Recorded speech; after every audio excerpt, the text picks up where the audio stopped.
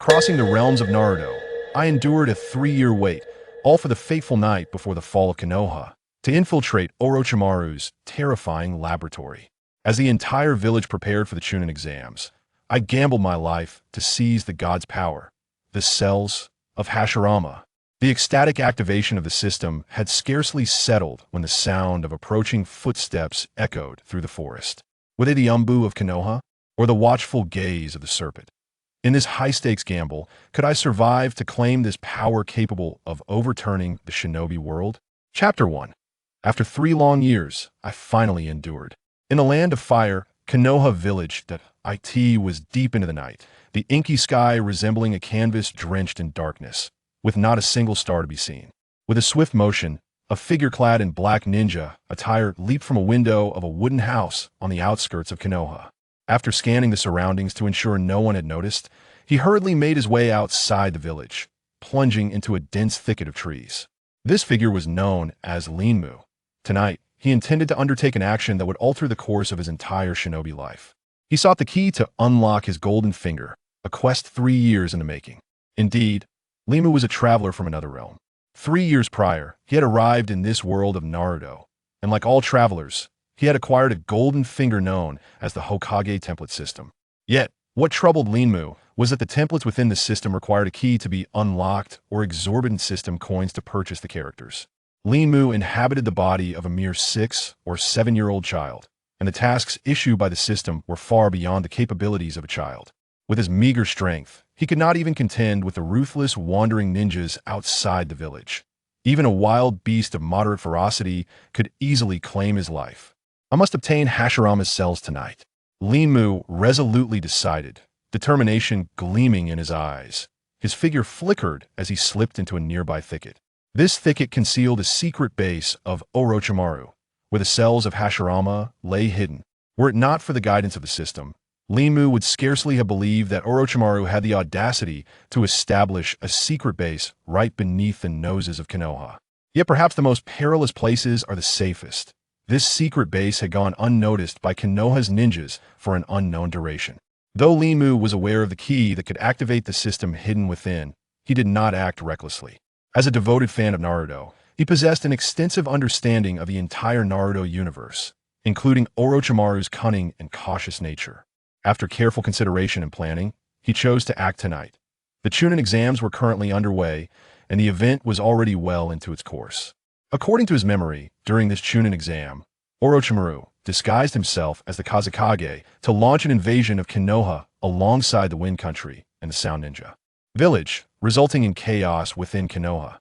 Now was the eve of Orochimaru's full-scale invasion, presenting Linmu with an excellent opportunity to acquire Hashirama Cells. Following the system's guidance, Linmu navigated through the thicket, his dark figure barely discernible in the night. This thicket was merely a few miles from Konoha, and having spent years familiarizing himself with the terrain, arriving at the secret base felt like a walk in the park. Linmu moved swiftly, soaring and leaping between the trees. As he approached within a few hundred meters of Orochimaru's base, Linmu suddenly halted, seeking refuge behind a large rock, his gaze vigilantly scanning the surroundings. Years of experience had taught him that even near Konoha, danger was never far away. After a thorough observation, Linmu exhaled in relief. Cautiously, he stepped from behind the boulder and crept towards a towering tree a few hundred meters ahead. During this time, he remained alert. At the slightest disturbance, he would abandon his mission. Upon nearing the tree, Linmu circled it several times, meticulously comparing it to the system's map he had studied countless times. Indeed, this tree is the entrance to Orochimaru's secret base as indicated on the map, but how should I enter? Scratching his head, Linmu scrutinized the tree and suddenly noticed a hollow on its side. A surge of joy rushed through him as he swiftly climbed the tree and leaped into the hollow. Sure enough, it is here. Once inside the hollow, Linmu discovered that the interior of the tree had been hollowed out, leading to a secret passage that descended into the depths below. In awe, Linmu marveled at Orochimaru's intelligence. This tree appeared ordinary among the vast forest, and the hollow could easily be dismissed, making it unimaginable that a secret base lay beneath. Taking a deep breath, Linmu suppressed his excitement and descended through the passage, quickly scanning his surroundings for danger before relaxing. He cautiously pushed open a door just a few steps ahead, revealing a laboratory spanning over 100 square meters. As he took in the sight of the laboratory, Linmu couldn't help but gasp, exclaiming, Orochimaru truly deserves the title of the most formidable scientist in the Naruto world. The laboratory was filled with an array of intricate experimental instruments, the air thick with the scent of potent chemicals. Along the walls stood enormous glass tanks, 2 meters tall and 1 meter wide, filled with murky green liquid. Upon closer inspection, Linmu's scalp prickled with unease. Inside were grotesque creatures that defied description, neither fully human nor beast, likely the results of Orochimaru's experiments. As if sensing Linmu's gaze, one of the creatures suddenly opened its eyes, baring its fangs and violently colliding with the glass, as though desperate to escape and devour him. Whole! The sound of bangs echoed as the other creatures in the surrounding tanks began to stir restlessly. Startled, Linmu quickly stepped back. What on earth are these creatures? I never imagined this laboratory would be so perilous even in the absence of personnel. I must find Hashirama's cells swiftly. Calming his racing heart, Linmu commenced his search within the laboratory. Yet I have no idea what Hashirama cells look like or how to find them. While lost in thought, his wandering gaze suddenly caught sight of a glass vial in the corner, and a spark of inspiration ignited in Linmu's mind. Given Orochimaru's treacherous nature, he would undoubtedly conceal such a precious item as Hashirama's cells from plain sight. They likely aren't locked away in a safe. Therefore, with this thought, Linmu hastily approached and grasped the vial. Beep. Detection indicates that the host has acquired Hashirama's cells. Would you like to use it as a key to fully activate the Hokage selection system? Yes. Linmu's heart soared with delight upon hearing the system's prompt. Amazed that he had struck gold on his first attempt. Beep. The Hokage template system is activating. Estimated time, 10 minutes. No sooner had the system's announcement concluded than the glass vial in his hand suddenly shattered, and a small fragment resembling flesh shot towards Linmu, vanishing into his chest. Momentarily stunned, Linmu had no time to ponder. Having secured Hashirama cells and activated the system, lingering here was unnecessary. After all, every additional moment spent here increased the risk. With this thought, Linmu swiftly turned and retraced his steps, emerging from the hollow and back into the forest.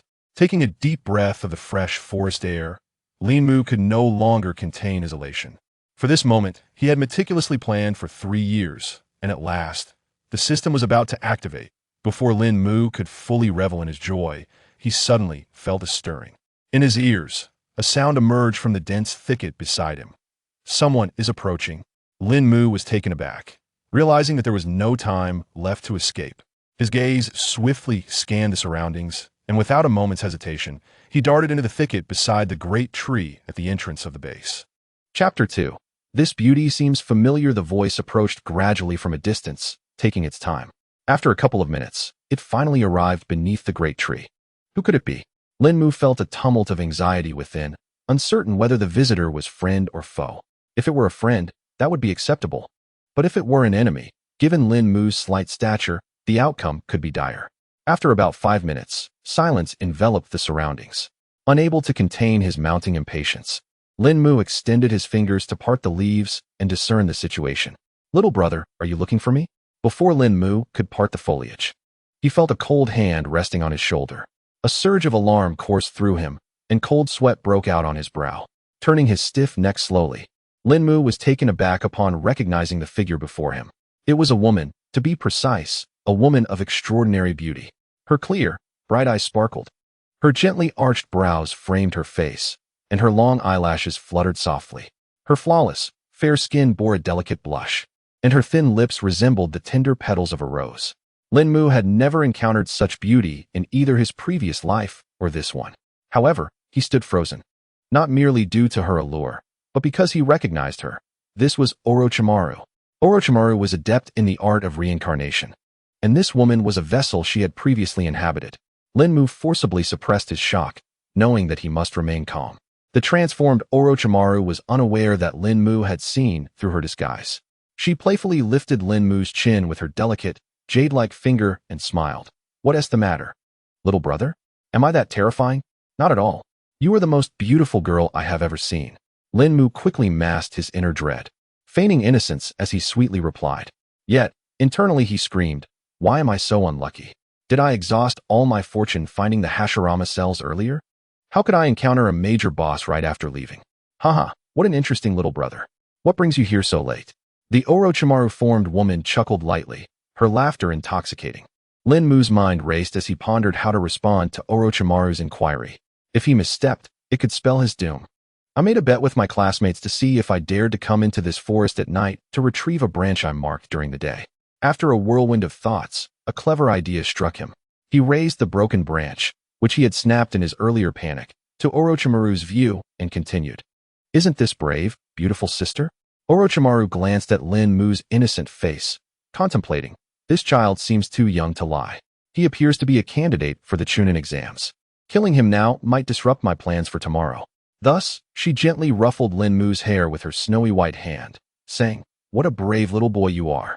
But it's dangerous to be out so late. You should head home. Upon hearing this, Lin Mu's heart swelled with joy, but he quickly feigned concern. Aren't you scared, beautiful sister? I've heard from my classmates that there are man-eating monsters in this forest at night. Orochimaru, in her feminine guise, chuckled again and playfully poked Lin Mu's forehead. If you're not afraid, why should I be? Now go on. With a sigh of relief, Lin Mu pretended to be reluctant as he waved goodbye to Orochimaru before departing. As he walked away, Orochimaru smiled. What an amusing little brat. She slowly turned, her lower body transforming into that of a serpent, and slithered toward a hollow in the tree. Hee, I should check on my experimental treasures. Meanwhile, Lin Mu was nearing the edge of the forest. Despite his exhaustion, he dared not pause. This was Orochimaru, one of the legendary Sannin. Her reputation rivaled that of Jiraiya and Tsunade. It was sheer fortune that he had deceived her and preserved his life. Once Orochimaru entered her laboratory and discovered the Hashirama cells had vanished, who knew what chaos might ensue? The desire for life pushed Lin Mu beyond his physical limits, enabling his 10-year-old body to sprint from the forest to the hidden leaf village. Only upon entering the village did he feel a slight release of tension. Though Orochimaru planned to invade the village the following day, he was safe for now. Lin Mu jumped through his window into his small room, gulped down several mouthfuls of water from the table, and collapsed onto his bed, panting heavily. What a close call. Ding. The system has been officially activated. Just as Lin Mu caught his breath, a cold, mechanical voice echoed in his ears. He paused, realizing that only half an hour had passed since he activated the system. The conversation with Orochimaru felt like an eternity, and he never wished to experience such a precarious situation again. After lying on his bed for 15 minutes, finally calming down, Lin Mu opened the system panel. Name, Lin Mu. Rank, Intermediate Genin status. Good skills, Shadow Clone Technique coins. 0 task, Devour Hashirama cells, Awaken would release. Lin Mu was momentarily taken aback by his Intermediate Genin rank. Based on his memories of the Naruto series before his transmigration, the ranks generally included Genin, Chunin, Jonin, and Kage. After a moment's contemplation, he understood the implications. The system had categorized ranks based on the host's power level. Thinking back, he concluded that classmates like Hyuga Neji, Nara Shikamaru, and Uchiha Sasuke would likely be classified as upper-tier Genin, while those at the upper Genin level might have the potential to become Chunin. His own intermediate Genin status suggested a slim chance of promotion. As for Naruto Uzumaki at present, he likely struggled to control his powers, possibly only ranking as a lower-tier Genin. Lin Mu understood the status bar.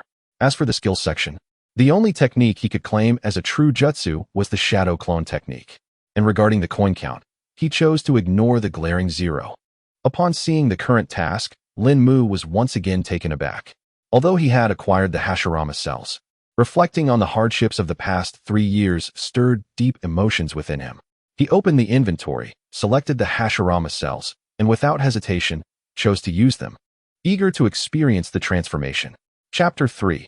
Devouring Cells. The power of would release in that instant. As he clicked to use the cells, Lin Mu felt a tingling sensation in his chest. It was precisely where the fragment of flesh had entered when he obtained the Hashirama cells. Clearly, the system had already integrated the cells into him at that moment. However, Lin Mu was too exhilarated to contemplate such details. All he felt was pure excitement. The interstitial cells, indeed, those are the interstitial cells. Through these cells, Lin Mu can awaken his first character module, the interstitial module. Who is Hashirama? He is the god of ninja, the reincarnation of Ashura, the son of the sage of 6 paths. He is the leader of the Senju clan and one of the founders of the Hidden Leaf Village, the first Hokage of the Fire Nation's Hidden Leaf Village. During the Warring States period, he captured tailed beasts with his unparalleled strength, and during the Five Kage Summit, he heeded Tobirama's advice, exchanging money for tailed beasts, distributing them evenly among the 5 great nations. In the ninja world, the 9-tailed beasts, feared by many, are like mere toys before Hashirama's wood-release Buddha. His power even surpasses that of Uchiha Madara, who is also known as a legendary ninja. After reflecting on the formidable strength and remarkable achievements of Senju Hashirama, Linmu once again suppressed his excitement and began to keenly perceive the changes within his body. Initially, a tingling sensation around his heart began to spread throughout his entire being. This sensation was incredibly pleasurable, elevating Linmu's very soul. As his cells transformed into Hashirama's would-release cells, Linmu noticed his physique changing at a visibly rapid pace. His muscles became fuller, his hair began to lengthen, and even his height gradually increased. As time passed, 3 hours slipped by, and the transformation of the wood-release cells reached its conclusion. At this moment, Linmu had transformed so drastically that it could only be described as a rebirth. If he was previously a frail 10-year-old child, he now bore the semblance of a burgeoning youth. Linmu stood up, shaking his body, as his bones crackled like popping beans. When he clenched his fists, he felt an abundance of strength coursing through him.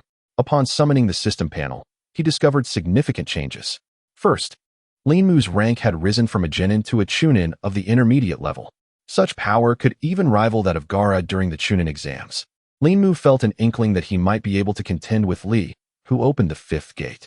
As his gaze swept across the system panel, he noticed an additional entry. Constitution, Bloodline Limit, Would-Release Body, can evolve into Sage Body. Sage techniques can be purchased in the system shop. Simultaneously, the Ninjutsu section had also transformed. Ninjutsu, Would-Release Technique. Indeed, Linmu's heart surged with joy upon seeing the words Would-Release. Would-Release is the bloodline limit created by Hashirama through the fusion of Earth Release and Water Release chakra. Possessing the Would-Release body would significantly enhance Linmu's comprehension of Earth and Water Release techniques.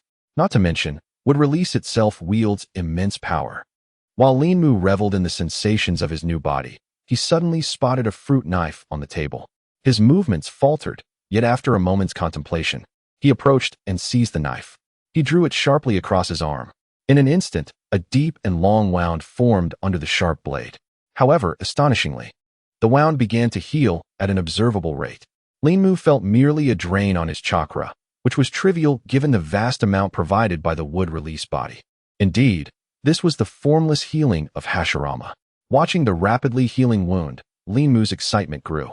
He vividly recalled Uchiha Madara once stating that on the battlefield, no one could kill Hashirama. With this assurance, Linmu felt an additional layer of security in this alternate world. Moreover, in the future, he could purchase sage techniques in the shop to upgrade his wood-release body into a sage body, making him even more formidable. Of course, these aspirations were still distant for Linmu. He refocused his thoughts and decided to experiment with the wood-release technique. Linmu calmed his mind, extended his right hand, and began to concentrate his chakra. With a crack, Linmu's right hand visibly transformed into wood. As he infused more chakra, he could distinctly perceive his hand's hardness increasing. Linmu felt that his punch could now penetrate a wall. Yet, he certainly would not demolish his home just to test a new ninjutsu. His gaze scanned the room, ultimately resting on the wooden table. Bam! The sturdy wooden table shattered upon impact. Remarkable, Linmu marveled, admiring his fist with great delight. After a while, he stared at the broken table, concentrated chakra, and waved it over the table's remnants. At that moment, a miraculous scene unfolded. The severed edges of the table began to sprout with sprouts and reconnected, soon restoring the table to its original state. What an extraordinary technique. Now, Linmu had only just begun to grasp the wood-release body. Once he became proficient, he would be able to unleash various ninjutsu without hand signs, granting him an undeniable advantage in battle. Meanwhile, as Linmu embraced the transformation brought by Hashirama Cells, the hidden base in the forest was in disarray. Hashirama Cells. Where are my Hashirama Cells? At this moment, Orochimaru, who had transformed into a woman, had lost all semblance of calm beauty. Now, she possessed a human body with a serpent's tail, a green face, and fangs, resembling a monstrous Medusa eager to devour. observing the frenzied Orochimaru. The specimens submerged in liquid within their glass tanks trembled in fear, no longer displaying the ferocity they had shown toward Linmu. Is it him? The crazed Orochimaru suddenly halted, recalling the small boy she had seen in the bushes. Hee, what a detestable little brother. Orochimaru transformed back into the beautiful woman she had been earlier, yet the chill in her voice remained undiminished. She approached the glass tanks, gently caressing the surface, as if conversing with the specimens or perhaps speaking to herself. Hee. When I obliterate the Hidden Leaf Village tomorrow, I hope I don't have to find you, little brother. The specimens being stroked by Orochimaru shivered in the corners of their tanks, as if they had lost the will to live. Chapter 4. Let Orochimaru handle everything. By the time Linmu's exhilaration had completely subsided, the sky outside had begun to brighten. Linmu turned, opened the window, and inhaled deeply. Gazing at the slowly rising sun, he couldn't help but reflect on the vibrant morning. Unfortunately, today Orochimaru would invade the Hidden Leaf Village, and the entire village would soon be engulfed in smoke and chaos. Such tranquility could not last for long. Nevertheless, Linmu harbored little concern as a time traveler. He understood the unfolding events all too well. Although Orochimaru possessed remarkable strength, the third Hokage, Hiruzen Sarutobi, was no pushover. In his memories, the battle between Orochimaru and the third Hokage concluded with the latter's death and Orochimaru losing both arms.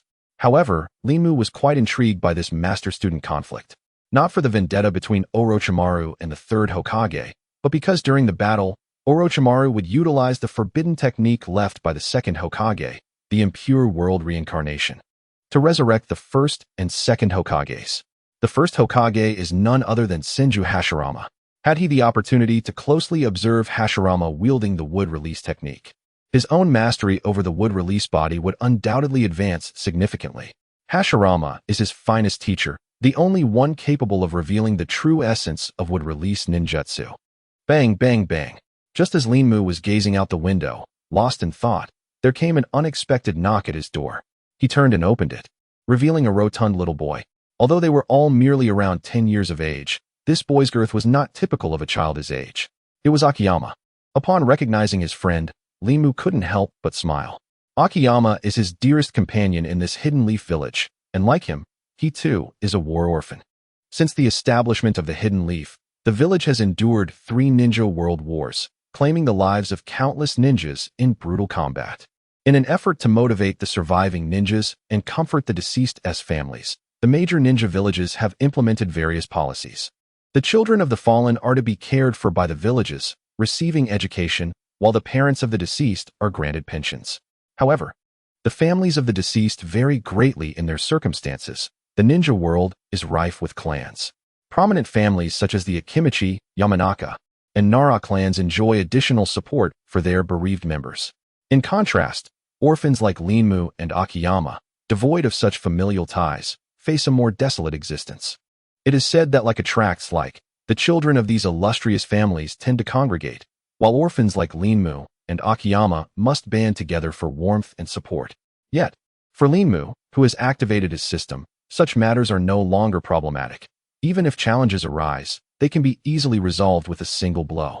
The wood release power of Hashirama is not to be trifled with. Akiyama is Linmu's closest friend among these orphans. He reached out and pulled the somewhat dazed Akiyama into the room, seating him in a chair. Linmu laughed. What's the matter, Akiyama? Is there something on my face? At that moment, Akiyama snapped back to reality, rising to circle Linmu several times, poking and prodding, finally comparing their heights. What has happened? You seem to have grown stronger and taller. Even your hair has lengthened. Akiyama tugged at Linmu's hair, puzzled. Linmu chuckled at Akiyama's words, fully aware that he could not conceal the awakening of his bloodline limit, and thus had prepared an excuse. This excuse was none other than Orochimaru. To be precise, it was the striking woman he encountered yesterday who was transformed from Orochimaru. Orochimaru is the most renowned scientist in the ninja world, as well as the most notorious madman. At the right moment, Linmu could simply claim to have interacted with that woman and attribute his unique physique to Orochimaru. After all, the Hidden Leaf currently possesses experimental subjects developed by Orochimaru, and Linmu should face no danger. In time, as his strength grows, he would no longer need to hide. Any threat could be effortlessly dealt with. Yesterday, after finishing my evening studies, I took a stroll outside the village, venturing deep into the woods, where I met a beautiful sister. As he spoke, Limu leaned closer to Akiyama, adopting a mysterious expression. And then, guess what happened? Akiyama, who had been listening intently, was momentarily at a loss for words. Just tell me, if there's any issue, we should hurry to find the teacher. Akiyama urged, his expression serious. Limu is his best friend in the Hidden Leaf, and he certainly does not wish for Limu to encounter trouble. The beautiful sister said a few words to me, then poked my heart and told me to return. When I woke up, I found myself like this. Seeing Akiyama's serious demeanor warmed Limu's heart. His friend truly cared for him. Is that all? Akiyama asked, bewildered. Of course not. Limu internally scoffed, but he could only convey such a vague response to others. This answer, ambiguous and non-committal, befitted a child who had encountered a fortuitous event. He certainly could not divulge that he had spent 3 years acquiring Hashirama cells. Honestly, I don't quite understand it either, but I feel better than before. There shouldn't be any issues. Noticing Akiyama's lingering questions, Limu swiftly stood and pulled him towards the door. Oh dear, look at the time. Today is the Chunin exams. We cannot be late. Although Akiyama remained somewhat perplexed, seeing Limu full of vigor reassured him. As long as Limu was fine, that was all that mattered. What are we having for breakfast today? Akiyama inquired. Today is the Chunin exams. It's on me. Ichiraku ramen. All right. Akiyama exclaimed joyfully, dancing with excitement. Limu shook his head in amusement at Akiyama's exuberance. As the two friends strolled leisurely towards Ichiraku ramen, outside the Hidden Leaf village, in a small grove, several figures clad in black cloaks and masks, adorned with the symbol of the Sand Village, exchanged glances. The leader of the cloaked figures commanded in a low voice, begin. Yes. The other cloaked figures swiftly dispersed, taking up peculiar positions. They retrieved a black scroll from behind, placing it on the ground. After unfurling it, they bit their fingers, pressing down hard. Summoning jutsu. The cloaked figures shouted in unison after pressing their blood handprints. Boom. A thick cloud of white smoke erupted, filling the air. SSSSS. A sound resembling a serpent's hiss, yet infinitely sharper and more piercing, echoed. This sound was so shrill it felt as though it could tear through eardrums. The thick white smoke that had just risen was immediately fragmented by this sonic wave. A colossal figure gradually emerged. The gatekeeping ninja, witnessing this spectacle, was struck with horror and stumbled back into the village, sounding the alarm, his voice hoarse with panic. A serpent! A serpent! Upon hearing the alarm, the defending ninjas of the Hidden Leaf crouched atop the village walls, their hearts pounding at the sight of the giant serpent before them. This serpent towered dozens of meters high, its head rising above the walls by half its height. Its entire body was covered in hard gray scales, with barbed protrusions jutting out.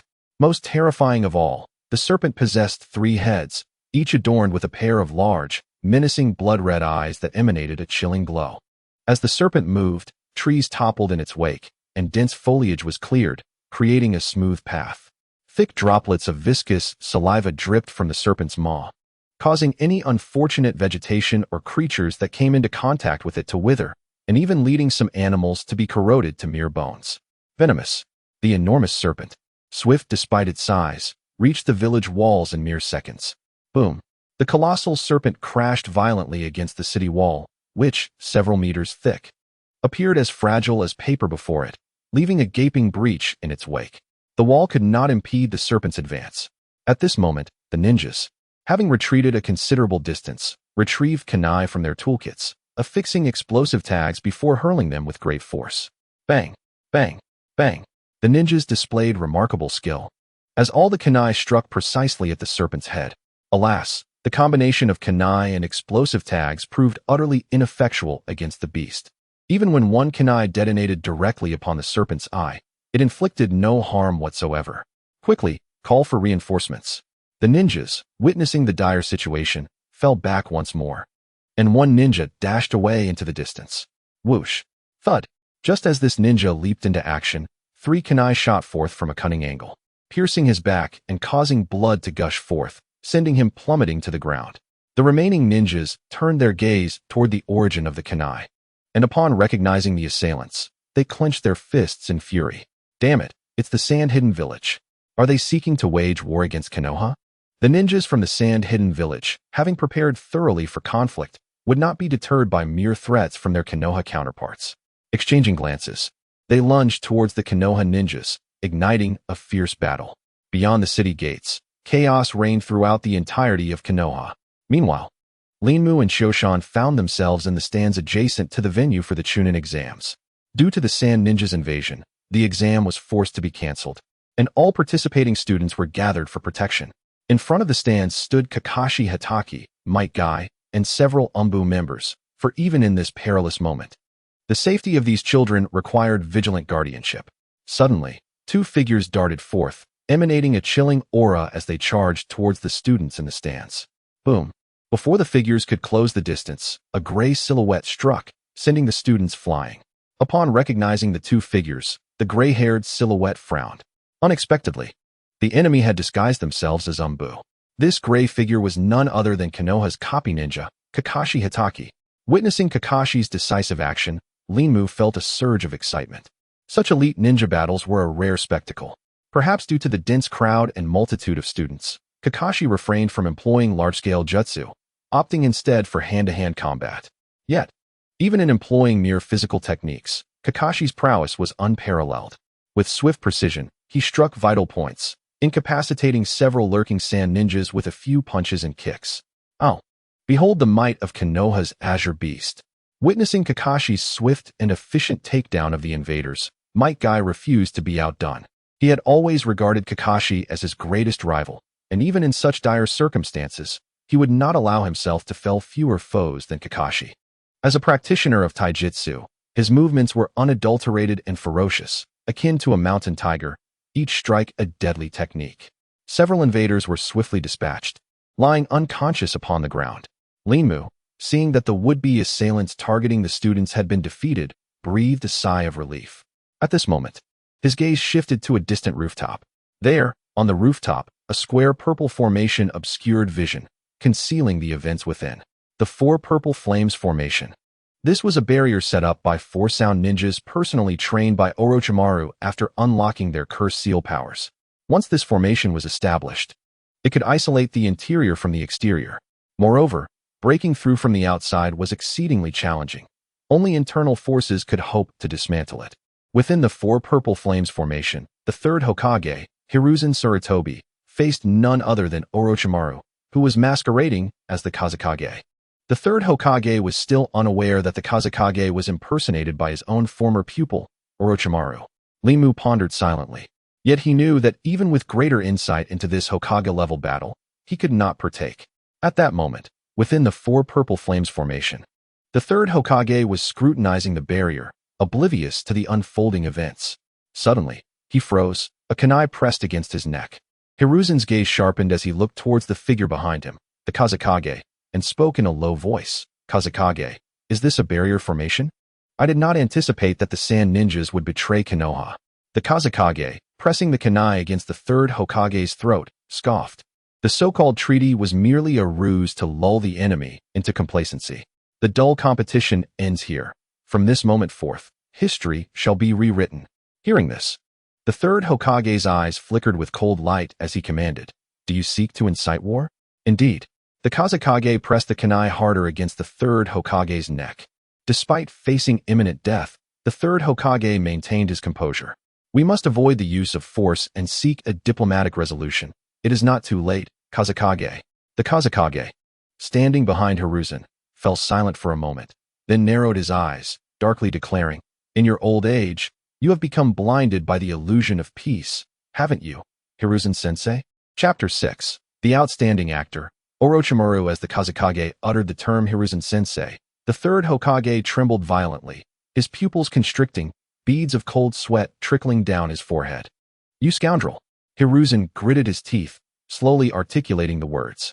However, the Kazekage paid no heed to Hiruzen's emotional shift. His tone suddenly became flippant. Honestly, I had planned to abduct Sasuke while Gaara incited chaos, but it seems things rarely go as intended. At this moment, the Kazekage leaned in, scrutinizing the third Hokage's eyes as if observing his emotional fluctuations. I see. So your true aim is this Konoha ninja village and Sasuke? The third Hokage quickly regained his composure, continuing to probe. Does Konoha hold something of such significance? If Gaara fully awakens, you shall witness something far more interesting. But for now, your foolishness has plunged Konoha into utter disarray. As he spoke, the Kazekage's emotions surged, and he shouted, I have won. The third Hokage sighed, a complex expression flashing in his eyes as he replied, one cannot ascertain the outcome until the very end. I believe I taught you that, Orochimaru. Hiruzen turned his gaze back to the Kazekage, only to find that he had adopted a different visage. This visage was none other than his former pupil, Orochimaru. At this, the third Hokage chuckled softly, saying, I have long anticipated this day would come, but to take my head will not be so simple. Orochimaru's sinister, slitted eyes narrowed, his long tongue extending to lick the kunai, darkly stating, I have long warned you to determine who the fifth Hokage would be early on, for the third, that is you, shall perish here. As if seeking a fair fight with the third Hokage, Orochimaru stepped back a few paces, grinning. It seems we shall finally have our battle. In this manner, both parties confronted each other for a few seconds, and suddenly, they both lunged forward. The third Hokage swiftly formed hand seals, his voice resonating with authority. Ninjutsu. Roof tile shuriken.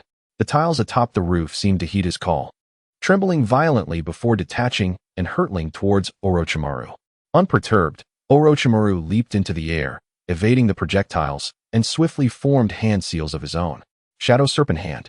Completing the seals, he opened his mouth wide, unleashing a massive python that lunged ferociously at the third Hokage. Caught off guard, the third Hokage was bitten on the side of his neck by the colossal serpent. Witnessing Sarutobi Hiruzen's feeble counterattack, Orochimaru sneered, such a trivial assault. You truly wish to avoid aging, don't you, Sensei Sarutobi?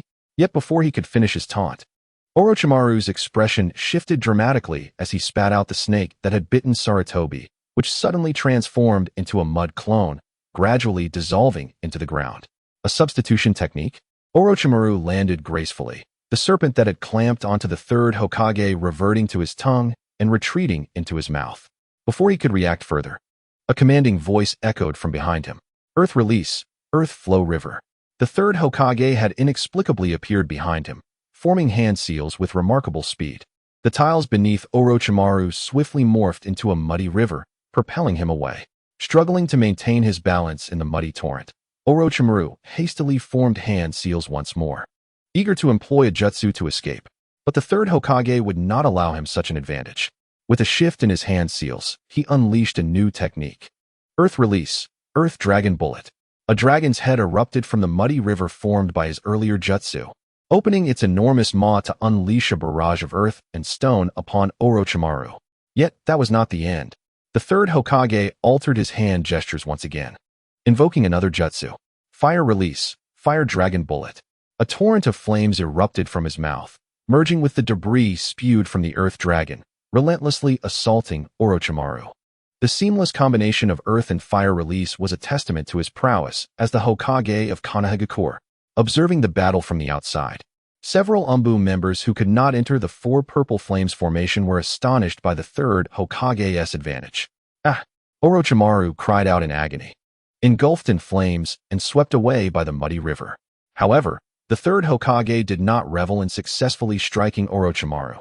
He spoke gravely, cease your trivial performances, Orochimaru.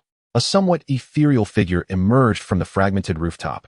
As the figure solidified, those outside the formation were horrified to discover that he bore not a speck of dust upon him. Orochimaru smirked, impressive indeed, but I have been underestimated. Do you think such feeble moves could bring about my demise? Sarutobi Hiruzen, seeing Orochimaru unscathed, exhibited no surprise. Coldly, he remarked, you remain as unlikable as ever. As he spoke, the third Hokage slowly removed his Hokage hat and robes, casting them aside. Beneath the hat and robes was a black battle attire. Upon witnessing this, Orochimaru tensed, yet his tone remained flippant as he replied, oh, come now, Sensei Sarutobi, I senti it said that troublesome students are the most endearing? The third Hokage did not respond, but fixed his gaze intently upon Orochimaru. Silence enveloped them, as if they had once again fallen into a standoff. Just then, a series of cracking sounds resonated, and those outside the formation looked on in shock. The tiles within the four purple flames formation began to fracture under the overwhelming pressure of the two combatants' terrifying auras. Debris shattered by their formidable presence began to levitate into the air. What an awe-inspiring display of power. Is this what a battle at the level of a Kage entails? Hee hee. Are you no longer inclined to play? Orochimaru chuckled lightly, though his laughter was laced with chilling intent. Indeed, this is no mere classroom lesson. I shall not show mercy simply because you have grown senile. Sarutobi Hiruzen maintained his impassive demeanor, his gaze unwavering upon Orochimaru as he coldly stated, perfectly agreeable. Based on the execution of your jutsu, I shall decide whether to bring you back to the Ninja Academy for a refresher course. Do not disappoint me, Sensei Sarutobi. With that declaration, Orochimaru fell silent, accumulating his strength to contend with the overwhelming aura radiating from the third Hokage. At the very moment their energies reached a crescendo, a resounding crack echoed as they both surged forward with a speed surpassing their previous engagement. The third Hokage reached into his waist pouch, retrieving a shuriken and swiftly flinging it ahead. Shadow Shuriken Technique. Sarutobi Hiruzen bellowed, as the thrown shuriken multiplied into countless clones, raining down upon Orochimaru like a torrential downpour. Orochimaru's expression was one of chilling indifference as he rapidly formed hand seals, ultimately crouching low and bringing his hands together. Summoning Technique. Impure World Reincarnation. Upon hearing the name of this forbidden technique, the third Hokage's countenance shifted dramatically, as if he had grasped a horrifying realization. As thoughts raced through his mind, two coffins began to materialize before Orochimaru.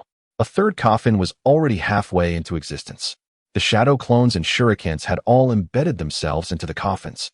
I must prevent the third one from appearing. The third Hokage concentrated all his energy, pressing towards the third coffin.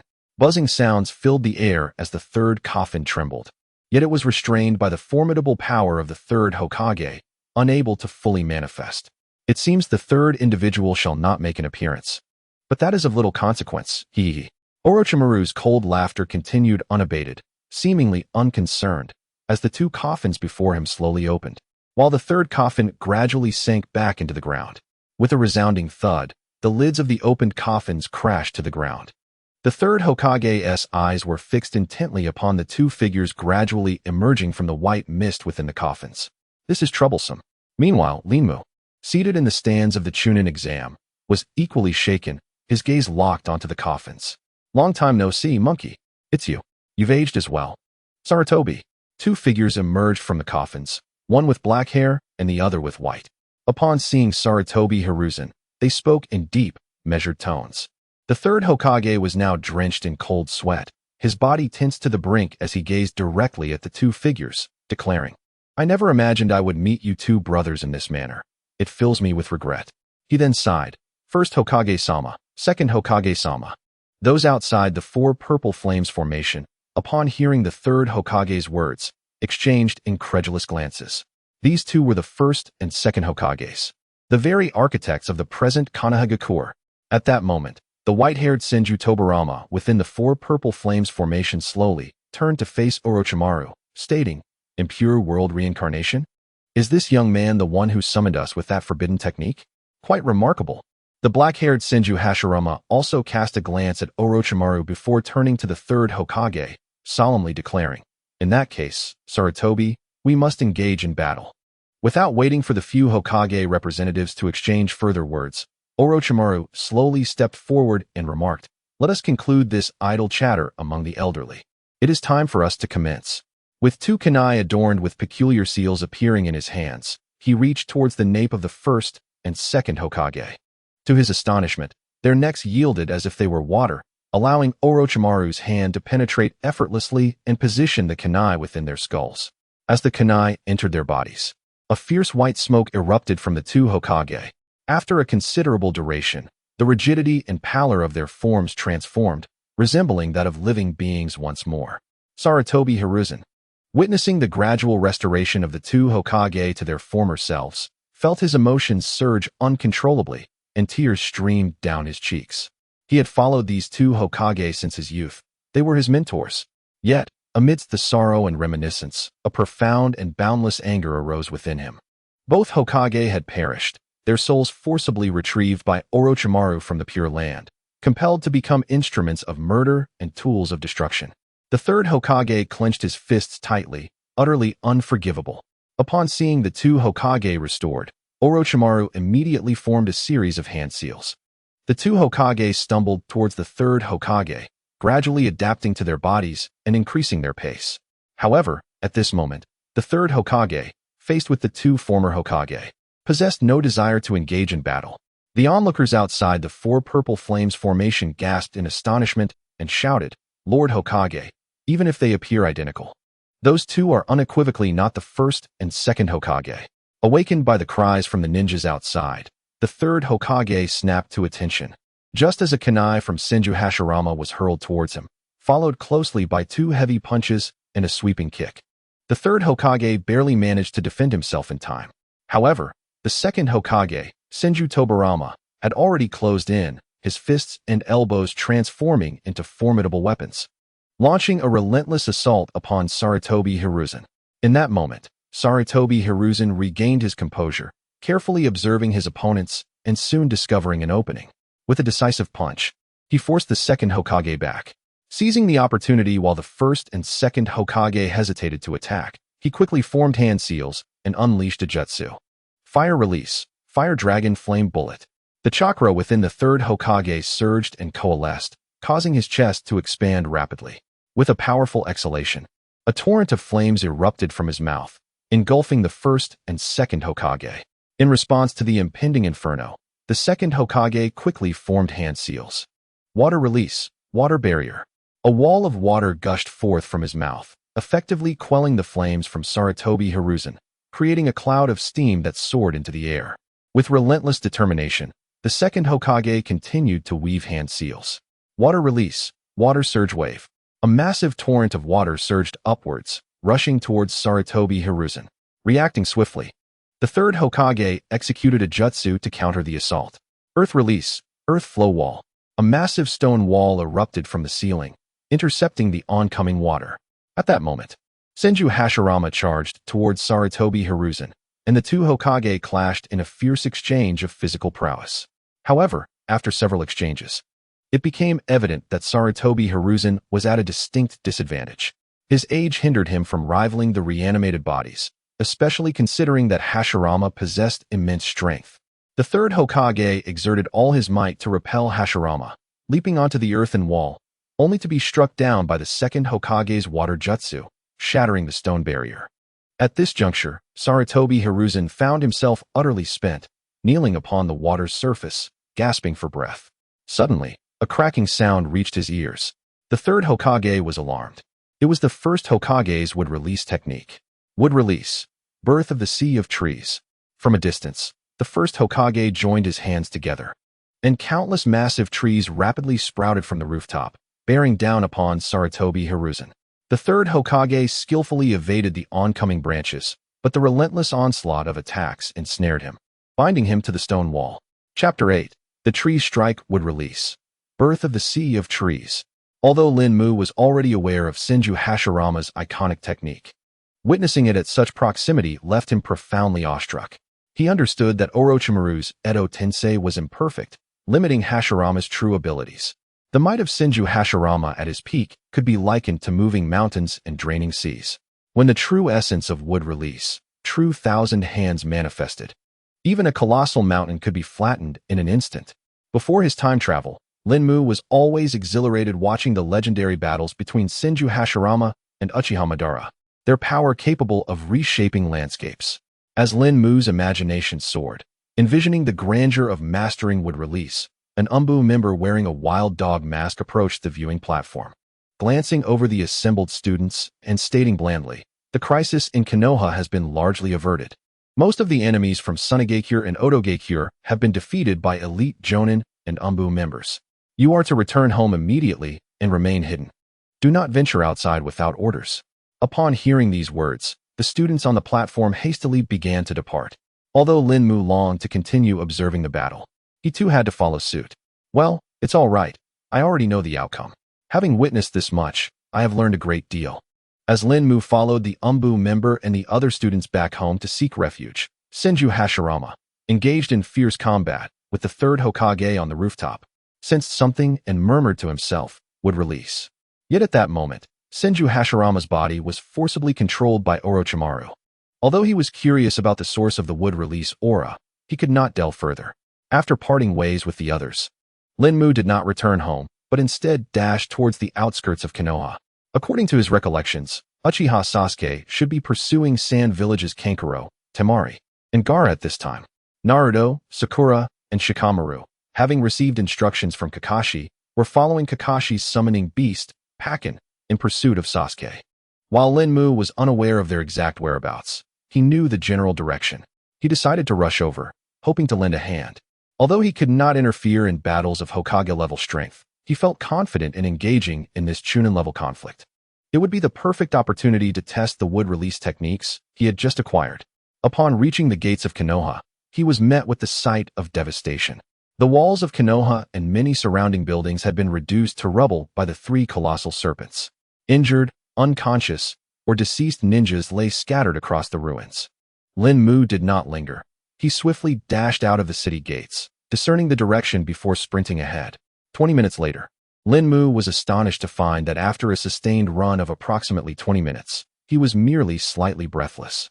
It dawned on him that this was due to the formidable recuperative abilities granted by the wood release body, significantly enhancing his endurance. Realizing the benefits of his enhanced physique, Linmu hesitated no longer and surged forward with renewed vigor, accelerating toward his destination. In the heart of a dense forest, Shikamaru observed a ninja from the Sound Village, who had his back turned, intently examining the footprints on the ground. With a resigned sigh, a glint of determination flickered in his eyes as he formed a series of hand seals. Shadow imitation technique. This secret art, passed down through the Nara clan of Konoha, allowed one to bind an opponent's movements using shadows. Swiftly, the shadow beneath Shikamaru morphed, extending like a dark rope towards the shadows of several Sound Village ninjas ahead. A tremor of alarm coursed through the ninjas as they attempted to move, only to find their bodies ensnared by an inexplicable force, rendering them immobile. The ninjas' hearts raced as they struggled to twist their forms, while Shikamaru looked on with a mixture of resignation and amusement. Apologies, but I am usually the best at fleeing. However, it seems my role has shifted this time. He bantered with his adversaries, all the while stealthily reaching behind him. Binding so many at once consumed a considerable amount of chakra, and he had just undergone an intense battle in the recent Chunin exams. Shikamaru scanned the scene, noting 8 enemies before him. His brow furrowed further as he recalled that his ninja dog, Pakin, had detected the scent of 9 individuals. This implied that another enemy lurked in the shadows. Yet, Shikamaru had no time to ponder where they might be. The truth would soon reveal itself. With a flurry of swift movements, several shurikens flew from Shikamaru's hand, but just as they were about to strike the enemies, a barrage of kunai intercepted them. Shikamaru quickly advanced towards the direction of the incoming weapons, where a figure appeared faintly visible. A chilling laugh echoed through the air. Even if you discern my hiding place. What of it? Cold sweat trickled down Shikamaru's brow. At this distance, he could not reach them. A wave of helplessness washed over him. I am sorry. I usually excel at escaping, but it seems I must confront certain matters this time. However, his gaze sharpened, and his resolve solidified. Chakra surged within him, igniting. In this dire situation, survival necessitated an all-out effort. Just as Shikamaru prepared for a desperate struggle, a chilling scream of despair erupted from the hidden enemy. The ninja, who had been coldly observing Shikamaru, stared in disbelief at the wooden stake protruding from his chest, despair flickering in his eyes. With a swift motion, the stake was yanked free, extinguishing the last glimmer of life within him. How unreasonable is it to torment a mere student? A languid yet icy voice emerged from the thicket. The figure, Linmu, pushed the lifeless body of the enemy aside as he stepped forward. Both Shikamaru and the remaining Sound ninjas were taken aback. Linmu, what are you doing here? You must flee, Shikamaru exclaimed. Fully aware that Linmu had only mediocre grades at the academy, and his presence here would likely lead to his demise. Linmu met Shikamaru's concerned gaze with a reassuring smile. He understood Shikamaru's worries, but today was different. Had he been here a day prior, his presence would have only added to the casualties. Now, however, he was poised to turn the tide of battle. Linmu disregarded Shikamaru's pleas, his muscles tensed as he lunged forward. Witnessing this, Shikamaru had no choice but to continue channeling chakra, intensifying his grip on the 8 enemies. In a heartbeat, Linmu was upon the foes. His chakra far more robust than that of a typical Chunin, gathering in his right hand until it darkened, resembling ironwood. With a resounding impact, Lin Mu's fist collided with the chest of the nearest enemy, who, unable to withstand the blow, was sent flying, collapsing to the ground in a pool of blood. First enemy down. Shikamaru, momentarily stunned, felt elated. There was hope. Chakra surged within him once more as he desperately reinforced the bindings on the remaining ninjas, creating an opportunity for Lin Mu. Without pausing, Lin Mu swiftly elbowed another enemy, the glimmer of wood flashing upon impact. The enemy crumpled, blood gushing forth from a fractured skull, lifeless upon the ground. After dispatching the second foe, Lin Mu continued his assault, producing a wooden stake from his palm. With precise strikes, he pierced the necks of 2 more enemies. Another 2 down. Just as Lin Mu prepared to press on and eliminate the remaining 4, an unexpected turn of events occurred. Shikamaru coughed, momentarily halting his technique. His chakra was nearly depleted, rendering him incapable of maintaining perfect control over the jutsu. In that fleeting instant, the remaining enemies seized their chance, breaking free from their bindings. They coordinated seamlessly, not fleeing immediately, but instead drawing kunai to charge at Lin Mu with lethal intent. Shikamaru, witnessing this, shut his eyes in despair, fearing he would lose his longtime comrade. Lin Mu initially panicked, taken aback by the sudden turn of events. Yet he quickly regained his composure, knowing that in moments of peril, calmness was essential.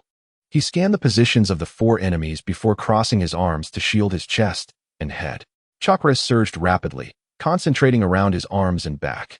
A series of sharp sounds echoed, strikes that did not resemble kunai embedding into flesh, but rather, the sound of weapons clashing against wood. The 4 enemies, bewildered, realized their kunai could not penetrate. Seizing the opportunity, Lin Mu thrust forward, shattering the ribs of the 2 adversaries before him. Simultaneously, his chakra rippled outward, causing 2 wooden stakes to erupt from the ground, impaling the 2 ninjas behind him. Thus, of the 9 enemies, 7 lay dead, and 2 were gravely injured. Shikamaru, witnessing Lin Mu's incredible turnaround, rushed toward him. Lin Mu, we can discuss this later. We must hasten to assist Naruto and the others. Though puzzled, Shikamaru understood the urgency of pursuing their comrades. Without hesitation, he discerned their direction and led Lin Mu onward. As they moved, Lin Mu glanced at the wounds on his arm, slowly mending, and silently marveled at their fortunate escape. At the final moment, he concentrated all his chakra into his arms and back, barely managing to fend off the desperate strike of 4 adversaries. Ultimately, it was a lack of experience. However, Lin Mu was filled with surprise at that moment. Just as he eliminated the enemy lurking in the shadows, a notification chimed. Ding. You have slain a lower-tier Chunin. Reward, 50 gold coins. Another notification followed. Ding. System currency detected. System shop opened. Lottery system activated. The Naruto module system had finally unlocked new features. Yet, due to the urgency of the situation, Lin Mu did not have the opportunity to thoroughly explore these new functionalities until now. He opened the shop. With a mere thought, the shop interface appeared before him. This shop had existed for quite some time, and he had browsed it numerous times over the years, but had been hindered by a lack of gold. Now that he had acquired gold from defeating enemies, the shop was naturally activated. A glance revealed that the products had transformed from gray to vibrant colors, indicating they were now available for purchase. However, upon seeing the prices, Lin Mu could not help but smile wryly. They were exorbitantly high. The cheapest basic healing elixir and basic chakra elixir each cost 50 gold coins. 50 gold coins was the price for slaying a Chunin. According to the system's classification, a lower-tier Chunin was worth 50 gold coins. Thus, defeating intermediate and upper-tier opponents would likely yield even higher rewards. Lin Mu focused his thoughts and clicked on the detailed description of the basic chakra elixir. Basic chakra elixir restores 20 of chakra within 10 seconds for Chunin. A divine elixir. The strength disparity among ninjas of the same tier is minimal. Possessing this basic chakra elixir would enable one to triumph over an opponent when both sides were on the brink of exhaustion, potentially turning the tide of battle. Lin Mu's gaze continued to wander. There were chakra elixirs for recovery, healing potions, food pills for sustenance, invigorating elixirs for energy restoration, an array of potions of various attributes. Lin Mu was dazzled and swallowed hard. Unfortunately, his pockets were light, and he could only gaze longingly at the wares. Lin Mu's gaze halted at the bottom of the first product page. Product, Senju Hashirama Module Fragment. Note: this item is a special limited purchase. Price, 300 gold coins. Effect, Unlocks 5 of the Hashirama module. Upon seeing this item, Linmu took a deep breath and clicked to purchase without hesitation. Ding! Purchase of Senju Hashirama module fragment successful. After hearing the success notification, Linmu immediately opened the system inventory. He clicked on the Hashirama module and selected to use it. Instantly, he felt an inexplicable energy flooding his entire being. Unlike the tingling sensation experienced during the fusion with Hashirama Cells, this feeling was cool and refreshing. This energy seemed to carry a powerful vitality, transforming and strengthening Linmu's body. The indescribable comfort made Linmu groan softly. Nearby, Orochimaru cast a few suspicious glances at Linmu, puzzled by his sudden strength and the strange sounds he emitted. However, Linmu was oblivious to Shikamaru's internal musings. Chapter 10. The Sage of the Toad. Jiraiya Linmu carefully sensed the changes within his body. 10 minutes later, a series of system notifications echoed in his ears. Ding!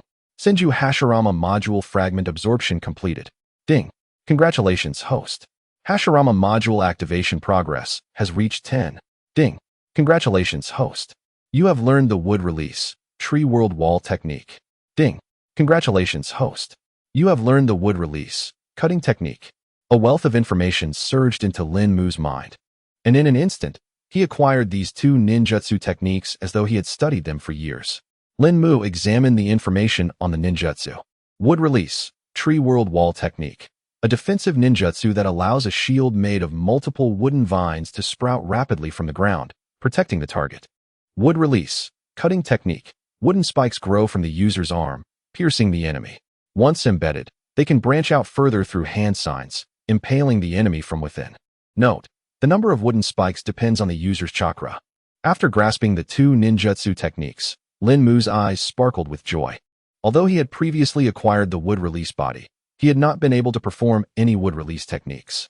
He could only use wood attribute chakra to enhance his physical abilities or influence the surrounding trees.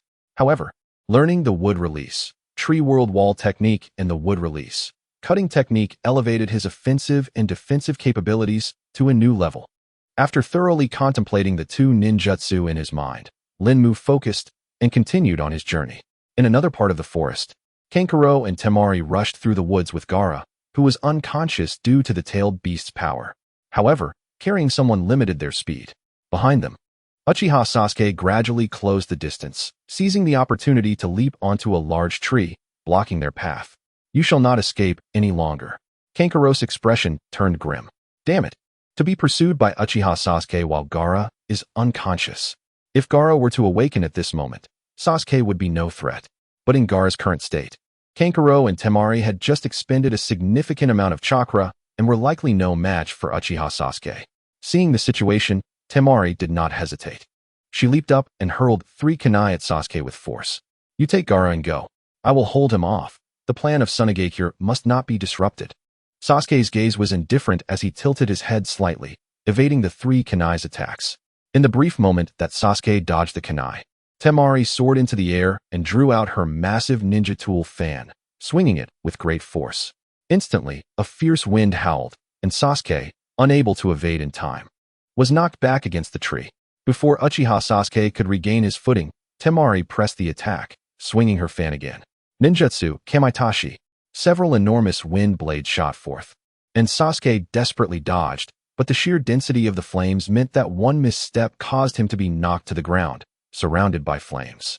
Standing on the tree branch, Sasuke seized the opportunity and quickly formed hand seals to unleash a new ninjutsu. Fire release, Phoenix Fire technique. A barrage of flames erupted from his mouth, hurtling directly towards Temari. Temari dodged left and right, but the flames were too dense, and one careless move caused her to fall to the ground, engulfed in fire. Observing the chance, Sasuke once again formed hand seals, unleashing another ninjutsu. Fire release, Great Fireball technique. The massive fireball surged toward Temari. Is she finished? Uchiha Sasuke's eyes were fixed intently on the flames below. Suddenly, the flames were torn apart by a wind blade, and a swift wind blade slashed toward Sasuke. Startled, Sasuke reacted quickly, leaping to the upper branches to evade the attack. Puff, puff, puff. Several kunai, hidden within the wind blades, launched toward Sasuke. Caught off guard, Uchiha Sasuke was struck by the kunai, falling stiffly to the ground. Tamari's face broke into a victorious smile as she strode forward, intent on inspecting Sasuke's corpse. However, as her hand reached the body, it suddenly transformed with a loud bang into a piece of wood. The explosive tag attached was already igniting. A substitution technique. Tamari was taken aback, but there was no time to evade. Boom! A deafening sound erupted, and Tamari was violently propelled several meters away, crashing to the ground and losing all ability to fight. Sasuke, high above, looked down at the motionless Tamari with a cold smirk. He then disregarded her completely and pursued Kanjuro, who was fleeing with Gaara. At this moment, in the Hidden Leaf Village, most of the enemies had been repelled, yet fierce battles still raged in several locations. Among them was the colossal, three-headed serpent. This serpent was not only immense, but impervious to blades and bullets. Various ninja tools could hardly inflict damage, and even different elemental ninjutsu merely tickled it. Otherwise, the captain of the resisting ninja, Ibiki, would not have appeared so grim. The serpent was nearing their defenses. Many ninjas had been severely injured or even killed in their attempts to hold it back, leaving the village in a state of devastation. However, their efforts only served to slow the serpent's advance. With sharp determination gleaming in his eyes, Ibiki resolved to fight on, even at the cost of his life. Just as he was prepared to risk everything, a deep voice resonated. Ninjutsu, summoning technique, pressure technique. A gigantic toad descended from the heavens, crashing down upon the serpent. The beast let out a pained cry, spewing blood from the impact. Jiraiya, upon recognizing the figure atop the toad, Ibiki's heart swelled with joy. The figure, with spiky white hair and a tall stature, bore the kanji for oil on his forehead protector, none other than Jiraiya. One of the legendary Sannin and a disciple of the third Hokage. It has been a while, Ibiki. Honestly, have you only grown in size? Jiraiya teased, standing atop the massive toad's head. Ibiki, feeling a mix of embarrassment and relief, leaped to join Jiraiya. The moment, however, was fleeting, as Jiraiya's expression turned serious when he glanced at the giant serpent. Has Orochimaru finally begun to make his move? Doubts filled Jiraiya's mind as he turned to Ibiki and asked, "Where is the Hokage?" "The Hokage is currently at the examination venue," Ibiki replied, gesturing behind him. Jiraiya gazed out to see the vast four-purple flame formation, which was now filled with enormous trees. Chapter 11. The Monster Garading. The host has entered a specific area, triggering a special mission. Linmu, who had been racing alongside Shikamaru, suddenly heard the system's prompt. He quickly accessed the system panel and checked the mission tab, where a special task had indeed appeared. Special mission: shatter the Sand Village's conspiracy and subdue One-Tail Gaara. Mission items: Kwang and in-store experience card. Mission rewards: Wood release. Wood Golem Technique Experience Card X1. Wood release. Wood Clone Technique Experience Card X1. 2,000 gold coins. Initially, Linmu felt a sense of calm, merely curious about the special mission. However, upon seeing the rewards, his composure shattered. A wood release. Wood Golem Technique Experience Card. A wood release. Wood Clone Technique. 2,000 gold coins. What lavish rewards for a mission, especially the wood release. Wood Golem Technique, though merely an experience card. It did nothing to diminish Linmu's excitement. After all, it was the technique wielded by Hashirama Senju, capable of defeating the Nine Tails with ease. Yet, after some contemplation, Linmu's heart gradually calmed. The wood golem technique must be linked with his chakra. This meant the strength of his chakra would dictate the potency of the technique. If it truly functioned as it did in Hashirama's hands, then the mere one-tail Shikaku would be akin to a toy easily manipulated.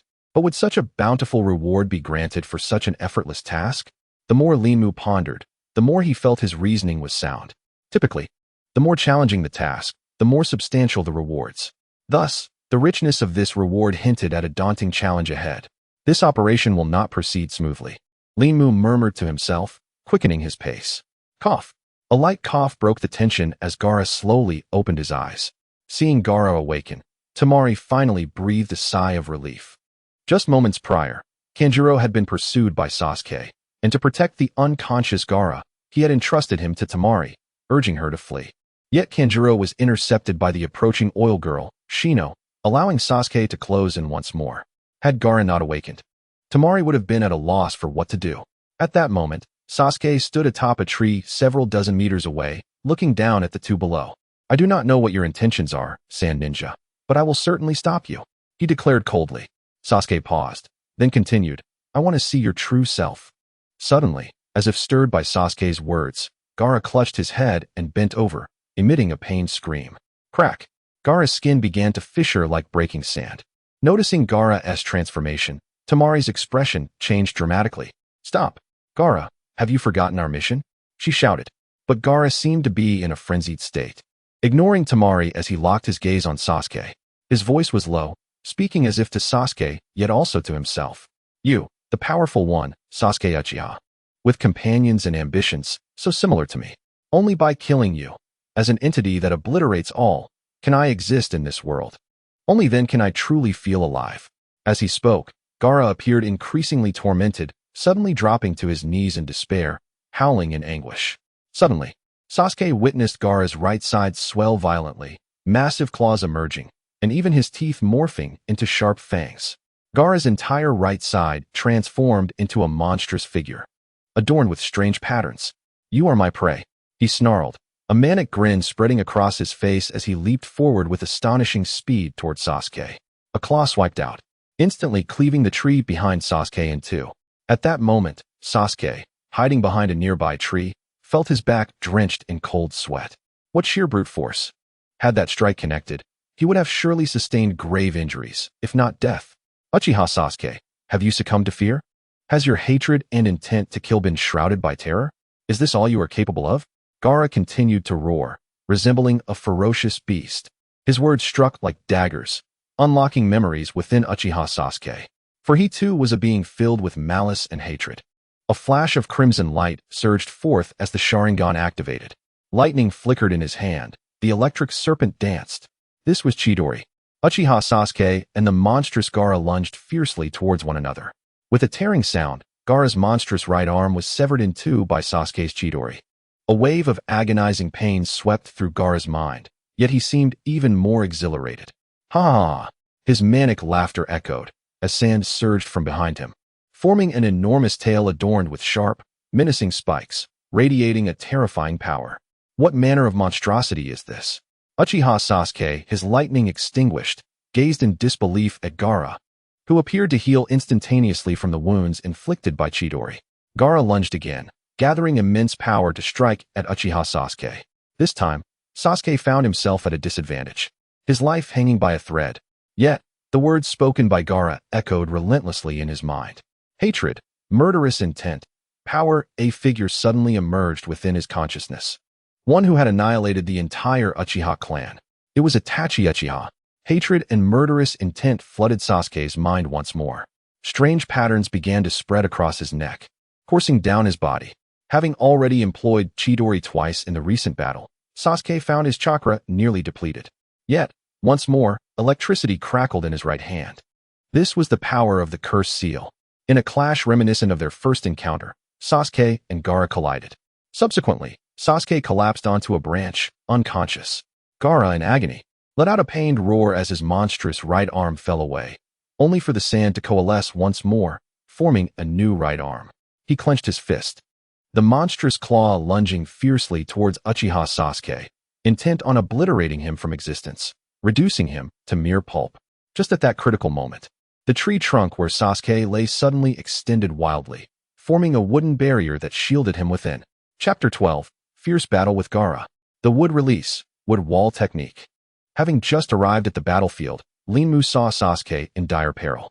Without hesitation, he clasped his hands together and unleashed his newly acquired ninjutsu. Bang! Gaara's monstrous claw struck the wooden wall with tremendous force. Yet, astonishingly, the thin wooden barrier only bore slight cracks. The onlookers marveled at the formidable defense of this wooden wall, while Linmu's expression turned pale. The strength of Gaara, empowered by the one-tail Shikaku, was overwhelming. The wall's defense was contingent upon the chakra he had infused into it. Though the wooden barrier had withstood Gaara's strike, it had consumed a significant portion of Linmu's chakra. Linmu exhaled softly, his gaze sharpening as he decided not to wait for Gaara's counterattack, opting instead to strike first and charge at him. Wood Release, Cutting Technique. Linmu roared inwardly, his chakra surging wildly. Sharp wooden spikes materialized along his arms and fists, gleaming with a metallic sharpness. However, Gaara, wielding the power of Shikaku, was not in a lucid state. his mind engulfed in murderous darkness. Kill. Gaara did not recognize Lin Mu's face, yet this did not deter his frenzied assault.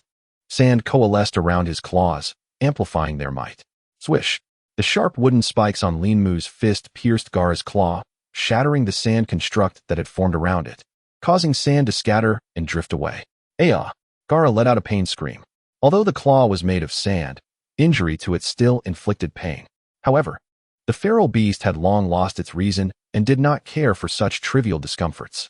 His claw struck Lin Mu's chest with unyielding force. The impact left Lin Mu reeling. As if his very insides had been scrambled, he was propelled backward like a cannonball, crashing violently into a giant tree several dozen meters away. Cough, cough, cough. Lin Mu's face paled. He had underestimated the power of the tailed beast. He had thought that with his enhanced would-release body and the formidable cutting technique, he could contend with Gaara. But now, it was evident that such thoughts were naive. While his cutting technique could undoubtedly inflict damage on Gaara, the harm Gaara could inflict on him was far greater. In their first clash, he had been at a disadvantage. Yet Lin Mu remained unperturbed. If an ordinary person had been struck by that punch, they would likely be gravely injured or worse. But Lin Mu was no ordinary person. The chakra of his would-release surged within him, rapidly healing the injuries sustained from the previous attack. It was not a matter of healing, but rather a swift recovery through chakra consumption. As Lin Mu rose from the ground and perched himself on a branch, the incapacitated Uchiha Sasuke gazed at him in astonishment. Lin Mu, whom he knew to be merely an average student at the Ninja Academy, had managed to withstand Gaara's ferocious strike. How could this be? How had Lin Mu grown so powerful? After rising, Lin Mu did not immediately charge at Gaara. Though he had been at a disadvantage in the last exchange, he had gained insight into Gaara's current state. In truth, it bore some resemblance to his own would-release body. Gaara, by harnessing sand to form the Shikaka body, rendered ordinary attacks ineffective against him. Even powerful strikes, like Sasuke's Chidori or Lin Mu's cutting technique, could disrupt Gaara's sandy exterior, yet he could still utilize chakra to reconstitute his sand and heal himself, experiencing only the pain of injury. Gaara was indeed a monstrosity. Lin Mu inhaled sharply. Though he had not sustained any injuries from Gaara's last attack, the pain was undeniably real. This time, Lin Mu resolved to be clever. He employed the cutting technique again, but only extended a 1-meter wooden spike from his wrists, reinforcing it with a substantial amount of chakra to enhance its hardness and strength. Then, he channeled chakra throughout his body, enveloping himself in a wooden veneer. After the completion of this process, Lin Mu felt that his combat prowess had ascended to a new level. His offensive capability, defensive strength, and speed had all seen significant enhancement. However, the downside was the exorbitant expenditure of chakra. Fortunately, the chakra of the would-release body was astonishingly high. Otherwise, he would not have been able to withstand such consumption. Although this process seemed lengthy, it merely took a few seconds. Once Gaara had recovered from his injuries, he let out a fierce roar and lunged at Lin Mu. Lin Mu did not confront him head-on, aware that he was not currently a match for Gaara's strength.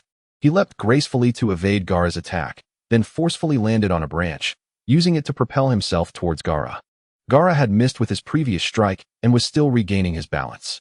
Seizing this opportunity, Lin Mu swiftly closed the distance, driving a wooden spike into Gaara's shoulder. Gaara let out another agonizing scream, but Lin Mu was merciless, twisting the wooden spike to exacerbate the wound. With a violent impact, Gaara's monstrous shoulder was struck, causing his entire right arm to disintegrate into sand, revealing his original arm beneath. Having gained the upper hand, Lin Mu did not linger in battle and retreated without hesitation. Struggling to suppress the pain, Gaara channeled chakra to his shoulder, sand flowing from the gourd on his back, gradually forming the shape of an arm. However, this time the process was exceedingly slow, with many areas failing to coalesce properly and reverting to sand. Gaara was running low on chakra. Observing Gaara's current state, Lin Mu felt a surge of relief. Had they fought during Gaara's peak, the outcome would have been uncertain. Yet, even though Gaara had been defeated by Uchiha Sasuke, he had expended a considerable amount of chakra. Now, Gaara was no longer Lin Mu's adversary. Remaining vigilant, Lin Mu scrutinized Gaara's condition and noted his labored breathing, with sand continuously trickling from his body. Indeed, he was in a state of exhaustion. Chapter 13. I must protect you. Once Lin Mu confirmed that Gaara was on the brink of depletion, he exhaled in relief. He flipped his palm, revealing a black card. It was the Kakuin Zeus Shoji card. This was a technique specially designed by Hashirama Senju to suppress tailed beasts, wherein the user's palm would manifest a character that, when infused with chakra, would create a wooden rectangular prism to suppress the chakra of tailed beasts. During the battle at the Valley of the End, Hashirama had employed this technique to control the Nine Tails. Similarly, it had been used by the Great River to subdue the rampaging Nine Tails Jinchuri. This ninjutsu was indeed specialized for dealing with tailed beasts. Just as Linmu was about to crush the Kakuin Zeus Shoji card to suppress Gaara and conclude this special mission, a sharp wind blade suddenly sliced through the air. Caught off guard, Linmu could only raise the wooden spike in his hand to block. The ferocious wind blade struck the wooden spike with tremendous force. Linmu's expression shifted. The spike, lacking sufficient chakra infusion, was not sturdy enough. This single wind blade nearly severed it. After barely managing to deflect the wind blade, Linmu quickly retreated, but a chilling gust brushed past his ear. Almost instinctively, he ducked to avoid several poisonous needles that whistled past him. A quick glance revealed a fearsome black puppet charging towards him. It was Temari's wind release combined with Kankuro's puppet technique. Linmu understood the gravity of the situation and retreated swiftly, positioning himself against a large tree, his gaze fixed on the two. Temari and Kankuro exchanged knowing glances, each unleashing their ninjutsu in a coordinated assault against Linmu. Gaara was too vital to Tsunade here. There could be no room for error. In terms of individual strength, Kankuro and Temari would undoubtedly fall short against Linmu. However, after his recent encounters with Gaara, though brief, Linmu had exerted himself fully, and his chakra reserves were dwindling. Meanwhile, the sibling duo exhibited remarkable synergy in their teamwork. The peculiar puppet technique combined with the formidable wind release created a formidable synergy that significantly pressured Linmu. Although the threat was not dire, it effectively ensnared him, depriving him of the opportunity to directly suppress Gaara. As Linmu found himself ensnared by Temari and Kankuro, Uchiha Sasuke was also rendered immobile due to the curse mark and chakra depletion. At this moment, Gaara was virtually unthreatened, free to recuperate his injuries and chakra. The sand enveloping Gaara gradually stabilized, and his menacing gaze turned towards Sasuke. Uchiha Sasuke, you shall perish. With that, he leapt forward once more, aiming directly at Uchiha Sasuke. Bang! Another dull thud echoed as Gaara was suddenly kicked away by a figure. Naruto! Sasuke exclaimed in surprise, not expecting Naruto to arrive at such a critical moment. Linmu also took note of the commotion, though he was not surprised. He had anticipated Naruto's arrival. At that moment, Sakura Haruno also arrived, and upon seeing Sasuke lying on the ground, tears streamed down her cheeks. However, Gaara would not grant Sakura the luxury of grief. To him, the two newcomers were merely helpless prey. He gradually straightened his body, and at that moment, his form began to change once more. Initially, only half of him had transformed into a monster. Now, sand flowed from the gourd on his back, gradually enveloping his other half. His left hand began to morph into a massive, sharp claw, and a gigantic tail extended outward. Now, apart from his legs, his entire body had transformed into a monster. He was on the verge of becoming a complete entity. Temari's gaze fell upon Gaara's transformation, her thoughts racing. If this continued, even she and Kankuro would be in danger. Once Gaara achieved his complete form, he would indiscriminately wreak havoc. Naruto and Sakura were equally shaken by Gaara's transformation. Gaara, however, paid no heed to the thoughts of his prey. He extended his claws, lunging directly at the nearest target, Sakura. Sakura had never encountered such a monster before and was momentarily paralyzed with fear. Yet, in a battle of this magnitude, there was no room for hesitation. Naruto reacted with lightning speed, charging towards Gaara in an attempt to shield Sakura from the impending strike. Sand Shuriken. Gaara did not relent in his assault on Sakura. The sand on his body surged violently, coalescing into countless razor-sharp sand shuriken aimed directly at Naruto. Caught in a moment of desperation, Naruto dashed forward. Unable to evade in time, he was struck head-on by the torrential barrage of sand shuriken. His body, falling from the sky, was violently thrust upwards by the relentless sand, ultimately crashing into a distant tree. Sakura, petrified by fear, was seized by Gaara and slammed against the tree. Sakura, both Naruto and Sasuke gasped in horror. But there was no time to rescue her. However, Gaara did not deliver a fatal blow. His shoulder gradually disintegrated, the enormous claw pressing down on Sakura, leaving her pinned against the tree. He smirked, a sinister grin spreading across his face, and taunted, "Defeat me. Otherwise, this claw will tighten further, and the girl will inevitably perish." Upon hearing these words, Naruto Uzumaki's eyes instantly turned crimson. At that moment, he disregarded everything. He must rescue Sakura. Gaara observed the recklessly charging Naruto with a disdainful smile. In the face of such a disparity in strength, Naruto's every action was utterly futile. Bang, bang, bang. Time and again, Naruto was sent flying, yet he rose each time, as if oblivious to exhaustion, charging once more at Gaara. Gaara smirked, unleashing a fierce claw strike. Struck hard, Naruto's vision darkened, and his body collapsed to the ground. "Ha ha, I'll kill you all." Gaara laughed maniacally. Sakura, compressed by the claw, emitted a painful groan. These sounds were crystal clear to Naruto, who lay on the ground. "I, Naruto Uzumaki, will muster all my strength and slowly rise. I must protect you." Struggling to his feet, Naruto swayed but managed to steady himself. He shifted his hands, forming several hand seals. Chakra surged within him, even spilling forth from his body, burning like a raging flame. Shadow Clone Jutsu. Bang bang bang bang bang bang bang bang bang bang. A series of sounds erupted, dense white smoke enveloping the entire forest. When the smoke dissipated, everyone in the forest widened their eyes, as if witnessing a ghost. The entire forest was filled with countless Naruto Uzumakis on branches, trunks, and the ground. Chapter 14. The Great Toad Sage, Fukasaku. The number was easily in the thousands. "Is this Naruto Uzumaki?" Sasuke Uchiha's eyes widened, revealing an expression of disbelief. Is this truly the same underachiever? The Shadow Clone Jutsu, developed by the second Hokage, Tobirama Senju, utilizes vast amounts of chakra to create numerous clones, capable of producing thousands at once. Yet, it must be noted, Naruto is merely a genin. Apologies for the wait, now? Naruto's jutsu begins. Naruto declared in his unique tone that this battle had only just commenced. How is this possible, the number of clones? Even Gaara, with his monstrous visage, displayed an incredulous expression. Thousands of clones surged forward. Even in his current state, he could not possibly withstand them. At that moment, Orochimaru, who had fallen far behind, finally reached the battlefield. He stood beside the ninja dog, Pakin, both exchanging bemused glances. Unexpected number one ninja. Indeed, Naruto Uzumaki is a ninja full of surprises, always able to astonish at critical moments. However, this surprise was more akin to a fright for Gaara. "Sasuke, leave the next battle to me." Naruto turned to the still immobilized Sasuke. He then focused once again on Gaara. No, at this moment, it would be more apt to refer to them. "All right, everyone, let's go." One of the thousands of Narutos shouted. Instantly, thousands of Narutos leaped into the air. Jumping, Naruto's jutsu, shuriken barrage from all directions.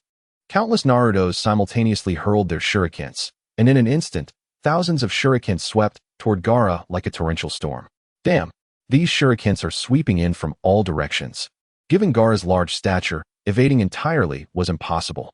In that moment, Gaara could only cross his arms to shield himself, protecting vital areas.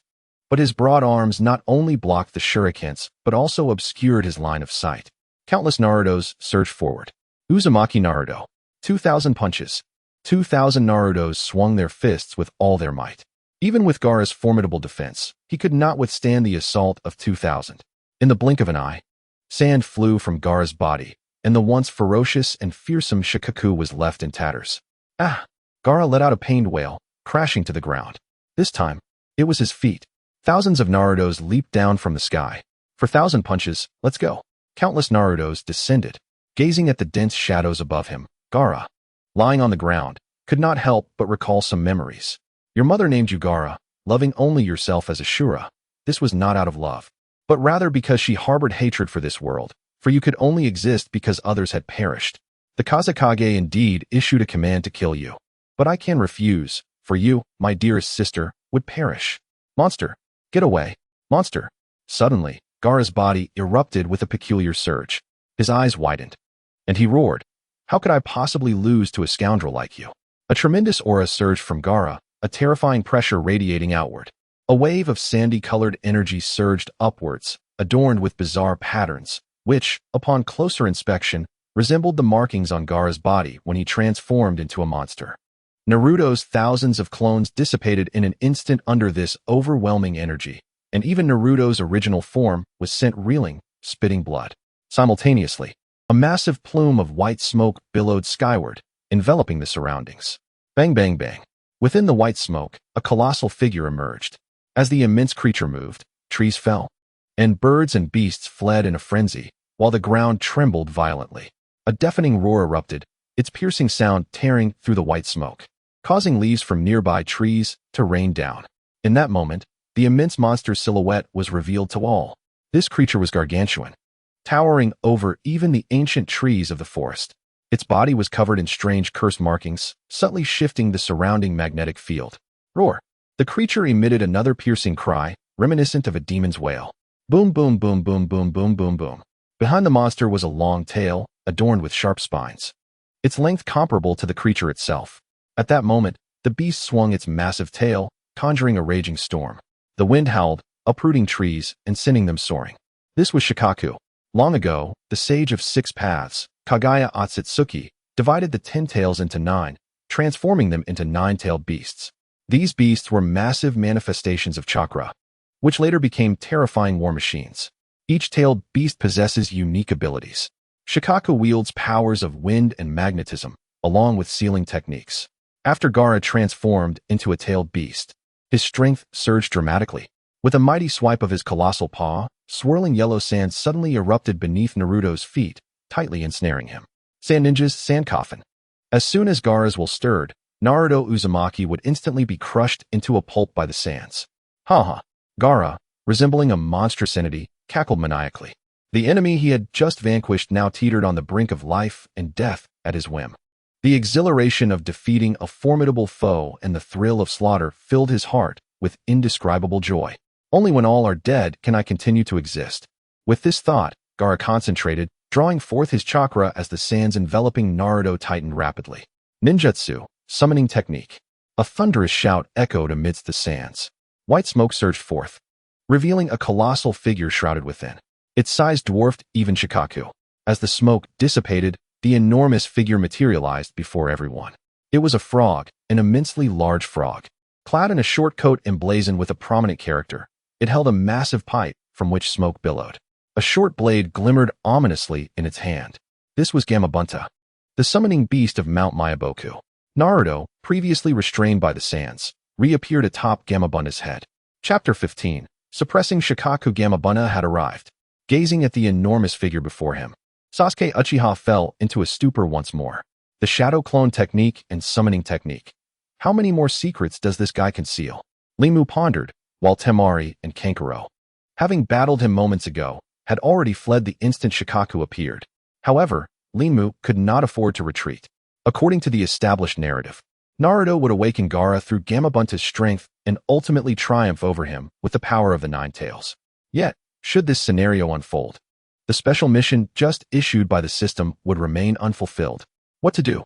Although failing the mission bore no penalties, relinquishing such a bountiful reward was unbearable for Limu. No, I must find an opportunity to subdue Gaara. At this moment, Gamabunta was engaged in a fierce battle with Gaara. True to his prowess, Gamabunta, even against Gaara in his complete one-tail form, outmatched him with sheer experience. With a swift motion, Gamabunta leaped and cleaved through Shikaku's body. Gaara's arm was severed with a sickening crack. The intense pain elicited a howl of anguish from him. How amusing, Naruto. If that is the case, allow me to reveal the true power of the Sans incarnation. A fierce glint flashed in Gaara's eyes as he began to materialize atop Shikaku's head. Upon seeing Gaara on Shikaku's head, Gamabunta's gaze sharpened. That dark-eyed figure, that beautiful visage, Gaara had become the vessel for Shikaku. Insomnia? Naruto's expression shifted to one of confusion. Those possessed by Shikaku could not experience a restful slumber until dawn, a terrifying fate. Should they fall asleep, their identity would gradually be consumed by Shikaku, leading to the eventual loss of self. Gamabunta, fixated on Gaara, slowly articulated the explanation of Gaara's current state to Naruto. He continued, due to his chronic insomnia, the personality of the vessel may exhibit instability. However, while awake, Shikaku's original powers are suppressed.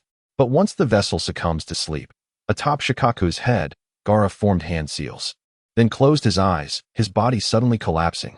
In that instant, Shikaku's pupils shone with golden light, transforming into the shape of coins. Simultaneously, his aura surged ominously. If Shikaku had previously retained a semblance of humanity, he had now morphed into a savage beast. The atmosphere shifted entirely. Naruto felt a twinge of anxiety, glancing at Gamabunta. Gamabunta too sensed the impending danger. His muscles tensed as he gripped his blade tightly. Now he was the true Shikaku, standing in the heart of the forest. Shikaku remained silent for a moment before unleashing a piercing laugh unlike any before. Haha, I have finally emerged. Shikaku's coin-like eyes darted about, suddenly locking onto Naruto and Gamabunta. Haha, I have found my prey. Shikaku was frenzied. He had been sealed away for far too long. The moment he emerged, his murderous intent could no longer be contained. He turned his gaze upon Gamabunta, his abdomen swelling ominously before he struck with a massive claw. Wind release, vacuum sphere. A formidable torrent of chakra coalesced into a terrifying gust, hurtling toward Gamabunta with incredible speed. Gamabunta's expression turned grave as he leapt, simultaneously forming hand seals. Water release, water bullet. He expelled a colossal water sphere, countering Shikaku's vacuum sphere with equal ferocity. The wind release. Vacuum sphere continued to erupt chaotically. Shikaku unleashed a relentless barrage of wind projectiles. Gamabunta exerted every ounce of strength to conjure water bullets in defense. Yet, Shikaku proved superior. Gamabunta was struck midair by a vacuum sphere. A thunderous crash resounded, sending him plummeting to the ground. What to do? Gamabunta, feeling the overwhelming strength of Shikaku, became slightly frantic. Just one punch at the kid on Shikaku's back is all it takes. Listen to me. Gamabunta dodged Shikaku's onslaught while speaking to Naruto. I am not proficient in transformation techniques. Now we are one. You must use the transformation technique to turn me into a creature with powerful claws and sharp fangs. I will restrain Shikaku's movements while you strike him. Naruto was momentarily taken aback, but Gamabunta charged ahead. Sharp fangs and claws. What creature possesses sharp fangs and claws? Suddenly, a flash of inspiration struck Naruto, and he formed hand seals. Transformation technique. With a resounding boom, a thick white smoke erupted, and a colossal fox surged forth from the mist. The nine tails. Shikaku paused, momentarily stunned by the sight of the fox. Seizing the opportunity, Gamabunta lunged forward, extending his claws to grip Shikaku's shoulders while the nine tails tightly ensnared him. Shikaku, now aware, shook violently. He had fought long and hard to emerge and would not easily return. Energy erupted from Shikaku, attacking Gamabunta. The latter struggled against the overwhelming force, unable to maintain his grip. However, such a chance was rare, and Linmu recognized it as an invaluable opportunity. The moment Gamabunta transformed into the nine tails, Linmu surged toward Shikaku's direction. In the moment when Winta restrained Shoha, he swiftly stepped onto the body of the guardian beast and leapt towards the sky. At that instant, the Quanon Ruchin experience card appeared in his hand. With a firm squeeze, the card shattered, and an enigmatic yet potent force surged into his body, manifesting as a character in the palm of Linmu's hand. This power seemed to exert a profound restraint over the tailed beasts, effectively countering the intense energy that had just erupted from Shoha. Bang! Winta was sent flying by a claw from Shoha, but at that moment, Linmu had already reached above him. Suppress it, Quanon Ruchin. Linmu raised his right hand, pressing the character directly against Shoha's forehead. The force that was so effective against the tailed beasts instantaneously flooded into Shoha's body. Chapter 16. Quanon Ruchin. As soon as Linmu's palm pressed down, the surrounding space seemed to transform. The once tumultuous atmosphere, filled with the howling winds, the roars of battle, and Shoha's frenzied laughter, became eerily calm. A mysterious energy radiated from Shoha's form, gradually expanding outward. This force was gentle and enigmatic, compelling one to draw closer. The flora surrounding Shoha in the forest seemed to respond to this call, flourishing with visible vigor. The wild beasts and birds, initially in a panic, were soothed and found refuge among the trees. This was the power of life. The wood release contained such vitality. Otherwise, Senja Hashirama would not possess formidable healing abilities. His granddaughter, Tsunade, would not have become the most renowned medical ninja in the world of Naruto. Yet, this power also bore a nature of undeniable dominance. Before Shoha stood an endless display of authority. The might of this force was immense, exuding an absolute suppressive power, embodying an irrefutable will. The once wildly surging chakra within Shoha quickly diminished under this power, transforming him into a docile creature. His formidable wind release, magnet release, and sand manipulation skills faded into obscurity, rendered utterly useless. As this power spread, everyone felt a profound shock. Yet, Shoha was not simply shocked. He was overwhelmed with terror. This was a power he recognized all too well, would release the power of Senju Hashirama. He had been forcefully subdued by Hashirama before being handed over to Sunigakure. Buzz. The power manifested again. Despite the turmoil within him, Shoha could only succumb to the force, gradually closing his eyes and succumbing to slumber. I will remember you. In the fleeting seconds before sleep overcame him, Shoha forcibly opened his eyes and cast a final glance at Linmu above him, whispering inwardly.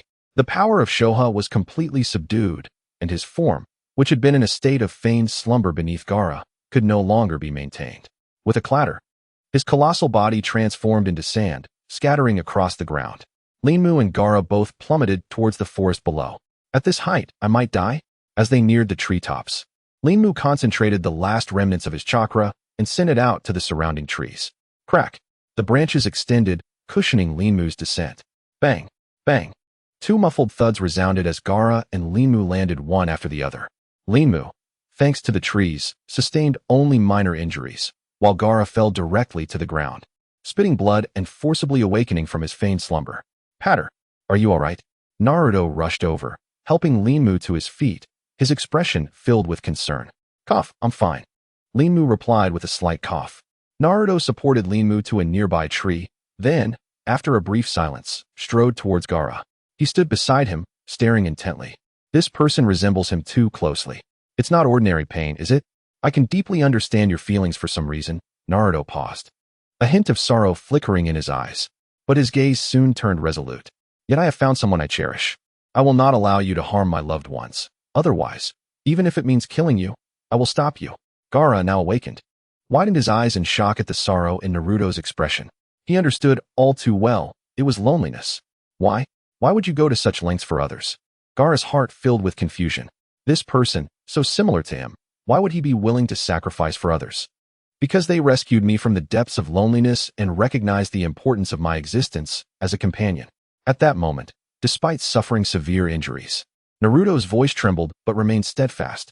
Gaara's heart quivered, and through his blurred vision, a figure began to emerge. She smiled gently at Gaara and said, "Feelings are about wanting to sacrifice for those you love, a heart that protects for love. Is that why he is so strong?" Whoosh. The sound of wind rushed past as several figures landed beside Naruto and Gaara. Enough, Naruto. The sand that trapped Sakura has dissipated. This guy's chakra should be depleted by now. Sasuke extended a hand to steady the staggering Naruto. Hearing this, Naruto sighed in relief, finally unable to hold on any longer. His body collapsing into unconsciousness. Temari and Kankuro dashed to Gaara's side, helping him up while casting wary glances at Uchiha Sasuke. Forget it, let's not fight.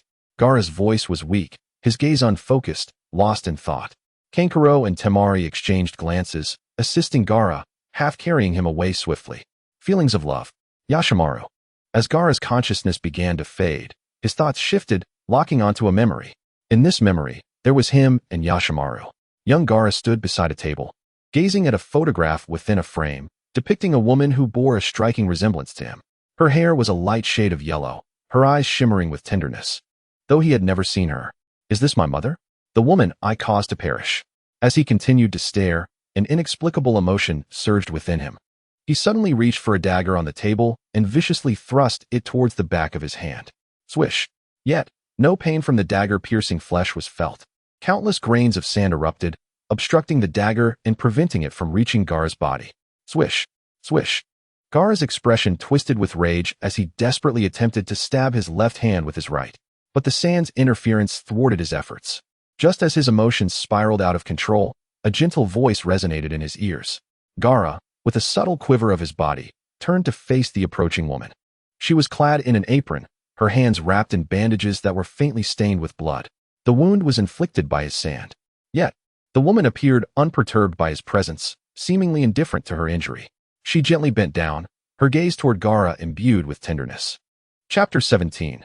Gaara's affection despite my seemingly feeble abilities. Lord Kazekage has specifically assigned me to attend to your well-being and safeguard you at all times, Yashimaru stated, pausing momentarily with a playful glint in his eyes. Therefore, I implore you not to engage in self-harm in my presence. Moreover, the sand will instinctively protect you. Even in my absence, you shall not be harmed. I am truly sorry, Yashimaru. Gaara felt an inexplicable sense of guilt, lowering his head in silence. The Does your wound still ache? Yashimaru inquired gently. It's not too bad. This minor abrasion will heal swiftly. She glanced at her bandaged hand, continuing to respond to Gaara's question in her soothing tone. Gaara furrowed his brow once more and asked, what does the sensation of pain truly feel like? Noticing a slight shift in Yashimaru's expression, he quickly added, you know that I have never been injured, so I am entirely unfamiliar with the sensation of pain. Yashimaru took a few steps, seemingly contemplating the question deeply. She scratched the back of her head, speaking in a hesitant tone. How should I describe it to you? Is it pain or sorrow? In any case, feeling pain is certainly not a pleasant state. As Yashimaru struggled to articulate her thoughts, Gaara listened in silence, a flicker of despondency crossing his eyes. With a tentative tone, he asked, Yashimaru, do you also harbor disdain for me, like the others? Seeing the anxious gaze of the small boy before her, Yashimaru's heart grew heavy. He is still just a child, and yet he carries such profound loneliness. After a moment's reflection, she lowered herself to meet Gaara's helpless expression, her face softened with compassion. In life, people inevitably cause harm to others, or harm themselves. Choosing her words carefully, Yashimaru paused for a few moments before continuing. However, it is not common for one to easily dislike another. Upon hearing this, Gaara's eyes widened with surprise, a glimmer of hope igniting within him as he gazed earnestly at Yashimaru. Thank you, Yashimaru. But he soon fell silent for a moment before adding, I suppose I should come to understand what pain truly feels like. Yashimaru blinked in surprise, instinctively voicing her confusion. Does that mean I am also wounded like everyone else? Gaara's tone was soft, yet his eyes were filled with an indescribable anguish. He slowly pressed his right hand against his chest, as if his heart were bleeding. I feel a persistent ache here. Although there is no visible injury, it constantly hurts. At that moment, Yashimaru sensed an overwhelming loneliness and helplessness emanating from Gaara. Her gaze sparkled with determination, contemplating how to continue the conversation with this child. She gradually crouched down, reaching for the dagger from Gaara's hand. With a swift motion, she gently sliced her left fingertip, crimson droplets cascading from her finger, splattering onto the ground. Yashimaru looked intently into Gaara's eyes, her smile warm and reassuring. When the body is harmed, it does indeed bleed. It may appear painful. Yet such pain fades with time. If treated, healing occurs more swiftly. She placed the dagger back on the table, then, like Gaara, pressed her hand against her heart. However, the wounds within one's heart are not so easily mended. Wounds of the heart? Gaara's expression revealed his confusion, an air of perplexity surrounding him. The wounds of the heart differ from those of the body. They cannot be healed by medicine. Yashimaru gently shook her head. Some may never heal in a lifetime. Gaara's hand over his heart gradually clenched into a fist, the light in his eyes dimming.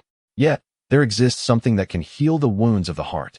Yashimaru suddenly shifted her tone, exclaiming, What? Gaara's voice was urgent, his curiosity piqued, sensing the importance of this revelation. Yashimaru smiled once more, continuing, However, acquiring this thing is not an easy task. It must be obtained from others. This is love. Young Gaara seemed perplexed by the term, his brow furrowing as he asked, How can I attain such a thing? Yashimaru smiled gently, reaching for a photograph of Gaara's mother from the table. My lord Gaara, you have already received it. As he gazed at the radiant smile of his sister in the photograph, Yashimaru's tone became even more tender. Love is about selflessly dedicating oneself to those you cherish most, protecting them with a compassionate heart. She pointed at the woman in the photo, and Gaara's gaze followed suit. Just like your sister. Gaara stared at the woman in the photograph, silent, yet revealing a glimmer of yearning in his eyes. Yashimaru continued, I believe your sister loved you deeply, for the sand, which exists solely for destruction, instinctively seeks to protect you. I feel that the sand carries the essence of your mother's will. At this moment, Yashimaru's expression radiated warmth. Your sister, even in death, wishes to continue safeguarding you. Love. Just as Gaara began to drift into unconsciousness, his awareness of his body gradually returned, and he started to awaken. He blinked his eyes, noticing Kankuro carrying him, while Temari dashed beside them. These two were his brother and sister. His throat felt parched, and he hesitated before uttering, Temari, Kankuro, I'm sorry. The moment those words reached Temari's ears, her eyes widened in shock. She turned to Kankuro, who mirrored her astonishment. Yet soon, this surprise transformed into warmth. It seems Gaara has changed. And no worries. Kankuro stammered, an unexpected surge of strength flooding through him and Temari. Gaara is their brother. Chapter 18, The Lottery System Ding. Congratulations, host, for completing the special task. shattering the conspiracy of Sunagakure and subduing the one-tail, Gaara. Ding. Special task rewards are being calculated. Ding. Congratulations to the host for receiving the rewards. Would release. Wooden Man Technique Experience Card X1. Would release. Would Clone Technique and 2,000 gold coins. As the moment of successfully suppressing the one-tail arrived, a series of system notifications rang out in succession. At that instant, the cold mechanical voice resonated in Lin Mu's ears, sounding like the most enchanting music in the world. Oh yes, Lin Mu's heart surged with excitement. After enduring numerous arduous battles and toiling so long, he had finally accomplished his mission. However, he maintained an outward calm demeanor, appearing as steady as a seasoned veteran, while carrying Naruto Uzumaki on his back, leading the team at the forefront. Though today Lin Mu had engaged in multiple battles within just a few hours, and his chakra had been nearly depleted, he had since regained considerable strength, remaining in the best condition among his companions. Indeed, a sense of pride welled up within Lin Mu. Now, he was the true destined one, a mere one-tail, subdued with a single palm. Stealing a glance behind him, he noted that Naruto was still unconscious, resting obediently on his back. Sasuke Uchiha, having overexerted himself due to the cursed seal, was also quite feeble. Only Lin Mu remained full of vigor. This realization only fueled his pride further. Now, both the prince and the second pillar seemed like mere younger brothers to him. Yet, this feeling of triumph was short-lived as a frown suddenly crossed his face. According to the usual plot development, after the Chunin exams, Naruto would train with Jiraiya for 3 years, while Sasuke would leave the village to train under Orochimaru. This 3-year period was a crucial phase for both of them to enhance their powers. Lin Mu inhaled sharply, feeling a pang of anxiety. His Hokage template system had only just activated, and he needed to carefully study how to rapidly elevate his strength. Elevate strength? An idea suddenly sparked in Lin Mu's mind, leading him to consider a shortcut. He could try his luck in the system's lottery. What if he drew top-tier wood-release techniques like the Wooden Man Technique or the Wood Dragon Technique? That would send him soaring. With determination, Lin Mu opened the lottery system, filled with anticipation. After all the fierce battles he had fought since acquiring system currency, he had not had a chance to thoroughly explore the lottery system. Now that all battles had concluded, it was the perfect opportunity to delve into it. Ding. Welcome, host. To utilize the lottery system of the Hokage template system. Ding. Initial use detected. The system grants 3 free lottery chances. After these 3 chances, each draw will cost 100 gold coins. Oh, Lin Mu was pleasantly surprised by the system's introduction. This was quite a generous offer. Although there was no beginner's gift pack, receiving 3 free lottery chances was a nice bonus. Excellent. With joy in his heart, Lin Mu eagerly clicked on the lottery page. The page was adorned in silver and white, featuring a massive golden wheel at its center. The harmonious blend of these colors was enhanced by peculiar patterns, making the design quite exquisite. Truly remarkable. The lottery system's design alone left Lin Mu thoroughly satisfied. He shook his shoulders, adjusting Naruto, who was slipping down his back, and continued to gaze at the spinning wheel. Healing pills, chakra pills, soldier pills, body refinement pills, refreshing pills, strength pills, various potions of differing effects, prices, and tiers filled the page. However, as he looked further, Lin Mu frowned. What was going on? Most of the items in the lottery system were low-tier pills that could be purchased for merely 50 gold coins in the shop. A few were worth 200 to 300 gold coins, but Lin Mu was skeptical. Did the lottery system not possess any enticing rewards that would tempt him to gamble? Suddenly, his gaze fell upon the 2 smallest sections at the far end of the wheel. Random Wood Release Technique X1, Senju Hashirama Template Fragment X1. These 2 prizes were indeed appealing. Yet, was the system shop genuinely so lacking in quality? It seemed as though the system sensed Lin Mu's thoughts, for the notification chime rang out once more. Ding. The current lottery system is at the beginner level. The host may choose to spend 300 gold coins to refresh it once, or spend 1,000 gold coins to upgrade the beginner lottery system to an intermediate level. Lin Mu felt a surge of frustration welling up within him, as if it could burst forth. I knew it. This system took 3 years to activate. So how could it possibly allow me to enjoy smooth sailing after activation? His earlier elation was extinguished, and he fell into contemplation, pondering his next course of action. First, he had completed a special mission, earning 2,000 gold coins, supplemented by the 450 coins acquired from defeating 9 Sound Village ninjas. This left him with a total of 2,450 gold coins. With this amount, upgrading the lottery system seemed feasible. However, After all the hard work he put into defeating 9 enemies, he hesitated to spend 1,000 gold coins on an upgrade. If he chose not to upgrade the lottery system and instead spent 100 gold coins on a draw, he might end up with those low-tier pills. That would be a catastrophic loss. The lottery system was too greedy.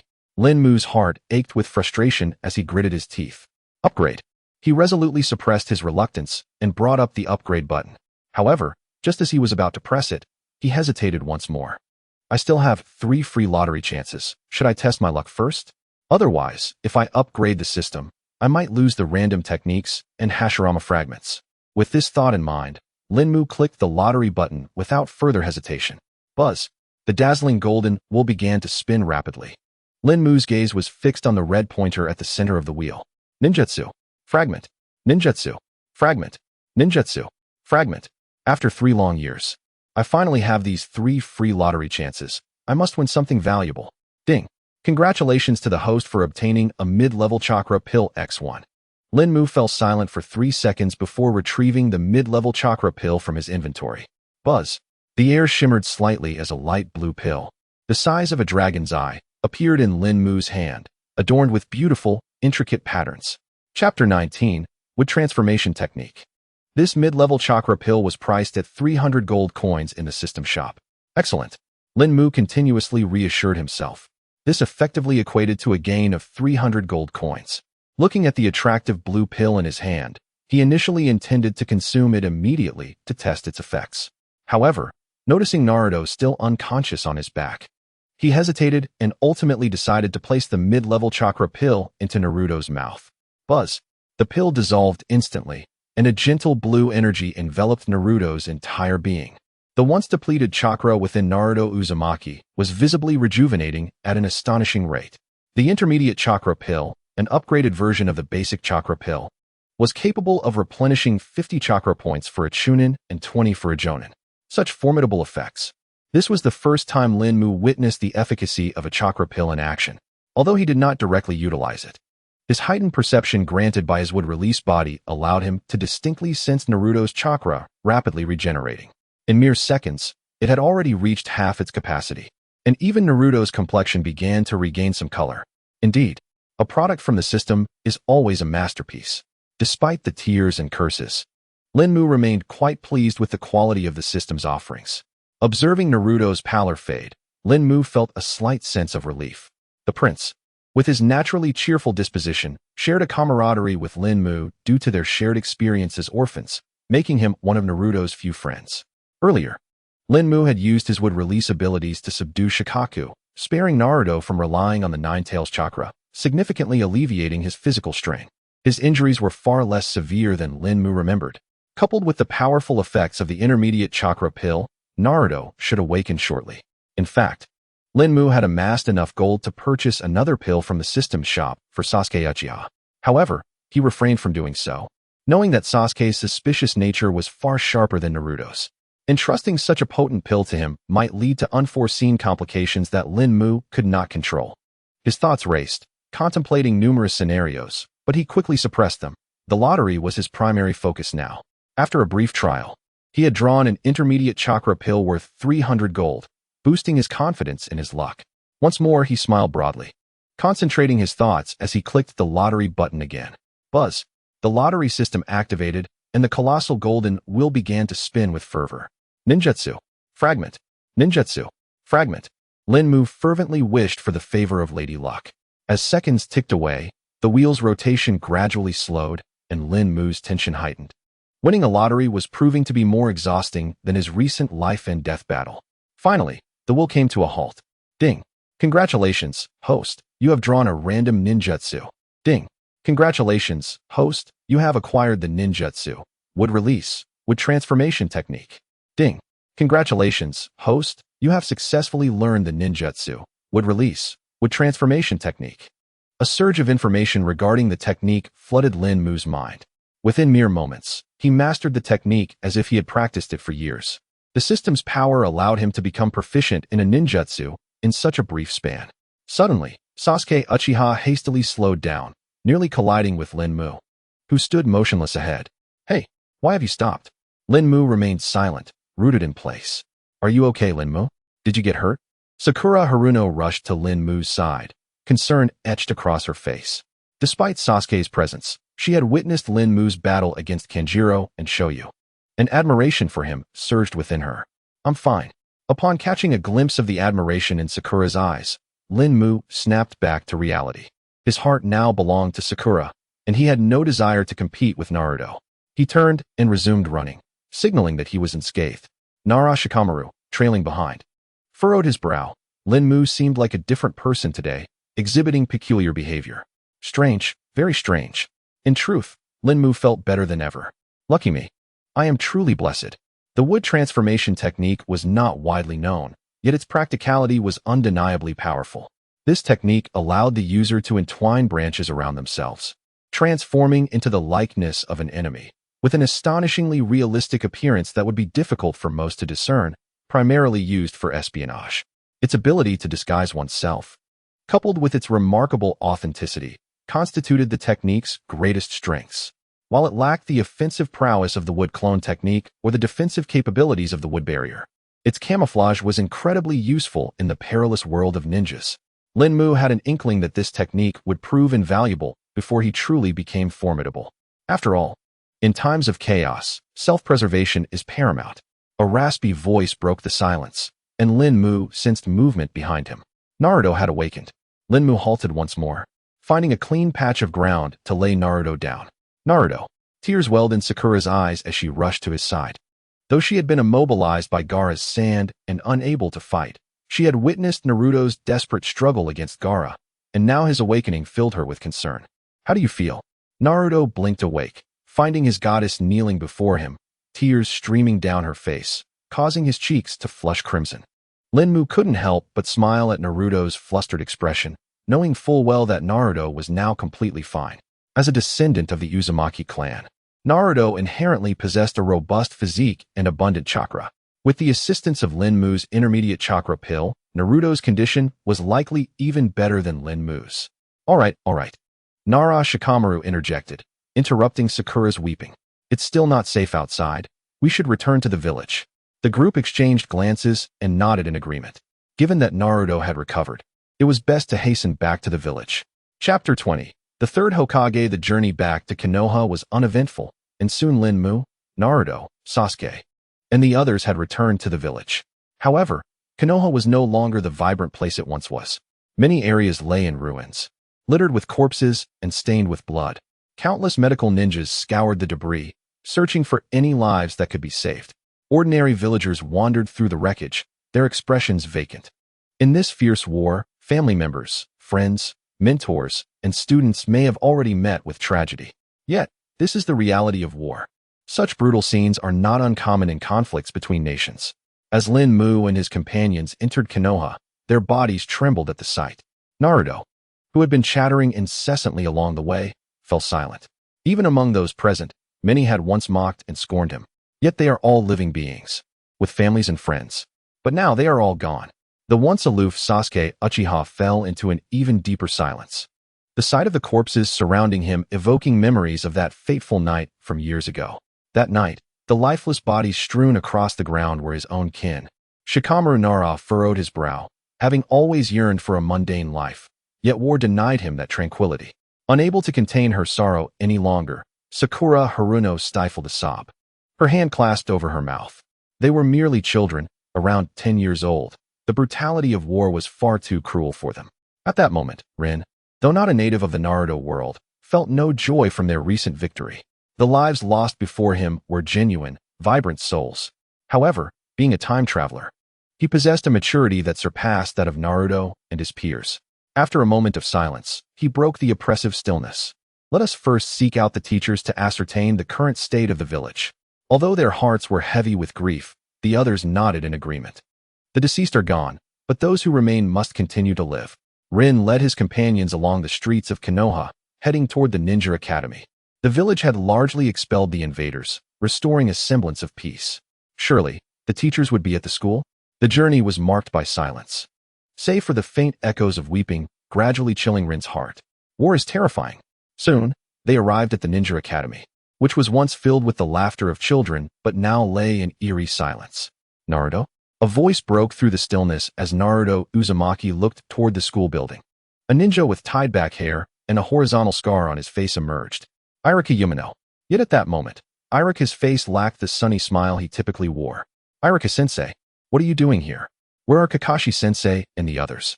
Seeing Irika brought a flicker of hope to Naruto's heart. For he was one of the few he trusted deeply.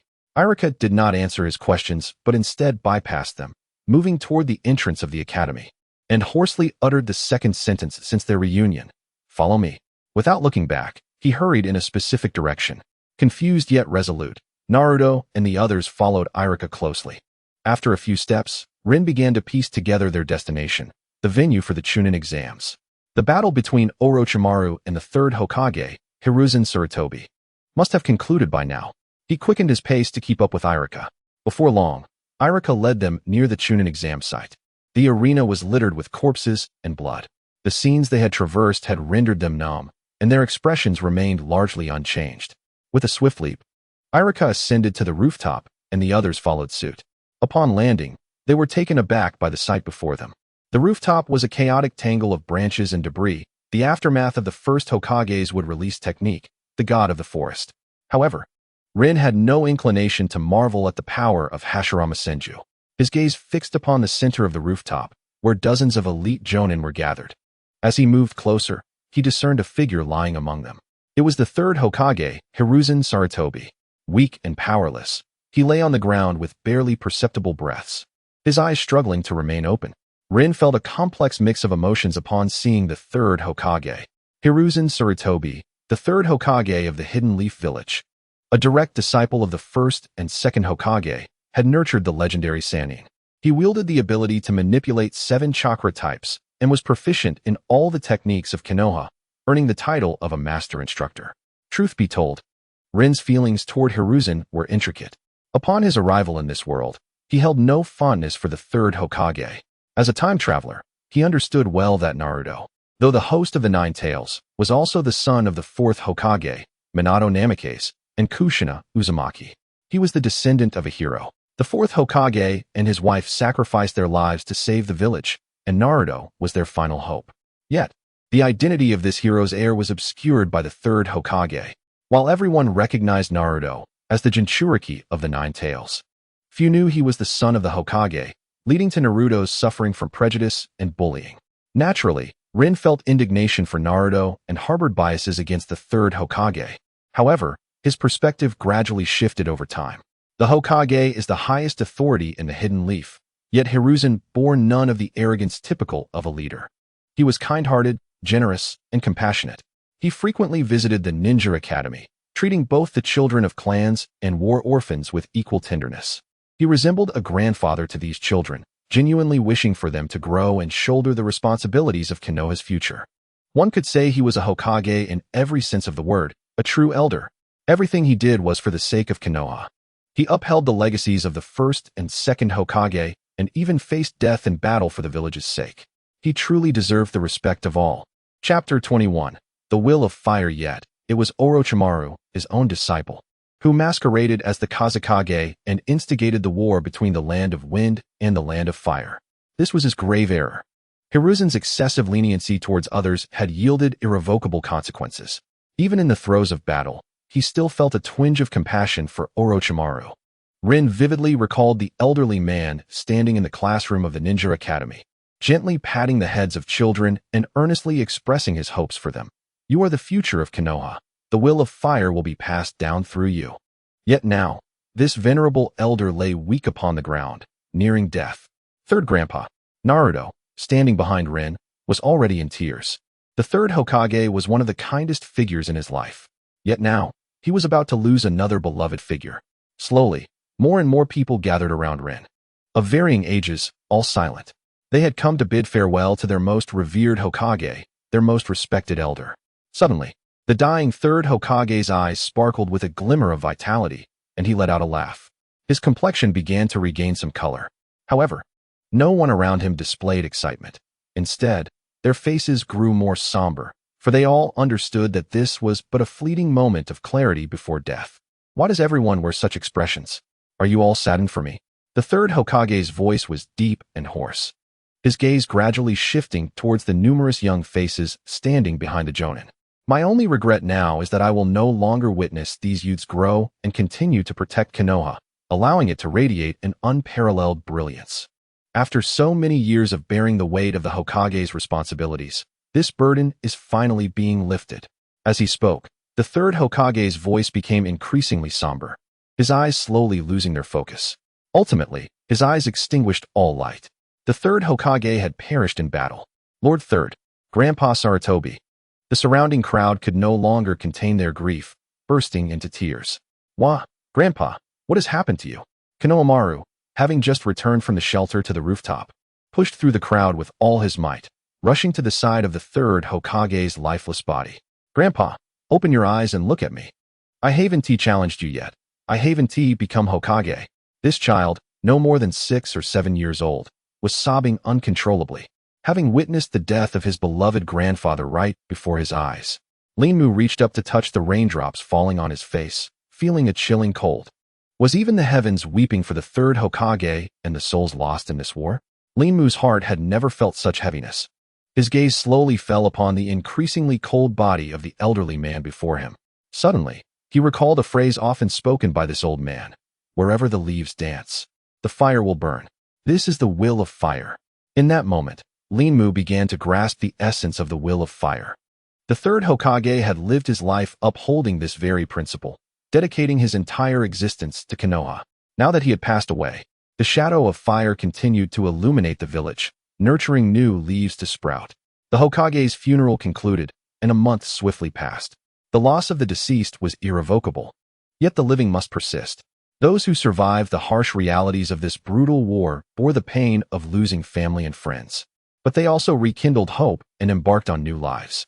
Konoha village gradually began to rise from the ashes, slowly restoring itself to its former glory. The selection of the 5th Hokage was also placed on the agenda. The Hidden Leaf Village, the largest village in the ninja world, appeared to have lost its backbone without the Hokage's leadership, a precarious situation in such tumultuous times. Currently, the elite capable of participating in the decision-making for the Hokage election were of 3 factions: the direct disciples of the 3rd Hokage, supporters of Danzo, the leader of Root, and a considerable number of neutral parties. During the Hokage election assembly, Danzo's supporters strongly advocated for him to become the 5th Hokage. However, this suggestion was swiftly drowned out by countless opposing voices. Even the elder advisors of Konoha stood in opposition, rejecting Danzo's ascension to the 5th Hokage. The reasoning was rather straightforward. Though the Root organization was not well understood by the ordinary villagers, it was no secret among the elite. In this brutal war, Root, despite its formidable power, had not achieved anything remarkable. How could one who contributed nothing aspire to become Hokage? Did Danzo think us fools? Consequently, the proposal for Danzo to become Hokage was outright dismissed at the outset of the meeting. Although Danzo wielded considerable strength within Konoha, he could not sway the decisions of the assembly. He could only continue to operate in the shadows, leading the Root organization. After numerous meetings, no suitable candidate emerged. It was during this time that someone recalled Jiraiya, who had returned to the village to assist during the war. Jiraiya, a direct disciple of the 3rd Hokage, was one of the legendary 3 ninjas, possessing immense strength and high prestige. If he were willing to take on the role of the 5th Hokage, it would undoubtedly be an excellent choice. Unfortunately, Jiraiya's aspirations lay elsewhere. He intended to travel the world, gathering materials and continuing to create his Ica paradise. However, Jiraiya did propose an idea to have Tsunade, another of the legendary 3, return to take up the mantle of the 5th Hokage. This suggestion was immediately met with agreement from others. Tsunade, the granddaughter of the 1st Hokage, possessed powerful medical ninjutsu and sufficient prestige. If she were willing to return to the village as the 5th Hokage, there would be no objections. The election of the Hokage was a matter for Konoha's upper echelon and bore no relation to Linmu, a mere chunin. After attending the funeral of the 3rd Hokage, he devoted himself to training. Over the course of the month, he meticulously studied the system. When he first obtained the system, he could see the tasks it issued. But unfortunately, his limited strength rendered them futile. Now, having acquired the wood release body and mastering several offensive and defensive ninjutsu techniques, his combat power had increased significantly. He could now attempt to complete the tasks issued by the system. such as hunting beasts or collecting medicinal herbs, which posed little danger. He had gradually deciphered the means by which the system issued tasks and the corresponding rewards. Chapter 22, System Task, Wood Release, Cutting Technique. Deep within the forest, Lin Mu let out a sharp command as chakra surged within him, coalescing in his arm. Instantly, a wooden spike began to extend from Lin Mu's wrist, reaching nearly a meter in length. This wooden spike bore a slight difference from the one he had first conjured. It was elongated and flat, resembling a blade. This was the result of his relentless practice over the past month. Initially, when he learned the wood release, cutting technique, the system had directly imparted the information, allowing him to master it instantly. However, at this moment, he had made subtle innovations to the technique. By concentrating chakra on the wooden spike and making precise alterations to its shape, he enhanced its power. Perhaps it would be more fitting to describe it as a wooden sword now. Moreover, the wooden sword Lin Mu had conjured, infused with a substantial amount of chakra, matched the hardness of steel. It could be said that Lin Mu now possessed a ninja tool that he could summon and dissipate at will. What a genius I am, Lin Mu thought to himself, exhilarated. He knew that the wood release, cutting technique was first utilized by Uchiha Obito, but he had elevated the wooden spike into a wooden sword. Roar! Before him stood a wolf king, towering at about 1.5 meters, its fur gleaming and its muscles rippling, appearing fiercer than an ordinary tiger. This beast possessed the strength of a Chunin. Yet, Lin Mu felt no fear. Chakra surged throughout his body, enveloping him in a layer of wooden armor. This was a precaution against the Wolf King's desperate attack, a lesson learned from his numerous life and death encounters in the forest over the past month. Just half a month ago, he had nearly succumbed to a venomous snake. Whoosh! The wooden sword on Lin Mu's wrist sliced through the air like a bolt of black lightning, aiming for the Wolf King's flank in a swift strike. With a mournful howl, the Wolf King let forth a cry as blood gushed from its flank. At that moment, its body bore numerous wounds. Lin Mu glanced at the injuries on the Wolf King, his gaze flickering slightly. In truth, this pack of wolves was not part of his mission. He had originally received a system task to collect willow grass, but encountered these wolves along the way. After a fierce battle, the pack was vanquished, leaving only the Wolf King, who stubbornly fought on. Die! Lin Mu roared, his muscles tensing as he displayed incredible explosive power. The Wolf King seemed to understand that if it did not eliminate the human before it, its own life would be forfeit. With a low growl, it lunged forward. As Lin Mu saw the Wolf King charging at him, his mind raced, contemplating how to counter the full force of the beast's attack. Thud! A dull sound echoed as Lin Mu surprisingly turned and fell to the ground, sliding toward the Wolf King. This maneuver deftly evaded the Wolf King's assault, exposing its soft underbelly to Lin Mu's gaze. Locking onto the Wolf King's vulnerability, Lin Mu unhesitatingly thrust his wooden sword upward. A tearing sound rang out as the wooden blade sliced open the Wolf King's abdomen, spilling forth its organs and foul blood. Quick as a flash, Lin Mu pushed off the ground and attempted to escape. However, he was a moment too late, and the beast's viscera splattered against his legs. How unfortunate! Lin Mu exclaimed, looking at his soiled trousers. Ding! You have slain the Wolf King, earning 50 gold coins. Only when the system notification chimed did Lin Mu's mood brighten. Just from this pack of wolves, he had accumulated over 200 gold coins. Moreover, the 50 gold coins indicated that the Wolf King's strength was comparable to that of a mid-tier ninja. Given Lin Mu's current prowess, he could easily suppress and defeat a mid-tier ninja.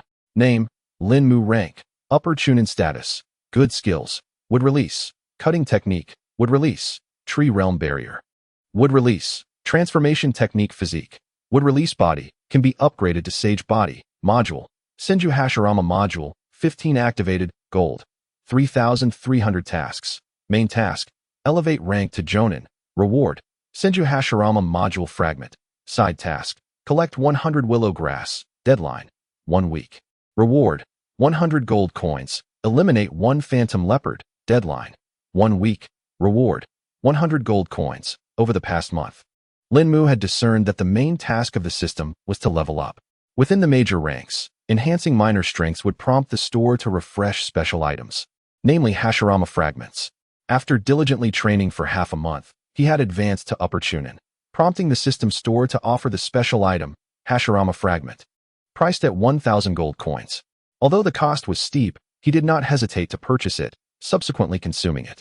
Indeed, Upon increasing the activation level of the Hashirama template to 15, his strength surged by nearly half. His mastery of the wood release body became increasingly adept, and the power of his various wood release techniques intensified. Presently, Lin Mu's capabilities could rival those of an ordinary jonin. Based on the current task prompts, he surmised that each significant breakthrough in ninja ranks would directly reward him with Hashirama template fragments. Acquiring these fragments was a vital means for enhancing his strength, yet their prices continued to escalate. Lin Mu felt a slight pang of frustration, but was relieved that he could still earn gold coins by accepting side tasks. These tasks refreshed weekly. Even if not completed, they would reset after a week. With his current strength, accomplishing these side tasks was a mere trifle, requiring only time, thus allowing him to gather gold coins at a steady pace sufficient to support his training. Indeed, the path to strengthening remains a long and arduous journey. Lin Mu sighed, continuing his search for willow grass within the forest. Willow grass served as a primary ingredient for crafting military food pills and was widely distributed throughout the world of Naruto. After spending another hour, Lin Mu finally succeeded in collecting 100 stalks of willow grass. Ding! Detected that you have collected 100 stalks of willow grass. Would you like to retrieve them? Yes. Ding! Congratulations, host, you have completed the task. Collect 100 willow grass. Ding! Congratulations, host, you have earned 100 gold coins. Upon confirming the task's completion, Lin Mu stretched and glanced at the sky. It was getting late. Time to head home. Chapter 23. Jiraiya's speculation, when will I receive another special task? Lin Mu pondered as he lay in bed, unable to sleep. A task that directly awarded 2,000 gold coins felt far more rewarding than these minor tasks. However, he understood that higher rewards came with greater risks. The last time, he was faced with a tailed beast, which had led to such lucrative rewards. After tossing and turning, Lin Mu, unable to settle, opened the system's lottery panel. He hadn't participated in the lottery for a month. Since he couldn't sleep, he might as well examine the lottery system. After a lengthy perusal, Lin Mu sighed in frustration. This system offered no opportunities for him to gain any benefits. The lottery panel did not refresh automatically. He glanced at his remaining gold coins. Gold, 3,400, not bad. This time, Lin Mu did not hesitate and pressed the upgrade button. Ding! The lottery system is upgrading. Estimated time, 10 minutes. Lin Mu looked out the window, continuing to wait. Ding! The lottery system has completed its upgrade. Current level, intermediate. Ding! Congratulations, host, you have received the upgrade reward. 1 Hashirama template fragment. When Lin Mu heard that the lottery system had successfully upgraded, he remained calm. However, upon hearing the upgrade reward, he sat up abruptly. Lottery system upgrade reward? A Hashirama template fragment? Lin Mu was momentarily taken aback by the system's unexpected decision. He quickly grew excited.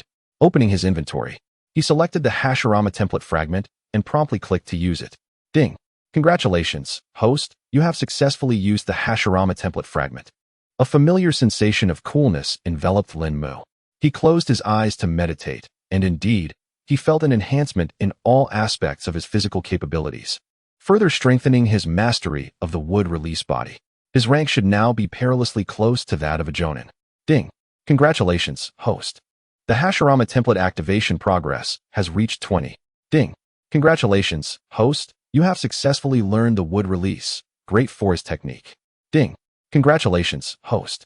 You have successfully learned the wood release, for pillars house technique. Suddenly, a surge of substantial information flooded Lin Mu's mind, granting him instantaneous mastery over these two techniques. Wood release, great forest technique, extends multiple wooden vines from the arms to ensnare enemies. Wood release, 4 pillars house technique, instantly constructs a complex wooden dwelling. This unexpected reward plunged Lin Mu into contemplation. It appears that the Senju Hashirama template is structured in increments of 10, where rewards are granted upon the completion of each small stage. The ninjutsu learned this time, wood release, great forest technique, and wood release, cuttings technique, bear a certain resemblance to each other. One technique extends wooden spikes from the arm, while the other grows branches and vines. One serves as an offensive ninjutsu, while the other is used for control. However, this wood release, for pillar family technique, based on the memories of the trees, suggests that years later, when pain destroyed Konoha, Yamato utilized an upgraded version of this ninjutsu, wood release, continuous pillar family technique, which instantaneously creates adjoining houses. Yamato could be regarded as the CEO of Konoha's real estate company. If this ninjutsu can be utilized effectively, it could indeed lead to substantial profits. Linmu mused inwardly, a sly smile creeping onto his lips. As an orphan, he had endured a long stretch of poverty. Of course, he understood that this ninjutsu was not intended for monetary gain. In many areas of the Naruto world, the environment is harsh, and it is normal for ninjas to face the elements. However, mastering this ninjutsu would enable him to conjure a habitable dwelling at any time and place, significantly enhancing Linmu's survival capabilities in the wild. Indeed, he felt a profound sense of satisfaction. While Linmu was still lost in thoughts of how to leverage this ninjutsu for riches, a sudden sound erupted from the window. Startled, Linmu's heart raced as he quickly looked up. A figure was seated at the table beside the window, the sound having come from the person placing their teacup down after finishing their drink. A chill of sweat drenched Linmu's back, and beads of perspiration trickled down his forehead. He had no idea how long this person had been sitting there, nor when they had entered. They were silent, almost like a ghost. Had it not been for the sound of the teacup hitting the table, he might not have noticed at all. Do not be afraid. The figure shifted their stool and sat down beside Linmu's bed. In the moonlight, Linmu finally discerned the person's appearance. Tall and robust, with hair resembling needles cascading down to the waist, the forehead protector bore the character for oil. It was Jiraiya. I am Jiraiya. You must have heard of me? Jiraiya said, a grin spreading across his face as he introduced himself. Of course, Jiraiya-sensei. I often hear tales of you in Konoha. Linmu's racing heart gradually calmed upon recognizing Jiraiya. He had already begun to surmise the reason for Jiraiya's visit. Ha ha ha. It seems I am quite famous among the children. Jiraiya laughed heartily at Linmu's response, finding the boy remarkably likable. After a moment, his expression grew serious as he said, You should know that the third Hokage was my teacher. On his deathbed, he entrusted me with an important task, one that pertains to you. Jiraiya's gaze fixed intently on Linmu's face, studying his expression, aware that a child's emotions are often revealed through their visage. Would release. Jiraiya continued. During the battle between the first and third Hokages, the first since that among the candidates in the Chunin exams, there was one who shared a similar physique with him. His eyes locked onto Linmu's, his heart swelling with pride. Indeed, he noticed a flicker of panic in Linmu's eyes, as if a secret had been unveiled. Ha! Truly. With me, Jiraiya, at the helm, anything becomes easier. He chuckled again. Do not be afraid. Possessing this physique is not a curse, but rather a significant blessing. You must have already experienced some of its advantages. There are indeed descendants of the Senju clan who have become scattered, and you must be one of them. Naturally, given your appearance, you are likely unaware of your lineage, but only those with pure bloodlines can possess such a physique. You are undoubtedly a descendant of the Senju clan. Linmu was left speechless. Jiraiya's deductions had crafted a narrative of him as a pitiful, homeless orphan of the Senju clan. Yet as he listened, Linmu found Jiraiya's reasoning rather compelling. Could it be that he truly had a connection to the Senju family? Linmu pinched his chin, a contemplative expression crossing his face. However, he was well aware that this was merely jest. His body was that of an ordinary war orphan, devoid of any special physique or bloodline limits. It was merely due to the acquisition of Hashirama Cells, with the aid of the system, that he had assimilated his physique into that of the wood release. Yet, Jiraiya's conjecture served him well. Originally, he intended to attribute the changes in his body to Orochimaru. It seemed that this time, Uncle Snake would not be held accountable. I understand that suddenly discovering your lineage as a Senju may be difficult for you to accept. Jiraiya observed Linmu's astonished expression, believing him to be awestruck by his logical deductions. He then reached out, patting Linmu on the back, and thumped his own chest, assuring him, Your lineage is my responsibility. Such a pure bloodline means your parents were certainly not insignificant individuals. I will help you uncover your true heritage. With a fiery temperament and a decisive manner, Jiraiya stood up and bade Linmu farewell, leaping out the window once more. Linmu watched Jiraiya's departing figure, taking a long time to regain his composure. Truly, he was worthy of being Naruto's future mentor. His demeanor was remarkably carefree. Upon careful reflection, this development was fortuitous for Linmu. He had initially planned to blame Orochimaru for the changes in his body, but that was merely his word against another. While Orochimaru would not publicly refute the matter, it remained unsubstantiated. Now, however, with the testimony of Jiraiya, one of the legendary Sannin, Linmu would have far greater leverage in the future. Should he indeed be recognized as a descendant of the Senju clan, his status in Konoha would significantly elevate. After all, Konoha itself was founded by the Senju and Uchiha clans. Other clans, such as the Hyuga, Nara, and Sarutobi, only allied with Konoha after its establishment. Moreover, both the first and second Hokages hailed from the Senju clan. Possessing Senju lineage would ensure Linmu received superior training. In the Hokage office of Konoha, two astonished voices exclaimed in unison, "What?" These were the village's two senior advisors, both of considerable age, contemporaries of the third Hokage, Sarutobi Hiruzen. They represented the true upper echelon of Konoha, wielding significant power and influence. However, their current expressions of astonishment starkly contrast with their previous solemnity. It is hardly their fault.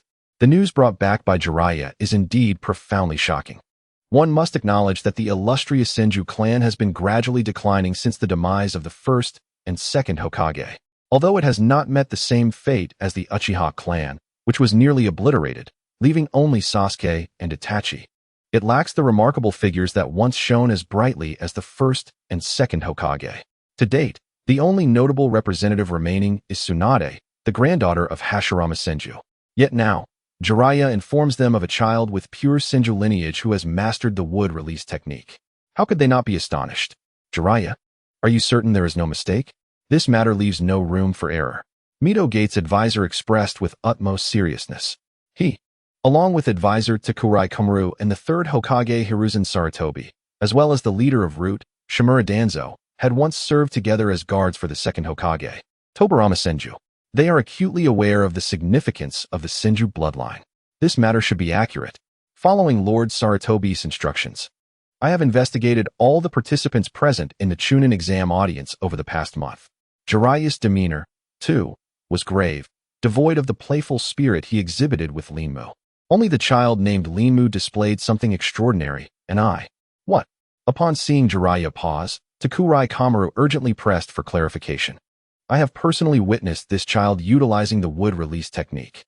At Jiraiya's revelation, the two senior advisors fell silent. Given that Jiraiya asserts he has seen Linmu employ the wood release technique, it is highly likely to be true. His credibility is substantial. With the confirmation of this truth, the two senior advisors felt a growing excitement within them. The wood release physique is that of the first Hokage, Hashirama Senju, immensely powerful. When Linmu fully matures, Konoha will be secure throughout the entire ninja world. However, the two senior advisors quickly masked their inner excitement. After all, they are esteemed leaders in Konoha and possess the requisite composure. At this moment, Orochimaru spoke. Jiraiya, could you take us to meet this child? Her tone carried a hint of negotiation. After a brief contemplation, Jiraiya slowly nodded. Allowing the two senior advisors to meet Linmu is surely a positive development. Upon receiving Jiraiya's agreement, the two advisors felt a surge of joy within them. They could discern that Jiraiya regards this child of the Senju clan with great importance, particularly because Jiraiya's friend Tsunade is also a direct descendant of the Senju clan. This connection alone is enough for Jiraiya to protect the child. Thankfully, Jiraiya consented. The two senior advisors promptly rose from their seats, set aside their ongoing tasks, and summoned their assistants to relay instructions. Subsequently, they followed Jiraiya to Linmu's residence. Knock, knock, knock. A series of knocks interrupted Linmu, who was concentrating on refining his chakra. Linmu frowned slightly, but rose to open the door. Ah, little Linmu. This time I actually knocked. Jiraiya greeted with a smile. Ah, Jiraiya-sensei. Upon recognizing Jiraiya, Linmu quickly adjusted his expression, revealing a hint of admiration. He then fully opened the door, inviting Jiraiya inside. Seeing the admiration on Linmu's face brightened Jiraiya's mood immensely. This boy truly becomes more endearing with each encounter. Chapter 25. Caution is still required. While jesting was all in good fun, Jiraiya did not forget the purpose of his visit. He turned slightly, directing Linmu's gaze towards the two advisors. Ha ha, Linmu, allow me to introduce you. Jiraiya scratched his head, introducing the two esteemed advisors of Konoha. These two are Advisor Mito Gate and Advisor Orochimaru. They are both respected elders of our village. Linmu beamed with an innocent smile and turned to welcome Jiraiya and the two advisors inside. He was well aware of their identities. Please, take a seat. Linmu hastily arranged several chairs next to the advisors and Jiraiya, inviting them to sit. Typically, during leisure, Linmu would occasionally invite friends over. so there was no shortage of chairs. Advisor Mito Gate now wore a gentle expression, devoid of the authority he displayed before his subordinates. Dear Linmu, do not be afraid. We have some questions we would like to ask you. Certainly. Grandfather Advisor, please feel free to ask. I shall respond earnestly if I know the answer. Upon hearing Linmu's response, Orochimaru nodded slightly. The child appeared quite pleasant and remarkably polite. We have heard that you can use the wood release technique. Could you demonstrate it for us? Advisor Mito Gate posed his first inquiry. Linmu did not hesitate. He extended his hand, gathering chakra in his palm as a wooden spike gradually emerged from his hand. Indeed, it is the wood release. Witnessing the wood release firsthand, the two advisors could hardly contain their excitement. When did you discover your ability to use the wood release technique? Just a few days ago during the Chunin exam. My body underwent a transformation overnight, and afterward, I learned the wood release technique. Linmu replied earnestly, his answer a mix of truth and embellishment. Sudden awakening of the wood release. Observing the conversation, Jiraiya stroked his chin. Such a sudden awakening is not entirely implausible. Some dormant bloodlines may manifest in response to external stimuli. The awakening of bloodline limits is not a closely guarded secret in the ninja world. And the two advisors undoubtedly considered the same possibility as Jiraiya. They nodded discreetly, surmising that the chaos during the Chunin exam likely triggered this child's latent abilities. For the next half hour, the two advisors engaged Linmu in a manner akin to conversing with their own child, posing several more questions. Linmu answered each with ease. As his intellect surpasses that of a typical 10-year-old, he managed the inquiries adeptly, even excelling in his responses. With each answer, the two senior advisors nodded slightly, indicating their approval and encouragement. Now, I have one final question, Advisor Mito Gate said warmly, akin to a kindly neighbor, even reaching out to pat Linmu's head. Do you have any memories of your heritage, your parents? Upon hearing this question, Linmu's body trembled slightly. His youthful face paling as a hint of melancholy and sorrow flickered in his eyes. I can no longer recall my parents at all, Linmu replied. His voice choked with emotion, as if recalling a painful memory. How could you ask a child such a question? Advisor Orochimaru shot a disapproving glance at Advisor Mito Gate. She is, after all, a woman, inherently more emotional, and upon encountering such a small child, a wave of sorrow washes over her. Her heart aches with compassion. She gently reaches out to stroke Linmu's head, her gaze brimming with tenderness. Do not be sad. Little one, we shall find a way to assist you. Thank you, Consultant Granny. Linmu, with tear-filled eyes, responds, his voice still tinged with a hint of sobbing. What a perceptive child he is. The demeanor of Chu-chun has softened once more, her gaze towards Linmu now filled with warmth. Rising to her feet, she declares, let us conclude for today. Linmu, make sure to rest well. With that, she departs with Mizunoto Menyen, leaving Linmu's home.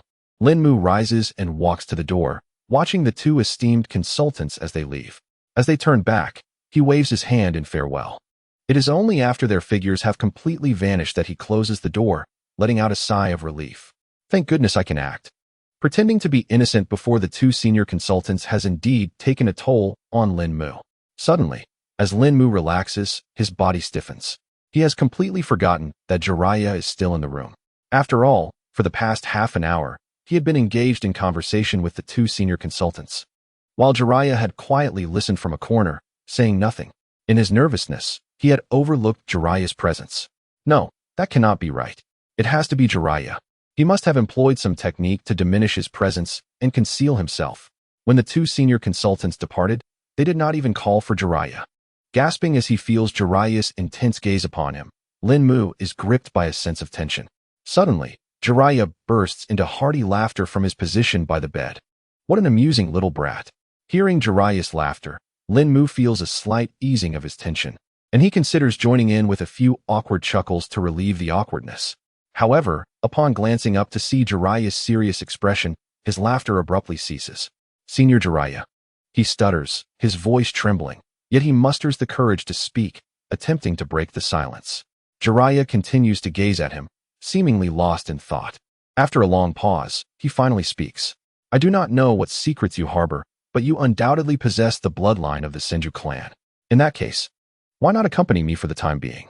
I am soon to seek out Tsunade. Perhaps she can help you uncover your heritage, as she too is of the direct Senju lineage. If you agree, Meet me at Ichiraku Ramen a week from now, and we shall depart. Jiraiya delivers these words in rapid succession before turning to leave, not waiting for Lin Mu's response. Watching Jiraiya depart, Lin Mu finally exhales a long-held breath. I have underestimated the situation. How could someone capable of being one of the legendary 3 shinobi and nurturing powerful individuals like the 4th Hokage and Nagato be simple?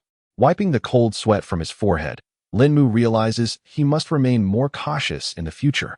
Chapter 26. The Magnanimous Jiraiya on the following day.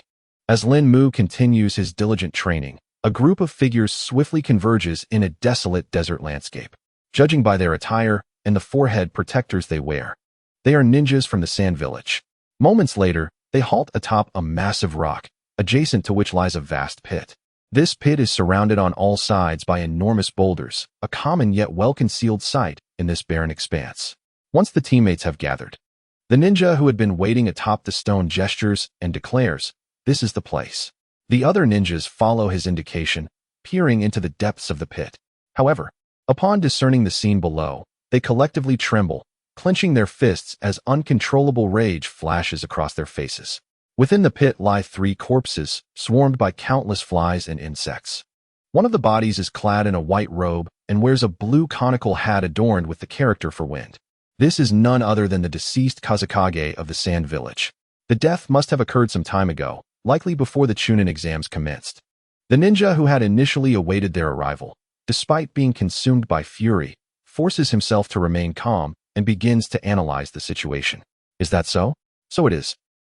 The leader of the squad, his face contorted with anger, grits his teeth and exclaims, "Damn it." After Orochimaru killed Lord Kazekage, either he or Toby has disguised himself as Kazekage. I was far too careless. Simultaneously, within a dark and secluded dwelling, low, guttural roars reminiscent of a wounded snake echo through the air. Inside, Orochimaru's arms are tightly wrapped in white bandages, and with Toby's assistance, he sits in a chair, continuously cursing. Damn it, that despicable Sarutobi. Standing respectfully across from Orochimaru, Toby, with his silver hair and glinting glasses, speaks in a calm voice, a faint smile gracing his lips. It won't be that simple. After all, our opponent is known as the strongest Hokage among the 5 great nations. However, you did exceptionally well to have eliminated 2 of the Kage. He attempts to continue, but is abruptly interrupted by Orochimaru's voice. Please, do not speak as if you are comforting me. Be careful, or I shall kill you. A cold, narrow glare akin to that of a serpent flashes in Orochimaru's eyes, causing Toby to break out in a cold sweat, yet he maintains his composure. Of course, that was not my intention. While we did not conquer the village, the other objective of this plan, Uchiha Sasuke, is now under your control. Hee. Upon the mention of Uchiha Sasuke, Orochimaru's demeanor appears to brighten, and he lets out a sinister chuckle. It was achieved through my own hands and all my jutsu. By the way, if I could obtain Uchiha Itachi, that would be splendid, but alas, that dream remains unattainable, for he is even stronger than I. That is why I left that organization. Upon mentioning Uchiha Itachi, Orochimaru narrows his eyes, the cold light within his pupils intensifying.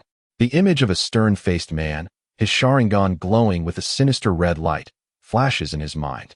This man instills a sense of fear even within him. In the Hidden Leaf Village, atop a relatively intact building, a tall man with hair that spikes out like needles peers through binoculars at a location that should not be seen by men. Oh ho ho ho. Have they arrived? Ha ha ha ha, how splendid. Indeed, the average level of the Leaf Village's ninjas is quite high. Just as Jiraiya revels in the moment, a somewhat icy voice interrupts him. Are you still indulging in such trivial pursuits? Jiraiya's body jolts at the sound, his expression slightly awkward. Despite the circumstances, it can be said that the sources of inspiration are indeed the esteemed master in and teacher Kosan. What brings the advisors to seek me? Mito Minen remained expressionless as he calmly stated, What is it? You already know, don't you? Jiraiya slowly rose from his seat, turned to face the 2 senior advisors, crossed his arms, and wore a serious expression. Yet, moments later, a smile broke through his stern demeanor. There's no need for such a frightening expression. Didn't the negotiations with the Sand Village conclude favorably? However, the 2 advisors did not seem swayed by Jiraiya's cheerful demeanor. Mito Minen replied in a flat tone. The Sand Village has publicly declared that everything was instigated by Orochimaru, and by the time they announced their complete surrender to us, the negotiations had lost their significance. Advisor Kosun glanced at Jiraiya before continuing Mito's train of thought. For the sake of our Konoha's revival, we have no choice but to accept the proposal. Having worked together for many years, the two elders were in perfect sync. As soon as Kosun finished speaking, Mito Minen added, however, Konoha's strength has diminished alarmingly. Thus, our utmost priority must be to prepare for any potential crises that may arise. Kosun's gaze fixed intently on Jiraiya as she declared, therefore, until the village's strength is restored, we have decided to convene several leaders from various factions to establish an emergency executive committee to address various situations. But before that, we first require a strong and trustworthy leader. I believe I have made my intentions clear. I have no desire for this role and have already nominated Tsunade as the 5th Hokage. At this point, Jiraiya understood the two elders' intentions. Yet he held no interest in the position of 5th Hokage and promptly declined. Jiraiya. The expressions of the two elders grew more serious, and their tone turned somewhat stern. But now that Tsunade is missing, if you do not assume the role of Hokage, who else is there? Jiraiya, with his fiery temperament, found his patience waning with this exchange. He raised his hand to interrupt the two elders, stating, all right, I have a general idea of Tsunade's whereabouts. I will set out to find her in a couple of days. And with that, he turned and left without looking back. The two elders felt a mix of anger and helplessness. Although Jiraiya possessed sufficient strength and prestige, his carefree nature perhaps rendered him unsuitable for the heavy responsibility of the 5th Hokage. Moreover, as long as he was unwilling, no one could compel him to take on the role. Chapter 27. Uchiha Itachi surrounding Konoha village, lush forests and clear rivers create a picturesque landscape. A small path winds between the river and the trees. Typically, this path is bustling with pedestrians and tourists, all experiencing the unique scenery of the foremost village in the ninja world. Alas, now that the war has just concluded, the area feels somewhat desolate. The sound of footsteps echoed as two figures emerged at the end of the path. Clad in black cloaks adorned with red clouds and wearing conical hats, they exuded an aura that deterred any approach. As they continued forward, two ninjas suddenly blocked their path, the elite Jonin Asuma Sarutobi and Kurenai Yuhi. You are not from this village. What is your purpose here? Asuma, with a cigarette in his mouth, fixed his gaze intently on the two figures. Long time no see. Mr. Asuma, Miss Kurenai. A polite voice emerged from beneath one of the hats, deep yet magnetic. Since you know us, it implies you were once a ninja of this village, correct? Asuma, surprised by their recognition of him, inquired. One of the figures hesitated slightly before lifting his hat to reveal half of his face. It was a youthful visage, somewhat pale, with deep lines extending from the corners of his eyes to beneath his nose. However, what captivated attention were his eyes, blood-red with three comma-like symbols surrounding the pupils, reminiscent of an abyss poised to consume. Upon seeing this face, Asuma and Kurenai's pupils trembled violently. This is Uchiha Itachi. With a slow and deliberate motion, Itachi removed his hat and tossed it to the ground, methodically unbuttoning his cloak. Asuma forced a smile, though beads of cold sweat began to trickle down his face. Are you acquaintances of Mr. Itachi? Allow me to introduce myself as well, came the voice of a towering figure standing beside Itachi. His voice was gravelly, reminiscent of a beast. Kisame Hashigaki, I look forward to working with you. This peculiar individual also removed his hat, revealing a face strikingly similar to that of a shark. His skin a bluish gray, and when he smiled, sharp teeth glistened. Despite Kisame's polite introduction, Asuma remained unimpressed. There's no need for future introductions. I will eliminate you now. Ha! Kisame let out a raspy laugh, glancing at Itachi. It seems the villagers harbor quite a dislike for you. At that moment, Kurenai, who had been observing Kisame intently, seemed to recall something. I know you, Kisame Hashigaki, a rogue ninja from the former Mist Village, wanted for the murder of a feudal lord and suspected of engaging in acts of national sabotage. You are an S-rank criminal on the wanted list. Asuma's gaze turned frigid as he focused on Itachi. You instigated such a grave incident, and yet you dare to enter this village? That takes a lot of courage. Mr. Asuma, Miss Kurenai, please do not concern yourselves with me. I have no intention of killing you. Itachi maintained his politeness, yet an icy undertone began to seep into his words. Asuma, cigarette still in his mouth, replied with a cold sneer. That doesn't sound like something a murderer of his own kin would say. I know you did not come here without a purpose. What is it? Bang. Kisame grinned. though the smile was chilling and stiff. He extended his hand behind him, drawing forth a peculiar weapon tightly wrapped in white cloth, and slammed it down onto the ground. The impact sent stones flying and dust rising. This one is quite bothersome. Shall I dispose of him? It appears we cannot leave the village quietly. But do not go overboard. Your moves are rather conspicuous. Upon receiving Itachi's response, Kisame nodded slightly. His muscles bulged as he charged toward Asuma with incredible speed, raising his right hand to hurl the strange weapon at him. Asuma, refusing to underestimate the situation, infused chakra into his weapon, which transformed into a claw-like instrument with a blade extending from its base. Bang, bang, bang. The two engaged in a fierce exchange, neither side relenting. Meanwhile, Kurenai was not idle. A peculiar smile graced her lips as she swiftly formed hand seals. Gradually, her figure began to vanish from sight. Bang, bang, bang. As the formidable Kisame swung his blade down with ferocity, Asuma struggled to counter with his chakra blade. However, under the immense strength emanating from Kisame, the enormous sword inched closer to Asuma's arm until it made contact. My sword, Samahata, is not meant for hacking, but for slicing. With that, he forcefully yanked back his right hand. The white cloth on Samahata tore, revealing a series of sinister barbs, and Asuma's shoulder began to bleed profusely. Just as Kisame was about to pursue his advantage, the earth beneath him gradually crept upward, ensnaring his legs. Behind Itachi Uchiha, a large tree began to grow, its branches extending to bind Itachi firmly to its trunk.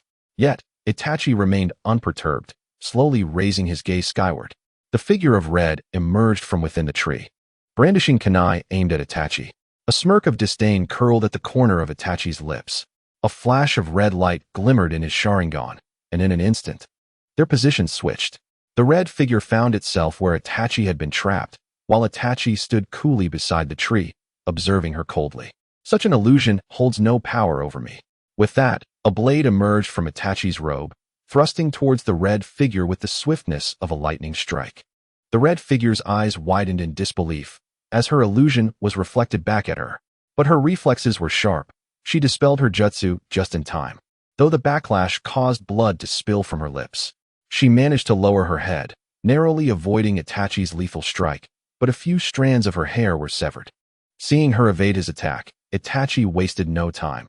He pivoted and delivered a powerful kick towards her. This time, she had no chance to dodge, raising her arms to shield her face. The force of the blow sent her flying several meters, crashing into the river with a splash. Chapter 28. The charm of trees coughing up water, the red figure surfaced in the river, utilizing her chakra to float upon the surface. Her eyes widened in disbelief. She was an elite jonin of the Leaf Village, renowned for their formidable combat capabilities across the ninja world. However, Itachi's cold presence loomed behind her, like a divine specter. But this is where your journey ends. A chilling voice echoed, causing Itachi to shift his gaze. A ninja with silvery hair, clad in a dark green uniform and masked, appeared behind him. On the bank, Kisame, engaged in battle with Asuma, momentarily lost focus, allowing Asuma to seize the opportunity and deliver a strike, which Kisame barely dodged, but not without sustaining a cut from Asuma's chakra blade. Stumbling back, Kisame glanced at Kakashi, who swiftly formed hand seals. Water release, water shark bullet technique. Standing amidst the river, Kakashi remained calm, his Sharingan glowing, as he too executed the same jutsu. The waters churned violently, transforming into two water serpents that surged upward. The serpents clashed with a cacophony, ultimately resulting in their mutual destruction, showering the river in droplets. Kisame's shark-like eyes widened, bloodshot and fierce, as he rasped. The same jutsu as mine. Asuma, who had just pushed Kisame back with his chakra blade, stood up, cigarette still in his mouth, though now soaked. Why are you here too? Kakashi replied. I had entrusted you both with a task, but I couldn't help but worry. While answering Asuma, his eyes remained fixed on Itachi and Kisame. The atmosphere grew tense with an eerie stillness. Finally, Kakashi broke the silence. What business does a rogue ninja like you have in this village? Itachi offered no response, his demeanor as composed as ever. Even in the presence of the illustrious Kakashi Hatake, Itachi's aura remained undisturbed, yet Kakashi dared not let his guard down. Those eyes were the same as before, indeed. Itachi was the true heir of the Sharingan, and Kakashi knew he had to prepare for the worst. Hatake Kakashi, Itachi murmured. Hearing Itachi's whisper, Kisame grinned, revealing his menacing teeth. I didn't expect, aside from Mr. Itachi, that someone else possessed such eyes. You must be the copy ninja Kakashi. Kakashi's expression remained stoic. I suspected there were two suspicious figures in the tea house, but I never imagined it would be you, Itachi Uchiha, and the infamous Kisame Hashigaki. His gaze swept over Itachi before settling on Kisame's massive sword. So, you are indeed one of the 7 ninja swordsmen of the mist. That sword is Samahata, isn't it? Kakashi's vigilance heightened as his Sharingan scanned for any weaknesses in the two formidable foes. Defeating them in direct combat seemed an insurmountable challenge. Suddenly, Itachi conjured several shuriken with his fingers. Kakashi's pupils constricted, and he swiftly retreated, forming hand seals to prepare his own jutsu. This was a battle of Sharingan against Sharingan. Meanwhile, the streets of the Leaf Village remained calm and serene, despite the chaos surrounding the ninja village. In one such street, two figures of differing heights ambled along. Why must I accompany that lecherous sage on an interview trip? Naruto Uzumaki, sporting his spiky hair, wore an expression of refusal. No. This is not merely an interview trip. There is a woman I wish to interview, and I must find her. Jiraiya beamed, persistently coaxing Naruto. Yet Naruto remained steadfast. Lifting his gaze to meet Jiraiya's smile defiantly. I have no time to indulge in such indecent interviews. I need to train. Train? Jiraiya's smile faltered, replaced by surprise. I want to learn various jutsu from Kakashi-sensei, like Chidori. As he spoke, Naruto felt a twinge of discomfort, realizing Kakashi had been rather favoritist lately. At that moment, Jiraiya's eyes glinted mischievously as he continued to entice Naruto. Oh, I doubt you can master that technique, and that woman is extremely beautiful. Don't you want to meet her? Unfortunately, at that moment, the prince's heart was set solely on Sakura, Sasuke, and training. He remained resolute, declaring, I absolutely do not want to. I am not a naive child easily swayed by the seductive words of the lecherous sage. In any case, I shall not go. Humph. Jiraiya snorted softly, thinking to himself how challenging this young boy was. Suddenly, another figure flashed in his mind. That Linmu kid seemed rather more endearing. Nonetheless, he did not give up, his eyes darting once more. Changing his tone, he spoke with a hint of regret. Well, it seems there is no other choice. Alas, I happen to know a jutsu even more formidable than Chidori. Naruto's ears perked up. As Jiraiya turned to leave, he called out loudly. Then I shall take Sasuke with me. This statement unknowingly tugged at Naruto Uzumaki's heartstrings, prompting him to rush forward and block Jiraiya's path. I will go. I will quickly return to pack my belongings. Lecherous sage, you stay right there. With those words, he dashed back home in a hurry. A few dark lines appeared across Jiraiya's forehead. With a lifetime of wisdom and experience, he now found himself at a loss against this little rascal. Sigh. When will this boy become as clever and charming as Linmu? Jiraiya shook his head and sighed helplessly, strolling away with his hands behind his back. The crackling sounds of roaring flames echoed through a small hidden chamber. The space was modest, adorned with peculiar murals on either side, while the emblem of the Uchiha clan graced the wall in front. Uchiha Sasuke stood beside a stone tablet, his body trembling slightly. He gazed at the tablet, fixating on the clan emblem, as memories of that fateful night resurfaced, the night when rivers of blood flowed, and his family was mercilessly slaughtered. Uchiha Itachi. Chapter 29, Jinjutsu, Tsukuyami by the riverside. Various ninjutsu clashed furiously, sending splashes of water soaring like a torrential downpour. Kakashi Hitaki, Asuma Sarutobi, and Kurenai found themselves in disarray, drenched from head to toe. In contrast, Uchiha Itachi stood nearby, composed and entirely dry. Do not let your guard down. Kakashi turned his head, narrowing his eyes as he regarded Itachi. That man had become an Umbu captain at the tender age of 13. Asuma nodded slightly, his expression growing increasingly grave as he murmured, I never imagined he would be this formidable. No, his strength surpasses even that, Kakashi replied, his body trembling slightly. Fatigue beginning to take its toll. I never anticipated that someone not from the Uchiha clan could wield the Sharingan so adeptly. Itachi, standing opposite them, spoke softly, a hint of approval in his tone. Yet, your body is not suited for the Uchiha size. Kakashi's brow furrowed at this statement. He realized the truth in Itachi's words. His stamina was nearly depleted. However, Itachi did not continue his assault, but instead slowly closed his eyes. He remarked indifferently, Why is the Uchiha clan regarded as the strongest and most feared? Suddenly, a gust of wind rustled the leaves of the trees, creating an eerie atmosphere. Allow me to demonstrate the true power of the Sharingan's bloodline limit. Upon uttering these words, Itachi opened his eyes slowly. Although the motion was deliberate and gradual, Kakashi's body began to tremble violently at an alarming speed. This time, it was not merely exhaustion, it was a profound shiver of dread. Could it be? Oh no. Kakashi's words quickened as he urgently instructed Asuma and Kurenai. Whatever you do, do not look into his eyes. Without hesitation, they both shut their eyes, cold sweat cascading down their faces. Kakashi too closed his right eye, keeping only his left open. This was the Sharingan bestowed upon him by Obito.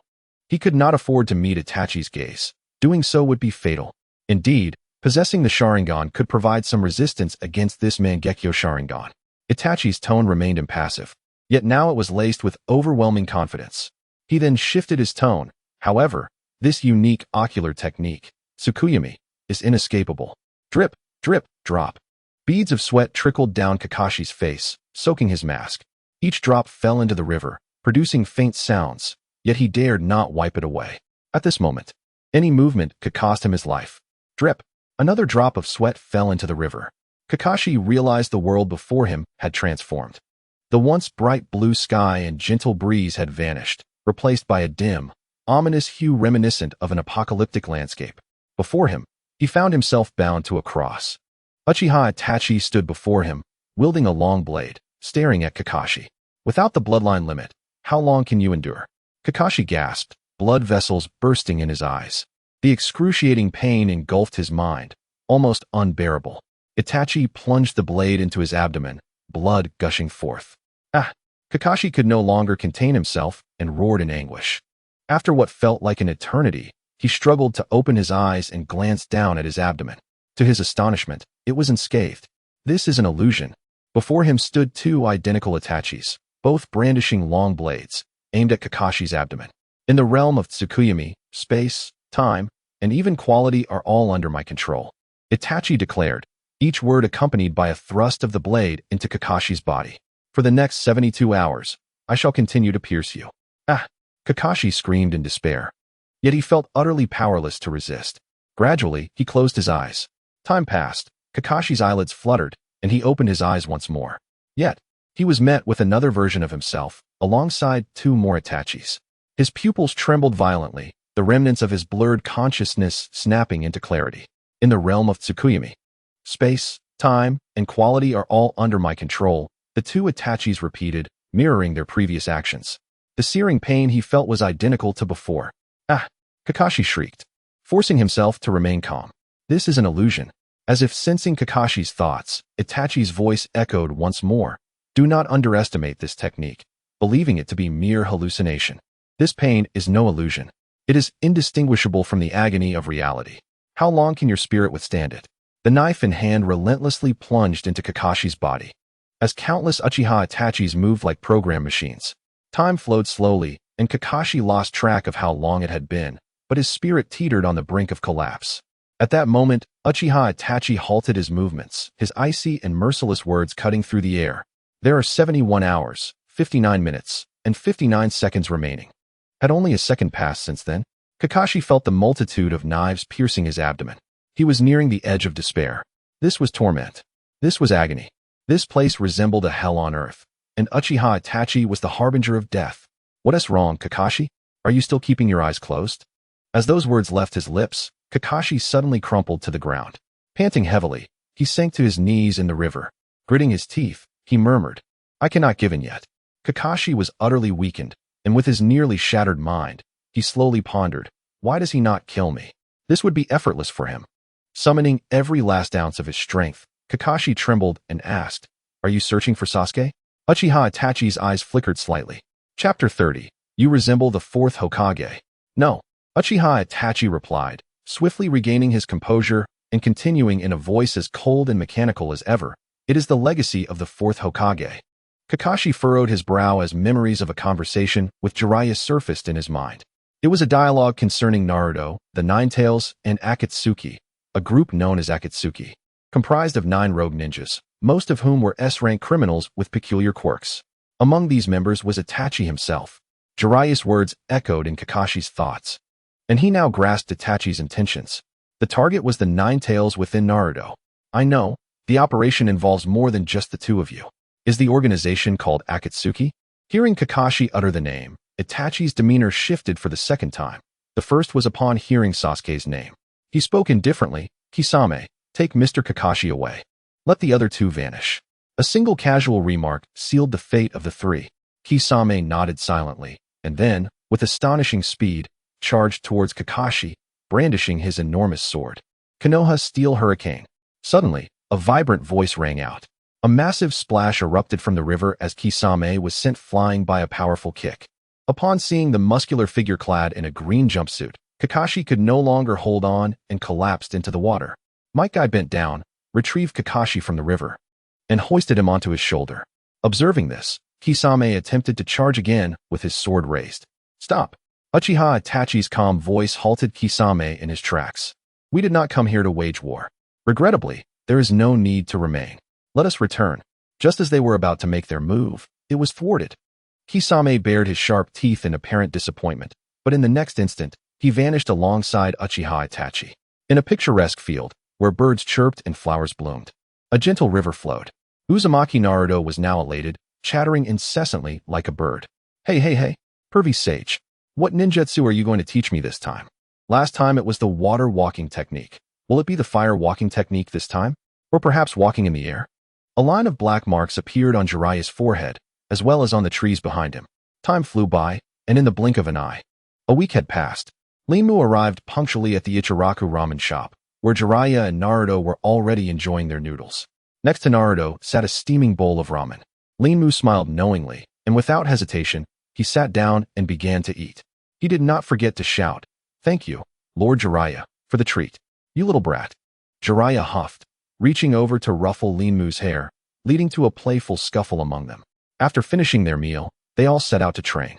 During their journey, Linmu truly understood the torment of the Nine Tails, who had always been with Uzumaki Naruto. Naruto was a genuine chatterbox, bombarding them with questions along the way, leaving both Jiraiya and Linmu exasperated. Suddenly, Jiraiya halted, looking down at Naruto with a serious expression. You keep calling me pervy sage.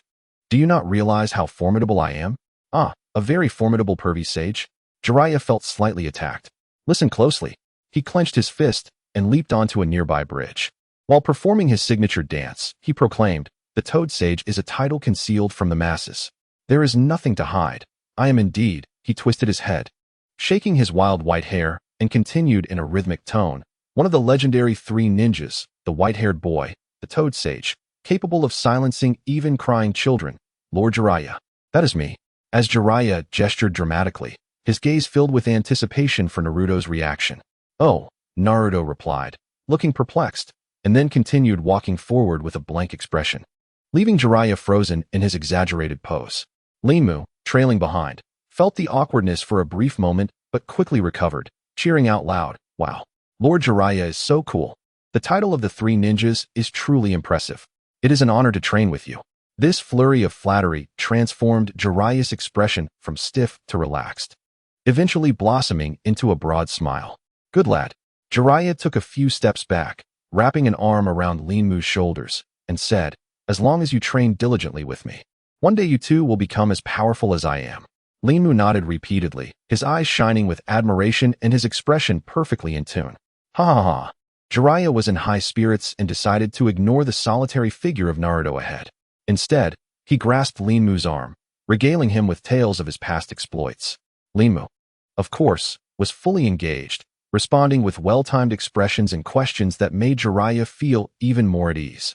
The more he looked at Linmu, the more he found him likable, far more perceptive than that oblivious brat, Naruto. After some time, Naruto could no longer hold back. He retreated to join Jiraiya and Linmu, exclaiming, "Pervy sage! Pervy sage! Such an amazing pervy sage is taking me on this journey. It must be because I possess some extraordinary talent, right?" Naruto gazed up at Jiraiya with a cheeky grin. However, before Jiraiya could respond, Naruto joyfully leaped up, brimming with enthusiasm. "Ha, just as I thought. Jiraiya, Linmu, which of your eyes saw any sign of agreement? Why did you choose me?" Naruto bounced back, gazing up at Jiraiya with eager anticipation. At that moment, Jiraiya unusually adopted a serious demeanor and stated, "I once took the fourth Hokage as my disciple, and you bear a remarkable resemblance to him. That is the reason." After uttering these words, Jiraiya turned away and departed without a backward glance, with Linmu hastily following suit. Only Naruto remained standing in place, his eyes shimmering with a different light, seemingly lost in contemplation. I am similar to the fourth Hokage. Chapter 31. Hidden Dangers. Jiraiya walked ahead alone, stroking his chin contemplatively. Noticing Naruto's sudden silence behind him, a hint of satisfaction crossed his face. Had his profound words finally prompted Naruto Uzumaki to reflect? Ha ha ha, splendid. Suddenly, a small yellow figure dashed past him, exclaiming, "If I resemble the fourth Hokage, it must mean my abilities are on par with his. I can surely become Hokage. How wonderful."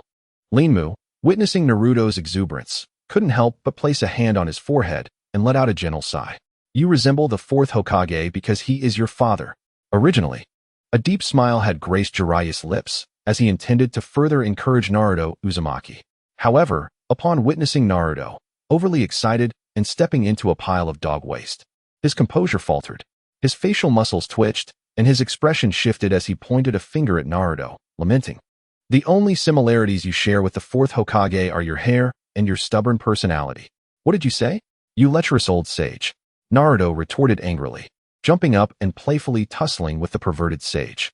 Linmu remarked, "All three of you bear a striking resemblance." Yet soon, a smile spread across his face. The journey thus far had truly filled him with joy, as Jiraiya, Naruto Uzumaki, and Linmu playfully bantered and walked together, atop a distant mountain peak. Two figures clad in black cloaks adorned with red clouds observed them intently. It was none other than Itachi Uchiha and Kisame Hashigaki. After a while, Kisame, hidden beneath his cloak, slightly parted his sharp-toothed mouth and mused, "Though he may be an opponent you can handle, I am not at the same level." Itachi's gaze remained fixed on Jiraiya and the others as he coolly stated, "If we engage him, we shall all perish. It is best that we both suffer losses. Even if we increase our numbers, the outcome will not change." Kisame's shark-like face, typically devoid of emotion, revealed some alteration upon mentioning Jiraiya. To think the one protecting him is that legendary Sannin, if he is their adversary.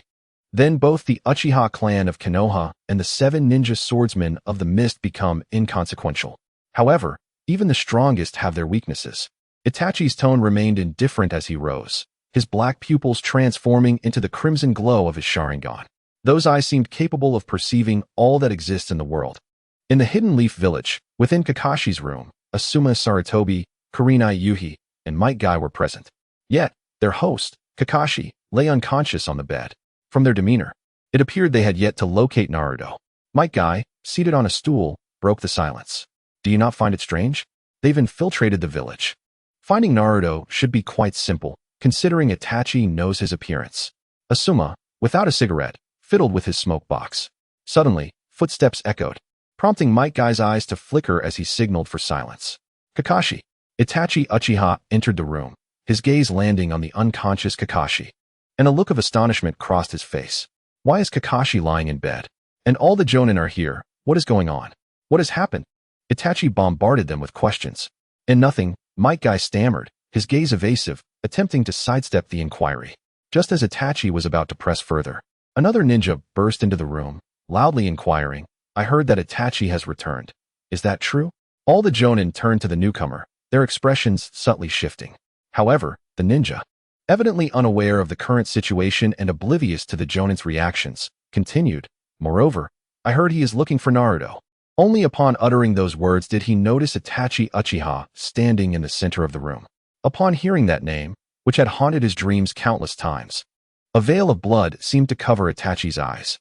Without a backward glance, he rushed out, emanating a chilling aura. With swift movements, Itachi darted across the rooftops of Konoha, a cold smile gradually forming on his lips. That guy has returned to this village and is searching for Naruto. What could this mean? Soon, he arrived at Naruto's home, only to discover that Naruto was not present. Itachi's expression shifted once more as he sped forward. If that guy captures him, Naruto will be doomed. I must not allow that to happen. Itachi frantically sprinted through the village, searching for Naruto Uzumaki. Where? Finally, Itachi recalled the location and swiftly turned his steps toward the Ichiraku ramen shop. Bursting into the establishment, he directly asked, "Uncle, Naruto should have been here. Do you know where he went afterward?" Uncle Ichiraku scratched his head, pondering the anxious Itachi. He came here with Jiraiya-sensei around noon. Had some ramen, and then Linmu arrived. They mentioned heading to the nearby Suchongting. Linmu? Suchongting. Linmu is with Naruto? Itachi was taken aback. However, now was not the time for such thoughts. After clarifying the location, he quickly dashed toward the outskirts of the ninja village. Meanwhile, Jiraiya and his companions had also arrived at Suchongting. This seems like a suspicious place, Naruto murmured as he surveyed his surroundings. Yet, a knowing smile graced Jiraiya's face. He navigated the area with ease, leading Linmu and Naruto to an inn. After securing a room, he handed the key to Linmu and instructed Naruto. "You should return to your room, gather your chakra for training, and then rest." After saying this, he left without looking back. Linmu tilted his head, observing the alluring black-haired woman passing by the door, and immediately understood everything. With a sigh, he took Naruto by the hand and led him to their room. What on earth? Linmu understood, yet Naruto remained utterly bewildered. With Jiraiya now long gone, he could only obediently follow Linmu back to their room for training. Chapter 32. The Battle with Kisame Hashigaki. Step. Uchiha Sasuke's expression was decidedly grim. That terrifying man, reminiscent of a demon, who had haunted his dreams countless times, had returned. Moreover, this man's target was Naruto Uzumaki. Although Sasuke found it difficult to admit, Naruto was undeniably his most significant companion. Now, this vital ally faced a grave threat. He had to catch up. Sasuke's legs moved in a blur, chakra surging and burning as he pushed beyond his limits. Knock, knock. Knock, knock, knock. A rhythmic knocking echoed, revealing the knocker's refined demeanor. What? Rejected already? I heard it. Naruto awakened from his slumber, his pouty lips forming a frown. He leaped out of bed, quickly slipped on his shoes, and approached the door. Coming. I'll open the door. Linmu sat cross-legged on another bed, remaining still as he quietly gathered chakra, preparing for the impending situation. Naruto, blissfully naive, believed it was Jiraiya returning and felt little caution. However, Linmu understood that the one knocking was. Creak. The wooden door slowly opened, and as Naruto looked up, ready to shout a few words, he was met not with the familiar white figure, but with a pair of eyes, terrifying, glowing red Sharingan. Itachi Uchiha. Feeling an overwhelming aura of terror, Naruto's smile faded, cold sweat trickling down his forehead. These eyes, if they were not Sasuke's, whose could they be? Naruto's muscles tensed, panic flickering across his youthful face. Unable to conceal his emotions at just over 10 years old, Itachi slightly lowered his head, scanning Naruto from top to bottom. I didn't expect this little brat could seal the nine tails. The towering, fearsome Kisame Hashigaki emerged from behind Itachi, carrying his massive sword. His round shark-like eyes scrutinized Naruto, incredulous that the formidable nine tails was sealed within such a small child. Naruto's eyes widened further. How did these figures know about the nine tails? The tall collar of the Akatsuki cloak obscured part of Itachi's face, yet it did nothing to diminish his imposing presence. If anything, it accentuated the eerie glow of his blood-red eyes. Naruto. Itachi spoke again, his tone indifferent yet authoritative. Come with us outside. Naruto's pupils trembled as Itachi's words seemed to resonate with a commanding air, compelling him to take a step forward, as if obeying Itachi's order. Suddenly, a hand clasped onto Naruto's shoulder, halting his advance. The hand was small, clearly belonging to another child. Hey, I know you're strong, but don't act like I'm not here, okay? Linmu pushed Naruto back into the room and stepped outside. Although they were nearly the same age, Linmu stood a head taller than Naruto and exuded a more mature and composed aura. In truth, Linmu was not anxious. Jiraiya, with his extraordinary capabilities, would arrive promptly at the first sign of conflict.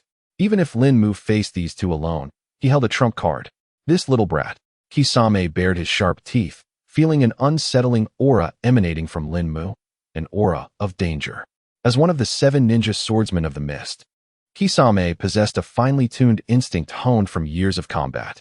Yet he was puzzled. What could a mere child possess that would pose a threat to him? Little brat. It seems you don't quite grasp the situation at hand. Kisame drew his sword, the Samahata, and swung it a few times. Let me give you a few cuts to wake you up. With that, he swung his massive blade, aiming to cleave Linmu into pieces. Itachi's Sharingan flickered. He detected something unique within the child's chakra. However, He did not intervene with Kisame's actions. The mission was solely to capture the Ninetales host. Other lives were inconsequential. Wood release, wood binding technique. Chakra coursed through Lin Mu's body, operating in a distinctive manner as two razor-sharp, dark blades rapidly extended from his hands. Thanks to his wood release physique, this technique required no hand seals. Boom. The massive Samahata descended, crashing against the wooden blades in Lin Mu's right hand. Lin Mu's body sank slightly, trembling as he absorbed the enormous force, redirecting it into the floor beneath him. This was a benefit he had discovered through relentless training. His wood release physique allowed him to remain rooted like a tree, transferring the impact into the earth. This was a unique technique for dispersing force. Kisame's head turned slightly, astonished that Lin Mu had actually blocked his sword. Is he still distracted at this moment? Sensing the pressure on his right hand lessen, Lin Mu knew the opportunity had arrived. Without hesitation, he thrust his left-hand blade toward Kisame's abdomen. Unfortunately, Kisame was a seasoned fighter. He immediately sensed the lethal glint of Lin Mu's blade and recognized the potential power behind the strike. He did not underestimate Lin Mu, bending his body slightly and tightening his muscles to evade the attack. A cold smile crept across Lin Mu's lips. Kisame had still underestimated him. With a thought, Lin Mu channeled an immense amount of chakra into his left-hand blade. Swish! The blade elongated at an astonishing speed, akin to the rapid growth of plants. Thrust!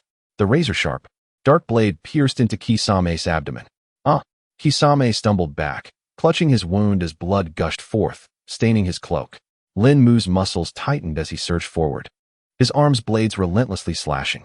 This was the art of seizing victory, a moment of carelessness. Kisame cursed inwardly, realizing he had grossly underestimated the child. Additionally, being confined within the walls of the inn limited his sword's maneuverability, while granting Lin Mu's agile wooden blades greater freedom to strike. Chapter 33. The brothers' first clash. Whether due to his wood release physique or Lin Mu's innate talent, he appeared to possess a remarkable ability in the precise control of chakra. Before long, the blades in his hands varied in length and form, endlessly changing. Occasionally, he extended sharp wooden spikes from other parts of his body, thrusting them towards Kisame.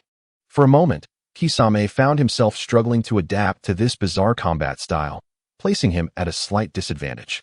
Is this wood release? Indifferent as a deity, Uchiha Itachi now exhibited a noticeable shift in emotions. Wood release, an art belonging to the Senju clan.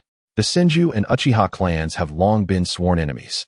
What could be so exceptional about this individual that Jiraiya, one of the legendary Sannin, would choose to keep him close? Itachi quickly realized that anyone deemed worthy by Jiraiya must be extraordinary. Impressive.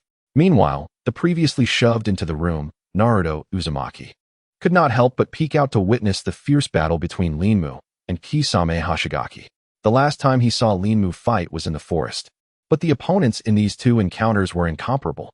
One was a pair of barely competent Chunin-level genin, while the other was an S-rank criminal sought after by all nations.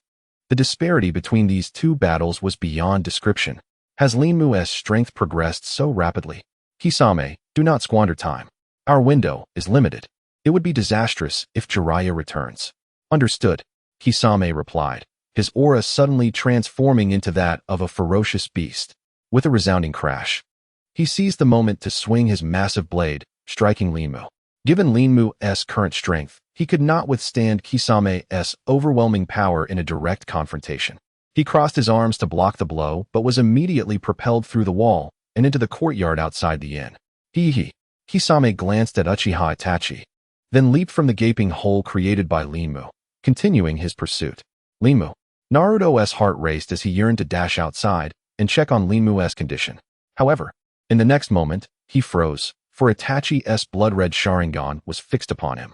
Even moving became a daunting task for Naruto. Uchiha Itachi was terrifying. It has been a long time, Uchiha Itachi. A cool, detached voice broke through the tension. Upon hearing this voice, Itachi's Sharingan flickered ever so slightly. It was the voice of Uchiha Sasuke. Uchiha Itachi. Naruto was once again stunned to realize the identity of this fearsome figure, sharing the same surname as Sasuke. Uchiha Sasuke's expression hardened. Although his Sharingan was still incomplete, possessing only 2 tomo, the chilling aura emanating from him was unmistakable. Itachi, I will kill you. A fresh wave of cold sweat broke out on Naruto's brow as he recalled Sasuke's words from their last mission when he had been gravely injured. That man had vowed not to die before slaying his brother. This was the very man Sasuke had spoken of wanting to kill. The atmosphere grew heavy with tension, and silence enveloped the room. Both Uchiha brothers simultaneously closed their eyes. With a swift motion, their eyes opened in unison, both reflecting the same blood-red hue, radiating an icy glint. This was a confrontation between brothers. With a fierce glare fixed upon the indifferent man before him, Sasuke gritted his teeth, his voice dripping with a venomous intent. I have followed your words, harboring hatred for you. I despise you. And it is only to kill you that I. Sasuke's left hand crackled with powerful electricity, the currents surging forth, resembling a cacophony of birds in distress. I have survived until now. Sasuke's face was a mask of fury as he swung his left hand, ripping apart the walls of the inn. Chidori. Itachi's Sharingan flickered, recognizing the name of the technique. Yet, his expression remained inscrutable, as if the impending onslaught was merely a gentle breeze rather than a devastating storm. I will kill you. Sasuke roared, charging forward with his left hand enveloped in a wild torrent of electricity, carving a massive gash into the wall. In that moment, a thrill surged within him. The man before him, the one responsible for the slaughter of his family, the man he had envisioned countless times in his dreams, the one he loathed and despised, was now within his grasp. Die! Sasuke's left hand crackled with electricity, reaching its zenith. He swung the Chidori at Itachi with all his might. In a mere flick of his wrist, Itachi effortlessly grasped Sasuke's left wrist, neutralizing the devastating lightning strike. The sheer force of the unleashed power tore a massive hole in the wall behind them. Sasuke's face glistened with cold sweat as he exerted every ounce of strength to withdraw his left hand. Yet, it felt as if it were ensnared by a vice. Immovable. The crackling electricity began to dissipate, its once formidable might fading into nothingness. Wow, what is happening? Naruto, standing behind Itachi, was left dumbfounded, his expression akin to that of a ghost. Sasuke's jutsu had been so easily countered. What should he do to assist Sasuke? Naruto racked his brain. Yet faced with such a terrifying disparity in strength, he saw no way forward. The battle between the Uchiha brothers had reached its conclusion. Meanwhile, Linmu and Kisame had retreated further into the woods beyond the inn. You think you can defeat me by using the trees to your advantage? Kisame scoffed, his monstrous visage betraying no sign of concern. In the face of such overwhelming power, this assistance was utterly trivial. Shall I sever your hands first? Or shall I start with your feet? Kisame laughed maniacally, swinging his sword, creating waves of pressure. Linmu leaned against a grand tree, his chest heaving as exhaustion took its toll. His chakra reserves were nearly depleted. Sigh, I must expedite the development of my wood-release techniques. Currently, Linmu's chakra was almost exhausted, reduced to a mere 10%. Observing Kisame, he noted the latter was only slightly winded, indicating a vast reservoir of chakra remained. Truly, he was a tailless beast. Chapter 34. Wood Release. Woodman Technique. At this moment, Linmu could only wield 20% of the power of Senju Hashirama's module. This figure was alarmingly low, suggesting that his chakra was only 20%, or even less, of Hashirama at his peak. Yet, during the Fourth Great Ninja War, when Hashirama was resurrected via Edo Tensei, he had remarked upon witnessing Naruto distribute the Nine Tails chakra to the allied shinobi forces, saying, "That amount of chakra is nearly on par with mine." This indicated that Hashirama's chakra at his zenith surpassed that of the Nine Tails. However, Kisame was different. Known as the tailless beast, his monstrous physique concealed an immense chakra reserve. In terms of chakra volume, Linmu was far outmatched by Kisame. Yet, with the system aiding him, he felt invincible. The denizens of this world of shinobi could never comprehend his true might. After taking a few deep breaths, Linmu's breath gradually steadied. Gazing at the arrogant and frenzied Kisame Hashigaki before him, a cold smile crept upon his lips. He then promptly accessed the system store and purchased 2 intermediate chakra pills. Ding! Congratulations to the host for successfully purchasing 2 intermediate chakra pills, costing 600 gold coins. For Linmu at this moment, 600 gold coins was no small sum. Having been training with Jiraiya recently, he had found little time to undertake missions and earn gold. However, faced with a formidable foe, hesitation was not an option. Suddenly, the space around him vibrated twice, and 2 pale blue pills adorned with beautiful patterns materialized in Lin Mu's hands. This will be my first time consuming these pills. He murmured softly to himself before simultaneously popping both pills into his mouth. They dissolved instantly, releasing a pleasant aroma that enveloped him. A torrent of immense chakra surged forth, sweeping through Lin Mu's entire being like a flowing river. His previously restless chest calmed immediately upon receiving the chakra, and his physical condition improved dramatically. He rose to his feet and fixed a tranquil gaze upon Kisame, stating calmly, "This battle has just begun. The outcome is still uncertain." Kisame's laughter abruptly ceased. "How is this possible? My chakra was completely depleted."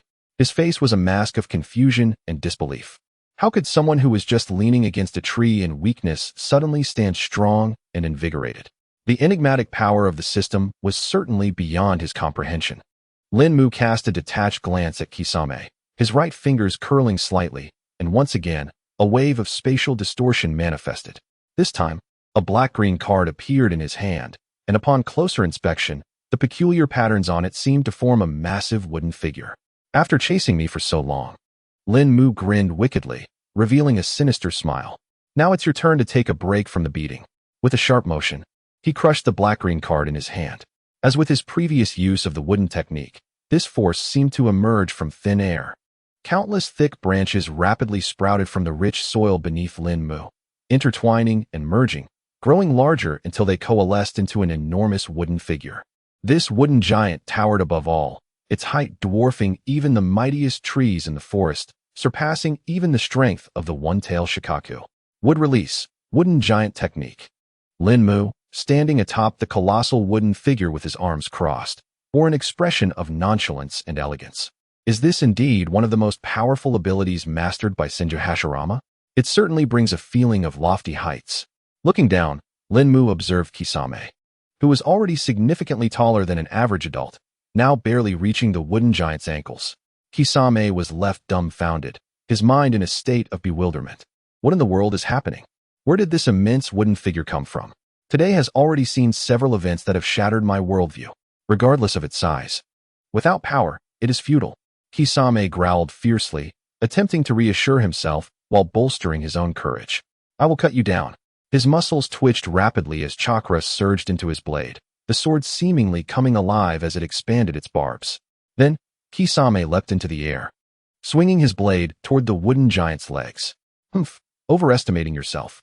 Lin Mu scoffed coldly, his thoughts commanding the wooden giant to respond.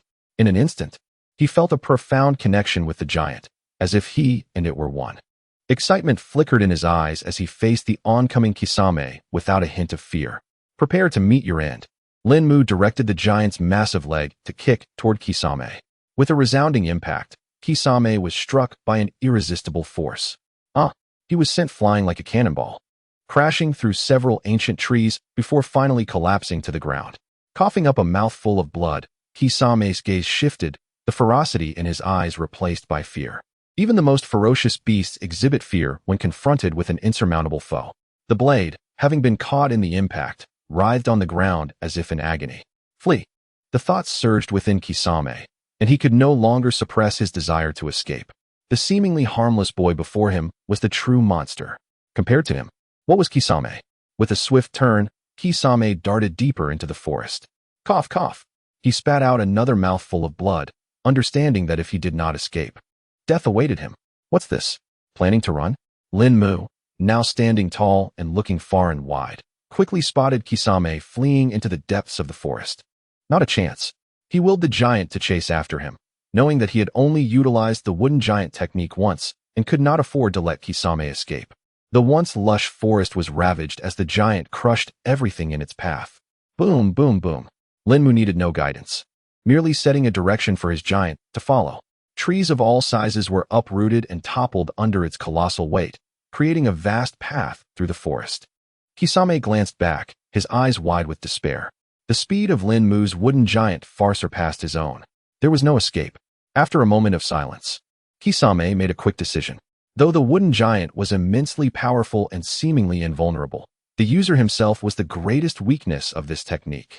His eyes filled with bloodlust and madness, he darted forward, leaping towards a massive tree. Utilizing its branches for leverage, He propelled himself toward the giant's head. "Oh, so you seek out weaknesses." Lin Mu observed Kisame's approach, a mocking smile gracing his features. "Get down," he commanded the giant, timing his punch precisely. With a thunderous crash, the impact echoed like thunder. Kisame's body was once again sent flying, akin to a cannonball. However, this time Lin Mu expertly controlled the trajectory, ensuring that Kisame was hammered directly into the ground. A resounding thud reverberated through the air as the heavy footsteps approached. Kisame Hashigaki attempted to rise and flee, yet his body felt as if it had been disassembled, rendering him incapable of standing. "Still struggling?" Lin Mu remarked, somewhat astonished.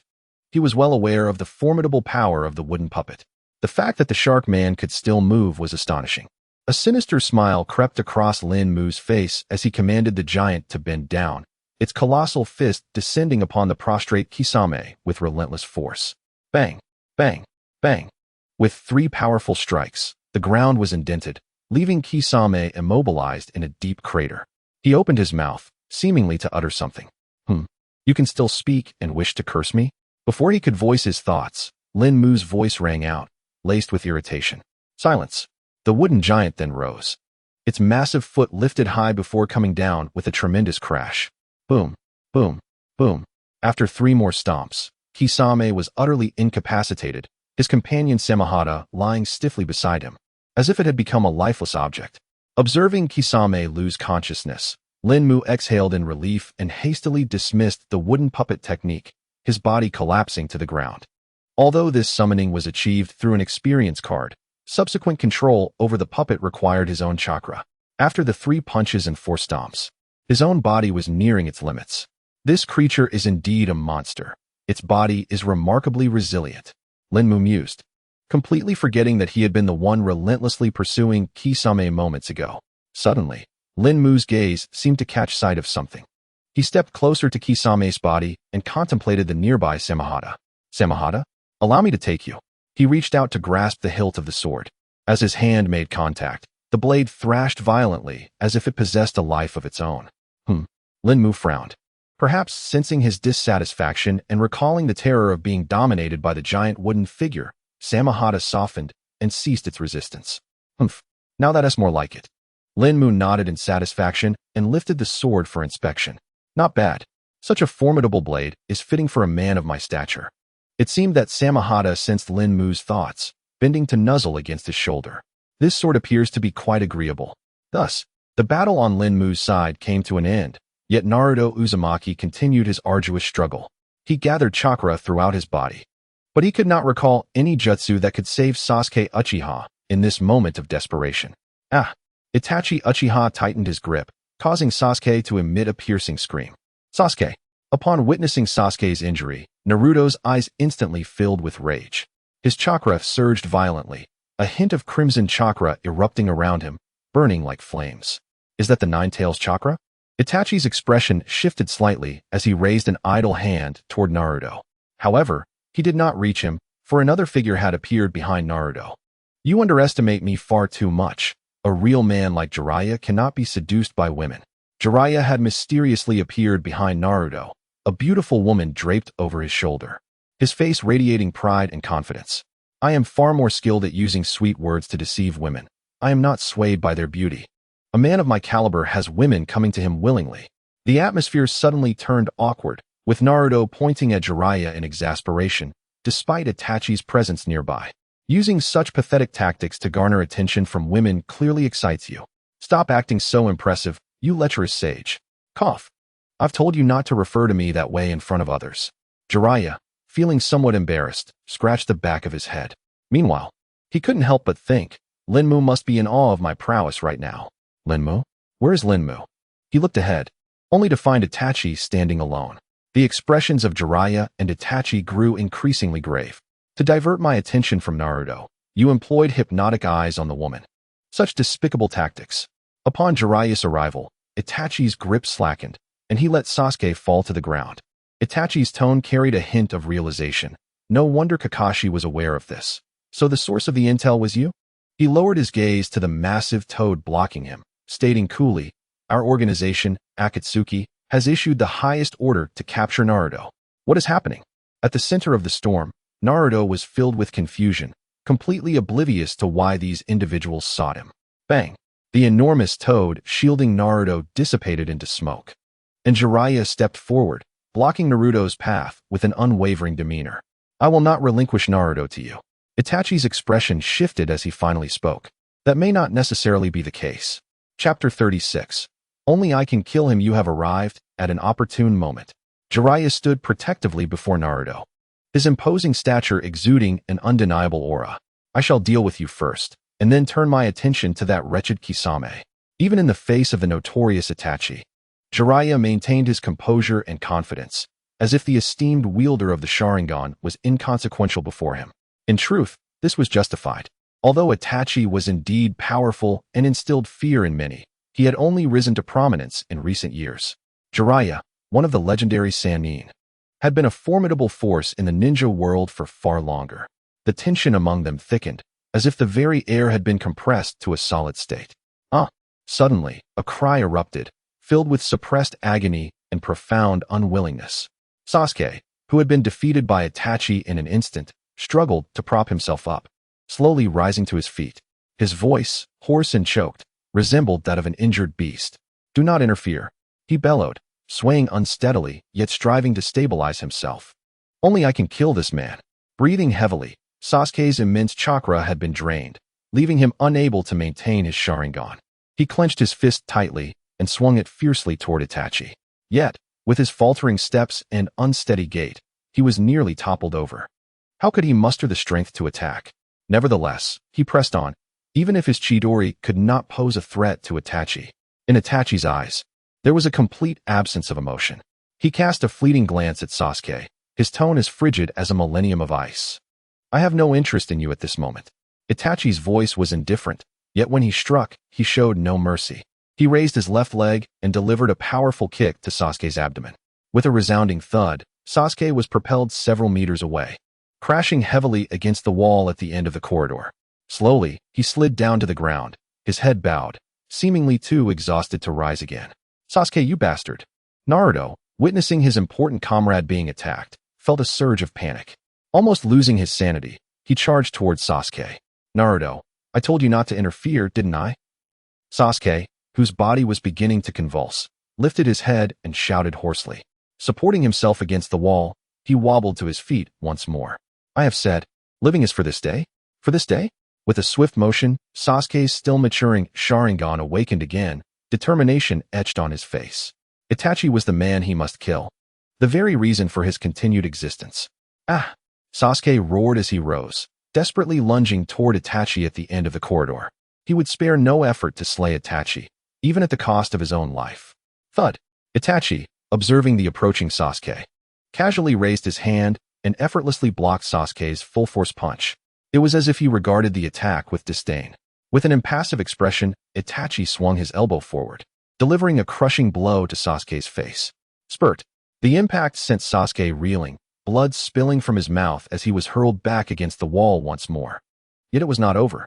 Sasuke's hand flickered. It had just employed the Chidori technique. Though immensely powerful, this jutsu exacted a tremendous toll on its user.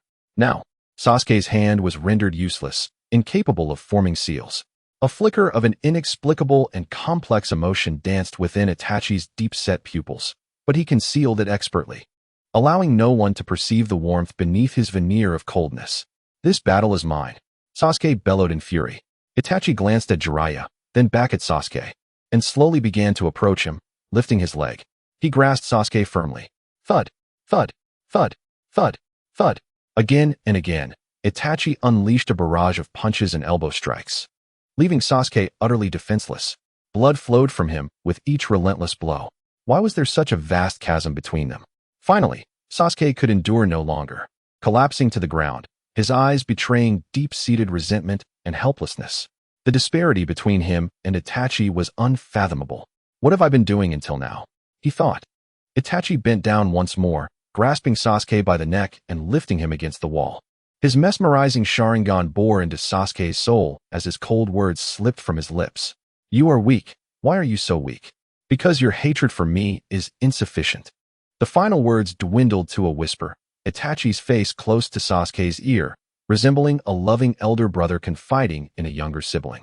Itachi's eyes fluttered shut before snapping open. A unique surge of chakra erupted from his Sharingan. Sasuke's eyes widened in horror. At that moment, he felt as though he were plummeting into an abyss. As his consciousness fully awakened, the scene before him transformed. No longer was he in the ravaged inn. Now, it was a night shrouded in darkness. Fear gripped his heart as he stumbled through the streets. This night would remain etched in his memory forever, yet it was one he wished never to recall. On this seemingly tranquil night, his beloved brother had slain all of his kin. The once mighty Uchiha clan, feared by many, was now obliterated. His steps faltered, for his body had regressed to that of a child just beginning to learn ninjutsu. Guided by some unseen force, Sasuke stumbled toward a familiar destination. He arrived at a well-known place, hesitantly pushing open the door. His eyes widened in disbelief as he beheld two figures kneeling before him.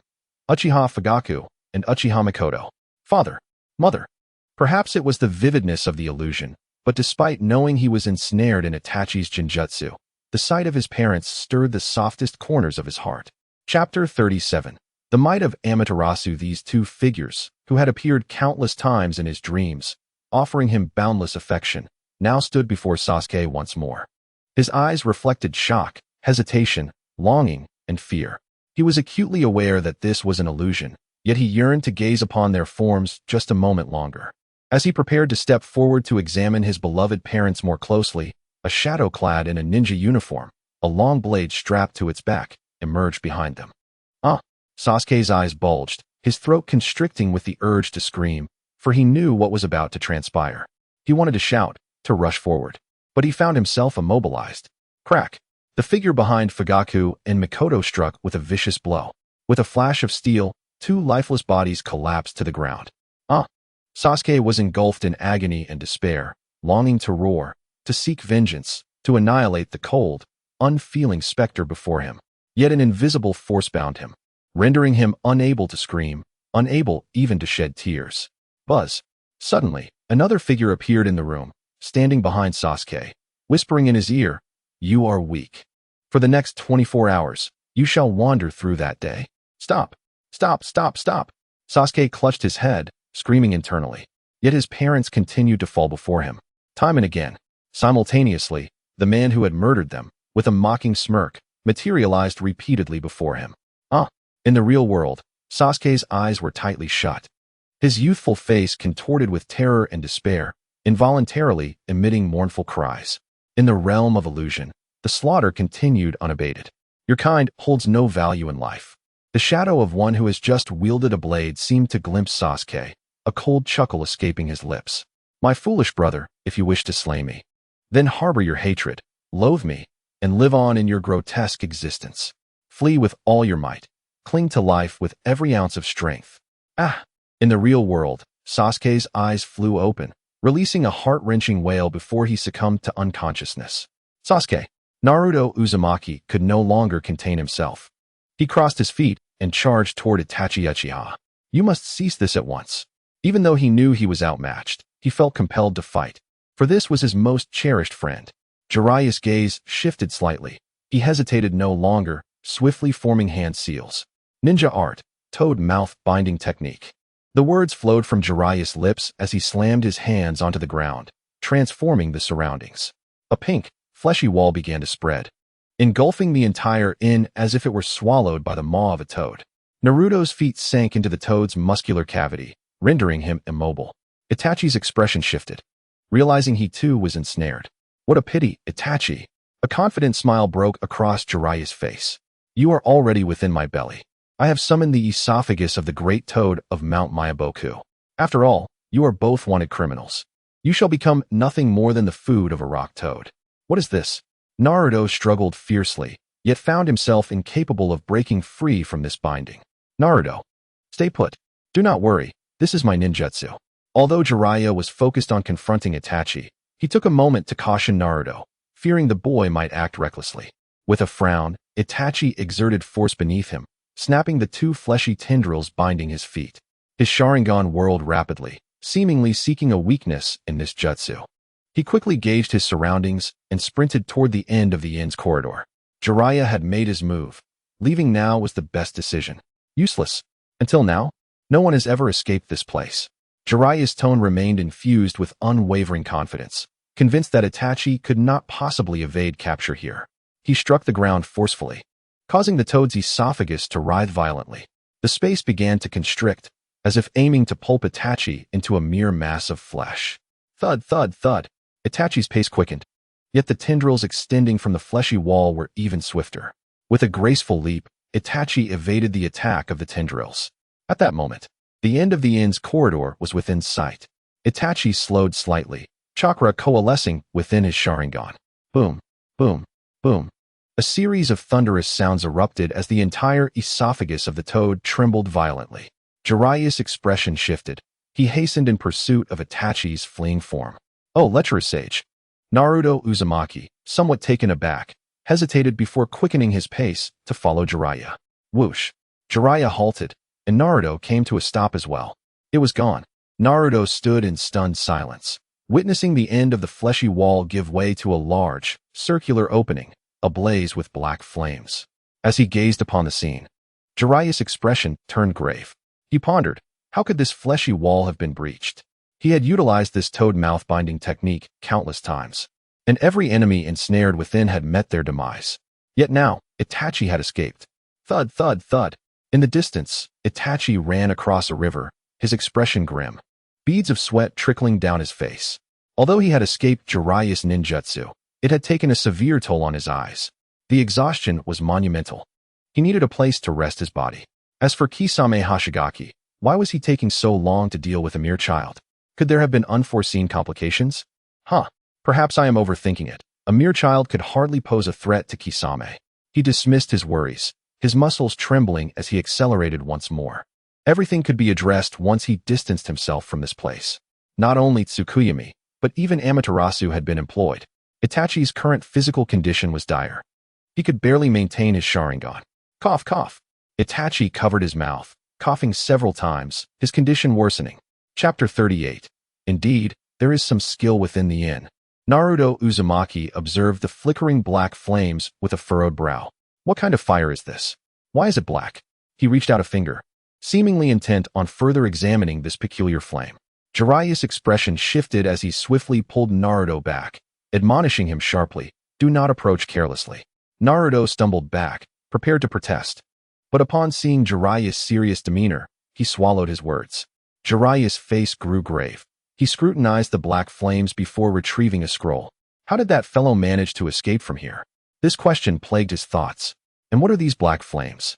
The innards of a fire-breathing toad have been scorched. Despite Jiraiya's extensive experience, he could not identify the nature of these black flames. He instinctively sensed their incredible danger. Crash!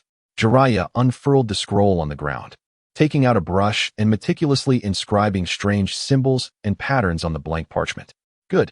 After confirming that his writing was flawless, Jiraiya's gaze sharpened, and he swiftly formed hand seals. Sealing technique, fire seal. He then slammed his right hand onto the ground, unleashing an eerie force that emanated from the scroll.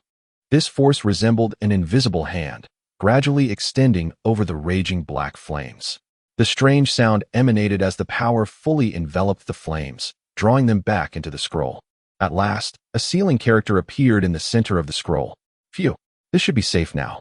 After sealing away the bizarre black flames, Jiraiya breathed a sigh of relief. Thud! He raised his right foot, slamming it down heavily, causing the toad's intestines to vanish without a trace. Sasuke! Without the confines of the esophagus, Sasuke's body faltered, teetering on the brink of collapse. Naruto exclaimed in alarm, rushing forward to support Sasuke, gently lowering him to the ground. At that moment, Sasuke Uchiha's lips bled, his face a portrait of exhaustion. His eyes were vacant, his pupils appearing somewhat shattered. Naruto found himself at a loss, feeling somewhat bewildered. After all, he was still a child, and faced with such a dire situation, he did not know what to do. With broken bones in both his hands and ribs, coupled with a mental assault from the tree, he lost consciousness. In any case, we must swiftly take Sasuke to the medical team.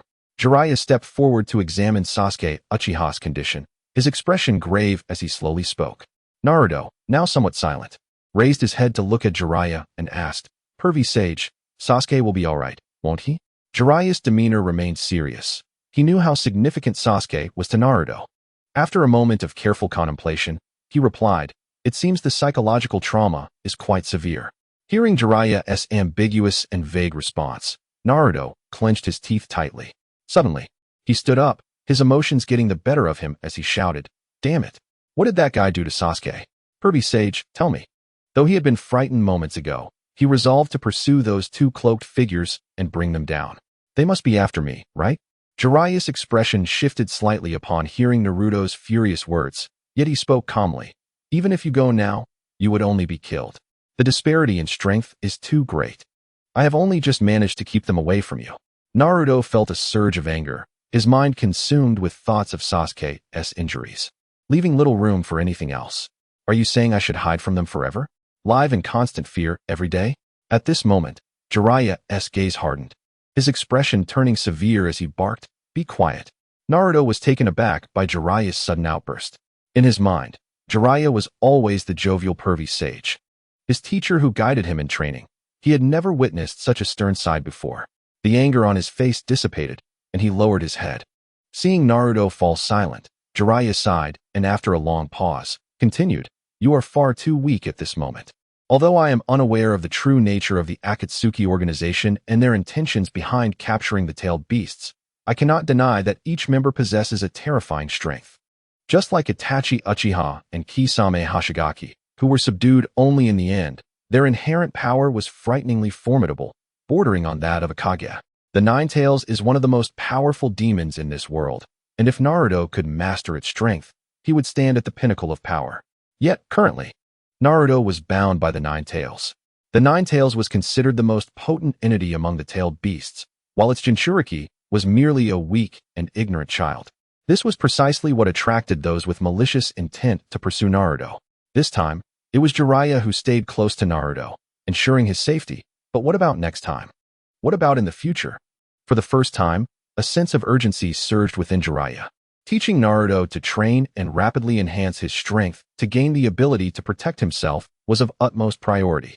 "What should we do now?" Naruto asked after a long silence. Jiraiya pondered for a moment before saying, "Given the severity of Sasuke's injuries, it seems only one person can save him now." "Who?" "Aside from me and Orochimaru, it is another of the legendary Sannin, Tsunade. Then let us hurry and find her." Naruto was filled with urgency, acutely aware of Sasuke's precarious condition. If timely assistance was not rendered, it could lead to dire consequences. Just as Jiraiya was about to comfort Naruto with a few words, a voice suddenly interrupted him. "I possess the wood release body. Perhaps my chakra can have some healing effect." Linmu. A look of joy spread across Jiraiya's face. In the rush of events, he had almost forgotten about Linmu. To think he could return unscathed from the pursuit of Kisame Hashigaki was indeed impressive. Jiraiya's impression of Linmu improved once more. If Linmu were aware that Jiraiya believed he had narrowly escaped from Kisame, he would undoubtedly scoff inwardly. Kisame is likely still lying somewhere among the trees. Unfortunately, Linmu was unaware of Jiraiya's thoughts, and even if he were, there was no time for banter in such a life-and-death situation. He dashed forward a few steps and reached Sasuke Uchiha's side. Observing closely, he realized that Sasuke's condition was indeed dire. His breath was becoming faint. Taking a deep breath, he placed his hands on Sasuke's chest. Chakra surged within him and flowed through his hands into Sasuke's body. Having exhausted all his chakra during the battle with Kisame while controlling wooden constructs, he had only managed to recover about 20% of it. Without hesitation, he injected all of his remaining chakra into Sasuke's body. The effect was immediate. As Linmu continuously infused chakra, Sasuke's wounds began to heal at a visibly rapid pace, and his complexion improved significantly. Jiraiya's face also displayed a hint of astonishment. Truly, the Senju clan's bloodline was remarkable, and its unique chakra possessed extraordinary healing properties. It could be said that Tsunade's status as the strongest and most renowned medical ninja in the ninja world was closely tied to the Senju blood flowing within her. Moreover, Linmu's ability to awaken the wood-released body indicated that his bloodline purity might even surpass Tsunade's.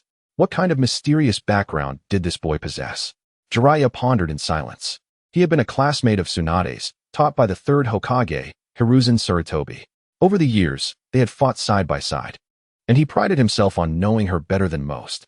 Yet now, despite racking his brain, He had no clues regarding Linmu's origins. It was as if Linmu had materialized out of thin air, with no leads to investigate.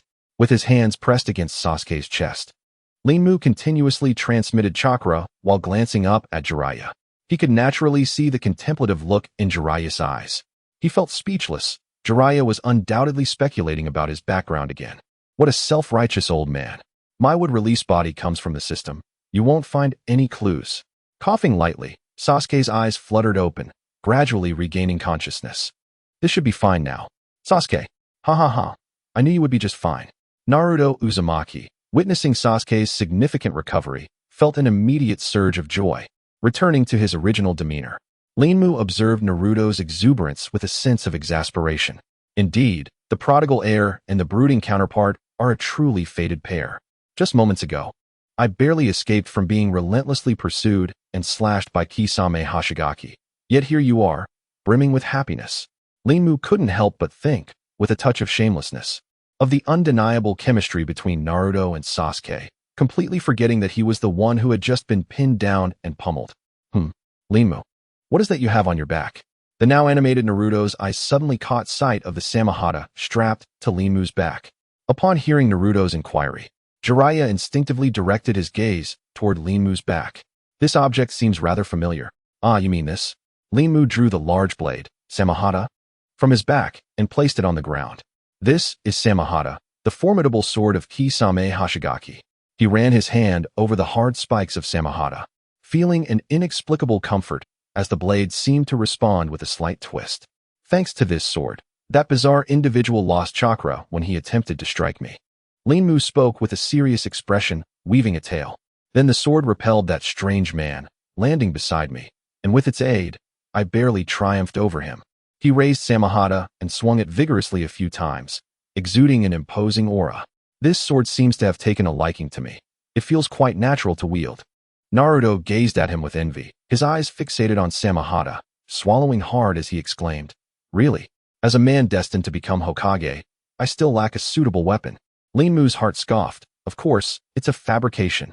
His acquisition of Samahata was entirely due to brute force. Jiraiya, noticing the intimate bond between Samahata and Linmu, scratched his head and chuckled. "You lucky brat. This blade possesses a unique spirit, drawn to powerful and distinctive chakra. It must be your would-release chakra that captivated it, prompting it to abandon Kisame." Unable to resist, Jiraiya discreetly gulped at the sight of Samahata. Such sentient ninja tools are exceedingly rare. Only those compatible can unleash their true power. Misuse could lead to a backlash from the tool. At his age, Jiraiya still relied solely on his fists to fight. Hearing Jiraiya's jest, Linmu chuckled along, realizing he had successfully navigated this encounter. Indeed, to the eyes of an ordinary person, it seemed he was merely fortunate to have earned Samahata's approval to defeat Kisame. He reached out again to touch the sharp spikes of Samahata, feeling a twinge of caution. Although he had decisively overpowered Kisame and seized the blade, it was only through the wood-release puppet technique experience card that he had achieved this. Had he relied solely on his innate strength, he might have barely escaped with his life from Kisame's grasp. To truly vanquish Kisame, his current abilities were still woefully insufficient. Yet, this confrontation had yielded a significant gain beyond Samahata. Linmu mused inwardly. I sense that I am on the verge of breaking through my limits. Once I ascend to the rank of Jonin, my power will experience an explosive growth. At that point, even in a direct confrontation, I would not falter against Kisame. All right, let us consider this matter concluded for now. Jiraiya, feeling lighthearted, declared, "We should seek out Tsunade." Chapter 40. Unresolved Feelings in the Stillness of the Night. Linmu sat cross-legged on his bed, a faint blue glow emanating from his body, resembling fireflies. They had initially intended to seek out Tsunade directly, but Sasuke remained exceedingly weak. Therefore, Jiraiya suggested they stay at the inn for the night while he returned to Konoha to escort Sasuke home. Listening to the incessant snoring beside him, Linmu felt a line of black lines form on his forehead. This Naruto Uzumaki, who had boasted all day about diligently training, was now sound asleep, snoring loudly. So noisy. Sigh. My chakra has reached a bottleneck, and I am but a step away from a breakthrough. What should I do? Linmu felt a deep sense of melancholy. He had spent half the night gathering chakra, yet something still felt amiss. His strength was stuck at the peak of the Chunin level. Moreover, Lin Mu now felt a sense of urgency. Despite his formidable growth since the Chunin exams, he remained discontent. The recent battles had starkly reminded him of the world's perils. If he did not swiftly enhance his abilities, how could he confront future dangers? Ultimately, despite appearing calm and composed, Lin Mu's heart was tumultuous. He harbored many unresolved feelings. Before his transmigration, he had been an avid fan of Naruto, each episode stirring his emotions. The series had brought him immense joy, yet it also revealed countless regrets. Previously, he had been a mere ordinary person on Earth, powerless to change the course of events, only able to lament in silence. But now, circumstances had shifted. He had crossed into the Naruto realm and possessed the Hokage template system. Under such conditions, he could become a variable in this world. Indeed, a variable. An element capable of altering the very fabric of this universe. According to the original trajectory of the Naruto world, many beloved characters would depart this realm in the coming years. Itachi Uchiha would perish, Jiraiya would meet his end, Chio would pass, and even Neji Hyuga would succumb. These individuals, some aged and others still young, all guarded their most cherished values, ultimately sacrificing their lives for them. Such sacrifices are profoundly moving, leaving one with lingering regrets. However, the situation had changed. With the right methods and timing, Lin Mu could reshape this world. His greatest asset was the Hokage template system. Within this magnificent and powerful system, he could acquire an array of abilities and rapidly enhance his strength at an astonishing pace. Perhaps it would not be long before he stood atop the ninja world. Furthermore, he was acutely aware of the timeline of events in the Naruto universe, the order in which things transpired. He could eliminate threats before they arose or suppress them with overwhelming power at the moment they did. Even if he could not directly involve himself, he could potentially save those destined to perish. Defying fate also fell within the capabilities of the system. Having arrived in this world and endowed with such a powerful system, Lin Mu was determined not to live an ordinary life. Since it is possible to change this world, why not take action? In the realm of Hokage where I, Lin Mu, exist, there shall be no room for regrets. Lin Mu's spirit suddenly soared as he felt an overwhelming surge of ambition. Buzzing sounds seemed to resonate with his altered mindset. The once quiet chakra within him began to stir restlessly. It felt as though it was imbued with an indescribable responsibility. They rejoiced, they leaped with joy, yearning to grow stronger. Ding! Congratulations, the host's cultivation has broken through, reaching the initial stage of Jonin. Ding! Congratulations, the host has received a breakthrough reward. One fragment of the Senju Hashirama template. Ding!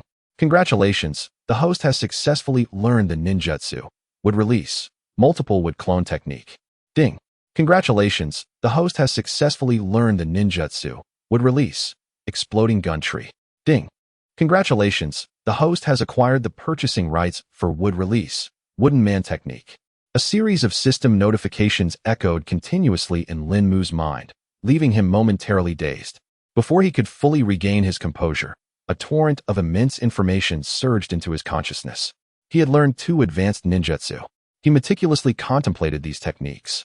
Both renowned wood release techniques he was familiar with. The wood release, multiple wood clone technique allows the user to create numerous identical wood clones indistinguishable to ordinary people. The wood release, exploding gun tree is a powerful technique that combines both offense and defense, capable of extending multiple wooden vines from the body, rapidly growing into towering trees that can engulf enemies or instantly manifest a giant tree to block incoming attacks. The first technique, the wood release, multiple wood clone technique, is akin to the shadow clone technique, exclusive to those who master wood release. These clones are not only strikingly realistic, but also possess a fraction of the user's strength. During the Fourth Great Ninja War, Senju Hashirama deployed this technique against Uchiha Madara. Although a true battle did not ensue due to Madara's refusal, it exemplified Hashirama's confidence in this technique. The second technique, the wood release, exploding gun tree, appears to be an upgraded fusion of the wood release, cutting technique and the wood release, tree realm barrier. This ninjutsu boasts unique potency in both offensive and defensive capabilities. With this technique, his combat prowess would see a significant enhancement. After a moment of silence, Lin Mu absorbed the vast influx of information and opened the system shop. His gaze first fell upon the last line, Senju Hashirama Template Fragment. Senju Hashirama Template Fragment, used to unlock the 5th level of the Senju Hashirama Template. Price, 3,000 gold coins. The price was steep, tripled from its original amount. No matter the cost, it must be purchased. Lin Mu's hand trembled slightly as he clicked to confirm the purchase. Ding! Congratulations. The host has successfully purchased the system item, 1 Senju Hashirama template fragment. Chapter 41. A stroke of fortune. This price is utterly extortionate. Lin Mu's heart bled as this small fragment consumed more than half of his savings. He pounded his chest a few times to release the pent-up frustration. Continuing to scan the items, his eyes landed on the final product, Wood Release, Wooden Man Technique. This time, it was the genuine Wood Release, Wooden Man Technique. Not just a one-time experience card. Lin Mu's heart raced with excitement. This ninjutsu was something he had long desired. Now, he finally had the purchasing rights. Wood Release, Wooden Man Technique. Price, 10,000 gold coins. Upon seeing this, Lin Mu fell silent. 10,000 gold coins. That was a staggering sum. To put it into perspective, he would need to subdue the one-tail Shikaku 5 times. The price was simply outrageous. His breath quickened as he felt his temper boiling. He forced himself to suppress the urge to curse the system for its greed and clicked to view the detailed description of the Wood Release, Wooden Man Technique.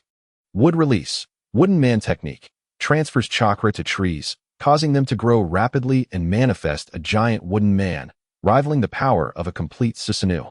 Note, this technique requires Senju Hashirama's genes and a vast amount of chakra. It's alright, even if I had the funds to purchase this technique. I wouldn't be able to execute it properly. After repeating this mantra to calm himself, Lin Mu gritted his teeth and closed the system shop interface. With only around 2,000 gold coins left, he decided to wait until he amassed 10,000 gold coins before making any purchases. Taking a deep breath, Lin Mu composed himself and sat upright. With a slight tremor in his thoughts, he selected the Senju Hashirama fragment and clicked to use it. Ding! Congratulations. The host has successfully used 1 Senju Hashirama fragment. A wave of soothing euphoria washed over Lin Mu's mind and body, and he felt his chakra capacity and physical condition enhance once more. Glancing at the personal panel in the system, he noted that the activation level of the Senju Hashirama module had reached 25. Excellent. Lin Mu stood up, stretched his limbs, and savored the enhancement of his strength before settling down once more. He still had another Senju Hashirama template fragment to use. Ding. Congratulations. The host has used 1 Senju Hashirama template fragment. Ding. Congratulations. The activation level of the Senju Hashirama template has reached 35. Ding. Congratulations. The host has successfully learned Wood Release, Wooden Dragon Technique. A series of notifications flooded Lin Mu's consciousness, leaving him utterly bewildered. The activation level of the Senju Hashirama template reached 35? Congratulations on successfully learning the Wood Release, Wooden Dragon Technique. An immense volume of information surged into Lin Mu's mind, and after a considerable time, he fully absorbed the knowledge. He confirmed that this was not a dream, but reality. The previous Senju Hashirama template fragment was a direct reward from the system, hence its superior effect, unlocking a 10-level block. This time, the overall activation level surpassed 30, granting him a brand new ninjutsu. Previously, an increase of 10 in activation level would yield 2 rewards, while this time, he received the Wood Release, Wooden Dragon Technique, which felt like a significant gain. Wood Release, Wooden Dragon Technique. One of the Wood Release techniques mastered by Senju Hashirama, it channels chakra into tree seeds, creating a colossal dragon. The binding power of the wooden dragon is formidable. Once ensnared, the target's chakra will be absorbed. Lin Mu was equally impressed with the Wood Release, Wooden Dragon Technique. Typically, Senju Hashirama would utilize this technique in conjunction with the Wooden Man Technique. The wooden dragon can ensnare and absorb chakra, weakening foes, making it an exceptional binding ninjutsu. Senju Hashirama once employed this technique to suppress the Nine Tails movements. Meanwhile, the Wooden Man Technique is a top-tier ninjutsu that excels in both offense and defense, capable of contending with a complete Susanoo.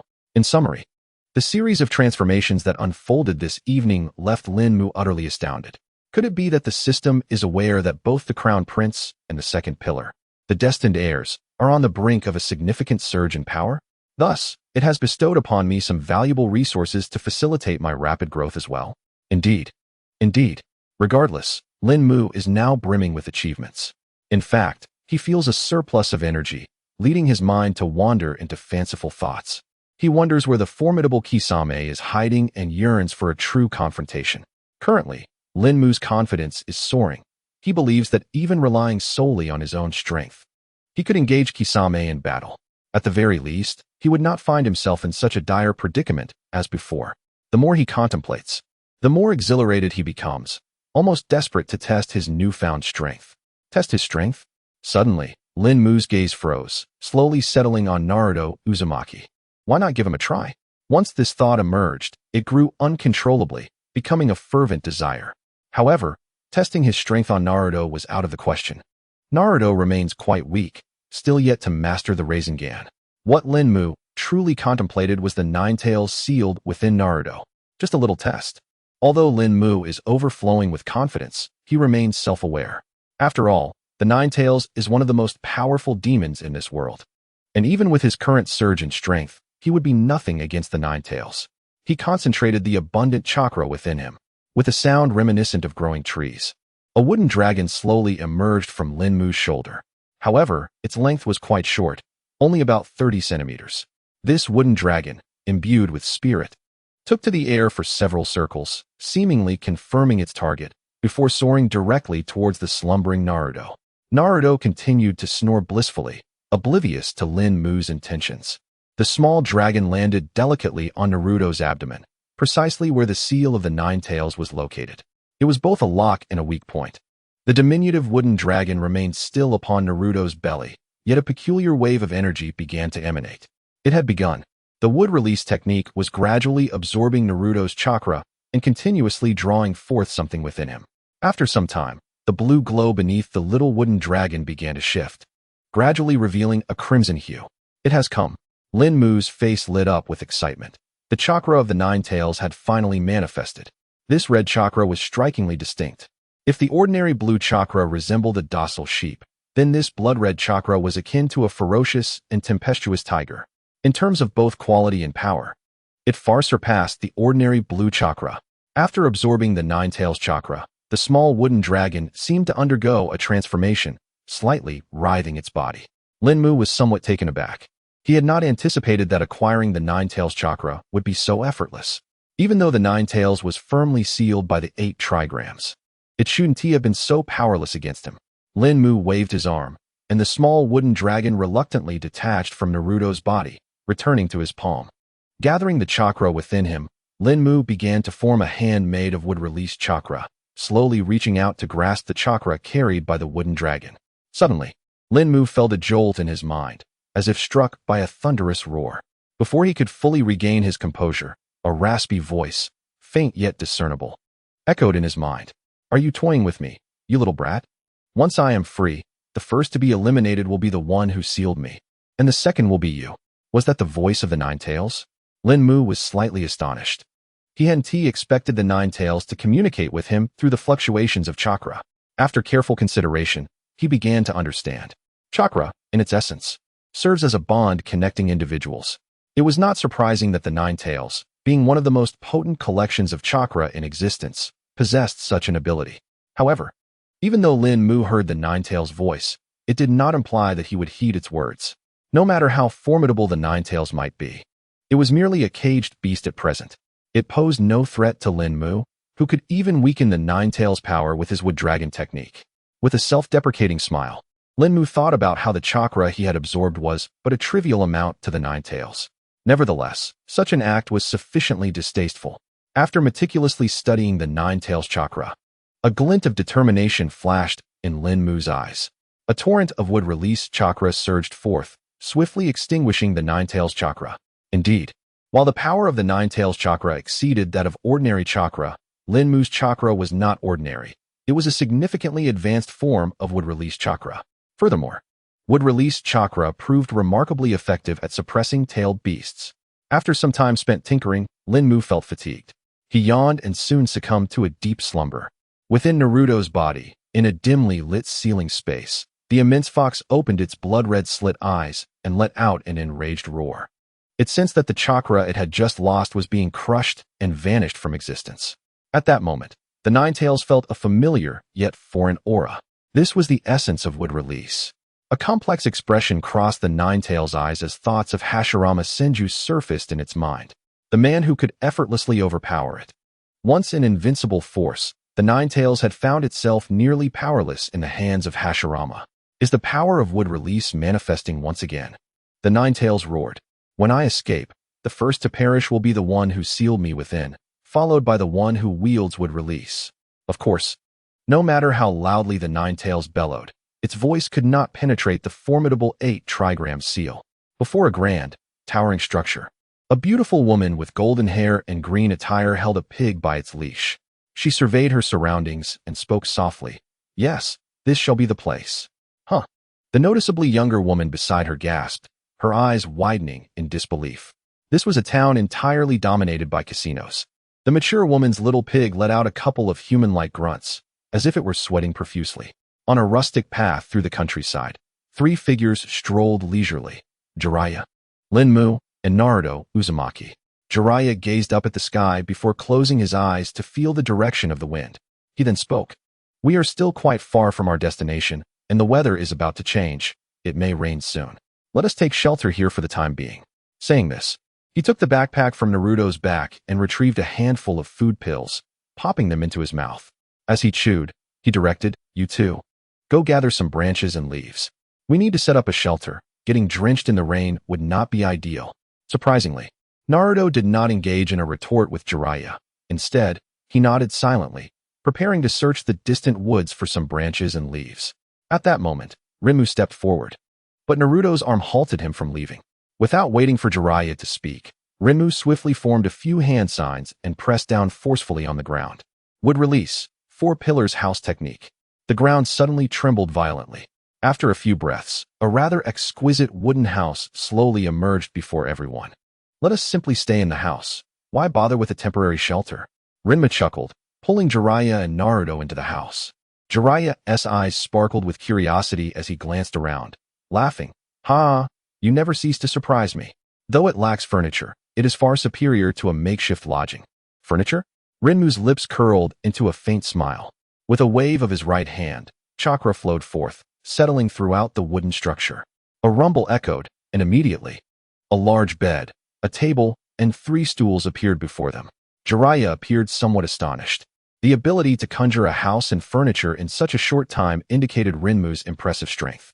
Was this a transformation resulting from his earlier battle with Kisame? Chapter 43.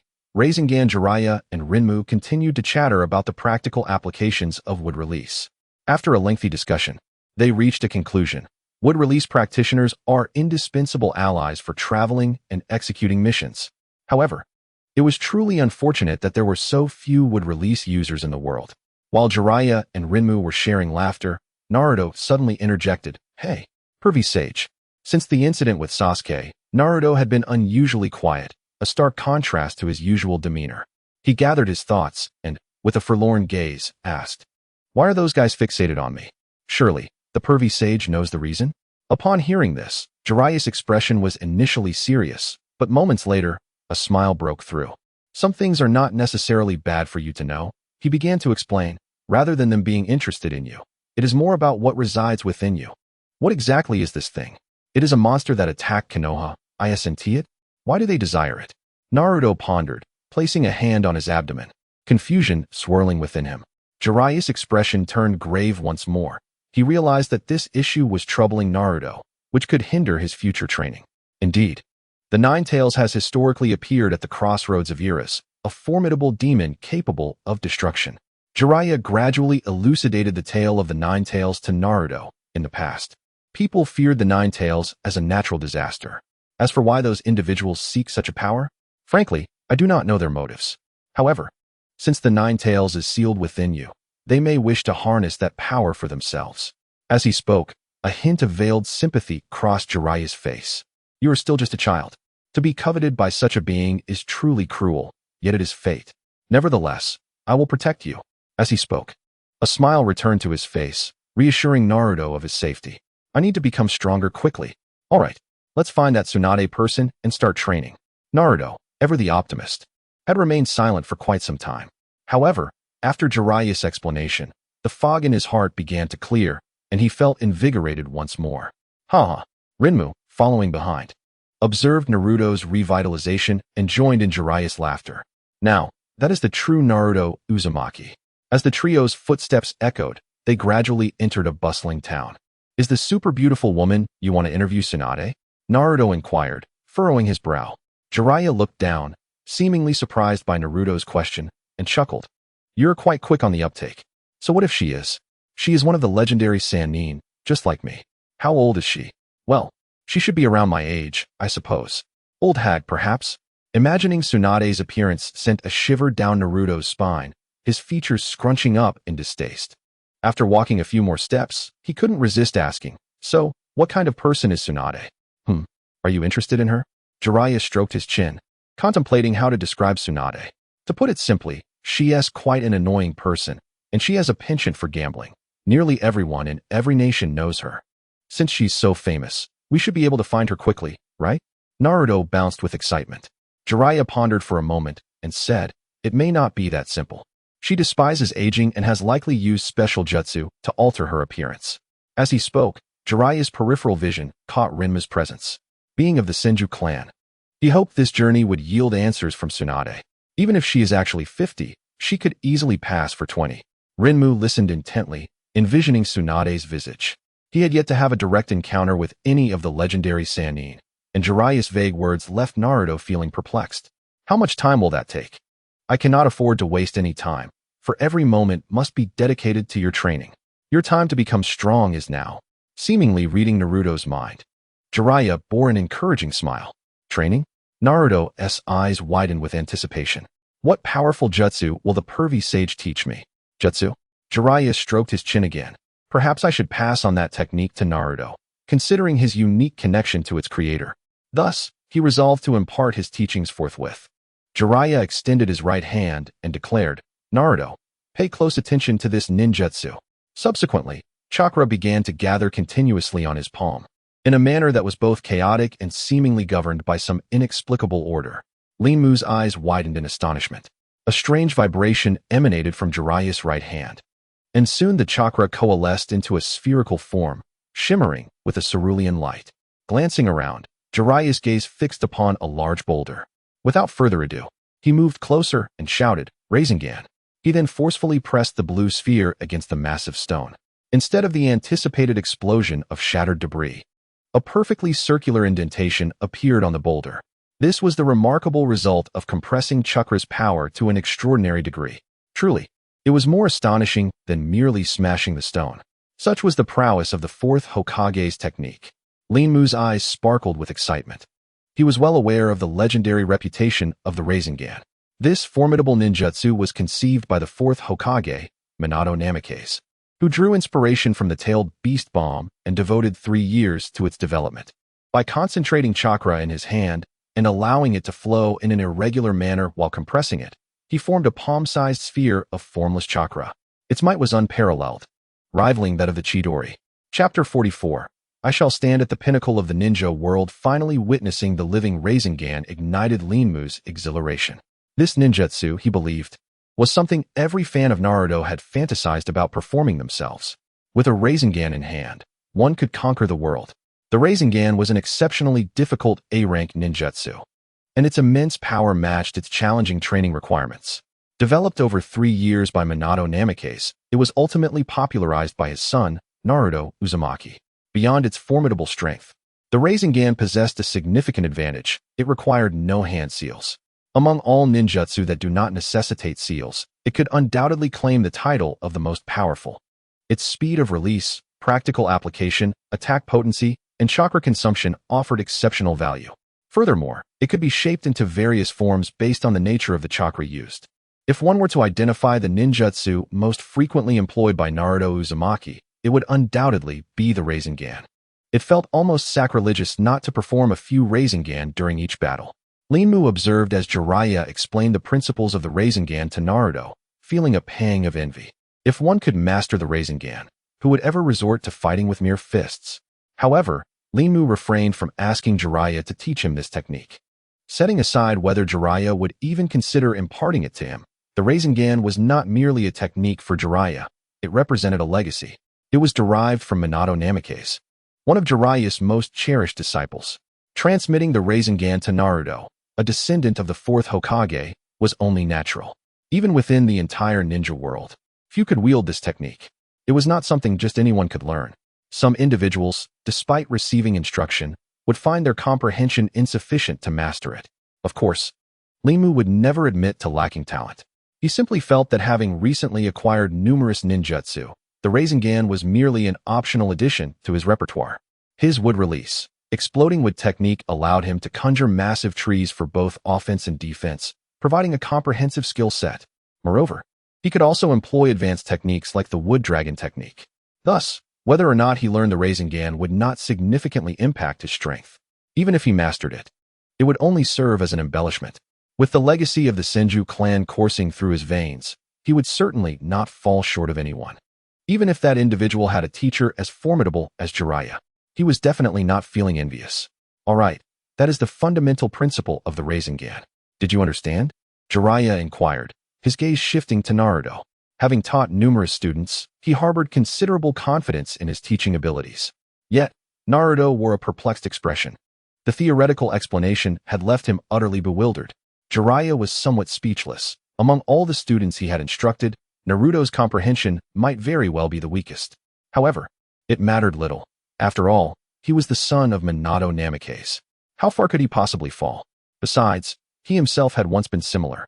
And now he stood as one of the legendary Sannin, feared throughout the ninja world. Moreover, every student he had taught had proven to be exceptional in their own right. Since Naruto had openly admitted he did not comprehend, Jiraiya decided to adopt a more practical approach to teach him. Rubbing his forehead, Jiraiya pondered how best to help Naruto master this advanced ninjutsu. After a brief moment of contemplation, he arrived at a solution. Naruto, let us head to the marketplace to purchase some items to assist in your Rasengan training. Sure, let us go right away, Naruto exclaimed. His spirits instantly lifted at the prospect of acquiring tools for his training. Linmu felt a stir within as he observed Naruto's enthusiasm. Whether from his previous life, where he had only known Naruto through the anime, or from his current experience with the ninja, his perspective had scarcely changed. Naruto was, above all, an optimist, nearly impervious to any adversity. He placed immense value on friendship, holding the bonds with his comrades in the highest regard. Furthermore, he possessed an unwavering determination in his training. In the past, due to the Nine Tails and the ceiling, he had struggled to gather chakra. During that time, he was the epitome of the underdog. Yet, he never relinquished his training or lost faith, willing to try time and again even when faced with setbacks. If Uchiha Sasuke's driving force for survival and strength was revenge against Itachi Uchiha, then Naruto's unwavering resolve to become Hokage fueled his relentless pursuit of strength. Supported by the bonds he shared with his companions, Linmu gazed at Naruto, his own eyes sparkling with admiration. Naruto embodied an extraordinary optimism, exuding a unique charm that was impossible to resist. Even Linmu found himself drawn to believe in him, to rely on him, and to forge bonds of camaraderie with him. Was it any wonder that Naruto ultimately stood at the pinnacle of the ninja world? A smile graced Linmu's face as he pulled himself from his reverie. At that moment, he looked up to see Naruto, and Jiraiya had already ventured quite far ahead, prompting him to quicken his pace in pursuit. As Naruto strives to grow stronger, I must not lag behind in my own training. The inspiration from this endeavor gradually calmed Linmu's previously restless heart. A turbulent spirit could never lead to true strength. Such emotions only fostered arrogance, leading one down the path of decline. One day, I, Linmu, shall stand at the pinnacle of this ninja world, not inferior to any of you. In that moment, Linmu felt a profound transformation within his heart. Previously, he lacked a clear objective, merely relying on the system to grow stronger step by step. Now, however, he truly possessed the heart of a warrior.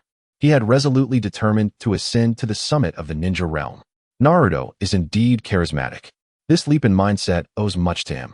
Before crossing over, while watching Naruto, he often found it puzzling why some powerful figures would surrender under Naruto's verbal prowess and change their ways. Today, he began to understand. Naruto Uzumaki possesses a unique charm that attracts others, inspiring his companions to cultivate their strength alongside him.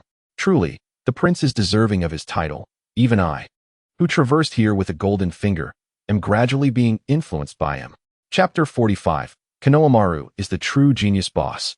Pack up all the water balloons and balloons for me. Jiraiya entered the town and approached a general store, tapping his fingers on the counter. Sure thing. The shopkeeper beamed at the sight of Jiraiya purchasing so many items. After receiving the water balloons and balloons, Jiraiya smiled and ruffled Naruto's hair. The supplementary tools are ready.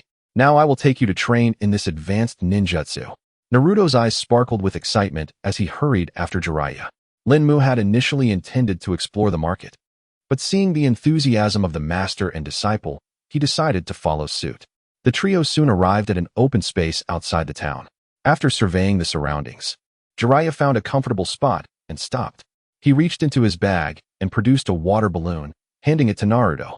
Did you observe the ninjutsu I demonstrated earlier? What does it resemble? What does it resemble? Naruto was momentarily bewildered, contemplating before hesitantly responding. It seems a bit rotating. Snap. Jiraiya snapped his fingers, his tone revealing approval. Precisely, it is rotation. He then retrieved another water balloon from his pocket and held it before Naruto.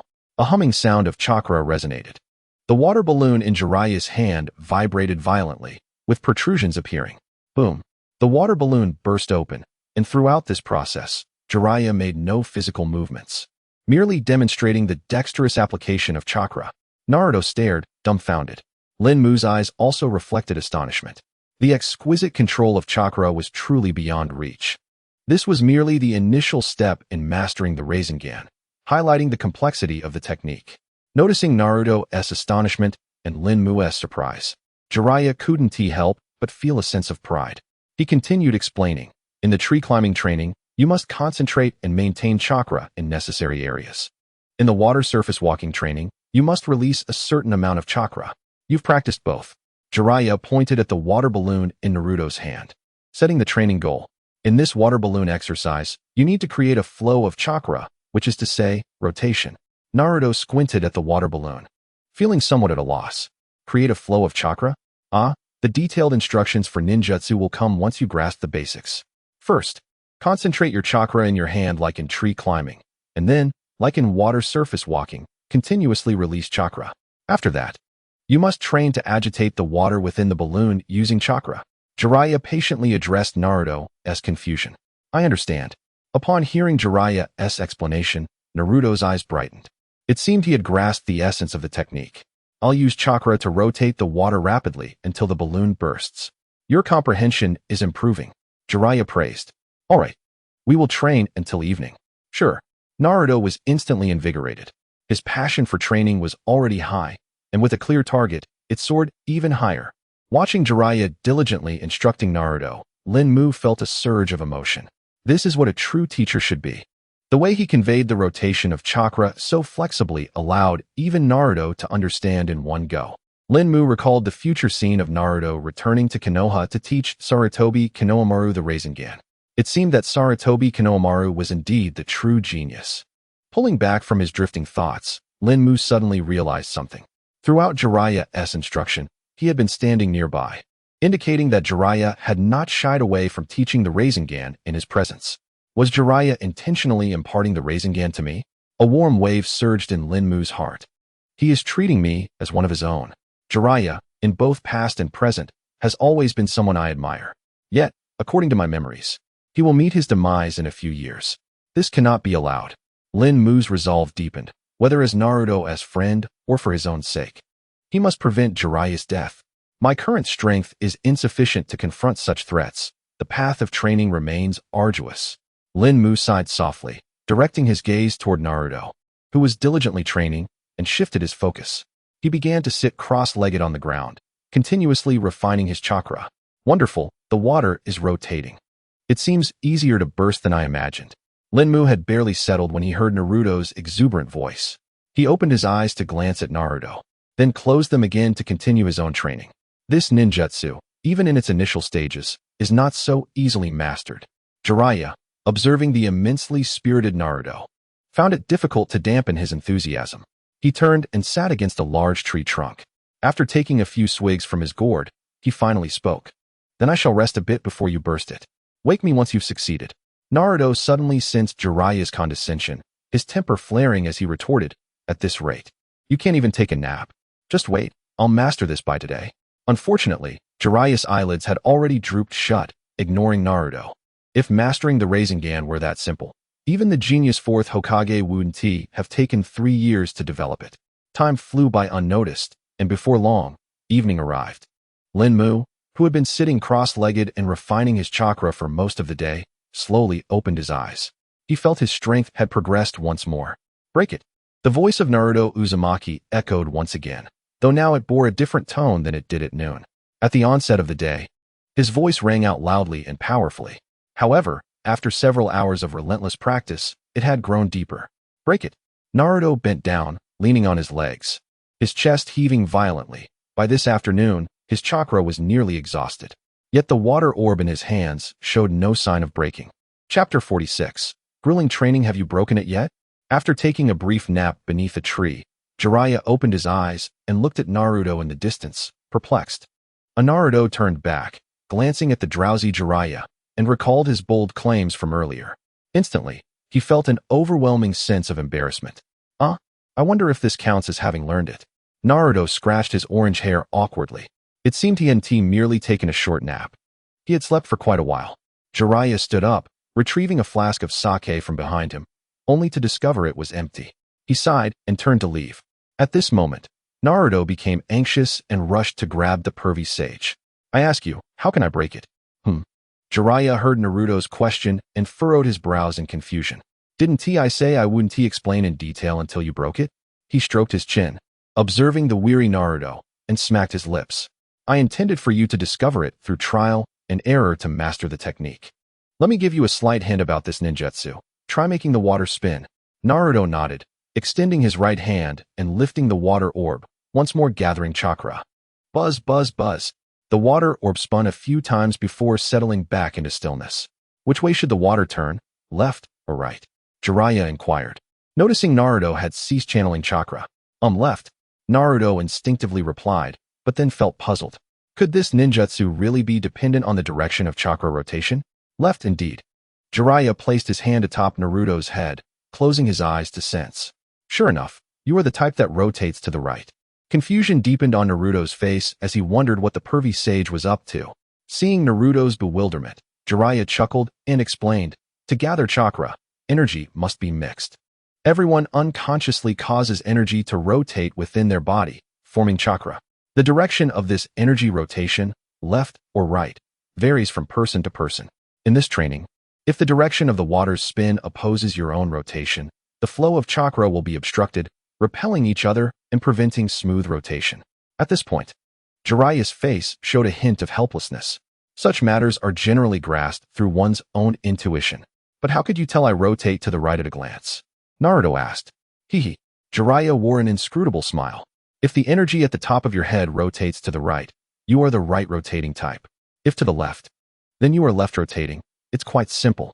After saying this, he took the water orb, which Naruto had struggled with all afternoon, into his hands and slightly gathered chakra. With a sharp clap, the water orb shattered. Thus, you must make the water rotate to the right. I have never paid attention to such details. Jiraiya observed Naruto scratching his head and couldn't help but laugh. However, this ninjutsu is well suited for you.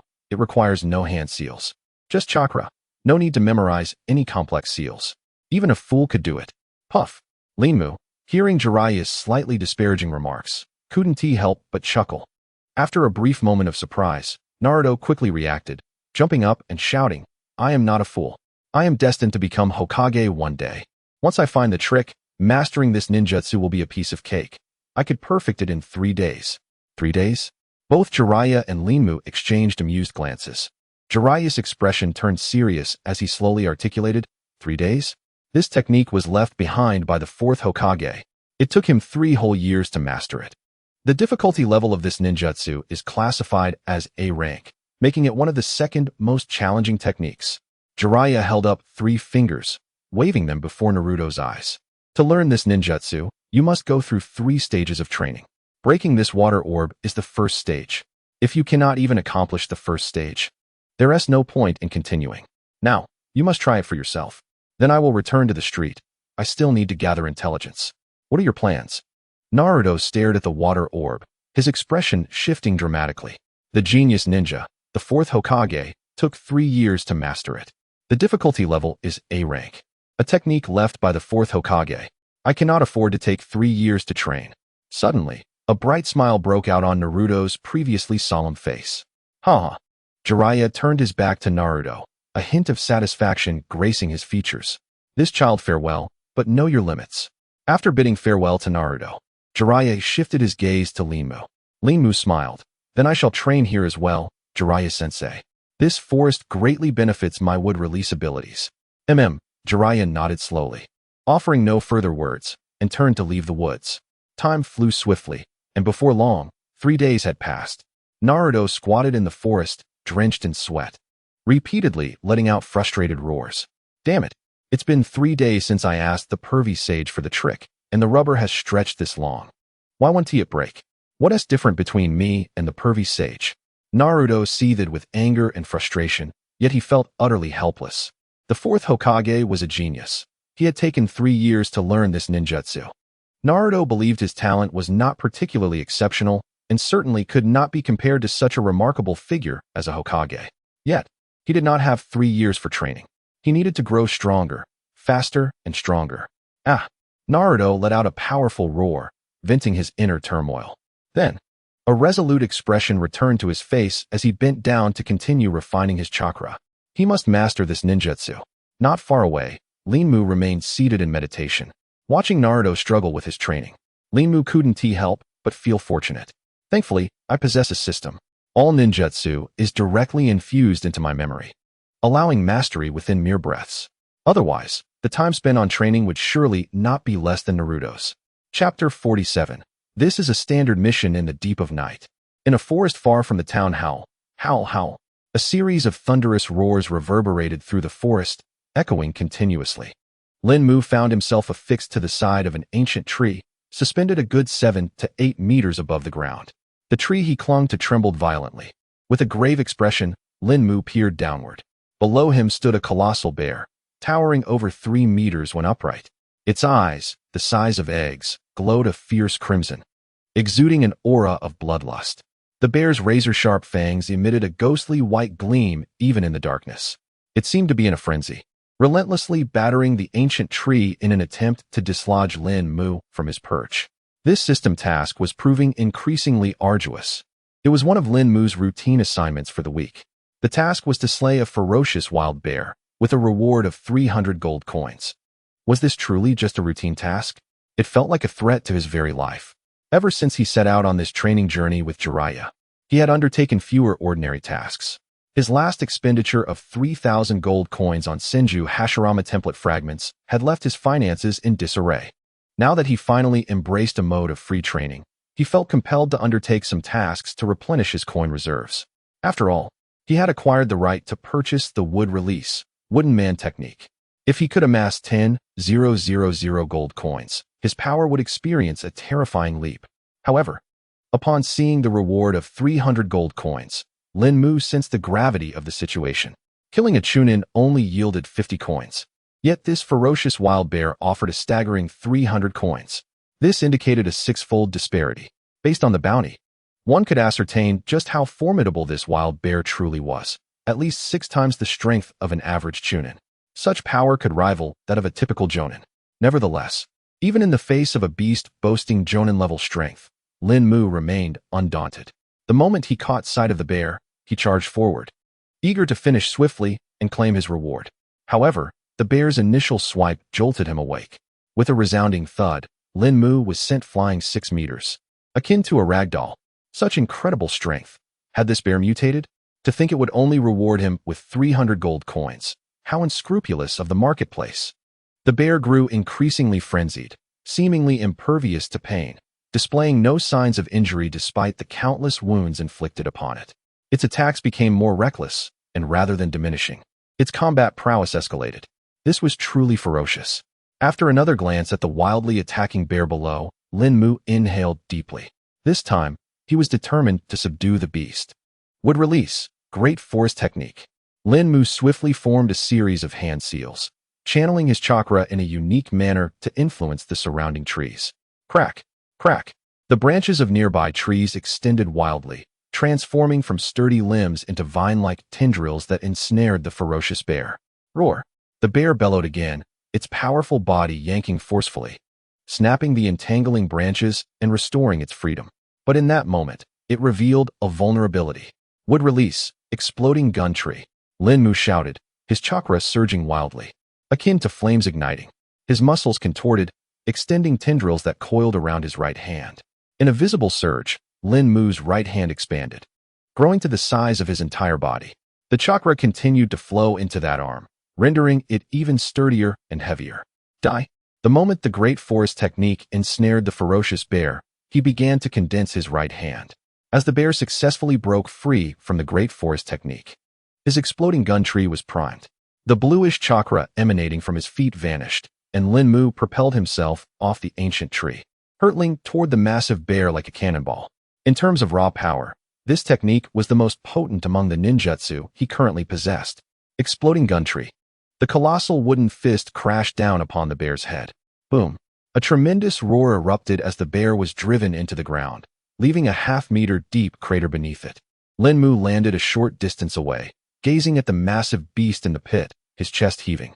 Having executed the Great Forest technique and exploding gun tree in quick succession, even with his formidable physique, he felt the strain. He had expended more than half of his chakra reserves. Yet, the system's kill notification had yet to sound. This meant the beast was merely feigning death. It was still alive. Such a cunning creature. Had it not been for the system at his side, he might have fallen for the bear's ruse. Alas, I am truly the chosen one. Lin Mu lamented the bear's fate in his mind before drawing forth his great sword, Samahata. Recently, he had been nourishing Samahata with his chakra, and their bond had deepened significantly.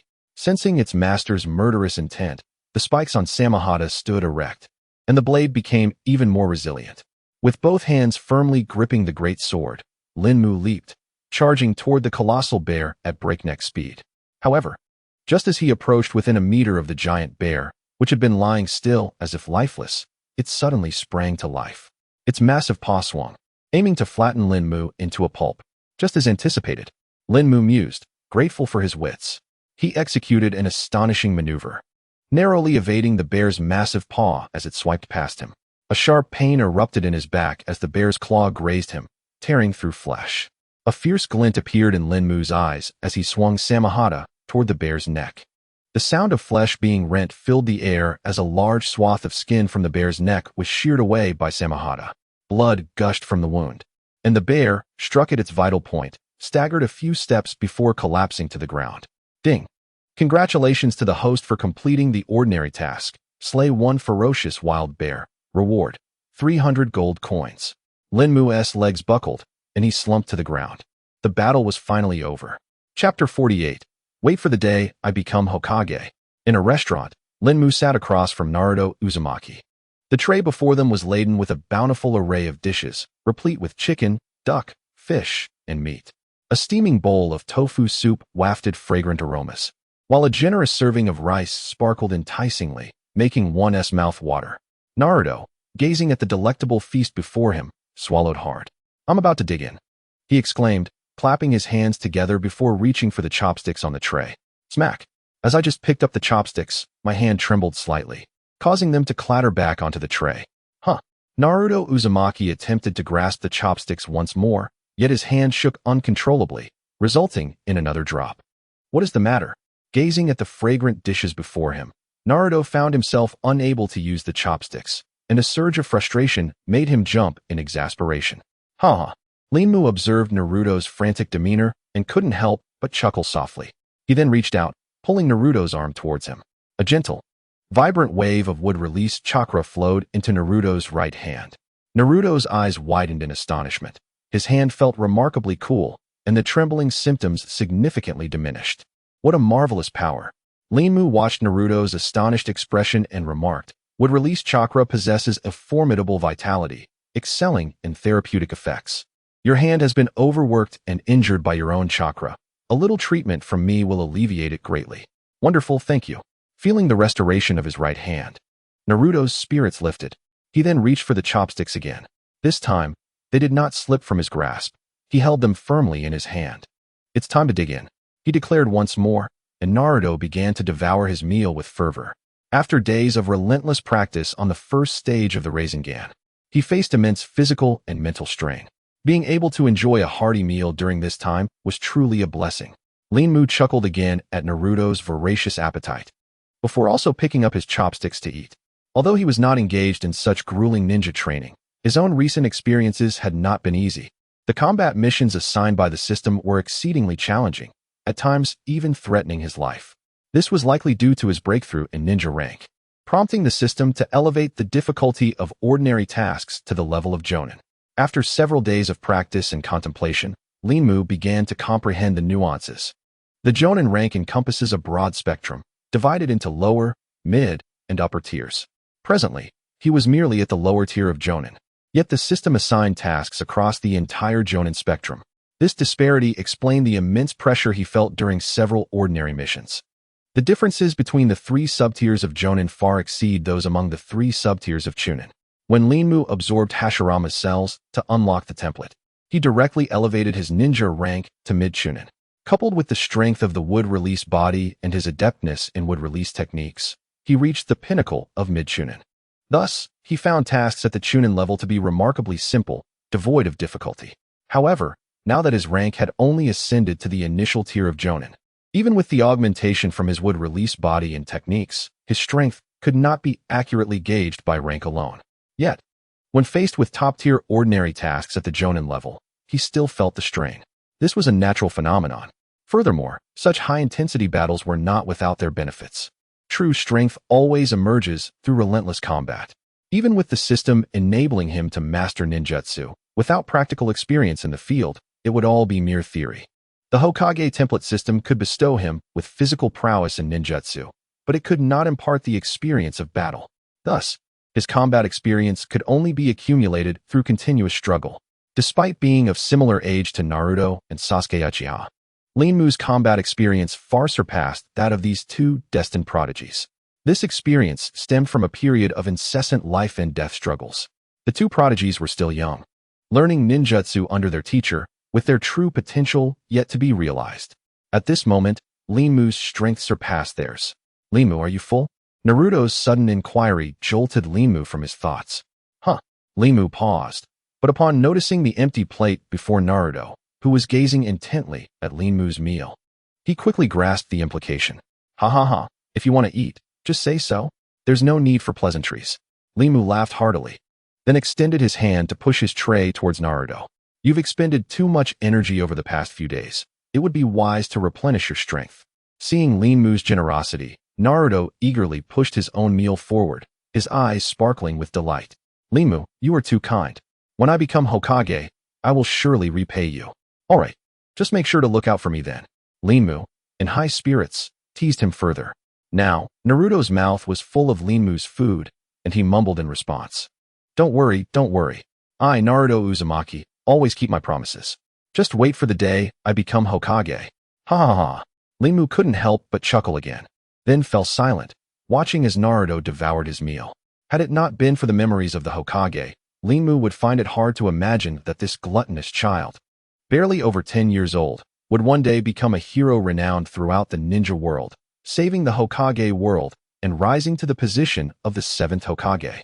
Linmu's gaze shifted, ultimately resting upon Naruto's previously trembling right hand. He recalled Jiraiya, Sasuke Uchiha, Iruka Yamanaka, and others. Indeed, as the son of the 4th Hokage and Kushina Uzumaki, Naruto's innate talent was exceptional. Early on, he benefited from Iruka's understanding and support, followed by learning from the renowned Jiraiya. Additionally, he had the bonds with his peers as motivation. Most importantly, he possessed an indomitable will and an unwaveringly optimistic mindset that set him apart from ordinary individuals. These myriad factors combined allowed Naruto to achieve reconciliation with the Nine Tails within just a few years, ultimately saving the entire Hokage world. Chapter 49, It Must Be Its Merit. "All right, I'm full." After sitting for a while, Naruto finally finished his meal. "Great, let us return to the inn and get some good rest. Tomorrow we shall continue our training." Linmu stood up, stretching widely, and led Naruto back to the inn. As Linmu pulled out the key from his pocket and opened the door, a cat emerged, playfully batting at the water sphere Naruto used for training. "This is not your toy." Naruto stepped forward, attempting to reclaim his water sphere. However, after just a couple of steps, he suddenly halted. Having just eaten, his face, previously adorned with satisfaction, now bore a look of contemplation. He watched as the cat continued to paw at the water sphere. Before long, with a loud crash, the sphere shattered, spilling its contents all over the ground. As the feline moved, Naruto Uzumaki's expression began to shift. Initially marked by confusion, it gradually morphed into a solemnity, ultimately tinged with a sense of realization. At the moment the water balloon burst, a spark of enlightenment ignited in his eyes. I understand now. I finally comprehend. The following morning, Naruto pushed open the door and entered Jiraiya's room. At that moment, Jiraiya was still deep in slumber, unbothered by the world. "Hey, perverted sage." Naruto called out from above Jiraiya's head. Is that you, Naruto? Could you fetch me a glass of water?" Jiraiya, still groggy, had not yet fully awakened but felt a thirst that prompted his request. "Water?" A smile crept onto Naruto's lips. He produced a water balloon and suspended it above Jiraiya's head. Then, he gently channeled chakra, directing it into the water balloon. With a sharp pop, the balloon erupted, showering Jiraiya's face with water. Jiraiya jolted awake, fully alert this time. "I've completed the first phase." "The first phase, you say?" Jiraiya was surprised, though his face betrayed none of it. "Show me a demonstration." Without hesitation, Naruto retrieved another water balloon, placing it in his left hand. "The left hand?" Jiraiya furrowed his brow, puzzled. Ignoring Jiraiya's confusion, Naruto channeled chakra into the water within the balloon using his left hand, while simultaneously gathering chakra in his right hand, applying it in a unique manner above the balloon. Both hands were filled with chakra, exerting their influence over the water balloon. Soon, the balloon began to stretch and compress in various directions. With a loud pop, it burst. How about that? My training speed is remarkable. I truly am a genius." Naruto reveled in his moment of glory, striking a pose with hands on hips and eyes closed, brimming with self-satisfaction. However, after a prolonged silence, he opened his eyes to find Jiraiya had fallen back asleep. A series of black lines appeared above Naruto's head in frustration. Minutes later, Jiraiya had finished his morning routine, and the trio gathered in the hotel's dining area for breakfast. My apologies. Jiraiya grinned sheepishly. "I've been collecting intel day and night, and I simply couldn't resist dozing off." Linmu and Naruto exchanged glances, silently agreeing. With that smell of alcohol, who would believe you've been gathering information? Yet, they refrained from voicing their thoughts, choosing to grant their mentor some dignity. Jiraiya's expression remained jovial, his gaze landing on Naruto, filled with a sense of approval. The notion of manipulating the water within the balloon to create a swirling motion was indeed peculiar, yet undeniably intriguing. Despite his surprise at Naruto's ingenuity, Jiraiya had ample experience as a teacher and recognized the importance of praise at this juncture. "Well done. You've grasped the technique admirably, though all credit belongs to me." He jested. "Must you flatter us if you cannot do it properly?" Linmu and Naruto retorted in unison. At that moment, a series of meows echoed, as the little cat that had appeared in Naruto's room the previous night gracefully approached. Naruto's eyes lit up at the sight. He scooped the feline into his arms, grinning widely. "It must be this little one's contribution. I noticed how it played with the water balloon, which inspired my method." It kept pawing at the balloon, causing the water to swirl in various directions, igniting my inspiration. Jiraiya, intrigued, inquired, "What inspiration did you find?" When the perverted sage first demonstrated breaking the water balloon, I recalled how the water within became uneven, yet I had been directing it to rotate in a single direction. The reason the balloon became uneven was due to the water swirling in multiple directions. Then I tried it my way, and it burst. A smile spread across Jiraiya's face. "This method you devised on your own is indeed commendable.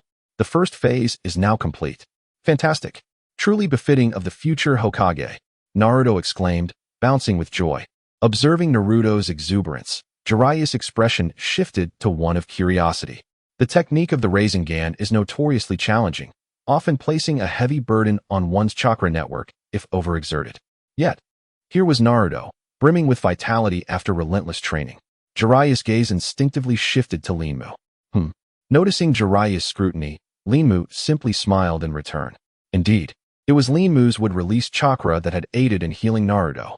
Jiraiya felt a swell of pride in his heart. Both Linmu and Naruto were exceptional children, possessing remarkable talent and diligent work ethics.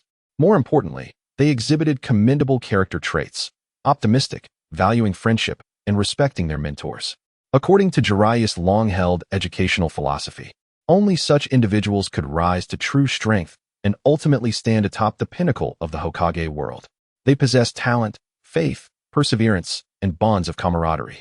One must wonder, with such exceptional potential coupled with his guidance, how could they not grow stronger? Chapter 50. Naruto's Heart in the Morning, Under the Radiant Sun. Jiraiya and the others returned to their chosen training ground. Now, we shall commence the second phase. Yay! Finally, we can begin serious training. Naruto's exuberant cheer interrupted Jiraiya before he could finish his sentence, instantly dampening Jiraiya's enthusiasm to continue speaking. He retrieved a white rubber ball from behind him and tossed it to Naruto. Jiraiya held one in his right hand as well. This time, you must break this. With that, Jiraiya's chakra surged, and the rubber ball, much sturdier than the water balloon, exploded in his grasp. This is 100 times harder than the water balloon, Jiraiya teased, casting a challenging glance at Naruto. Naruto, known for his straightforward nature, could not resist the provocation. What is so impressive about that? Watch me break it immediately. He placed the rubber ball in his left hand, channeling chakra into it while his right hand grasped the ball, creating chaos within. However, this rubber ball was exponentially harder than the water balloon he had previously used, and no matter how he manipulated it, the ball remained unyielding. So tough. The first phase is rotation, while the second phase is power.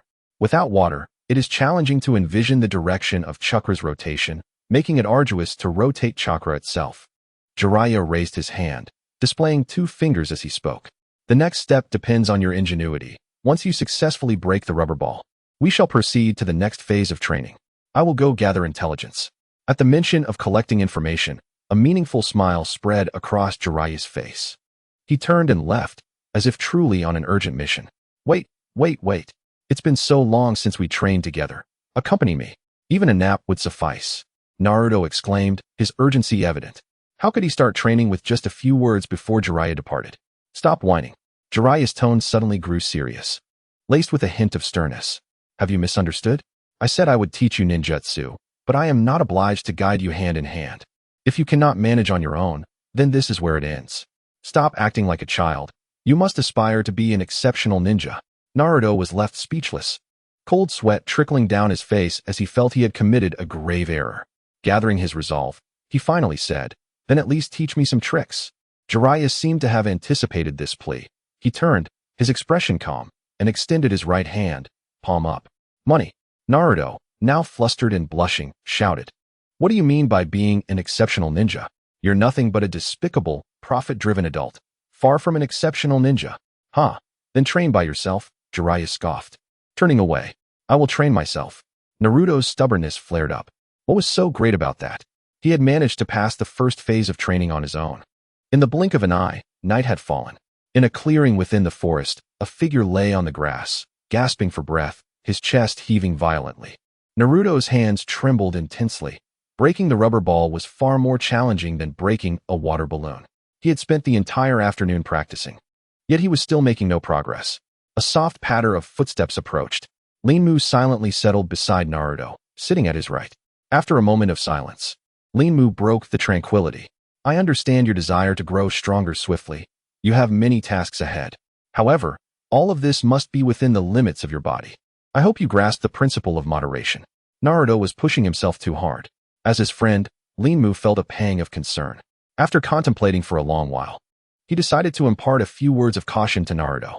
Once he finished, disregarding how Naruto might react, he placed his hand over Naruto's palm. Chakra surged within him, emanating a faint azure glow. Medical ninjutsu. This healing technique was not taught by another, but rather a manifestation of innate talent. It was not true medical ninjutsu, but merely an expression of Linmu's chakra. Given the vitality of his chakra, it could indeed serve as medical ninjutsu. If he encountered a skilled practitioner, he could seek guidance on mastering true medical ninjutsu.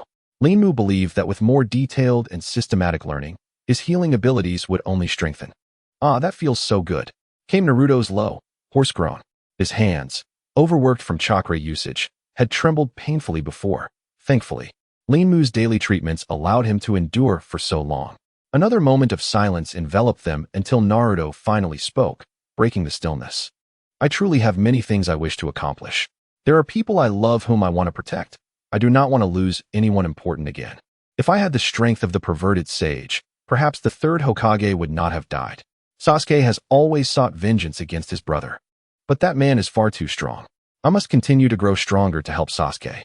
You need not worry about me. I will persevere. I want to protect all my important friends, Sasuke, Sakura, and you. I still do not know about my parents. Once I grow stronger, I wish to seek their whereabouts. A monster is sealed within me. I know everyone despises me. I have lived in darkness for so long, but you all saved me. I have a dream, and I must realize it. I will become Hokage, not only to prove myself, but also to protect everyone. Despite appearing optimistic, diligent, and strong, Naruto was ultimately just a child barely past 10 years old. He bore the weight of burdens that many adults could scarcely imagine. Sighing deeply, Linmu remained silent for a long while until he heard Naruto's steady breathing. He finally exhaled softly. Rest assured, Naruto, whatever you aspire to achieve, whether it be becoming Hokage or protecting your friends, I will always stand behind you, helping and healing you. Linmu's voice was low, nearly inaudible. Because you are my companion. Chapter 51. The wealthy youth Linmu took a deep breath and gently withdrew his hand. Naruto's injuries had nearly healed completely, and he had already drifted into a peaceful slumber. Emitting soft snores, Linmu stood up quietly and ventured deeper into the woods. He still had tasks to complete and training of his own to pursue. However, he had not traveled far before he turned back. Wood release, 4 pillars house technique. His hands swiftly formed seals as chakra surged forth, connecting with the surrounding trees. Crack. Rustle. In mere moments, a modest wooden hut, capable of providing shelter from the wind and rain, appeared above Naruto. If you fall ill, you won't be able to continue training and growing stronger. He shook his head, adopting an elder's demeanor, and walked deeper into the woods. Tonight was anything but tranquil. The howling wind echoed through the trees, as if spirits were lamenting in the forest's depths. Linmu tightened his collar, his eyes wide, reflecting the moonlight. Simultaneously, chakra coursed through him, hardening several vital areas of his body. He reached behind him, gripping the long handle of the blade, Samahata, firmly. This was Linmu's preparation for battle. Though he had only spent a few months surviving alone in the forest, his wilderness experience was already extensive. The quieter the place, the more eerie it became. Howl, howl, howl. The sounds of wild beasts echoed through the woods, and a rustling emerged from the thick bushes ahead. A wolf emerged from the dense forest, its eyes glowing an eerie green in the moonlight. Howl, howl. Linmu seemed particularly fond of this binding technique, once again unleashing the ninjutsu. His inclination towards such an ability was certainly justified, as the wood release, great forest technique is indeed a highly functional ninjutsu. Not only does it possess formidable binding capabilities, but it also proves advantageous in combat, sometimes serving as a means of disruption.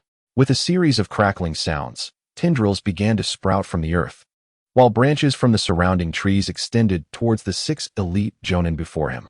However, these jonin, being powerful in their own right, found little threat in the encroaching vines. With their eyes spinning and blades flashing, they effortlessly severed the oncoming tendrils. It was clear that Linmu did not require these vines to inflict damage. Their primary purpose was to create a diversion. Wood release, exploding gun technique. Linmu thought resolutely, his right arm extending as chakra surged within him. Crackling sounds echoed as his arm rapidly transformed into a colossal form, rivaling the size of his entire body. In fact, with the relentless infusion of chakra, his arm continued to grow larger. By the time he reached the vicinity of several adversaries, his right arm had swelled to a length of 2 meters and a thickness of 1 meter. Linmu timed his assault perfectly. Charging at the moment the elite jonin had just severed the vines, their recovery not yet complete. His target was none other than the leader of the masked men, the linchpin of this group. If he succeeded in eliminating this leader, the others would pose little threat. However, Linmu understood this principle, and so did the masked leader. The leader exchanged glances with the 2 jonin behind him, who swiftly moved to shield him. Bang! A muffled thud resonated. Although the 2 jonin had positioned their blades in defense, Linmu's arm had transformed into an indomitable force, impervious to their weapons. The 2 jonin were sent flying, crashing violently into the trees behind them. Blood spewed uncontrollably from their mouths. Such terrifying strength. The masked leader's expression turned grave, for he was immensely experienced in combat. After Lin Mu's punch, his colossal wooden arm moved sluggishly, having expended much of its power. While his strength was formidable, it came at the cost of speed. Seizing the moment as Lin Mu retracted his arm, the leader advanced, slipping beneath Lin Mu's arm. His blade glinted ominously as it aimed for Lin Mu's waist. Lin Mu's gaze flickered. He knew he could not evade this strike. With determination flashing in his eyes, he gritted his teeth and unleashed another ninjutsu. Wood release, cutting technique. A wooden blade rapidly sprouted from his left wrist, though this time it only grew to about 50 centimeters. Simultaneously, chakra surged within him, coalescing around his waist to bolster his defenses at the quickest pace possible. Bang! Two distinctly different sounds echoed simultaneously. The masked man's blade had penetrated Lin Mu's waist, plunging 10 centimeters deep. Even with his body having taken on a woody appearance, it could not entirely withstand the blade's sharpness. Ag! The masked leader let out an anguished howl. At the moment he inflicted the wound on Lin Mu's short blade slashed across his chest, leaving a gash 30 centimeters long. Despite his frantic attempts to evade, the strike had already grazed his ribs. "Ha! You truly have some skill, little brat." The masked leader laughed. "You've managed to injure me significantly, but I see you lack any combat capability now. That wound is quite serious." He then turned to glance at the jonin behind him, his smile growing more pronounced, even perceptible through his mask. "And we have 2 peak-strength jonin here. You are doomed today." The members of his group, having collaborated for years, moved without the need for further commands, charging towards Lin Mu with the intent to kill him this time. Yet they failed to notice the knowing smile that crept across Lin Mu's face as he lowered his head. "I warned you not to underestimate me." Just as the 2 ninjas closed in to flank Lin Mu, their blades poised to strike at his neck, he invoked Wood Release, Wood Dragon Technique. With his hands clasped together, chakra surged within him, and a wooden dragon, over a meter in length and 30 centimeters in diameter, erupted from his shoulder. Its head and tail perfectly positioned to intercept the blades of the 2 jonin. Clang! The 2 gleaming blades collided with the dragon's head and tail. Roar! The wood dragon let out a mighty roar, exuding an overwhelming presence. How dare mere mortals challenge the majesty of a dragon? As the dragon expanded from Lin Mu's body, initially measuring only a meter in length and 30 centimeters in diameter, it grew to a length of 5 meters and a girth of nearly 1 meter within the span of a single breath. Moreover, the dragon's might was not limited to its size. Its very essence swelled with power. Dragons, as creatures, symbolize unparalleled strength at any time or place. Even though this wooden dragon was a product of Lin Mu's ninjutsu, its might was not to be underestimated. The 2 elite jonin, closest to the dragon, were the first to experience its oppressive force. Roar! The wooden dragon unleashed another roar, swinging its head and tail simultaneously to collide with the 2 jonin. Bang! Bang! The sound of 2 resounding impacts echoed. The 2 adversaries had no means of resistance, sent hurtling through the air. The wood dragon technique was truly fearsome. Lin Mu marveled internally. This technique was one of the most renowned and powerful ninjutsu wielded by Senju Hashirama. In the battle at the Valley of the End, Hashirama had used this very technique to suppress the 9 tails controlled by Uchiha Madara. Even the formidable beast could not escape the dragon's grasp. Of course, Lin Mu's current strength was far from being comparable to Hashirama's mastery of the wood dragon technique. However, it was more than sufficient to repel a few elite jonin. Ha! Let's see who lives and who dies now. Lin Mu chuckled coldly, leaping atop the wooden dragon and charging towards the elite jonin. How is this possible? The leader of the masked men was aghast, his eyes widening in disbelief. This boy had maintained an air of calm throughout their encounter, consistently revealing powerful trump cards that left them bewildered. Especially this last manifestation, the wooden dragon that had thwarted their lethal assault, overwhelmed him with an intense sense of pressure. As one of the elite ninjas of the route, he had earned his position as captain through exceptional strength among the jonin. Yet now, as he beheld the oncoming wooden dragon, despair filled his eyes. He knew he could not match its power. Everyone retreat. His gaze swept across the battlefield. The clones Lin Mu had previously created were now scattered and mostly injured, some even in perilous states. They could not afford to linger any longer. If they did, they would perish here. With this realization, he decisively issued the order to retreat. It was inconceivable that they could match this little brat. Such thoughts echoed in the minds of all the masked men. The leader of the masked figures spoke in a light-hearted tone. continuously jesting with Lin Mu as he circled around him. After a few clicks of his tongue, his demeanor suddenly shifted to one of mystery. I wonder if you are aware of the hidden guardians of Konoha. Lin Mu's expression altered, revealing a hint of admiration. Are you members of the Umbu? The leader of the masked figures erupted into laughter. Huh.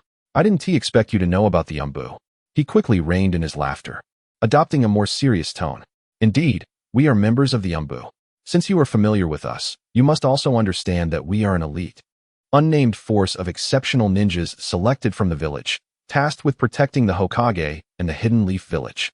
Our investigation has revealed that you possess the long-lost wood release technique, and we are in dire need of someone with your talents. Therefore, we have received orders from above to recruit you into the Umbu. What do you say? Would you like to join us? This opportunity is quite rare. As he spoke, the masked leader's voice brimmed with pride. Becoming a member of the Umbu is indeed a matter of great honor. The formal name of the Umbu is the Special Tactical Assassination Force, characterized by members wearing white masks resembling animals. Their missions and all information pertaining to them are shrouded in secrecy. They are chosen elite ninjas from the village, dedicated to protecting the Hokage. This is an unnamed force that discreetly safeguards the Hidden Leaf Village. As the Umbu operates directly under the Hokage, their tasks are assigned by the Hokage, and all actions and achievements remain undisclosed. Thus, no one truly comprehends the immense power of the Umbu. It is merely known that those targeted by the Umbu seldom escape unscathed. So, have you made up your mind, young one? Joining the Umbu will surely illuminate your future. Noticing Lin Mu's prolonged silence, the leader could barely contain himself and prompted Lin Mu once more.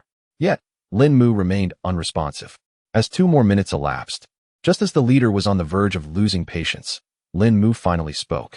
If it were the genuine Umbu inviting me, I would indeed be honored to join such an elite force, but Lin Mu's voice trailed off momentarily, leaving his statement hanging. Genuine Umbu? Do you doubt our identity? The masked leader's tone now carried a hint of anger. I do not doubt your identities. Based on my deductions, you are indeed Umbu members.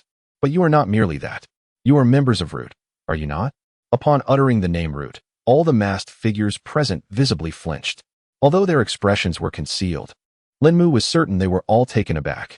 After all, Root resides in the deepest shadows of Konoha.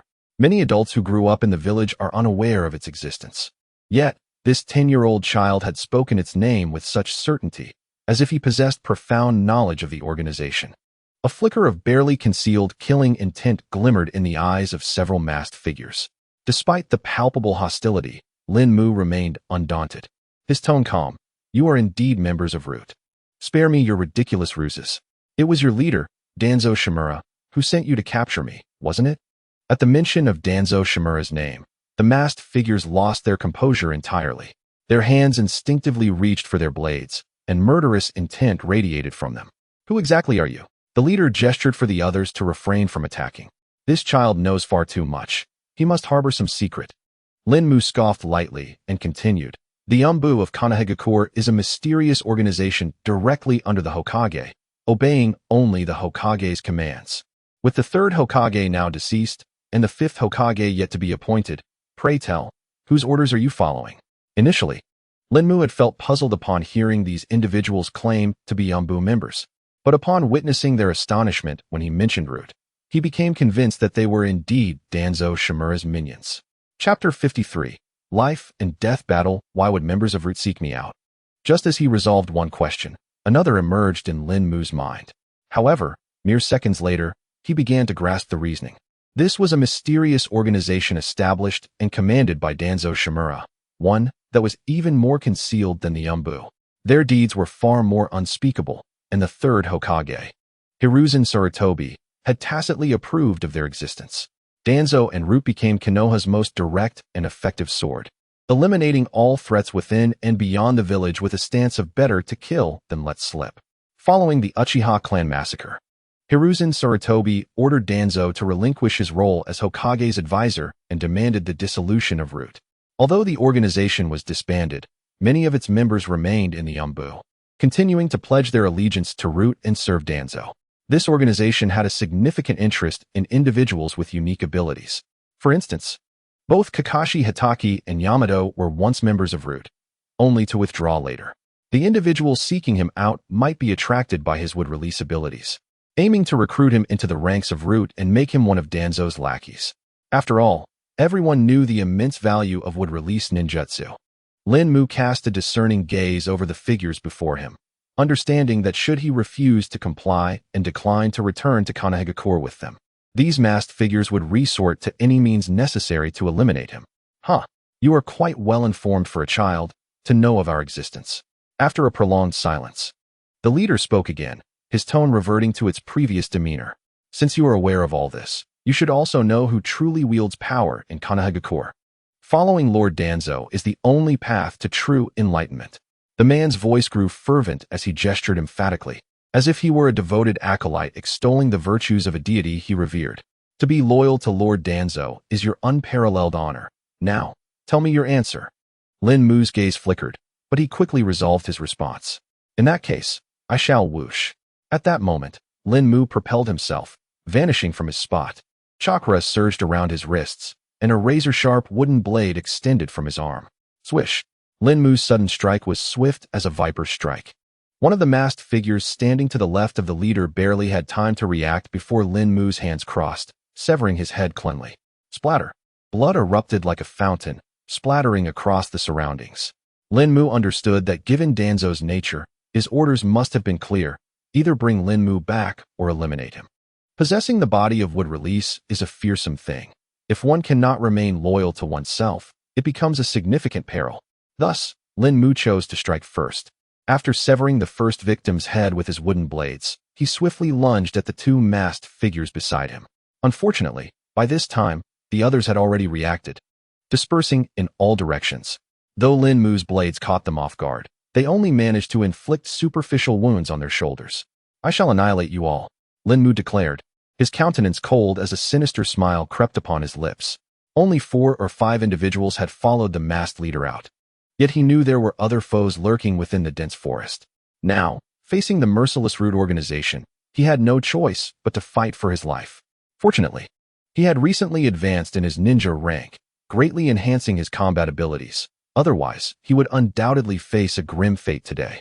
Having missed his initial strike, Lin Mu retreated swiftly, pressing his back against a large tree. In this forest, his prowess as a wielder of wood-release would be significantly amplified. The entire forest would bend to his will. This was his battlefield. Wood-release, great forest technique. Lin Mu formed several hand seals, summoning towering trees within a 100-meter radius, their branches wildly extending into the darkness. Since I cannot discern your hiding places, I shall force you out. If you seek to kill me, let us engage in earnest combat. With a fierce shout, Lin Mu drew the sword, Samahata, from his back and struck fiercely at the rear of the tree. A masked figure, who had been waiting to ambush Lin Mu from behind the tree, was suddenly exposed by the flurry of branches. The prime location for a stealthy attack had turned into the most perilous spot. Yet, as a member of the Root organization, he remained remarkably composed in the face of danger. With calm determination, he unsheathed 2 kunai, gripping them defensively across his chest. Bang! A dull thud echoed as Lin Mu's strike met its target, leaving the masked ninja aghast at the overwhelming force. Such power was inconceivable for a mere child of 10. Of course, the enigmatic might of the wood-release was beyond his comprehension. The tremendous force shattered several of his ribs, yet he survived, not succumbing immediately. Just as he thought he might escape, Lin Mu's face twisted into a mocking grin. Samahata, slice him. Upon receiving its master's command, the blade spikes erupted, each one sharp and unyielding. With a forceful pull, Lin Mu dragged Samahata back, tearing through the ninja's chest and arm, leaving him grievously wounded on the ground. The entire sequence transpired in mere moments, with Lin Mu severely injuring the first Root member in a heartbeat. Without hesitation, he stepped forward, planting his foot firmly on the fallen ninja's body. Ding! Congratulations, host, you have successfully killed a Chunin, earning a reward of 50 gold coins. The system's notification invigorated Lin Mu, igniting his fighting spirit. Swish! Swish! Swish! During the brief skirmish with this ninja, other seasoned elite ninjas seized the opportunity. Kunai flew swiftly through the forest, aimed directly at Lin Mu. Wood-release, tree world wall technique. At a critical moment, Lin Mu bellowed, and the surrounding trees began to sway, intertwining to form a massive shield that blocked incoming attacks. Bang! Bang! Bang! The hastily summoned Tree World Wall deflected the onslaught of kunai from all directions. Chapter 54. Multiple wood clones technique before Lin Mu could catch his breath. A hissing sound reached his ears from beyond the Tree World Wall. It was the unmistakable sound of something igniting. In an instant, Lin Mu's expression shifted. It was an explosive tag. Without a moment's hesitation, he channeled chakra with all his might, reinforcing the Tree World Wall to make it more robust and thick. Boom, boom, boom. A series of explosions erupted as countless explosive tags detonated outside the wall. Billowing black smoke ascended into the night sky, and once the flames subsided, Lin Mu's figure vanished. Has he perished? The masked leader's face grew grim. He had significantly underestimated the child's combat prowess, witnessing him eliminate a root member in an instant. Suddenly, a shrill scream pierced the night from the woods to the right, causing the masked leader's expression to change once more. Lin Mu was not dead. Taking advantage of the smoke generated by the explosions, he stealthily approached another member's position. At that moment, Lin Mu's demeanor turned frigid, wielding the massive samahata with deadly intent. His opponent already bloodied and on the brink of demise. Die! Noticing the ninja attempting to retreat, Lin Mu wasted no time, launching samahata with force. Bang! Another resounding thud echoed as the root member's back caved in, internal organs shattered by the impact. Ding! Congratulations, host, you have successfully killed a Chunin, upper tier, earning a reward of 80 gold coins. The system notification chimed, yet Lin Mu's expression remained devoid of joy, paler than before. To the root ninjas, it may have appeared that he skillfully evaded the explosion and retaliated against another member with ease. However, Lin Mu understood that although he had not sustained severe injuries, the continuous shockwaves from the explosions had inflicted internal damage. Moreover, defeating an upper-tier Chunin in mere moments had drained his chakra and stamina significantly. In a one-on-one deadly confrontation, he was confident in his ability to slay any of the root members. Yet now, he could not even ascertain how many enemies lurked in the shadows. This was truly a life-or-death crisis. Cough, cough. Unable to suppress it any longer, Lin Mu coughed, blood trickling from the corner of his mouth. This boy is indeed injured. The masked leader's expression brightened upon seeing Lin Mu's condition. Though he could not fully grasp the situation, his extensive battle experience allowed him to discern Lin Mu was weakened. Injured individuals have diminished combat capabilities. This brat cannot last much longer. Attack together, we shall slay him. With a cold command, he drew forth his ninja blade. Swish, swish, swish. The sound of blades unsheathing echoed as the root members charged towards Lin Mu alongside their leader. Heh! If the outside world knew that the root of Konoha had dispatched a dozen elite ninjas to besiege a mere low-ranking child, they would surely find it laughable. Despite being in dire peril, Lin Mu still managed to speak, his tone laced with endless derision. As death looms, you remain defiant. Initially, I contemplated ending your life with a single strike, yet my resolve has shifted. The masked leader now appears to be basking in the certainty of victory. A smile once again gracing his countenance. I shall savor the torment I inflict upon you, allowing you to comprehend the terror of crossing the root faction. Huh? Do you truly believe your numbers can secure victory over me? Even as Lin Mu finds himself ensnared within the enemy's grasp, he exhibits no sign of fear. It is time for you to witness the true essence of a destined champion. Ding! Congratulations, host, on successfully purchasing one intermediate chakra pill. Ding! Congratulations, host, on successfully purchasing one intermediate healing pill. With a subtle movement of his hand, the familiar spatial fluctuations return. A blue and a green pill materialize in Lin Mu's palm. Without hesitation, he consumes both pills, and immediately, two streams of extraordinary energy envelop his entire being. Though the effects of these energies differ, they harmoniously coexist without conflict. Lin Mu perceives the chakra within him recovering at a visibly rapid pace, having restored 20%. The intermediate chakra pill, capable of restoring 20% of an elite ninja's chakra. Simultaneously, the injuries inflicted by the recent explosion heal at an accelerated rate. The intermediate healing pill, capable of restoring 10% of injuries. These are indeed exceptional pills, even deserving the title of miraculous elixirs. Their effects are quantified, restoring corresponding percentages of chakra or injuries based on one's original capacity. Thus, should your physique be robust and your chakra abundant, the benefits derived from these pills multiply. Lin Mu, Inherently a powerful ninja with substantial chakra reserves, expended only 20% in his recent struggle to eliminate 2 foes. With the consumption of 1 chakra pill and 1 healing pill, he is poised to return to a state nearing his zenith. Feeling his condition revitalized, a chilling smile appears on Lin Mu's face.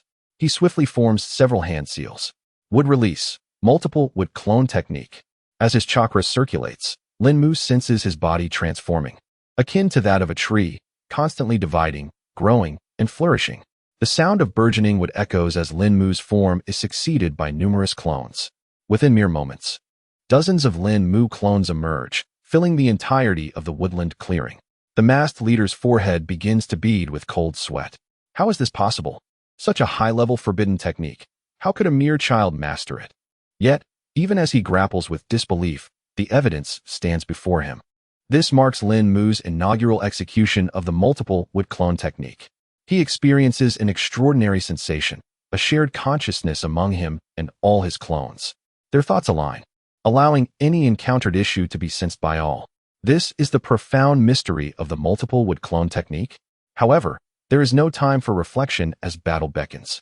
While the strength of these clones pales in comparison to his true form, they are sufficient to hinder the mid-level members of the Root faction, enabling Lin Mu's original self to focus on confronting the masked leader and several elite ninjas. Chapter 55. An exchange of wounds. Gazing upon the 20 or so Lin Mu figures, the masked members feel overwhelming pressure. However, as members of the Root faction, their duty is to obey commands. Since Lord Danzo has decreed that this child must either be captured or eliminated, they are compelled to fulfill that order. Engage me in battle. Lin Mu roars, a fierce intent propelling him toward the masked leader. The leader glances around, selecting a few individuals. You 6 will accompany me to eliminate his true form. The rest shall engage those clones. As members of the Root faction, their rigorous training and strong execution skills come into play. Upon receiving their leader's orders, they swiftly disperse, seeking their opponents. Now, Lin Mu faces an assembly of 6 elite ninjas. To this point, all the ninjas dispatched by the Root have revealed themselves, 16 in total, including 6 elite ninjas. The might of the Root is indeed formidable. Before his journey, he had heard that the apparent sovereign of Konoha was the Hokage, while the shadowy emperor was Hashirama Danzo. Now, it is clear that their reputation is well-deserved. The foundation and strength of the Root are truly overwhelming. A mere expedition to apprehend a lowly genin has mobilized 6 elite and 10 mid-level ninjas. If these masked individuals were privy to Lin Mu's inner thoughts, they would surely find irony in their circumstances. A typical genin would not warrant such formidable strength, yet Lin Mu possesses the wood-release body, an invaluable asset. Moreover, as he travels alongside the formidable Jiraiya, a stronger force is required to approach him. Regrettably, Hashirama Danzo and his masked minions have grossly underestimated Lin Mu's inherent prowess. He possesses elite-level strength and an arsenal of unpredictable tactics, making him a challenging adversary. Lin Mu smirks coldly to himself, charging headlong toward the 6 elite ninjas. Those who belittle me will face dire consequences. In the fleeting moments of his sprint, he rapidly forms hand seals. Wood release, great force technique. Lin Mu seems particularly fond of this binding-type jutsu, deploying it once more. His affinity for this technique is well-founded. The Great Forest technique is exceptionally functional, not only providing potent restraints, but also serving as a significant aid in battle and occasionally disrupting opponents. The soil erupts with entwined vines, while branches from surrounding trees extend toward the 6 elite ninjas. However, as expected, elite ninjas possess formidable strength. These vines pose little threat. With swift movements, they draw their shinobi blades, severing the encroaching tendrils with ease. Nonetheless, Lin Mu does not require these vines to be offensive. Their purpose is solely to create distractions. Wood release, exploding drill technique. Lin Mu silently commands, extending his right arm as chakra surges forth, gathering within. The sound of crackling fills the air as his arm rapidly swells, becoming as imposing as his entire frame. No, as Lin Mu fervently channels chakra, the size of his arm continues to grow. By the time he reaches his adversaries, his right arm measures an impressive 2 meters in length and 1 meter in width. Lin Mu seizes the opportune moment, launching forward just as the elite ninjas have severed the vines, still recovering from their previous actions. The target of this formidable strike is none other than the masked leader, the linchpin of this group. Should he successfully eliminate this leader, the remaining foes will pose little threat. Lin Mu understands this principle, and so too do the masked ninjas. The leader of the masked men exchanged glances with the two elite ninjas behind him and charged forward, positioning themselves in front of their captain. A dull thud echoed through the air. Despite the two ninjas brandishing their blades, Lin Mu's arm had transformed into an unyielding wooden appendage, fearless of swords. The two ninjas were struck back by a single punch, crashing violently into the trees behind them. Blood gushed from their mouths uncontrollably. Such terrifying strength. The masked leader's expression turned grave, for his combat awareness and experience were unparalleled. After delivering his punch, Lin Mu's immense wooden arm moved sluggishly, having expended its power. Seizing the moment when Lin Mu retracted his arm, the leader swiftly advanced, sliding beneath him. His ninja blade gleamed coldly as it aimed for Lin Mu's waist. Lin Mu's gaze flickered. He realized he could not evade this strike. A determined glint flashed in his eyes, and he clenched his teeth, channeling his ninjutsu once more. Wood release, cutting technique. A wooden blade rapidly sprouted from his left wrist, but this time it only extended to about 50 centimeters.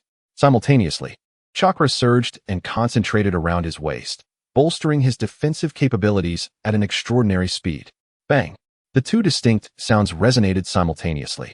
The ninja's blade had pierced Lin Mu's waist, embedding itself 10 centimeters deep. Despite his body having transformed into wood, it was insufficient to entirely withstand the blade's sharpness. Ack! The masked leader let out a suppressed wail. In that instant of wounding Lin Mu, the short blade in Lin Mu's left hand slashed across the leader's chest, leaving a gaping 30-centimeter gash. Even as he desperately dodged, the blade had grazed his ribs. Ha! The masked leader staggered back, laughter escaping his lips. "You're quite impressive, little brat, inflicting such a serious injury upon me. However, I see you are running low on combat ability. That wound is no trifling matter." He then glanced back at the elite ninjas behind him, his smile growing ever more pronounced, even palpable through his mask. "And we still have two peak ninjas with us. Your demise is inevitable." The root members, having collaborated for years, required no further direction from their leader as the two elite ninjas charged at Lin Mu. This time, they were certain they could eliminate this brat. Yet they failed to notice the profound smile on Lin Mu's face as he lowered his head. "I told you not to underestimate me." Just as the two ninjas flanked Lin Mu, their blades poised to strike his neck, he unleashed Wood Release, Wood Dragon Technique. Lin Mu clasped his hands together, chakra surging furiously within him, as a wooden dragon over a meter long and 30 centimeters thick burst forth from his shoulder. Its head and tail deftly intercepted the blades of the two elite ninjas. Clang! The sharp ninja blades, glimmering ominously, struck the ends of the wood dragon. The dragon emitted a resounding roar, imbued with overwhelming authority. How dare mere mortals provoke the majesty of a dragon? The wood dragon, initially small, began to swell as it emerged further from Lin Mu's body. In but a breath, it had expanded to 5 meters in length and nearly 1 meter in girth. The growth of the dragon was not merely in size. Its formidable presence intensified as well. Roar! The wood dragon bellowed again, its head and tail whipping about, crashing into the two elite ninjas. Bang! Bang! The resounding impacts reverberated through the air. The two adversaries were swept away with little resistance. The wood dragon technique was indeed fearsome. Lin Mu marveled internally. This technique was among the most renowned and powerful ninjutsu wielded by Senja Hashirama. During the battle at the Valley of the End, Hashirama had used this very technique to restrain the Nine Tails, which even its formidable might could not escape. Of course, Lin Mu's current strength was nowhere near that of Hashirama's direct execution of the Wood Dragon technique. However, it was more than sufficient to repel several elite ninjas. Hee. I shall see now who truly lives or dies. Lin Mu chuckled coldly and leapt atop the wood dragon, diving towards the elite ninjas. This is impossible. The leading masked man's eyes widened in disbelief. This brat had remained unfazed from the beginning, revealing an array of astonishing abilities, each more formidable than the last. Especially this wood dragon that had thwarted the lethal strikes of two elite ninjas, radiating a palpable oppressive force. He was one of the elite ninjas of the Root organization, and to have attained the rank of captain, his prowess was certainly esteemed among the elite. Yet, as he gazed upon the approaching wood dragon, despair washed over him. He would never stand a chance against it. All units, retreat. His gaze swept the area, The numerous shadow clones Lin Mu had created earlier had overwhelmed his subordinates, most of whom were injured and in peril. They could no longer afford to linger. If they did, they would all perish here. The thought prompted him to decisively issue the order to retreat. They were no match for this brat. How could this be? Such thoughts echoed in the minds of all the masked men. Before this day, none would have imagined they would be routed by a mere child, barely over 10 years old. No, they refused to acknowledge him as a child. Lin Mu was a ravenous wolf, a demon, a monster cloaked in a child's guise. If he were not a demon, how could he possess the power to annihilate an entire root team at such a tender age? The other root members had long since lost the will to fight, only restrained by the strict orders of the organization. Upon hearing their captain's command to retreat, a sense of relief washed over their faces. At last, they need not continue battling this demon. Did you think you could provoke me and simply run away? It will not be so easy. Lin Mu shouted coldly, commanding the wood dragon to charge forward with unstoppable force. Setting aside the 600 gold coins spent on purchasing intermediate chakra and healing pills, he was already grievously wounded, a massive gash on his abdomen still bleeding profusely. If he allowed these individuals to escape, they could summon reinforcements or ambush him in the shadows, which would only complicate and endanger his situation further. Thus, it would be better to simply eradicate them all. Kill. The wooden dragon beneath Lin Mu's feet, while not comparable in size to the wooden puppet summoned through the wood release technique, still possessed a formidable stature and an imposing aura, seemingly capable of subduing all malevolent spirits and demons. This colossal wooden dragon surged forth, trampling over several adversaries. The speed of the Chunin lagged behind that of the Jonin, and a few of the slower Chunin were swiftly overtaken by Lin Mu. The dragon's body swung, shattering their bones and tearing their muscles, leaving them bloodied and gasping for breath on the ground. The absence of a system notification indicated that, despite their grievous injuries, the Chunin had not perished. However, Lin Mu had no inclination to attend to them. They wouldn't escape his grasp, and he could return to reap the rewards later. The real prize lay ahead with the Jonin. Each Jonin slain would yield over 300 gold coins, and if he could eliminate all 6, he would amass over 2,000 gold. Lin Mu's eyes gleamed with avarice. Thoughts of wealth invigorated his body. Yet, the wooden dragon's speed was insufficient to pursue them effectively. Lin Mu's gaze flickered once more. Ding. Congratulations, host, on successfully purchasing a mid-level chakra pill. Gritting his teeth, Lin Mu bought another mid-level chakra pill. His hand curled slightly, and as the space shimmered, a beautifully patterned blue pill appeared in his grasp. Without hesitation, he consumed it, the pure chakra surging throughout his being. With the aid of the mid-level chakra pill, Lin Mu no longer hesitated to channel his chakra, once again infusing the wooden dragon with 2 layers of chakra power. Roar! The massive wooden dragon bellowed, expanding in size and significantly increasing its speed. The figures of the Jonin, who had initially begun to distance themselves, gradually loomed larger in Lin Mu's vision. Stay here, Lin Mu scoffed, channeling chakra to condense a wooden spear in his hand. He aimed at the indistinct figures ahead, tensing his muscles, and with a powerful burst, launched the spear. Whoosh! A sharp sound pierced the air. A Jonin ahead felt a chill run down his spine, sensing impending doom. He barely turned to glance back. A spear, nearly 2 meters in length, was hurtling towards him. Thud! The spear struck with unyielding force, embedding itself deep into the trunk of a large tree. The Jonin's skull was pierced, and his body, propelled by inertia, stumbled forward before crashing to the ground. Chapter 57. Bountiful harvest. The chakra within Lin Mu was now fervently igniting and condensing. Spear after spear materialized in his hands, only to be hurled forward with terrifying strength in the blink of an eye. Whoosh! Whoosh! These spears moved with unparalleled speed, and even a mere grazing would tear away substantial flesh. How is this possible? I don't want to die. We were merely following orders. Please spare our lives. Devil! Devil! You are a devil. In that moment, cries of terror, pleas for mercy, and curses filled the air. The enemies ahead who were caught by the wooden dragon were directly trampled down. Meanwhile, those fleeing in all directions or the faster Jonin were targeted with spears. Ding! Congratulations, host, for slaying a mid-level Chunin. Reward, 80 gold coins. Ding! Congratulations, host, for slaying a low-level Jonin. Reward, 300 gold coins. Ding! Congratulations, host, for slaying a mid-level Jonin. Reward, 400 gold coins. A succession of notifications rang out, and Lin Mu was now consumed by a bloodlust. These lackeys of Shimura Danzo had committed countless dark deeds, taking the lives of countless innocents. And now, they had finally met their reckoning. Let us cleanse this filth. Kill! Lin Mu roared, narrowing his eyes as he aimed at the fastest figure ahead. A spear materialized in his hand as his chakra surged violently, infusing it with enhanced sharpness. Die! With chakra anchoring him, Lin Mu firmly stood atop the dragon's head, spinning before launching himself forward with all his might. Whoosh! The sound of the spear slicing through the air was sharper than ever before.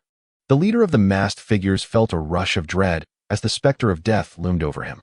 You think you can kill me? Not so easily, he shouted back, turning in midair, his gaze fixed on the trajectory of the spear, gripping his kunai defensively across his chest. But could he achieve his desire? Crash! Crack! The sounds of impact and shattering echoed simultaneously. The kunai, worn from years of use, was shattered, and along with the spear, it pierced through his body. Crash! The masked leader was impaled against a tree. Blood gushed from his chest like a fountain, and he gasped, choking on his own blood. The vitality within him was rapidly draining. He knew he was close to death. What kind of monster are you? He was a ruthless individual accustomed to the bloodshed of countless adversaries. Yet today, he met his demise at the hands of a mere boy he had once looked down upon. Ding! Congratulations, host, for successfully slaying a high-level jonin. Reward, 500 gold coins. As the system notification echoed in his mind, Lin Mu's taut nerves finally gave way, causing him to collapse to the ground. He struggled to maintain his focus. Gathering chakra in his abdomen, he utilized the no-seal healing technique to mend his wounds. Although the effects of a mid-level healing pill would have been significantly better, with the threat now dissipated, healing with chakra was far more economical. Ha ha ha. Lin Mu's chest heaved violently, his heart racing at an alarming rate. He barely opened his eyes, a glimmer of relief present. Truth be told, he could not deny the strength of this root team. Whether Chunin or Jonin, they were the elite of the elite, each a rare gem among ninjas. Their strikes were ruthless, each move a lethal technique. It was only due to the support of the system, coupled with his mastery of powerful ninjutsu and the wood-release body, that he could triumph over them. Moreover, Lin Mu had paid a hefty price. The pills alone had cost nearly 1,000 gold coins. However, the rewards this time were substantial. Overall, he had come out ahead. He had slain 10 Chunin and 6 Jonin. Though the rewards varied by rank, the total exceeded 3,000. Despite expending 900 gold during the battle, he still netted over 2,000 gold coins. Ha ha ha, tonight has indeed been a bountiful harvest. Lin Mu chuckled weakly. As if the perilous battle for survival had been forgotten, Lin Mu recalled how a single misstep could have led to his demise. With a mere thought, the system panel materialized before him. His gaze immediately fixed on the gold column. Gold, 7340. He had amassed over 7,000 gold coins. Though his body ached and felt weary, his spirit soared with exhilaration. Next, he merely needed to undertake ordinary tasks, and within a month or two, he would have enough coins to acquire the wood clone technique. The mere thought of the wood clone technique made Lin Mu's eyes gleam with anticipation. He had just employed the wood dragon technique, summoning a formidable wooden dragon that invigorated him greatly. The wood clone technique was a powerful ninjutsu that rivaled the wood dragon technique. In fact, it surpassed the latter in both defensive and destructive capabilities. The primary function of the wood dragon technique lay in binding and absorbing chakra, serving to suppress foes and create opportunities. However, it had not fully demonstrated its true power against these Chunin, and Lin Mu merely utilized it as an offensive strategy. Conversely, the wood clone technique was an entirely potent method of attack. Having experienced the wood clone technique through an experience card, Lin Mu understood its immense strength. Even a foe of the caliber of Kisame Hashigaki had been left on the brink of collapse after just a few strikes, losing his formidable sword in the process. Naturally, the wood clone technique summoned through the experience card was powered directly by the system's chakra. Lin Mu merely needed to expend chakra to control it. If he were to use the wood clone technique himself, its potency would likely diminish compared to the previous experience. Nonetheless, the enhancement to Lin Mu's strength remained profoundly formidable. As he pondered, a wave of fatigue washed over him, and he gradually succumbed to unconsciousness, lying down beside the numerous corpses. The stress, both physical and mental, from the battle had been overwhelming. Now that the danger had dissipated, he could finally relax and succumb to a deep slumber. In the dead of night, The forest was far from safe. Fortunately, the cacophony of battle had frightened off the surrounding beasts, leaving them scattered and lost. Thus, Lin Mu was able to enjoy a peaceful night's sleep. Chapter 58. The pain within. As dawn broke, sunlight filtered through the dense foliage, casting dappled patterns upon Lin Mu's face. He slowly opened his eyes, feeling a profound ache throughout his body. Simultaneously, a sense of trepidation filled his heart. He had fallen asleep alone in this dense forest, and to have escaped danger was nothing short of miraculous. Rising to his feet, he stretched, noting the lingering pain in his abdomen where he had been stabbed the previous day. Lifting his shirt for a glance, he was relieved to see that it had nearly healed. Time was of the essence. He needed to return swiftly. After orienting himself, Lin Mu hastened back to the town. Due to his injuries, his pace was not particularly swift, and it took him a full half-hour to return. The sky was still bright, and Naruto and Jiraiya were likely still asleep. Standing before his room, Lin Mu tugged at his collar. He knocked on the door, but after a long silence, he paused in confusion. Surely Naruto, wasn't he still practicing in the clearing? How diligent he was. He checked his pockets, relieved to find that his key had not been lost. With a click, Lin Mu unlocked the door and stepped inside. The room was clean and tidy, devoid of any sign of life. Indeed, Naruto had likely spent the night training outdoors. Lin Mu couldn't help but admire his perseverance. He walked over to his bed, retrieved a fresh set of clothes to change into, and neatly folded the torn ones to put them away. After a moment's thought, he entered the bathroom to freshen up. Feeling rejuvenated would be beneficial for his training. About half an hour later, everything was in order. This time, Lin Mu chose not to venture outside, but instead sat cross-legged on his bed. After the life-and-death struggle of the previous day, he felt he was on the cusp of breaking into the mid-chunin level. A focused period of training should enable him to achieve that breakthrough soon. Meanwhile, in a clearing among the trees, Naruto was practicing his stances, clutching a rubber ball in his left hand. After a grueling day and night, he appeared to have made no progress. The rubber ball was far more challenging than the water balloon. Crack! Without Lin Mu's healing, Naruto's hand had sustained significant injury, rendering him unable to hold the rubber ball effectively. Where had Lin Mu gone? He hadn't seen him all day. Scratching his head, Naruto felt somewhat out of sorts without Lin Mu's company. Hey, Naruto. The sound of footsteps drew nearer, accompanied by Jiraiya's voice. What do you want? Naruto replied, puzzled, as Jiraiya rarely visited him during training. Go down to the street and buy some food, Jiraiya directed, sending Naruto down the mountain. Naturally, Naruto was unwilling. He felt irritable and protested. Why do I have to go? I still need to train. Jiraiya ruffled Naruto's hair and chuckled. You're at least learning ninjutsu with me. It's not unreasonable to ask for your help in purchasing a few items, is it? Naruto glared at Jiraiya, then begrudgingly headed downhill. As he descended, his irritation grew. It was evident that Jiraiya had taught him nothing, yet now he acted as if he were a mentor. Suddenly, someone patted Naruto on the shoulder, startling him. You spent another night resting in the mountains? I brought breakfast for you and Jiraiya. I was just looking for you, Lin Mu said with a mischievous grin, intercepting Naruto. Having been startled just moments before, Naruto was initially wary, but upon recognizing Lin Mu, his expression brightened. However, he quickly composed himself, adopting a serious demeanor. Where were you yesterday? You can't afford to slack off in training. Seeing Naruto's stern face, Lin Mu also subdued his smile. I felt I made some progress in my training. I was honing my chakra in the inn all day yesterday. As he spoke, a smile returned to his face. But what about you? Training requires a balance of effort and rest. Without my help, how are you feeling now? Naruto felt a bit embarrassed at Lin Mu's teasing. He indeed needed Lin Mu's assistance, or he would struggle to train effectively. Come on, let us head up the mountain first. I'll help you with your hand injury later. Lin Mu took Naruto by the hand and led him up the mountain. The two conversed and laughed along the way. Suddenly, Naruto halted, staring in a particular direction. Lin Mu paused as well and followed his gaze. In their line of sight stood a father and son. The child, around 5 or 6 years old, tugged at the man's shirt and whined, Daddy, Daddy, buy me a popsicle, the kind that can be broken in half.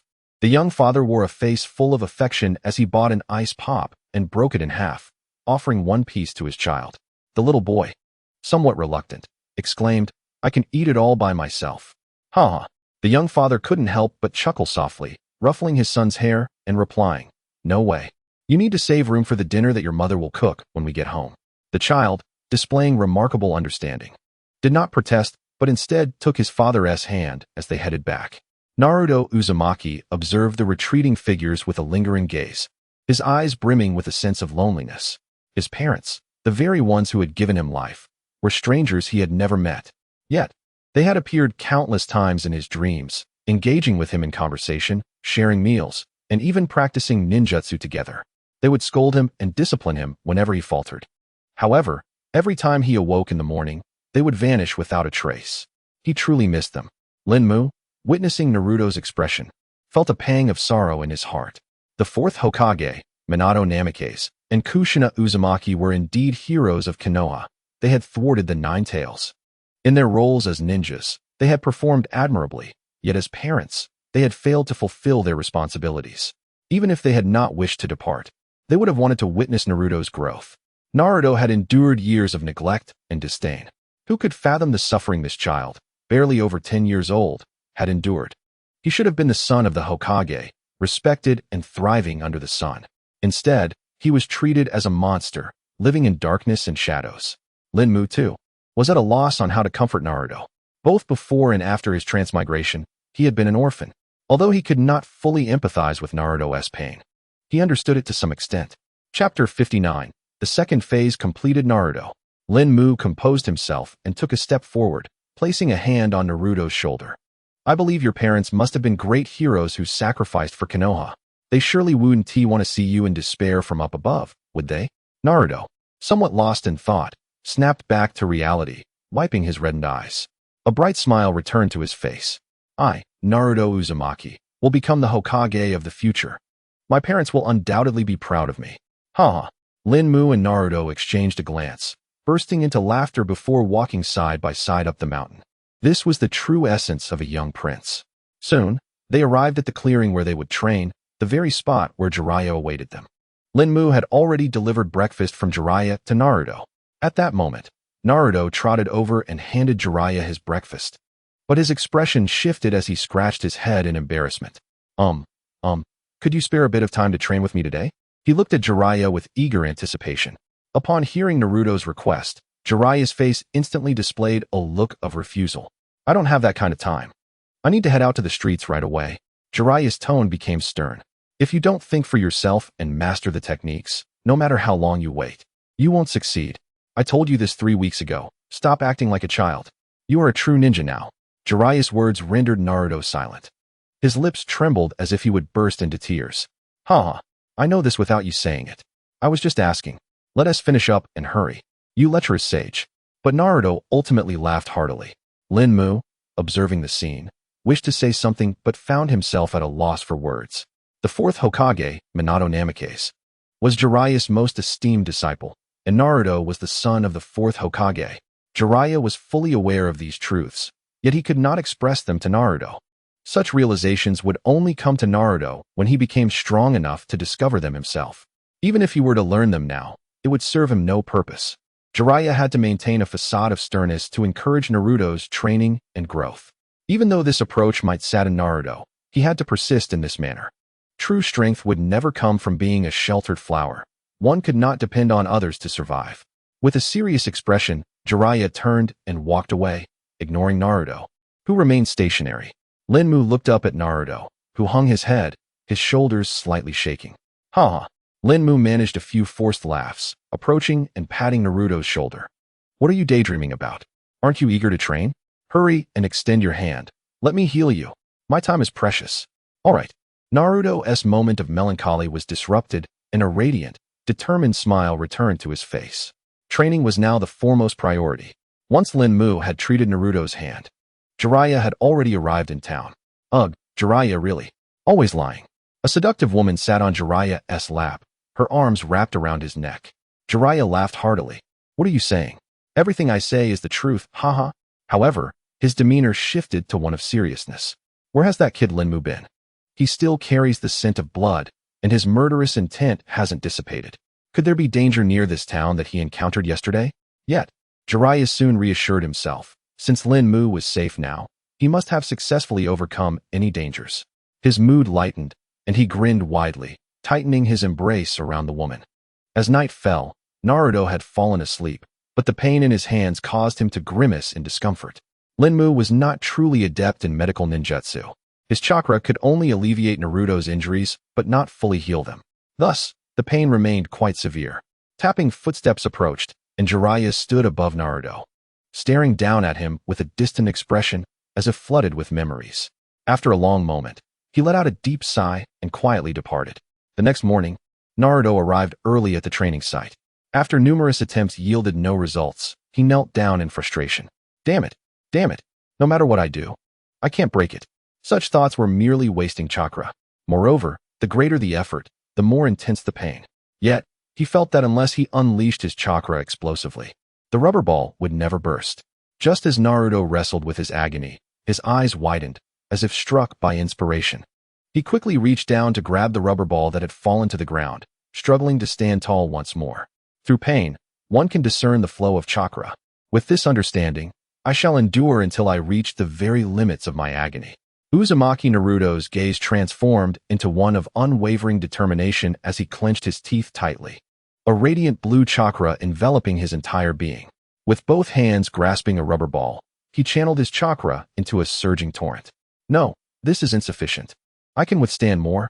Now is the moment. As the pain reached its zenith, Naruto compressed the chakra with all his might. At that instant, it felt as though countless barbs were erupting from within the rubber ball, striving to break free from its confines. The searing pain became nearly unbearable for Naruto, and just as his chakra began to dissipate, pop, the rubber ball had burst. Naruto's body froze momentarily, a broad smile illuminating his face. It seemed he had made some progress. Jiraiya appeared behind him, his tone nonchalant, yet if Naruto had turned around, he would have seen the approval etched on his face. Humph, it merely has a hole. It hasn't completely ruptured. Naruto turned to say more, but Jiraiya stepped forward, chuckling. All right, no need to push yourself. Naruto stood frozen in place as he beheld the half-eaten popsicle Jiraiya offered him, an inexplicable surge of emotion swelling within. Both tears and laughter threatened to escape. Chapter 60. All in search of that person gazing vacantly at the translucent blue popsicle in his hand, Naruto found himself momentarily lost in thought. This scene had played out in his imagination countless times. He had longed for someone to share a popsicle with, and now, that wish had come to fruition. He opened his mouth wide and eagerly shoved the popsicle inside, a wave of sweetness flooding his taste buds. A smile spread across Naruto's face as he mumbled, delicious. This was the feeling he had always yearned for, companionship and care. By the way, would you like to try this? Jiraiya took a bite of the popsicle. Speaking with his mouth full, Naruto, puzzled, looked up at Jiraiya and asked, What? Extend your right hand. Jiraiya retrieved a brush from his pocket and drew a comma-like symbol in the palm of Naruto's hand. What is the purpose of this? Jiraiya wore an enigmatic smile, withholding a direct answer. Instead, he drew a similar symbol on his own left hand. Naruto stared in confusion. Is this the secret? Were you scolded for lacking focus at the Ninja Academy? What does this lecherous sage mean? Naruto's bewilderment grew, and he queried. This has nothing to do with the present situation, does it? Jiraiya cast a deep gaze at Naruto, recognizing the boy's occasional brilliance juxtaposed with moments of utter oblivion. Truly, he was a ninja full of surprises. With a resigned sigh, Jiraiya rummaged through his pocket and produced a blank sheet of paper, presenting it to Naruto. What do you see? Naruto, though perplexed, replied, a blank sheet of paper. Excellent. Now tell me, what do you see now? Jiraiya used the brush to draw the same symbol in the center of the paper. Now I see a symbol? Jiraiya nodded, though it hardly requires clarification. When you first looked at the blank paper, you merely glanced at it as a whole, didn't you? Now, where is your focus? Jiraiya observed Naruto's serious expression, sensing contemplation. You are likely fixated on the central point, aren't you? When humans observe a blank sheet, they often do not know where to direct their gaze, causing their eyes to wander. However, once a mark is made, the consciousness becomes anchored there, a phenomenon called concentration. Once focused, the mind stabilizes, unleashing unforeseen power. When you cause the rubber ball to rupture, you must have concentrated your chakra fiercely in your palm. Naruto listened intently, nodding vigorously. He indeed had to compress and concentrate his chakra to achieve the ball's rupture. Once focused, power emerges. Yet, without a target, concentrating is exceedingly difficult. Thus, use this understanding. From now on, when gathering your chakra in your right hand, concentrate firmly on this mark. Naruto gazed at the symbol in his palm. a flicker of understanding igniting within him. His resolve reignited. All right, I'll give it a try. With that, he hurried off to practice. What an impulsive child. Jiraiya shook his head in exasperation, turning to descend the mountain. He had important matters to attend to. As midday approached, the town bustled with activity, the streets alive with the cacophony of vendors calling out. Jiraiya's eyes darted about, wandering the streets as if searching for something. Excuse me, I have a question. Jiraiya approached a stall, inquiring. Meanwhile, in Orochimaru's secret lair, my hands. Orochimaru lay half-reclined on his bed, howling as he struggled to suppress the excruciating pain coursing through him. Thick layers of white bandages wrapped around his arms, now stained with splotches of blood. Are you all right, Lord Orochimaru? Please, drink this medicine. Kabuto hurried into the room, a healer by trade, well-versed in remedies. He placed the medicine beside Orochimaru before swiftly exiting. Despairing cries echoed in the room, but the voice did not belong to Orochimaru. Blood splattered across the bed, the table, and the floor. Orochimaru gasped for breath, the pain seemingly easing slightly. At that moment, the door opened once more, and Kabuto returned. Are we cleaning up already? Please take your medicine. He stepped forward, his gaze sweeping over the lifeless body lying on the floor, gradually growing cold. This is the medicine I provided for Lord Orochimaru. His tone remained calm, tinged with a hint of pride. This potion I concocted should alleviate some of the pain. Orochimaru's voice remained low and raspy as he steadied his erratic breaths.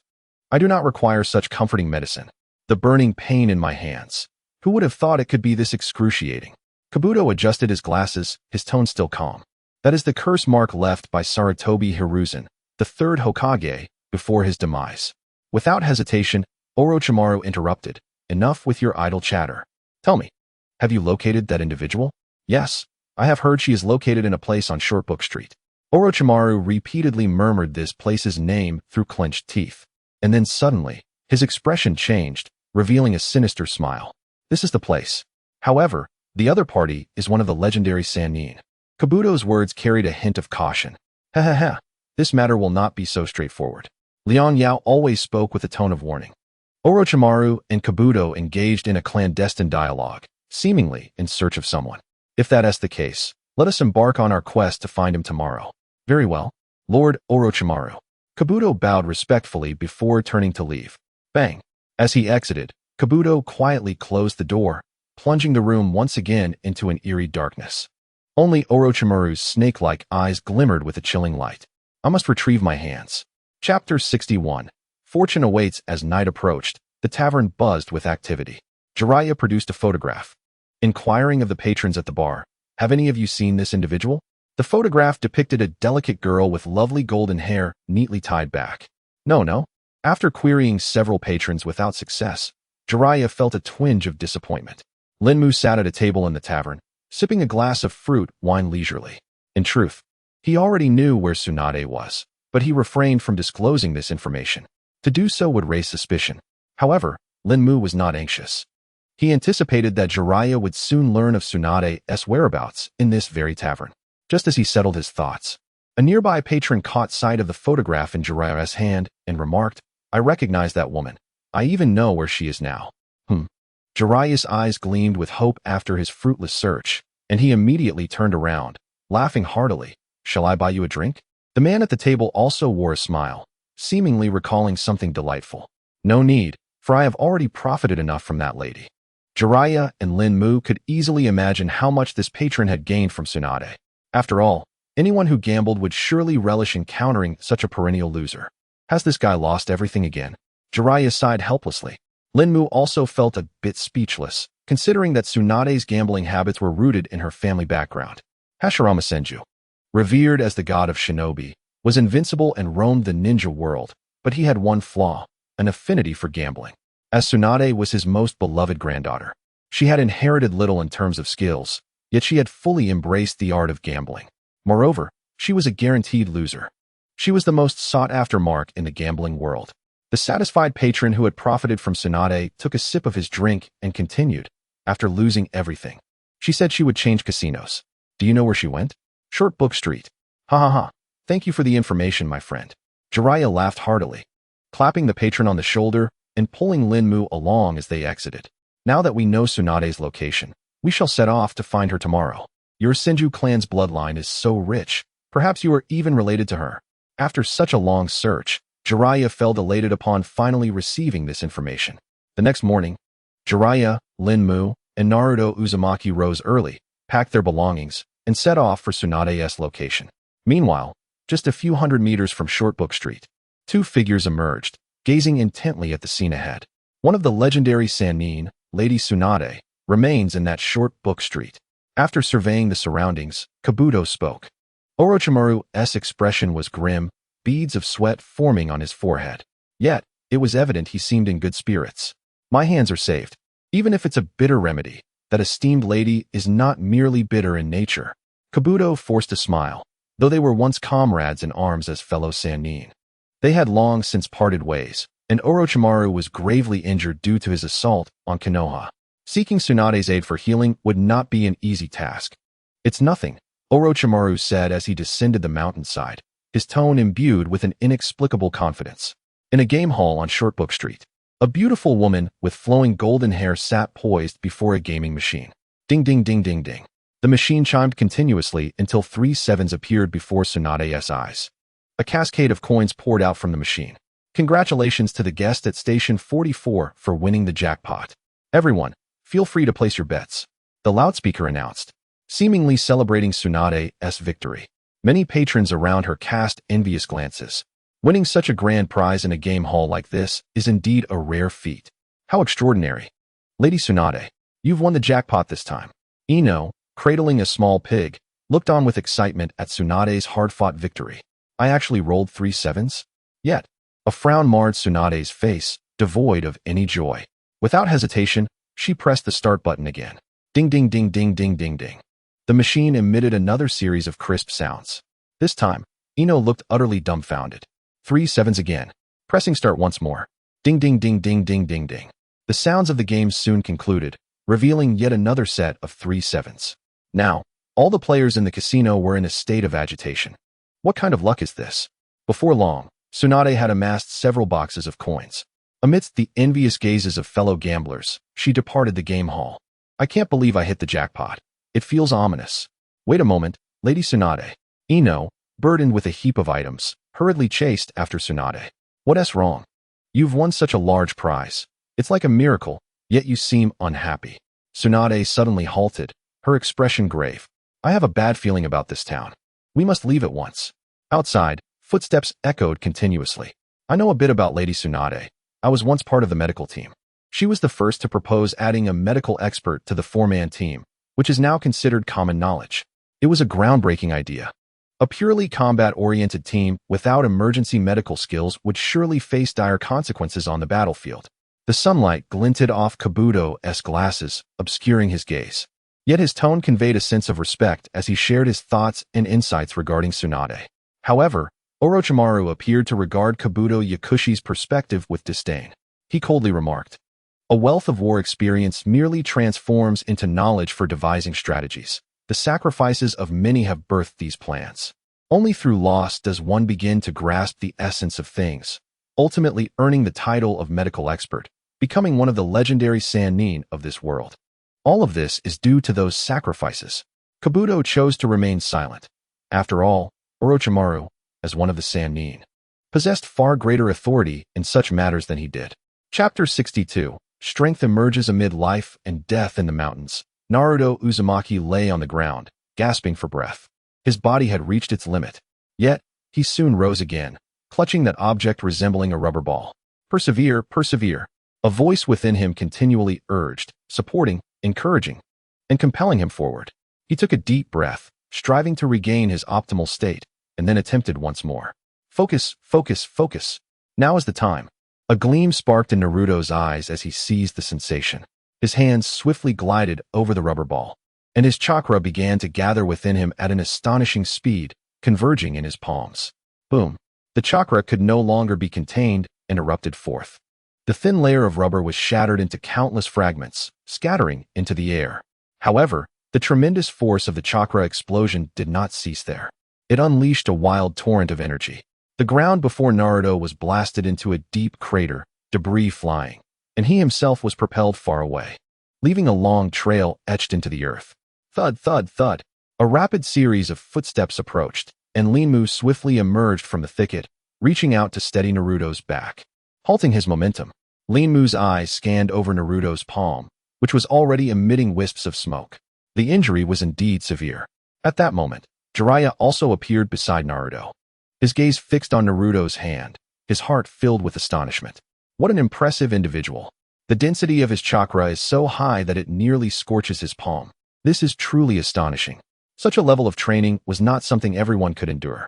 Naruto Uzumaki possessed an extraordinary willpower.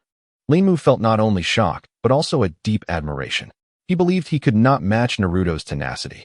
However, seeing Naruto's grave injury, he cast aside his thoughts and pulled Naruto's arm toward him. Gentle would-release chakra emanated from him, infusing Naruto with a rich surge of life energy. Naruto's injuries rapidly improved. Jiraiya, observing from the side, repeatedly marveled at the scene. Truly, the Senju clan's direct bloodline is incredibly powerful, and Linmu's strength is advancing by leaps and bounds.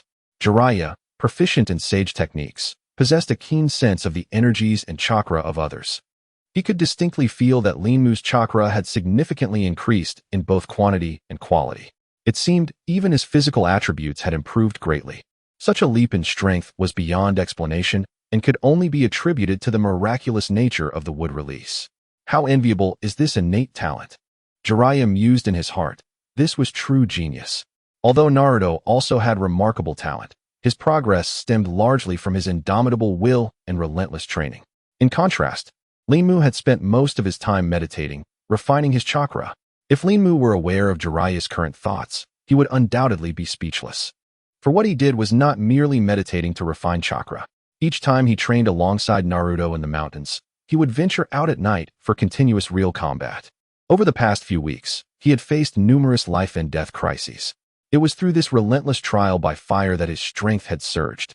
Otherwise, even if his chakra refinement were flawless, it would merely be theoretical. Those who could only theorize, regardless of their level of cultivation, would be mere paper tigers. But Linmu was different. He had already taken countless lives.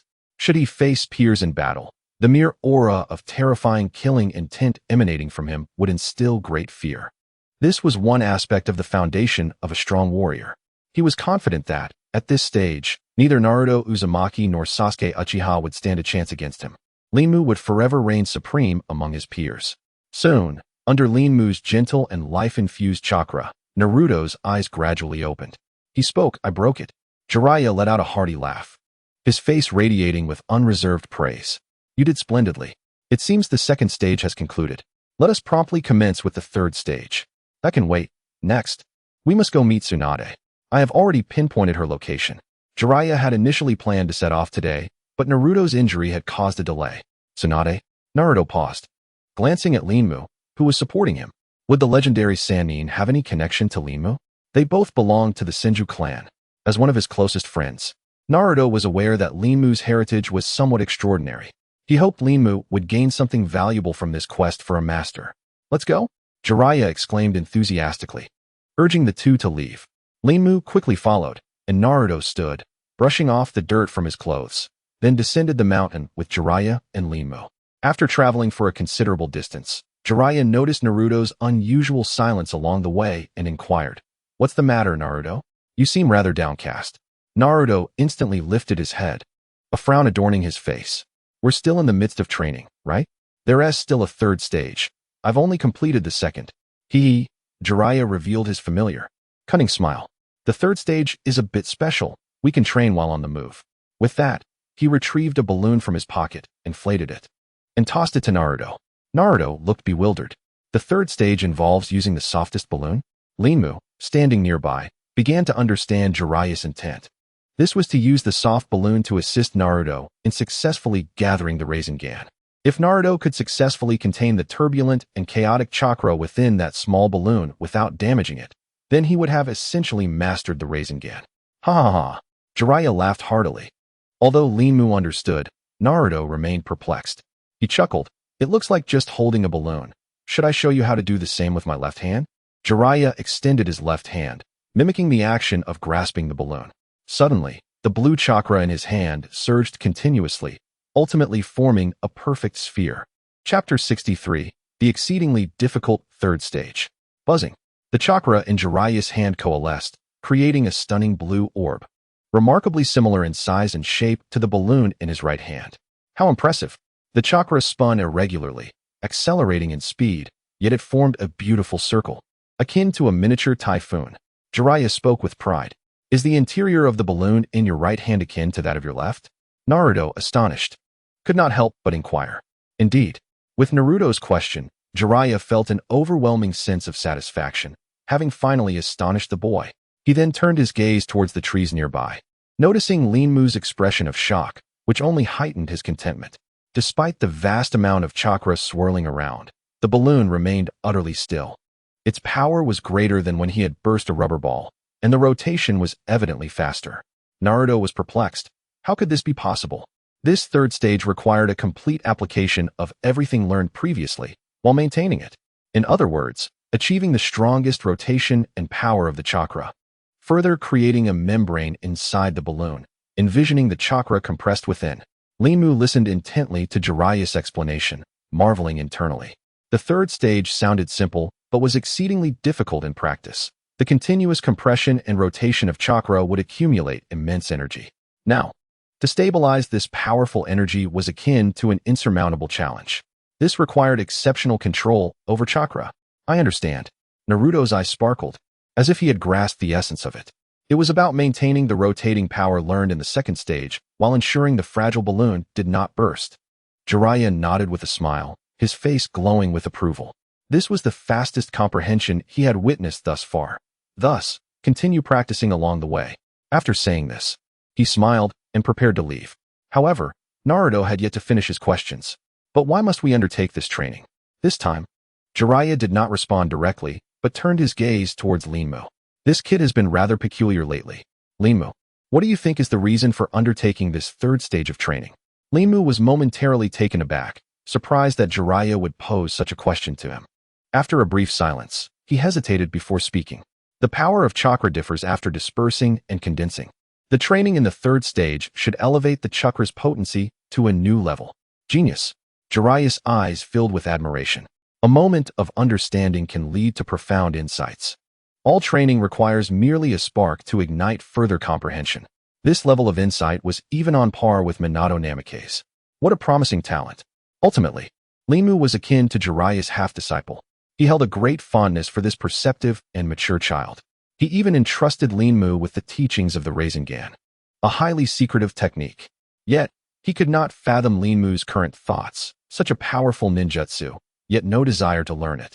Linmu certainly recognized the formidable nature of the Rasengan, but he understood well, one cannot bite off more than they can chew. He had already mastered a plethora of powerful wood-release techniques, which, although imparted directly by the system, did not require individual practice. However, without personal comprehension, these techniques would bear little fruit in actual combat. Linmu currently lacked the energy to pursue the Rasengan. Nevertheless, he was confident that even without it, he could possess formidable strength. Should the opportunity arise in the future, he could always train later. After all, the method of practice was already engraved in his mind. Jiraiya smiled faintly and approached a large tree. This was the Rasengan perfected through the second stage of training. While speaking, he concentrated chakra in his right hand to form a sphere, then pressed it against the tree. Bang! A large spiral crack immediately appeared on the bark. Now, this was the Rasengan mastered in the third stage. Another sphere of energy coalesced in his right hand, noticeably more contained. Bang! This time, the tree was pierced through, swaying precariously. After demonstrating the differences between the two Rasengans, Jiraiya remarked, "As long as you can maintain this miniature typhoon in your palm, the power will not disperse. The rotation will accelerate, and the potency will be continually compressed. Thus, its destructive capability will be maximized. That's the essence of it." As Jiraiya concluded, his demeanor was nonchalant, as though it were an exceedingly simple task. Linmu felt speechless. Jiraiya still wished to assert his status as a master. This level of mastery over chakra was indeed a formidable endeavor. I can certainly achieve it. Naruto gritted his teeth, determination gleaming in his eyes as he placed the balloon in his left hand. His right hand moved vigorously as chakra flowed and rotated within him. Maintain it. Stabilize it. Bang. Mere seconds passed, and the balloon exploded, blue chakra swirling like a tempest in all directions. Jiraiya glanced at Naruto, admonishing him, "No slacking off. Execute 100% of the rotation and power, and maintain it." Naruto's expression turned grave. The difficulty of this third stage far exceeded that of the previous ones. If he could not perfectly control all his strength, he would not succeed. He now understood that this third stage was not on the same level as the previous stages. Jiraiya observed Naruto's troubled expression, smiling. This was the effect he desired. Did I not mention? This is an A-rank high-level ninjutsu. Well then, time to conclude. Practice while you walk. With that, he turned and strode away without looking back. Hey. No need to rush off so quickly. Even if you don't train, your recovery takes time, and we cannot guarantee Tsunade will remain in this town. Jiraiya, without looking back, continued on, realizing that finding Tsunade was the real priority. Jiraiya and Naruto playfully bantered as they walked ahead. Linmu was left behind, but he remained oblivious. The rotation and maintenance of chakra to enhance its potency sparkled in his mind. He had witnessed all 3 stages of Rasengan training, and although he had not practiced it himself, he had gleaned valuable insights. Chapter 64. The Death of One's Most Cherished. When Linmu came to his senses, Jiraiya and Naruto had already walked quite a distance. Hey, wait for me. Linmu hurriedly chased after the two. Jiraiya's specialized training for Naruto had sparked similar insights within him, filling his mind with numerous revelations. These reflections hold profound significance for him. Perhaps in the future, he might innovate a unique form of ninjutsu inspired by these insights. However, his current foundation is insufficient to support such an endeavor. For now, it would be wise to accompany Jiraiya in search of Tsunade. Speaking of Tsunade, Linmu harbors considerable interest in her. She is the granddaughter of the first Hokage, Hashirama Senju, and his wife, Mito Uzumaki, known for her penchant for gambling, albeit with lamentable luck, earning her the moniker of the legendary Big Fat Sheep. Simultaneously, she is a skilled medical ninja, renowned for her expertise in healing techniques. Often referred to as the god of medicine in the Naruto universe. Beyond her medical prowess, she possesses the extraordinary ability to meticulously extract a vast amount of chakra and rapidly incinerate it, resulting in remarkable strength. This immense power endows her with formidable combat capabilities. Moreover, it is rumored that she possesses stunning beauty and an alluring figure, making her an exceptionally attractive mature female ninja. Naturally, Linmu yearns to witness such a presence.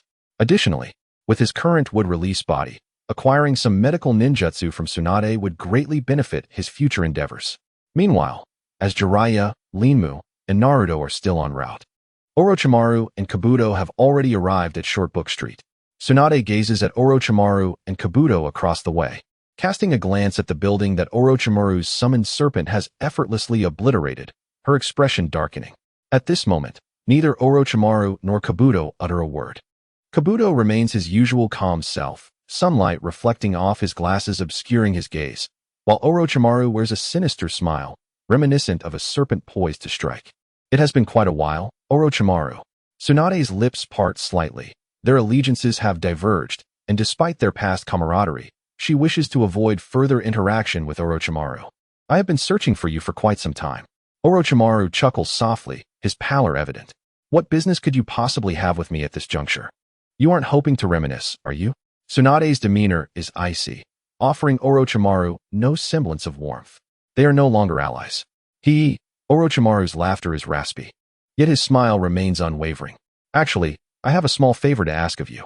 Meanwhile, Shizune observes Orochimaru and Kabuto, her expression turning sour. Having roamed outside of Konoha with Tsunade for years, she wonders what good could come from Orochimaru's visit. Tsunade's ears perk up, her eyes scrutinizing Orochimaru, forming her own judgments. Her heart races, and her complexion indicates a feverish state, always fatigued. How could Orochimaru sustain such severe injuries? At that moment, Kabuto speaks. Lady Tsunade, you must have already realized. His statement is abruptly interrupted by Tsunade. You should seek someone else for this matter. I no longer offer my services to others. Her refusal is direct. Her cold demeanor palpable, though her eyes flicker with sorrow. Since that incident, she has refrained from healing anyone. This simply won't do. Kabuto adjusts his glasses, his tone leaving no room for dissent. You must understand the gravity of this injury. No one can heal his hands but you. the legendary princess of the Sannin. While others may be at a loss regarding Orochimaru's condition, Tsunade alone possesses the capability. She is the unparalleled medical expert in the ninja world. Your hands are not merely injured, are they? What have you done? Is it some curse seal technique? Tsunade's medical expertise allows her to immediately recognize Orochimaru's symptoms, leading her to ponder who could inflict such devastating harm upon him. She is acutely aware of his prowess. During their student days, Orochimaru was renowned as a prodigious ninja. Nothing, Orochimaru replies weakly, yet his tone carries an air of nonchalance. This injury was sustained when I killed the third Hokage. You killed the third Hokage? Tsunade's eyes widen in disbelief, while Shizun trembles beside her, as if confronted with an extraordinary revelation. The third Hokage is dead, and by the hands of his own student. Orochimaru, their years of wandering have left them woefully uninformed about the happenings in Konoha. This revelation is indeed shocking. You truly are. Tsunade's voice is laden with incredulity. She understands Orochimaru's relentless pursuit, but never imagined he would slay his own teacher. What an abominable act. Hee. Orochimaru's frail face breaks into a mocking smile, his eyes glinting with derision. You needn't look so horrified. All tangible things must eventually perish. Humans are no exception. You should comprehend this, especially since you were responsible for the deaths of your two most beloved. At this juncture, Orochimaru's tone pauses, the mockery in his expression intensifying. Tsunade, realizing where this is heading, furrows her lovely brows tightly, a fierce glint flashing in her eyes as her fists clench. Kabuto, after a moment, grasps Orochimaru's intent. The implication that he caused the demise of his own beloved is chilling, revealing the cruelty of his methods. He, seemingly oblivious to the palpable killing intent emanating from Tsunade. Orochimaru chuckles again, continuing, that manner of dying is truly tragic. Shut your mouth, you bastard. Tsunade remains motionless, yet Shizun can no longer contain her fury. Having accompanied Tsunade for years, she understands the weight of Orochimaru's words, which undoubtedly strike at Tsunade's wounds. Enraged, she steps forward, rolling up her sleeve, revealing hidden mechanisms that unleash a flurry of gleaming steel needles aimed at Orochimaru's chest. Orochimaru's face maintains its sinister smile, showing no sign of movement. Instead, Kabuto's glasses flash as he rushes forward, drawing a specially crafted blade to intercept the incoming needles. Chapter 65. I challenge you to a bet. Kabuto gazes at the glistening needles in his hand, his expression turning grave. Poison. At this moment, Shizun disregards Kabuto's thoughts. The dignity of Lady Tsunade must not be violated. She propels herself forward, a gleaming knife in hand, poised to strike at Kabuto's throat. Stop. Shizun, calm yourself. Shizun halts abruptly, gasping for breath, slowly retracting the surgical knife. Kabuto, too, sweats coldly, silently lowering the knife that had nearly pierced Shizun's body. This woman is formidable. At this juncture, Tsunade unexpectedly bursts into laughter.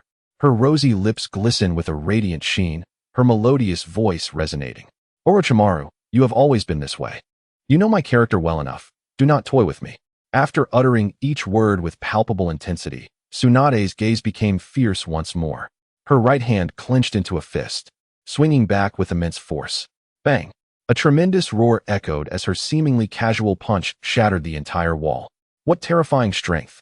Otherwise, I will kill you, she declared. Kabuto, taken aback, wore an expression of grave concern. Truly, she was one of the legendary Sannin and utterly fearsome.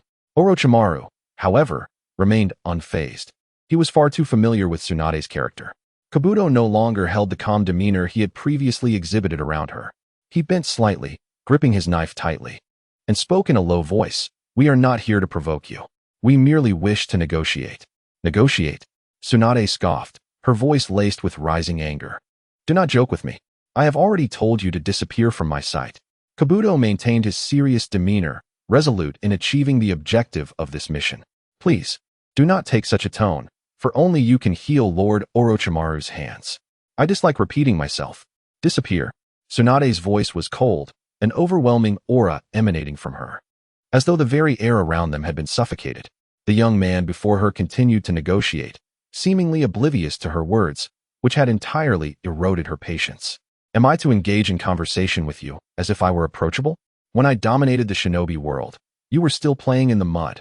Sweat cascaded down Kabuto's face. He felt that uttering another word would result in being pulverized by a single blow. Yet, he steeled himself and said, "We will not let you treat him for free. How about a deal? I will count to 5. You must vanish within that time." Tsunade had no intention of acknowledging Orochimaru or this gray-haired man. "Threaten me? Not a chance. Or I will personally ensure your disappearance. Please calm down. This should be beneficial for you as well." Kabuto did not relent. He pressed on. 5. Tsunade was enveloped in a murderous intent, her power seemingly coalescing. 4. 3. Ino tightened her grip on her knife, prepared to charge should Tsunade strike. 2. 1. Whoosh. Tsunade's body surged forward towards Orochimaru with terrifying speed, her right fist clenched, brimming with monstrous power. This punch could shatter a city wall. Yet, even in the face of such a fearsome assault, a smile remained on Orochimaru's face. Just as her fist was mere inches from his face, he spoke. "I can resurrect your beloved brother and man." Those words acted like a spell, immobilizing Tsunade in place. "With the forbidden techniques I have developed." Orochimaru continued to smile, fully aware that this was Tsunade's Achilles heel. He had been confident of victory from the start. "Since we have not been killed, does that mean the negotiation is established?" Tsunade's expression turned serious as she lowered her head, gradually succumbing to silence. At that moment, Jiraiya and his companions had also arrived at the entrance of Shortbook Street. Jiraiya looked up at the sign overhead, feeling anxious. Tsunade is quite impatient. She is a person of haste. He turned to see Naruto, who had once again stumbled due to unstable chakra and had fallen to the ground, and sighed. Now is not the time to be falling down. If we do not hurry, who knows where that wild girl has run off to? Naruto, sprawled on the ground, felt indignant. Is this how a master should speak to a diligent disciple? Rising from the ground, Naruto clamored after Jiraiya. The duo truly was a sight to behold. At the back, Linmu held his forehead, unsure of how to comment. "There's no need to rush, Jiraiya-sensei. Tsunade is surely engaged in a friendly conversation with Orochimaru. You will surely find her here." Soon, Jiraiya led Linmu and Naruto into Shortbook Street, discerning the direction towards a gambling house. To find Tsunade, one must inquire within the gambling establishment. "Ah, I have seen this person. She mentioned going there to win back her losses," an old gambler said, contemplating the photo in Jiraiya's hand. "Is that so? Splendid. Could you tell me where that is?" Jiraiya inquired eagerly.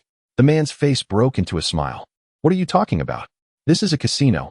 Of course, we must do things the casino way."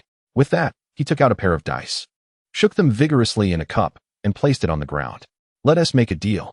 If you win, the information is free. If you lose, you owe me 1,000 Rio. How does that sound?"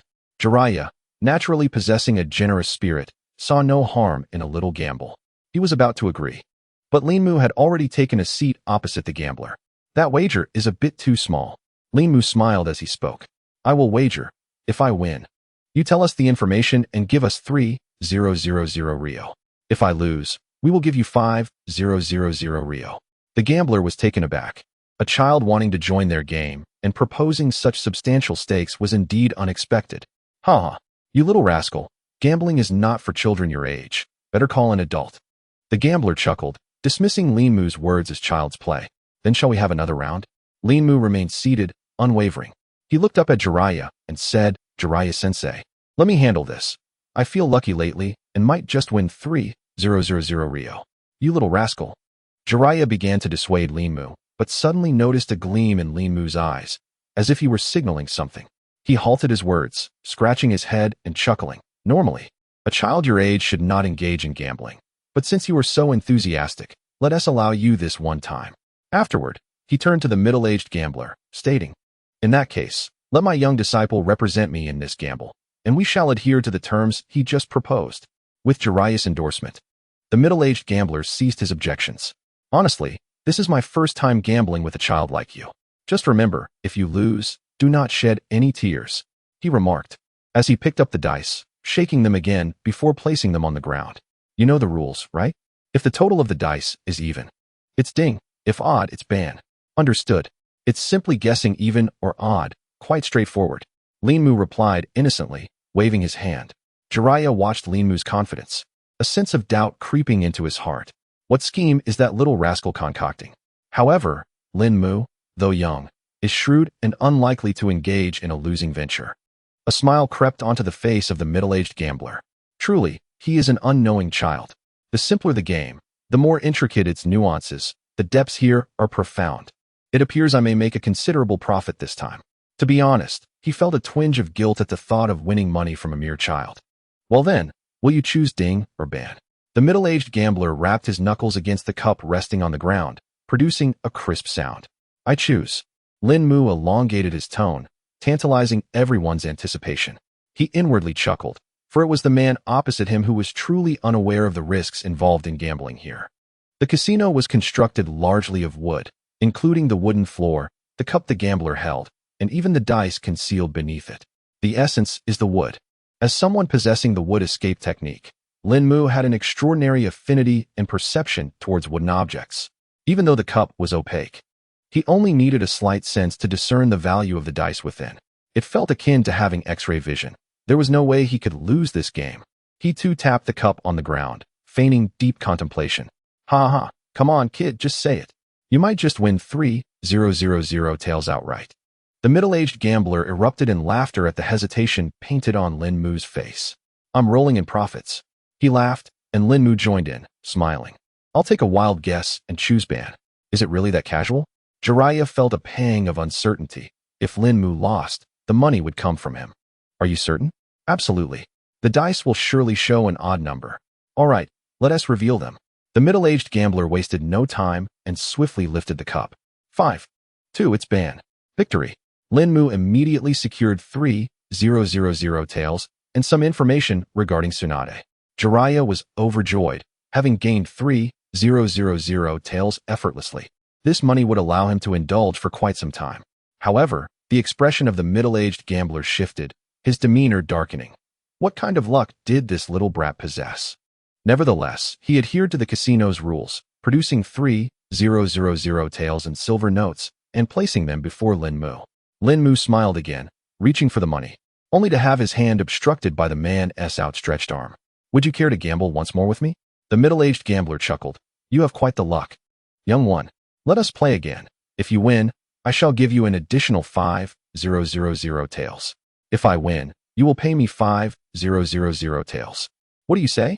Seeing Lin Mu seemingly hesitate, the middle-aged man further tempted him. This time it's a full 5,000 taels. Even if you lose. Considering your previous winnings, you would only be down 2,000 taels. However, should you win again, you would amass a total of 8,000 taels. Lin Mu's expression subtly shifted as he absorbed the man's tempting words, appearing swayed. Ultimately, he responded, Very well, let us have one last round. Upon hearing Lin Mu's affirmation, the middle-aged man turned his gaze towards Jiraiya. A glimmer sparkled in Jiraiya's eyes. Lin Mu's willingness to continue gambling undoubtedly concealed some trickery. This kid had never faced a loss. No worries, no worries. Perhaps we shall win even more. Jiraiya laughed heartily, expressing his agreement. Ha ha ha, splendid. The middle-aged gambler laughed heartily and then handed the dice and cup to Lin Mu. This time, you shall shake, and I will guess. Lin Mu accepted without hesitation. Placing the dice in the cup, shaking it vigorously, and then with a loud bang, he set it down on the ground. You may guess now. Ha ha, then I shall make my guess. The middle-aged gambler wore a cheerful expression, though his heart was filled with malice. Winning at a casino is not so straightforward. The dice here are crafted from a special wood and processed through unique techniques. A knowledgeable person could discern the dice's values by ear. Lin Mu was destined to lose this round. The middle-aged gambler originally planned that if Lin Mu lost the first round, all would be well. This was true gambling luck. Should Lin Mu, against all odds, win, he would tempt him into a second round, reclaiming all the money he had won, and then some. Of course, such tactics could only deceive novices like Jiraiya and Lin Mu. True gambling experts would never resort to such dice. I'll make a casual guess and say ding. Despite his inner confidence, the middle-aged gambler feigned nonchalance. Hee. Observing the growing arrogance in the gambler's eyes, Lin Mu internally scoffed. Even without the ability to read minds, he understood what the middle-aged gambler was thinking, merely viewing them as naive fools. Yet, who the real fool is remains to be seen. Lin Mu's heart turned icy, though his smile remained bright. Then let us commence. Without further ado, he lifted the cup. 3-2, it's ban. Ha ha ha ha, my apologies, brother. But my young disciple's luck is indeed remarkable today, at your expense. Jiraiya was utterly delighted, moving beside the middle-aged gambler to throw his arm around his shoulders, repeatedly uttering polite phrases. Yet, his hand was anything but polite, swiftly snatching the tightly held 5,000 taels from the gambler. As a seasoned player, Jiraiya was well aware of the little tricks employed in casinos. At this moment, they viewed the trio as uninformed novices ripe for deception. He had refrained from exposing the ruse earlier because he recognized Lin Mu's confidence and intellect. Certainly, there was no need to reveal it now. They had just profited 8,000 taels, in addition to gaining information about Tsunade. This is impossible. It should have been 3, with an even number for ding. The middle-aged gambler stood agape, muttering to himself, "How can this be? Did I mishear?" Yet he had been in the gambling scene for decades, never once mishearing. "I'm done for. This time I've suffered a tremendous loss." Lin Mu observed the despondent expression on the middle-aged man's face, secretly reveling in his triumph. "I shall not let you off so easily." In truth, Lin Mu had indeed rolled 3 and 3. The middle-aged man had heard correctly. But who was Lin Mu? How could he allow himself to suffer a loss? With his current mastery over the wood escape technique, not only could he silently flip the dice inside the cup, but he could effortlessly transform them into a small tree if he so wished. "Farewell, old man. I shall return to play again." As Lin Mu departed, he did not forget to maintain the image of a humble and polite youth. However, the middle-aged man, now perceiving Lin Mu, no longer saw the sunny boy of yore. This was indeed a devil who devoured without leaving bones. Watching Jiraiya and his companions gradually vanish from sight, the middle-aged gambler collapsed to the ground in utter defeat. "Ha ha ha." Jiraiya repeatedly counted the hefty stack of banknotes, saliva nearly dripping from his mouth. "Quite impressive, Lin Mu. You have done exceedingly well." "Oh, not at all. This is all thanks to the excellent guidance of Senior Jiraiya." Lin Mu wore a beaming smile, continuing to uphold his image of a humble and courteous youth. Jiraiya nodded in satisfaction. The money was, in fact, won by Lin Mu, yet he did not demand it for himself. He not only refrained from requesting money, but also attributed all the credit to Jiraiya. Quite impressive indeed. The more he observed Lin Mu, the more he found him agreeable. Having reached this age, he had taught many disciples, yet he now felt that the most emotionally intelligent among them was this young lad, Lin Mu. Even in terms of talent, his other disciples were all exceptionally gifted. Namake's Minato rose to fame at a young age, becoming the 4th Hokage in his early 20s. Nagato possessed the Rinnegan, wielding immense power. Even now, his disciple Uzumaki Naruto not only displayed remarkable talent, but also extraordinary perseverance, being the host of the 9 Tails and having limitless potential. Yet, even among these chosen ones, he dared not assert that their talents surpassed Lin Mu's. The wood-release body and the Senju clan's bloodline are undoubtedly among the pinnacle of talents in this world. The absolute power possessed by Senju Hashirama stands as the finest example. Moreover, Lin Mu possessed not only top-tier talent, but also an unparalleled maturity of mind, far removed from that of an average 10-year-old. At all times and in all matters, he remained remarkably composed, as if everything were within his grasp. Furthermore, on that day, he had sensed an overwhelming aura of killing intent and the scent of blood emanating from Lin Mu. Such traits are certainly not characteristic of a sheltered flower. Lin Mu had undoubtedly taken lives, and not just one. He was a person of talent, perseverance, intellect, maturity, lethal intent, and passion. Such an individual was destined for greatness. Would he become the second Senju Hashirama? Would he ascend to the status of the second sage of the 6 paths? Jiraiya pondered deeply. Perhaps there truly was a possibility. Hey, lecherous sage. Naruto leapt excitedly, waving his hands before Jiraiya. "Did you hear what I said? You spent all my money earlier. Shouldn't you reimburse me now?" Reimburse you?" Jiraiya's expression soured immediately, his face growing serious as he replied. "Your money was used for gathering intelligence. I did not squander it. What grounds do you have for reimbursement?" Jiraiya's fingers instinctively pinched the thick wad of cash in his hand, reluctantly tucking it into his inner pocket. Reimbursing Naruto? That was absolutely, unequivocally impossible. "You stingy, lecherous sage." Seeing Jiraiya pocket the money, Naruto huffed angrily and dashed over to Lin Mu. "Lin Mu, don't you think the lecherous sage is very stingy?" Lin Mu did not respond directly to Naruto. Instead, he scanned the surroundings as if searching for something. Suddenly, his eyes sparkled with excitement. "Naruto, you should try over there." Naruto, somewhat perplexed, followed Lin Mu's finger. At the end of the street stood a small wooden house. where an elderly woman was smiling and waving at him. Jiraiya turned to look in the direction Lin Mu pointed. A large sign on the little wooden house caught his eye. The sign read, Lottery. Naruto hesitated momentarily, but was forcibly dragged along by Lin Mu. It's a joyful lottery that both adults and children adore. You can know the results right on the spot. Would you like to buy a ticket? The grandmother in the wooden house beamed as she presented her lottery tickets. Why not buy one? Naruto and Lin Mu exchanged glances, then reluctantly fished out the last few coins from his deflated green frog wallet and handed them over. Jiraiya scoffed, still hoping that buying a lottery ticket might yield a grand prize. Indeed, Naruto lacked social experience.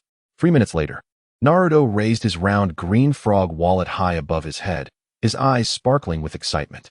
You really do look cuter when you're a bit chubby, Jiraiya remarked. I never expected that buying a lottery ticket would result in a win. This kid surprisingly has a knack for it. Lin Mu watched Naruto's exuberance and Jiraiya's speechless expression, feeling a twinge of sentiment.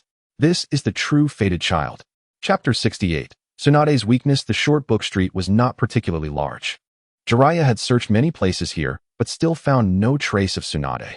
Where could that woman have gone? By the time calculations were made, she should not have strayed too far. Jiraiya's expression darkened. He had not seen Tsunade in many years, and he had other important matters to discuss. He needed to persuade Tsunade to return to Konoha to assume the position of 5th Hokage and inquire about any leads she might have regarding Lin Mu. But where on earth could she be? There was no reason for him to be unable to find her. Jiraiya looked around, suddenly recalling that there was a castle somewhere in Short Book Street. At this juncture, he could only ascend to a higher vantage point to survey the area. Resolving within himself, Jiraiya waved for Lin Mu and Naruto to follow him toward the distant tower. Standing high and looking far, he was more likely to spot Tsunade. Short Book Street was not a large town, yet this small place had attracted the renowned Sannin of the ninja world. Both Jiraiya and Orochimaru were searching for Tsunade. As of now, Orochimaru had already found her trail, while Jiraiya was still desperately seeking. Unbeknownst to both, the other was also present. Standing opposite Orochimaru, Tsunade's body trembled slightly. The conditions promised by Orochimaru were far too impactful for her. Don't you wish to see them again? With my current abilities, I can completely resurrect them and bring them back to your side. Orochimaru's smile grew ever more radiant, knowing full well that this condition was one Tsunade could never refuse. Tsunade's mind was a whirlpool of thoughts. The two figures that had intruded into her dreams countless times seemed to materialize before her. Rope Tree Dan. Rope Tree was Tsunade's younger brother, optimistic, cheerful, and kind-hearted, aspiring to become the Hokage of the Hidden Leaf Village. However, he met his demise in the Second Great Ninja War, falling victim to an explosive tag trap. The other, Kato Dan, was a Jonin of the Hidden Leaf Village and Tsunade's romantic partner in her youth, one of the most significant people in her life. Kato Dan was meticulous in strategy and possessed a strong sense of justice, aspiring to become Hokage for the sake of those around him, for the Hidden Leaf Village, and for peace. Ultimately, he suffered grave injuries in battle and perished. These two individuals were the most important to Tsunade and represented the profound regrets of her life. Despite her unparalleled medical ninjutsu skills, she could not save the two individuals she cherished above all else. Tsunade could disregard many things, but the lives of Katsuyu and Shoju weighed heavily on her heart. After a prolonged silence, she finally spoke. If I manage to heal your hand, what are your intentions? I am not one to indulge in falsehoods, so I shall speak plainly. Once I obtain what I desire, I will proceed to utterly annihilate the Hidden Leaf Village. Orochimaru's smile was chilling. He understood that Tsunade's concession meant she would heal his wounds, thus he did not lie. Even if he declared his intention to destroy the Hidden Leaf Village, she would still act to mend his injuries. This was a bargaining chip Tsunade could never refuse. You wish to obliterate the leaf? Ino's face was filled with rage. The leaf was Orochimaru's home as well. What is your response? Orochimaru and Kabuto disregarded Ino's fury as they sought Tsunade's affirmation. Her face was etched with conflict. She was acutely aware that healing Orochimaru would enable his invasion of the leaf. Yet, he would also resurrect the two individuals she held dear. Tsunade-sama, you must not fall for their sweet words. They would not wish for such a thing, and most importantly, Tsunade-sama, have you forgotten your own aspirations and dreams? Ino, observing Tsunade's silence, grew increasingly anxious and hastily urged her. Tsunade's internal struggle deepened. Ino softened her tone and continued. I know, even now, You haven't. As she spoke, her words began to falter. But please, regain your clarity. Silence, Ino. Tsunade's heart was tumultuous. As one of the legendary Sannin, she understood the consequences of her actions. Yet, she desperately wished for those two to live again. Ino's gaze trembled. She had never witnessed Tsunade-sama in such disarray. Meanwhile, Kabuto and Orochimaru exchanged glances and said, "There is no need for an immediate response. However, we hope to have an answer within a week. Additionally, this forbidden technique requires living sacrifices, so please prepare 2 individuals." Upon hearing this, Ino drew her knife. Now was the perfect opportunity to eliminate them. If only Tsunade-sama would join forces with her, success was assured. Yet, Orochimaru's smile grew even more sinister. His fingers twitched, and a drop of blood fell to the ground, staining the white bandages red.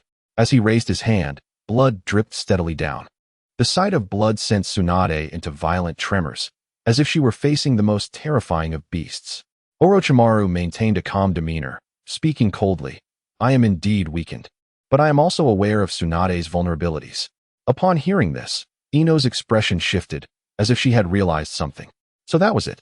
He, like Tsunade-sama, was one of the legendary Sannin and was cognizant of that matter. While tense negotiations unfolded, elsewhere, Jiraiya, Naruto, and Hinata stood atop a rooftop, surveying the collapsed castle. Jiraiya's expression was grim. The castle's destruction, when did this occur? What on earth transpired? Naruto scanned the surroundings, perplexed. At that moment, a throng of people fled from the castle's direction. Jiraiya's brow furrowed as he approached one of them, asking, "Brother, why the haste to flee? What has happened?" The man, though anxious, replied quickly, "Run. You must also flee. A monster has appeared." With that, he hurried away, prompting Jiraiya to pull him back. "Can you clarify what sort of monster?" "A snake, a massive snake. I've never seen one so enormous. It just appeared and toppled the entire castle." "A snake?" Jiraiya's expression shifted dramatically. He realized Orochimaru had arrived. Was he also in search of Tsunade? This was troubling indeed. Jiraiya pondered, increasingly convinced that Orochimaru had come for Tsunade. Chapter 69. Is this deception? Orochimaru was aware that his hand was severely injured, rendering him incapable of using ninjutsu. Such an injury could only be healed by Tsunade in the entire shinobi world. "How large was the snake you mentioned?" "I've seen an enormous serpent that attacked our village."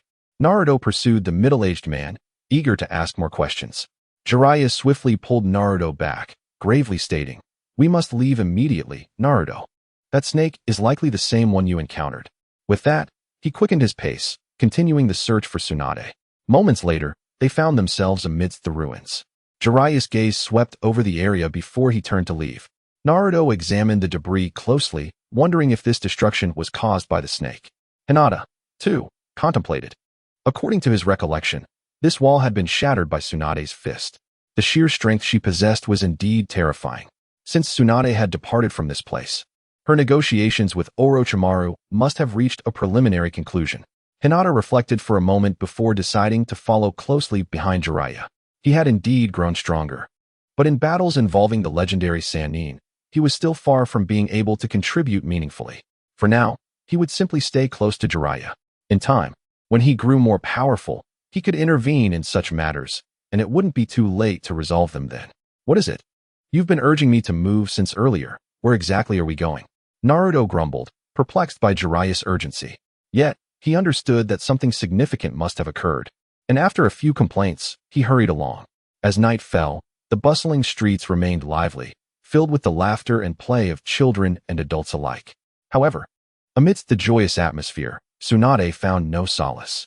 She sat in a tavern, pouring drink after drink for herself. The table before her was lined with bottles of alcohol. Gradually, her gaze became unfocused, and the images of those two individuals resurfaced before her. The shorter one seemed to call out sister, while the taller wore a gentle smile. His eyes filled with warmth. "Shoju Katsuyu." Tsunade's voice trembled. For years, she had evaded this truth, attributing the blame for their loss solely to herself. She had failed to retain the two most important people in her life. Perhaps no one could fathom the depth of her longing for them.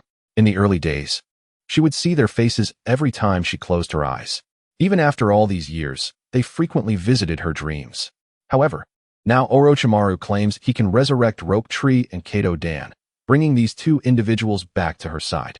Initially, she believed she would sacrifice everything for them. Yet now she finds herself hesitating. The cost of healing Orochimaru is the destruction of the entire Konoha village. Thus, she would become an accomplice in the village's annihilation. Not to mention that Konoha represents the very essence of the Senju clan. The greatest dreams of Kato Dan and Rope Tree in their lifetimes were to become Hokage. What does it mean to be Hokage?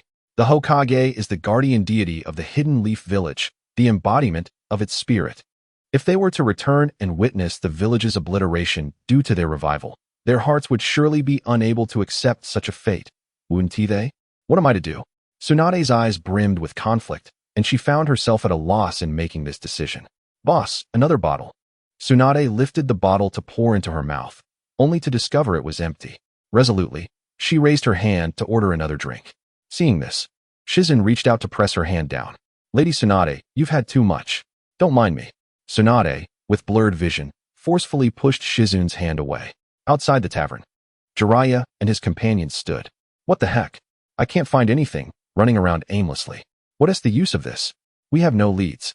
Naruto Uzumaki complained, his arms crossed behind his head. Linmu remained silent, glancing up at the tavern's sign. This should be the place. Jiraiya, feeling fatigued from the day's labor, took in the aroma of the sake and found it difficult to move his legs. In any case, let us eat here, he declared, striding towards the entrance. Naruto, initially following, suddenly looked up and exclaimed, Isn't this a tavern? I've told you many times, I'm still a kid. Jiraiya shot him a disdainful glance. You fool. I'm not asking you to drink. You can just eat the food. But we don't have to eat here.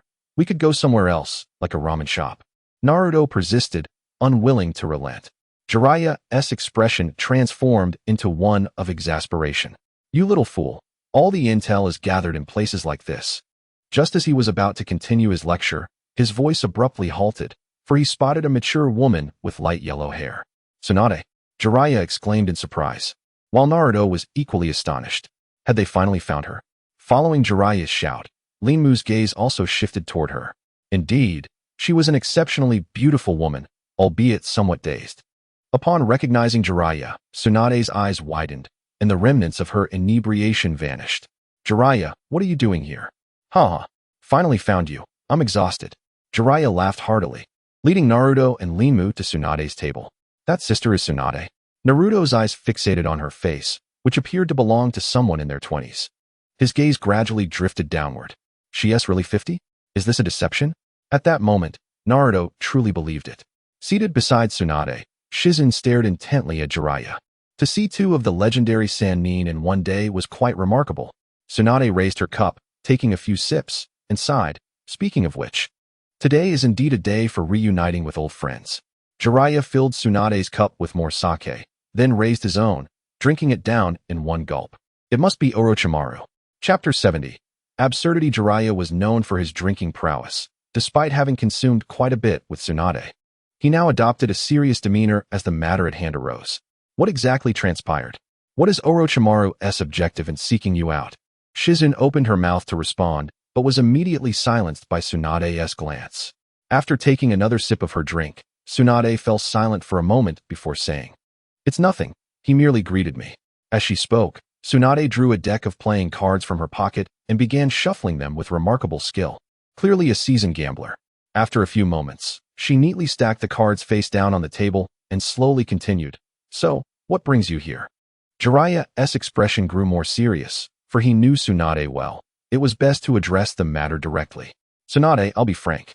The village requests you to succeed as the 5th Hokage. Tsunade, Shizun, and Naruto simultaneously displayed their astonishment, with Naruto even spitting out the food he had just chewed. You want Tsunade to return to Konoha and become the 5th Hokage? Only Linmu remained composed. He had long been aware of this matter and was unsurprised. However, soon Tsunade's astonishment faded, replaced by a calm demeanor. She began distributing the cards she had shuffled to herself and Jiraiya. Once the cards were dealt, Jiraiya picked up his hand, glanced at it, and solemnly remarked, The 3rd Hokage. He trailed off, as if something lodged in his throat. Tsunade, not looking at Jiraiya, glanced at her cards before stating, This was orchestrated by Orochimaru, wasn't he it? I heard him say so myself. Orochimaru killed the 3rd Hokage.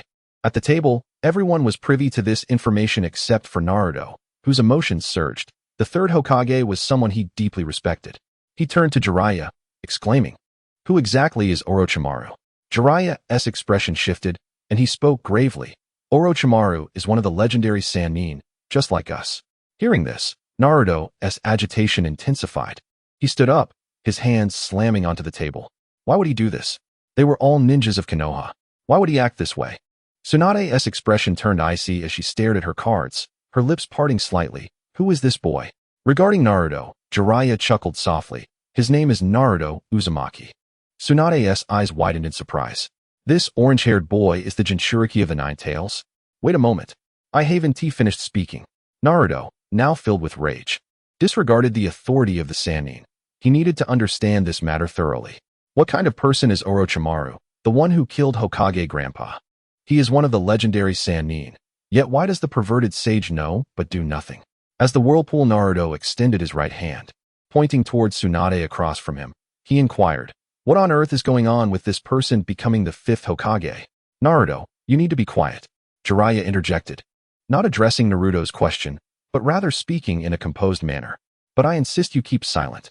The authority in Jiraiya's voice was palpable, and with a mere glance, he compelled Naruto to sit obediently. Jiraiya's gaze returned to the cards in his hand, scrutinizing them closely before a smile broke across his face as he stated, "I shall repeat, the village has issued a directive for you, Tsunade, to succeed as the fifth Hokage." There was a pause in Jiraiya's tone, and after a few moments, he pressed on. "So what is your response? Will you accept?" Tsunade's mind was in turmoil, echoing with Orochimaru's words, "I can resurrect the brother and man you cherish." This time, it would surely lead to the total destruction of Konoha. Now, Jiraiya brought forth the command for her to return to the village and take on the role of Hokage. After a prolonged silence, she finally spoke, "That is impossible. I will not return to Konoha to assume the position of Hokage." A smile emerged on Jiraiya's face. He understood Tsunade all too well. He anticipated her rejection. He chuckled, saying, "It suddenly strikes me that you used the same words to turn me down when I confessed my feelings for you." After a bout of laughter, Jiraiya's expression grew serious as he remarked, "Since you are unwilling to return to Konoha to take on the mantle of the fifth Hokage, we shall table that discussion for now and address the second matter for which I sought you." With that, Jiraiya pulled a boy named Linmu closer. "This little fellow is named Linmu.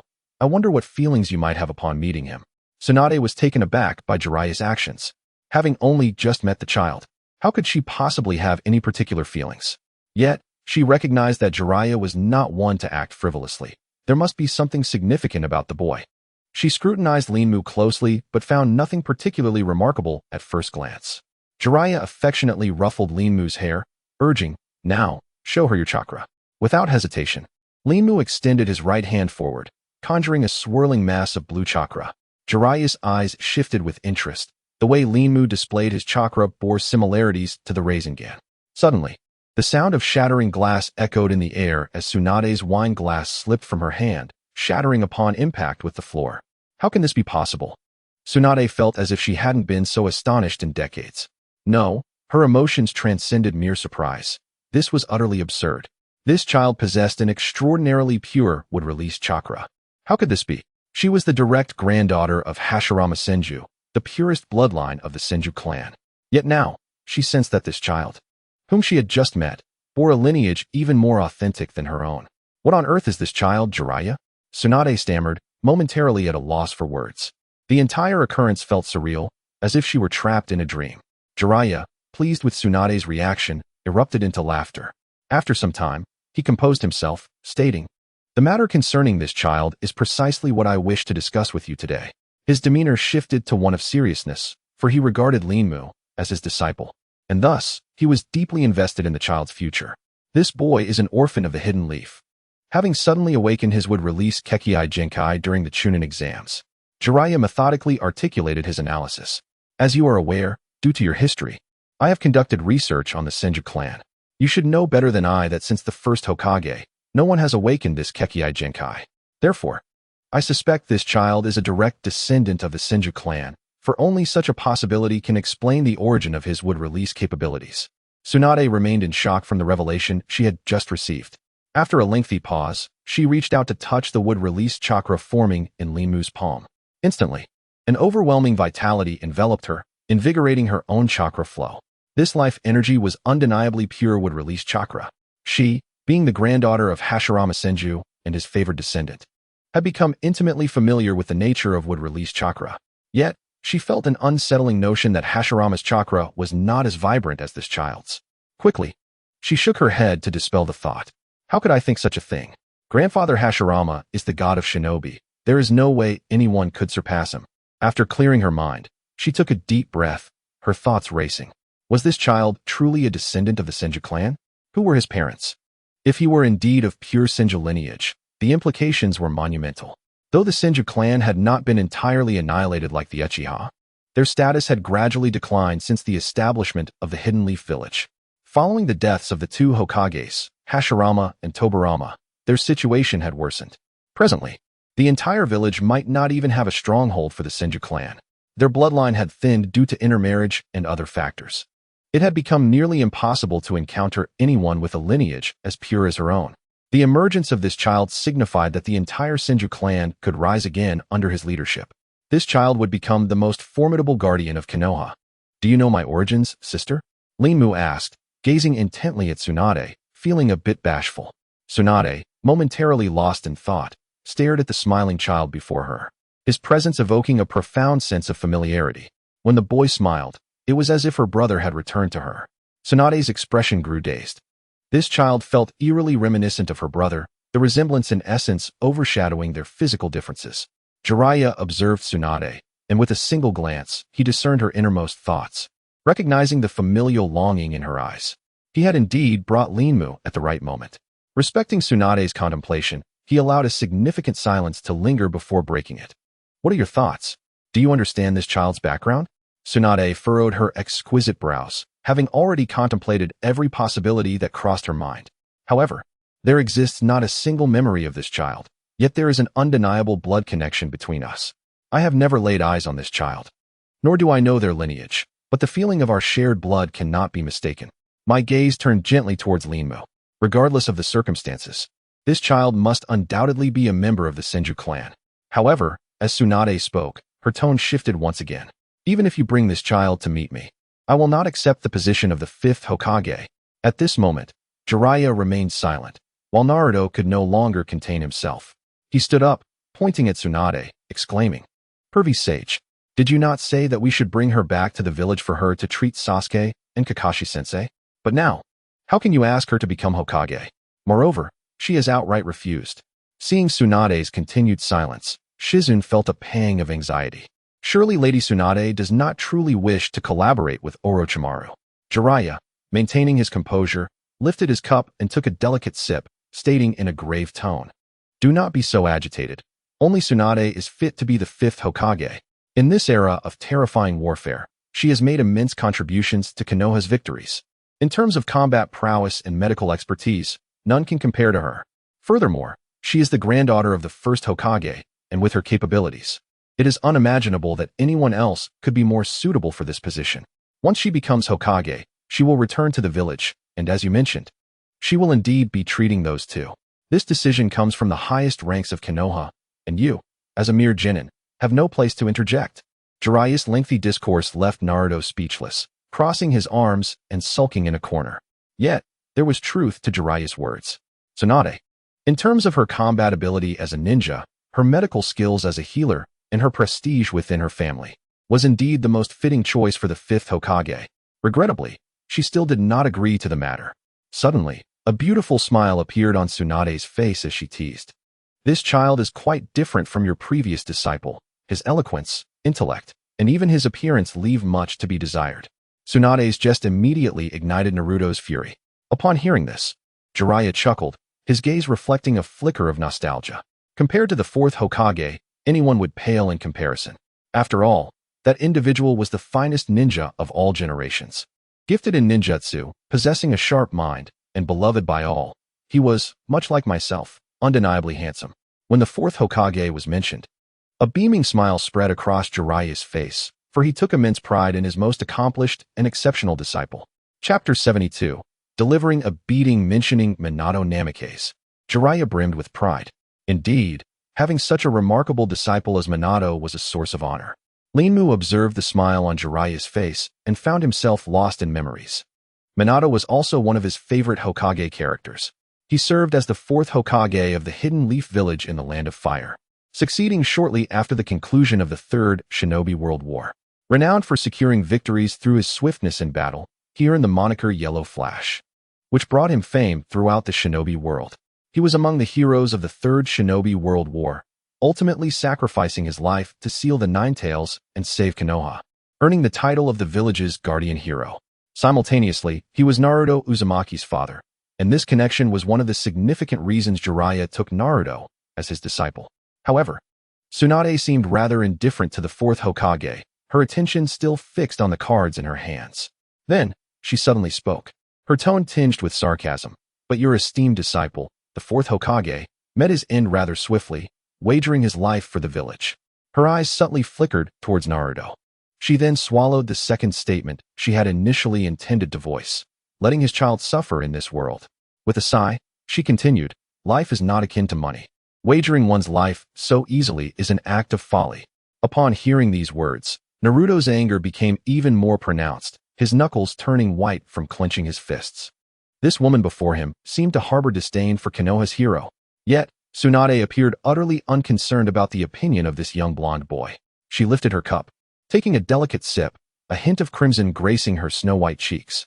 My grandfather and the second Hokage, though they yearned to bring peace to the chaos, ultimately died in vain, never realizing their dreams. Upon uttering these words, Jiraiya's previously nonchalant demeanor faded. He sensed a shift in Tsunade. Turning the cards in his hand face down on the table, he spoke solemnly. You have truly changed, Tsunade. I do not know what lies in your heart, but I never expected you to voice such sentiments.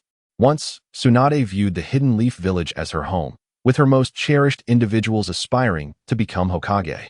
Yet now, everything had transformed. When she mentioned the Hidden Leaf Village and the Hokage, only a profound sense of estrangement emanated from her. Linmu felt his eyes welling with tears and quickly lowered his head.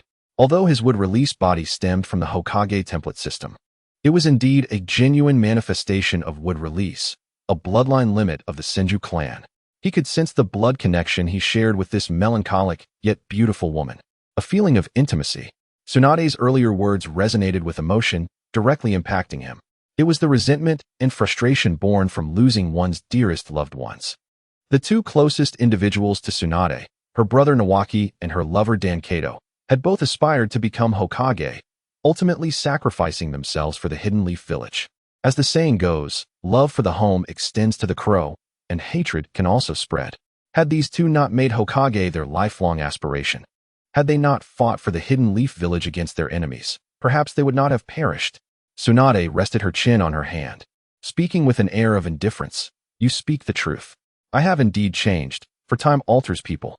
Do not be deceived by my current appearance. I am already in my 50s.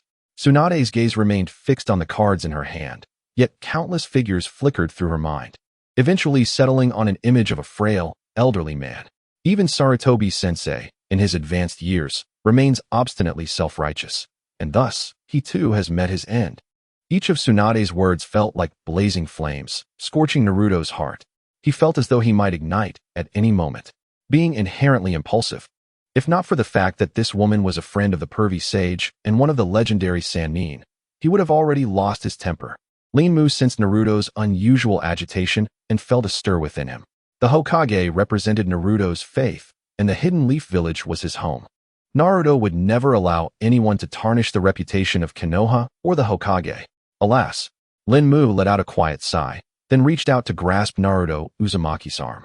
Naruto, calm down. Naruto instinctively shifted his body, only to find Linmu's grip as unyielding as iron, effectively restraining his movements.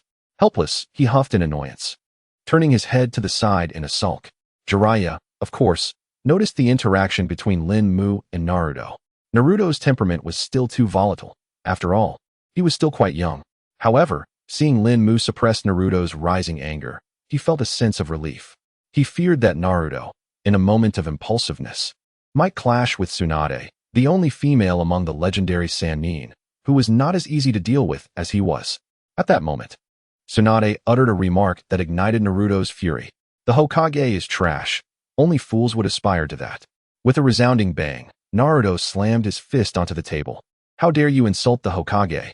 He leapt onto the table, ready to confront Tsunade. Jiraiya quickly yanked him back. Stop. This is an izakaya. Not a place for your antics. Naruto struggled against Jiraiya's grip. Let me go? I demand you release me. His heart seethed with rage. He felt that if he didn't vent his frustrations, he might explode. The Hidden Leaf Village was his most treasured home, and the Hokage was the person he revered above all. No one could insult either in his presence without facing dire consequences, even if that person was one of the legendary Sannin. With another loud crash, Naruto miraculously broke free from Jiraiya's hold and stood atop the table once more. His face radiated fury as he pointed accusingly at Tsunade's forehead. You dare mock my grandfather, the third Hokage, and the fourth Hokage in front of me? I don't care that you're a woman. I will teach you a lesson. Linmu, Jiraiya, and Shizune fell into an eerie silence. Naruto was actually intending to strike Tsunade. Unlike Gaara, who Naruto could contend with due to his own strength, Tsunade was on an entirely different level. Chapter 73. Righteous Indignation. Tsunade, who had been slightly intoxicated, suddenly stood up. This impulsive brat piqued her interest. With a provocative expression, she said, You really have guts, kid. It's been years since anyone dared to speak to me like that. Let's take this outside. Naruto, already hot-tempered and impulsive, could not withstand such provocation. Without a word, he jumped down from the table and stormed out of the izakaya. Sighing deeply, Jiraiya shook his head while Linmu rubbed his forehead, somewhat speechless. These two were quite the spectacle. The night had grown deep, and the previously bustling streets were gradually settling into silence, enveloping the town in stillness. The now empty streets were more suited for a duel between ninjas. Yes, a duel between ninjas. At least that was what Naruto thought. He would not allow anyone to insult the Hidden Leaf Village and the Hokage. On opposite sides of the street stood Tsunade and Naruto, hands on their hips, their faces calm and devoid of any pressure. She smiled. Don't let my demeanor fool you. I am one of the legendary Sannin, and I want to take you seriously, little genin. Tsunade then raised her right hand, slowly extending one finger. I will only need this one finger to fight you. What did you say? Naruto's eyes widened in disbelief. Tsunade claimed she would use just one finger against him.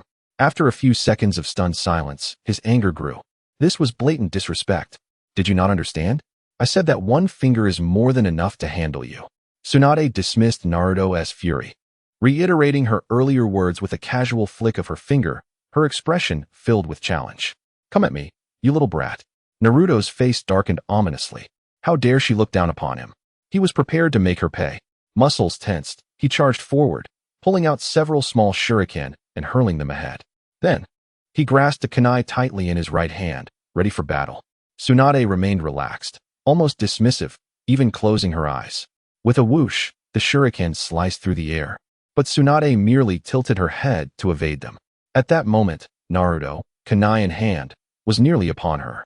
Tsunade's sensual red lips curled into a smile. This level of attack was insufficient to touch her. With a delicate tremor of her finger, she brushed against Naruto's hand. In that instant, he felt as if his hand had been pricked by a steel needle. The sharp pain made him lose grip of the kunai, which Tsunade deftly caught. With a flick of her fingers, the kunai twirled like a small sprite in her grasp. Tsunade's expression shifted, and she raised her finger. Bang! The crisp sound of steel clashing echoed.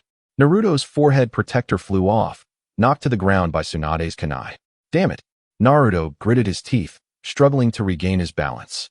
With all his might, he managed to steady himself, only to look up and see a slender finger pointing directly at him. His gaze shifted, and Tsunade's smiling face came into view. Naruto's eyes widened in confusion. Tsunade, with a faint smile, curled her finger and flicked it against Naruto's forehead. Bang! Ah! Naruto cried out in agony, propelled backward by the sheer force, landing several meters away. A flick to the forehead, Naruto felt the weight of Tsunade's scorn. To attack him in such a manner was utterly humiliating. Linmu couldn't help but stifle a laugh. Tsunade had sent Naruto flying with a mere finger flick. A classic scene from Naruto. This iconic moment played out before him, but he restrained his laughter, knowing Naruto was in a foul mood, and it would be inappropriate to laugh. Jiraiya's eyes flickered, glancing at Linmu. With his heightened perception, he sensed something unusual in Linmu's expression. It puzzled him. Why did it seem like Linmu was enjoying himself? Tsunade, also one of the legendary Sannin, naturally picked up on Linmu's unusual demeanor. A hint of curiosity crossed her beautiful face as she turned her eyes and smiled. Although this little brat was connected to her by blood, it made her feel an undeniable sense of kinship. However, within the Senju clan, there are no weaklings. Among peers of the same age, they are all absolute elites. A thought emerged in her mind. She wished to test Lin Mu's strength. With this notion in mind, she disregarded Naruto Uzumaki and took a few steps forward. Approaching Lin Mu, she waved a finger in front of Lin Mu's eyes and chuckled. That reckless little brat. I suppose he is your companion? Lin Mu's smile faltered, and he awkwardly replied, yes. The atmosphere grew serious as a commanding voice resonated. Since that is the case, your companion has been defeated by me. You ought to defend him. Come, let us engage in battle. What a twisted rationale. Lin Mu felt embarrassed. Why should he take the fall for Naruto's troubles? Stammering, he murmured, Kushina-senpai, how could I possibly be your opponent? Before he could finish, he suddenly felt a gaze upon him. Turning around, he found Naruto Uzumaki had somehow risen to his feet, watching him with eager eyes filled with longing and hope. Lin Mu's resolve solidified. The words of surrender that had nearly escaped his lips were swallowed back down. If he begged for mercy from Tsunade, Naruto would surely feel disappointed, right? He stood tall, clasped his hands respectfully towards Tsunade, and declared earnestly, Naruto is a disciple of Jiraiya-senpai, and I too can be considered a disciple of Jiraiya-senpai. Jiraiya-senpai has always had a discerning eye. Naruto merely faltered this time due to his anger. Lin Mu's expression was unwavering as he glanced at Naruto and then at Jiraiya. With conviction, he asserted, none of Jiraiya-sensei's disciples are weak. The fourth Hokage sacrificed himself for the village. He is a true hero. Please forgive my impertinence. I will demonstrate the strength of a disciple of Jiraiya. Chapter 74. The battle with Tsunade. Jiraiya naturally discerned that Lin Mu was praising him, acknowledging his keen vision and the strength of each of his disciples. This flattery was music to his ears. He took great pride in the talents of his students. However, he could not allow his satisfaction to show. Rather, he felt compelled to scold Lin Mu a little. Lin Mu, since Tsunade wishes to spar with you, give it your all. If Naruto falls short, he has no one to blame but himself. He can always train harder in the future. Tsunade interjected. The two of you are performing quite the duet here. She cleared her throat, silencing their dialogue. With a serious expression, she stated coldly, I shall not bully the young. The rules remain as before. I shall fight you using only a single finger. Very well, Lin Mu replied, stepping back several meters to face Tsunade from a distance. Go, Lin Mu, defeat this woman. Naruto cheered excitedly, jumping up and down in support. Yet, Lin Mu understood that in terms of raw strength, he could not possibly match Tsunade. His current ninja rank was still at the peak of a low-level jonin, with his Senju Hashirama template unlocking at 35. He seemed to have hit a bottleneck. Nonetheless, this did not impede his growth. Although his rank was difficult to elevate, his combat experience and techniques had plenty of room for improvement. Even with rapid progress, his strength was not exceptional among jonin, let alone against someone of Tsunade's caliber. After all, he had only awakened his abilities a few months prior. Given a few years, he was confident that he could reach the level of a Kage, or even surpass it. Tsunade-senpai, do not underestimate me, Lin Mu called out, his chakra surging as he began to gather strength. Even if he was far from Tsunade's power, he would not be easily defeated by just a single finger. Would release, great force technique. Lin Mu shouted inwardly, his chakra flowing into the ground as he activated the wood release technique. The sounds of trees growing echoed, and the pavement beneath Tsunade began to crack. Several sturdy yet flexible vines sprouted at a breathtaking speed, moving with the agility of human arms as they soared through the air towards Tsunade.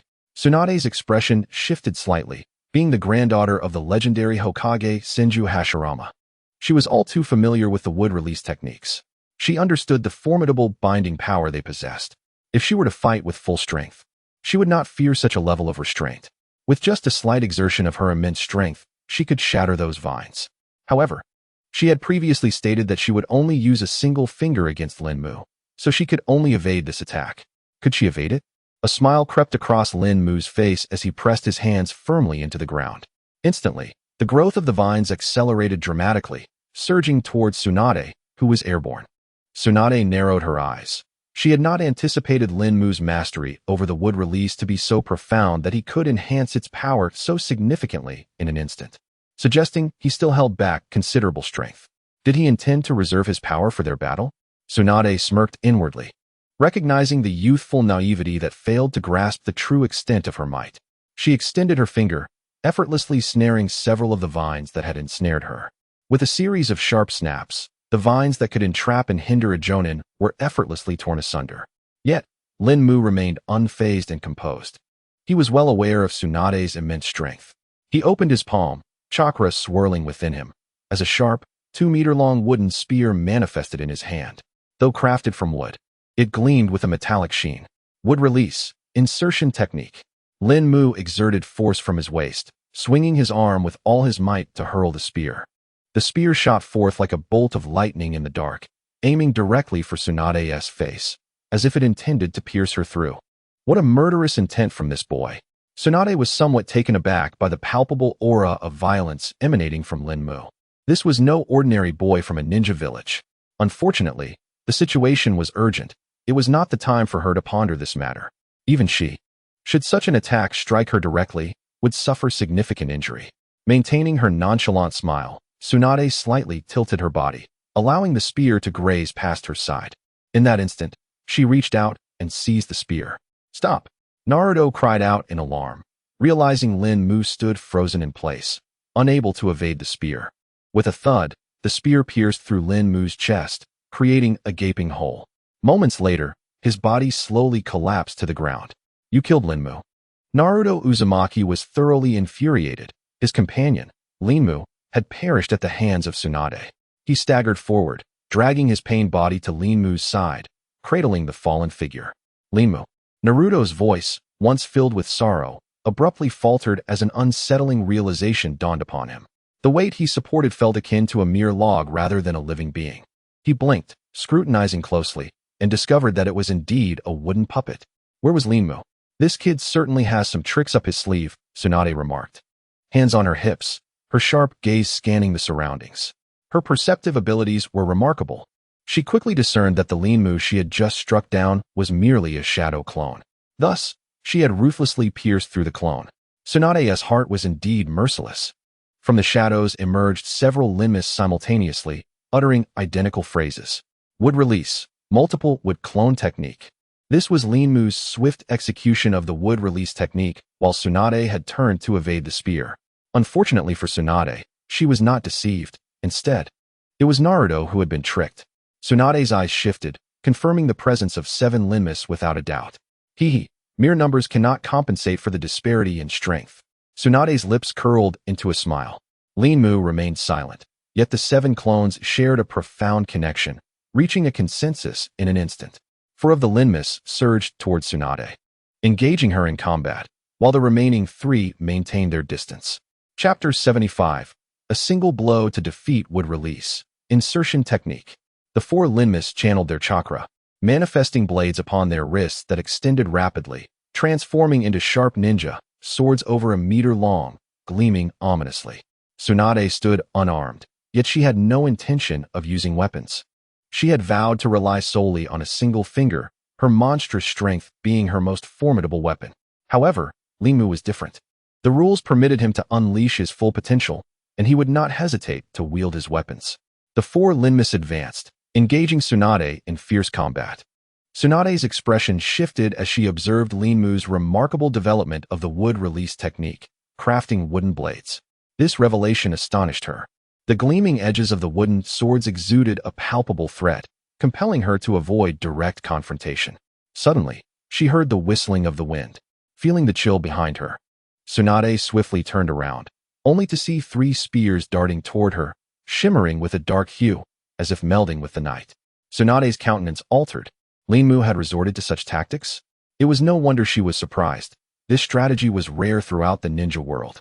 In Lin Mu's past life, Naruto was known for utilizing shadow clones extensively, yet regardless of the number, they predominantly engaged in close combat.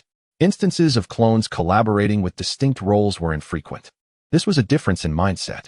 Lin Mu, being a traveler from another world, possessed a fusion of thoughts from 2 realms, allowing him to think beyond the confines of the Naruto universe. 3 spears, let us see how you handle this. The expressions of the 7 Linmas shifted. They vividly recalled the last encounter when Tsunade had captured a spear and countered with deadly precision. This time, Not only were 3 spears attacking simultaneously, but 4 Linmus were also present to disrupt Tsunade's focus. This was designed to prevent her from evading Linmu's assault. Witnessing such a fierce offensive, Tsunade's eyes widened in surprise. Yet it was merely a fleeting reaction. At this level, defeating her remained a daunting task. She suddenly stood still, her chakra surging violently within her, an overwhelming pressure radiating outward. The 4 closest Linmu clones suffered the brunt of this force, hurtling back and crashing to the ground, reverting to wood. The 3 spears suspended in the air were also forcefully knocked down. Linmu realized that Tsunade's defensive strategy was beyond his expectations. This counterattack was executed with such ease that she had not even moved a finger. It was merely a manifestation of her chakra control. Was this the prowess of one of the legendary 3? Struggling with the daunting realization of their vast disparity, Linmu's eyes flickered with determination. He still possessed options and was eager to try once more. Taking a deep breath, he spoke resolutely, "Tsunade-senpai, I have one final move." His chakra ignited within him at an astonishing rate, swirling and coalescing, centering in his right arm. In a remarkable display, his entire right arm expanded visibly, surpassing his body size within moments. Wood release, explosive gun tree. This was the most formidable jutsu Linmu had mastered thus far. The wood dragon technique, while powerful, lacked the necessary strength for the current situation. "Prepare to receive my punch," Linmu bellowed, unleashing the immense power within him. This punch was his apex strike, far exceeding the potency of the explosive gun tree displayed earlier in the forest. Tsunade's eyes sparkled with excitement as she beheld this technique. A sense of thrill coursed through her. This unknown descendant of the Senju clan had already surpassed his peers. Even she sensed a degree of threat from this singular blow. Tsunade, a figure of elite status, resolved to face Linmu's ferocious punch head-on. With a deep exhale, Tsunade expelled a breath of tension, channeling chakra to her fingertip, igniting it in a unique manner. This was the essence of her monstrous strength. In a heartbeat, the power coalesced, and as Linmu closed the distance, their clash was imminent. Boom! Linmu's explosive gun tree swung forth, creating a gale that whipped Tsunade's hair wildly. Boom! With a nonchalant flick of her finger, Tsunade met Linmu's massive fist head-on. In comparison to Linmu's colossal blow, her slender fingers seemed inconsequential. Yet, the force contained within was immeasurable. It halted Linmu's would-release explosive gun tree in its tracks. Linmu roared, pouring chakra into his right arm. The already immense appendage swelled further, solidifying with astonishing speed. The power of the would-release explosive gun tree surged. A series of bone-cracking sounds echoed as Tsunade's fingertip began to bend. Impossible. The onlookers, including Shizune and Jiraiya, were taken aback. Linmu's punch was so formidable that Tsunade could not simply deflect it with a mere finger. Moreover, in a direct confrontation, she found herself at a disadvantage. Tsunade's brows furrowed slightly. The might behind Linmu's punch had surpassed her expectations. As her chakra surged once more into her fingertip, Linmu's colossal right arm continued to amass power. Ultimately, the chakra capacity of a single finger could not surpass that of an entire arm. Tsunade could no longer hold back.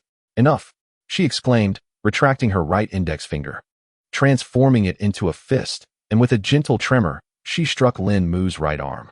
A resounding crash echoed as cracks began to appear on Linmu's arm, resembling a mighty tree being cleaved by an axe, shattering into pieces. The tremendous impact sent Linmu's body hurtling backward, ultimately crashing against the wall.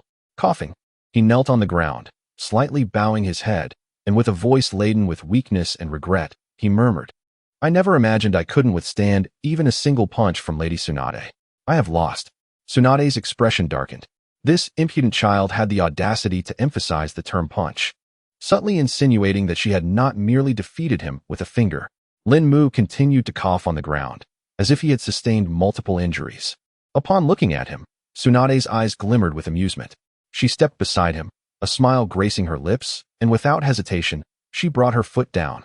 With a thunderous impact, Tsunade's foot cracked the earth beneath. Linmu, having barely managed to rise against the wall in a moment of life or death, was drenched in cold sweat. Had he not dodged swiftly, he would have been crushed. "You little brat, do you dare to feign death in front of me? Do not forget, I am a descendant of the Senju clan." Tsunade's eyes sparkled with mischief, her face radiating a captivating smile. "Since you possess the wood release body, You undoubtedly possess the ability of healing without hand seals. Even if I merely sent you flying with this punch, you would not fall. Cough, cough. Lady Tsunade's might is indeed unparalleled. I have sustained serious injuries. Lin Mu's expression was awkward, but he could hardly blame himself, as he had grown accustomed to feigning. In that moment, he forgot that Tsunade was a descendant of the Senju clan, intimately familiar with the wood release. This was my performance. As Lin Mu pondered how to salvage this act, Tsunade's melodious voice broke through again. I, too, am one of the legendary Sannin, having lived for decades. I can accept defeat gracefully. I previously claimed to have defeated you with a single finger, yet I resorted to a full fist. Therefore, I concede this match. Truly, you are indeed a powerful descendant of the Senju clan. After praising Lin Mu's strength, Tsunade's gaze shifted to the half-collapsed Naruto, her tone abruptly changing. Unlike certain ignorant brats who lack self-awareness despite their weakness, in my eyes, the Hokage is worthless. Only a fool would aspire to be Hokage. Only a fool would aspire to be Hokage. Naruto murmured, utterly exhausted and devoid of combat capability. Yet Tsunade's words pierced him like a dagger, compelling him to rise. He not only needed to stand, but also to retaliate against this woman. You may insult me, but you shall not insult the Hokage. I am different from someone like you. I must inherit the name of Hokage. Being Hokage is my dream. As he declared his dream of becoming Hokage, a smile illuminated Naruto's face, suffused with longing and determination. Tsunade's eyes widened. She seemed to glimpse the shadows of two other individuals in this child. I will become Hokage. Though their appearances and ages differed, Tsunade felt an overwhelming familiarity. As Naruto witnessed Tsunade slightly bow her head, his heart surged with excitement. Finally, he had found a flaw. Yet, he soon felt a pang of despair. Given his current strength, even if he discovered a flaw, what could he do? Even with all his effort, he could not defeat her. Thus, he resolved to employ this technique. Chakra surged within Naruto, swirling like a tempest. He positioned his hands, leaving a gap between them. Instantly, his chakra began to solidify in his palms, accumulating and growing until it formed a perfect blue sphere. Jiraiya's eyes flickered. Indeed, an unexpectedly resourceful ninja. Learning this technique under such circumstances? Look, Naruto, cradling the radiant blue sphere, propelled it towards the momentarily dazed Tsunade with a speed that was blinding. Oh no. Truth be told, she had never taken Naruto seriously. The gap in their strengths was vast, leading her to be complacent. However, now she sensed a genuine threat in his technique, one potent enough to endanger her safety. Yet, there was no time to evade. What to do? Tsunade's mind raced. Having lost a wager with Lin Mu, could she also afford to lose to Naruto? A flicker of inspiration struck as she beheld Naruto lunging towards her. She extended her right index finger and forcefully jabbed it into the ground. Boom. A tremendous roar erupted, followed by a series of cracking sounds. The once unyielding stone path was cleaved open, a massive fissure spreading from Tsunade's finger for over 10 meters. At the center of this chasm stood Naruto. With all his focus on Tsunade, Naruto suddenly found himself without footing, his already taut body losing balance. The spiraling sphere of blue light in his hands dissipated instantly. Bang! A dull thud resounded as Naruto was hurled backward by the force of his own technique's explosion. Tsunade watched, her expression grave as she beheld Naruto, who had just attempted the fourth Hokage's technique. Glancing at the crater marked with spiral patterns on the ground, she shook her head slowly. But you have yet to master it fully. Is this all you can do? It appears promising, yet in reality, it is entirely different. Seeing the massive fissure stretching across the ground, Lin Mu's eyes twitched uncontrollably, while Jiraiya bore a reminiscent expression. Just like in our youth, her strength remains as formidable as ever. Then, his expression shifted, cold sweat breaking out as he recalled a terrifying memory. This reminds me of the time I was sent flying nearly 100 meters by that guy's punch. Just thinking about it is painful. Lin Mu had not been struck by Tsunade, thus his feelings were not particularly profound. He merely marveled at her strength. He looked at Naruto Uzumaki, who was half submerged and stuck in a crevice, displaying a look of helplessness. This guy truly is a source of worry. Silently, he raised his right hand, gathering chakra, and waved it a few times. With a rustling sound, several vines sprouted from the soil of the crevice, gently lifting Naruto's body and placing him on the ground. Gasping for breath, Naruto knelt on the ground, unable to stop himself from panting heavily. He stared at the enormous chasm before him, a wave of fear washing over his face. had he been struck by it? Chapter 77. This is my ninja way.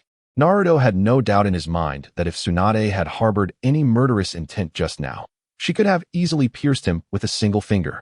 This woman is truly terrifying.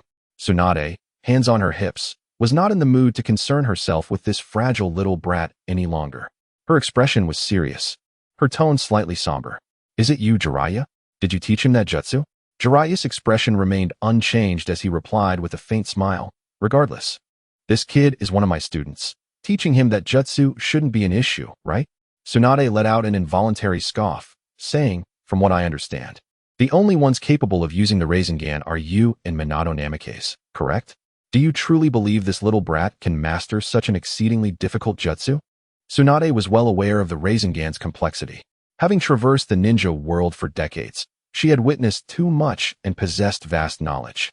While she could not assert that no one could learn the Rasengan, she firmly believed that someone with Naruto's innate talent could not possibly master it. Let us not entertain such thoughts. Dreamers like him are the ones who utter absurdities like wanting to become Hokage, Tsunade remarked, her pride evident as she stood with an air of superiority, as if the dreams of many to become Hokage were trivial before her. Naruto's anger flared as he mustered all his strength to rise. His voice boomed, as if he sought to expel the fury within him. I'm not spouting nonsense. I will definitely become Hokage. Just give me 3 days, and I will master the Rasengan. As he spoke, Naruto extended 3 fingers and waved them in front of Tsunade's eyes, his tone filled with unwavering conviction. Oh, how interesting. Those were your words, after all. I doubt a Hokage would utter such unattainable claims, Tsunade replied, intrigued by Naruto's assertion that he could master the Rasengan in 3 days. With her keen insight, she understood that given Naruto's current grasp of the technique, achieving it in such a short time was utterly impossible. Naruto's mouth curled into a confident grin, his words resonating with powerful assurance. I am a person of my word. This is my ninja way. Tsunade paused for a few seconds, seemingly taken aback by Naruto's self-assured demeanor, but quickly regained her composure. Since you're so confident, let us make a bet. I'll give you a week. If you master this jutsu, I will acknowledge your potential to become Hokage. Furthermore, Tsunade raised her finger, pointing to a pendant hanging around her neck. If you can defeat me, I will give you this ornament. In that moment, Shizun's expression changed dramatically. Hey, Lady Tsunade, that pendant is your most cherished possession. She trailed off, realizing that this ornament held significant value for a master, yet Tsunade was willing to wager it. Though the pendant was indeed priceless, its worth would only be recognized by those who understood its significance. Naruto's face scrunched up in displeasure, muttering, I don't want such a shabby ornament. You shouldn't say that, Naruto. That is the rarest mineral in the world. Selling it could buy 3 entire mountains. Moreover, it's a relic of the first Hokage. Shizun interjected. Sell it for 3 mountains? It's a relic of the first Hokage? After Jiraiya's straightforward explanation, Naruto comprehended the pendant's true value. His eyes sparkled with newfound determination. If he could master the Rasengan within a week, he would strike it rich. Lin Mu chimed in. Hey, as the destined hero, the main character of the Hokage world, you shouldn't be so pragmatic. All right, Tsunade nodded slightly. If you master the Rasengan within a week, I will concede. However, if you fail, all the money you possess will belong to me. A triumphant smirk spread across Tsunade's face as she produced a green, frog-shaped wallet from behind her. Naruto's face displayed a hint of confusion. Why does that wallet look so much like mine? He instinctively patted his waist, only to realize his wallet had vanished. That wallet in your hand is mine. Lin Mu chuckled quietly at Naruto's bewilderment. Given the vast gap in your abilities, it's not surprising she could swipe your wallet in an instant. Lin Mu's eyes brightened as he saw a new avenue to wealth opening up. In that case, let us see who prevails in a week. After saying this, Tsunade tossed the green, plump frog wallet in her hand a few times before leaving the tavern without a backward glance. A week, huh? Shizun's face was filled with anxiety as she recalled Orochimaru and the deadline he had set for them. You don't need to respond immediately, but I hope there will be results in a week. Hours passed, and the night deepened considerably. Knock, knock, knock. A rhythmic knocking echoed, and Naruto, reluctant to leave his training, put on his shoes and walked to the door. Who could it be at this late hour? He yawned and turned the doorknob. Before him stood a young woman with dark hair and fair skin. It was Shizun, Tsunade's disciple. Her expression was grave, and upon seeing Naruto, she immediately spoke. I'm truly sorry for disturbing you at such a late hour, but I need to talk to you. Naruto harbored considerable resentment towards Tsunade, and that sentiment now extended to Shizune. He replied, his tone flat, I need to rest well tonight. I have to train hard tomorrow. He attempted to shut the door completely. Seeing Naruto's dismissive attitude, Shizune felt a surge of urgency. She had a purpose for coming. She propped her hand against the doorframe, her tone quickening. I'm really sorry, but I don't want you to misunderstand Lady Tsunade, and about that jutsu. I have no intention of involving myself with that old hag. Naruto retorted, a hint of resentment coloring his voice. However, who could have anticipated that those words acted as a catalyst, igniting a fierce outburst from Tsunade? Chapter 78. Tsunade's past. Her voice resonated loudly, possessing a remarkable penetrating quality. Even Lin, who was seated cross-legged in the inner room, cultivating his chakra, found it somewhat jarring. Lady Tsunade is not the person you think she is. You know nothing. Please do not speak of her in such a manner. It was as if gunpowder had been ignited, causing Tsunade's temper to flare instantly. Yet, almost immediately, she retreated, disrupting the previously tranquil atmosphere. After a brief silence, his eyelids lowered, and he sighed, offering an apology. I'm sorry, I was too loud. She truly was not that kind of person. She is kind-hearted and deeply loves her village, but she has changed. When recalling this matter, Tsunade's head bowed deeply, a tinge of sadness enveloping her. What day are you referring to? Lin's ears subtly perked up, attentively listening to their exchange, pondering in silence. Dreams, love, and hope. The remnants of days lost left only a cherished ornament filled with memories. That ornament was as vital to Lady Tsunade as her own life. It was not something to be wagered. Dreams, love, and hope? Naruto's expression subtly shifted. Those three elements undeniably stirred his soul. Yet, his volatile temper and obstinate nature would not allow him to concede. His tone remained unwaveringly rigid. How could I possibly know such things?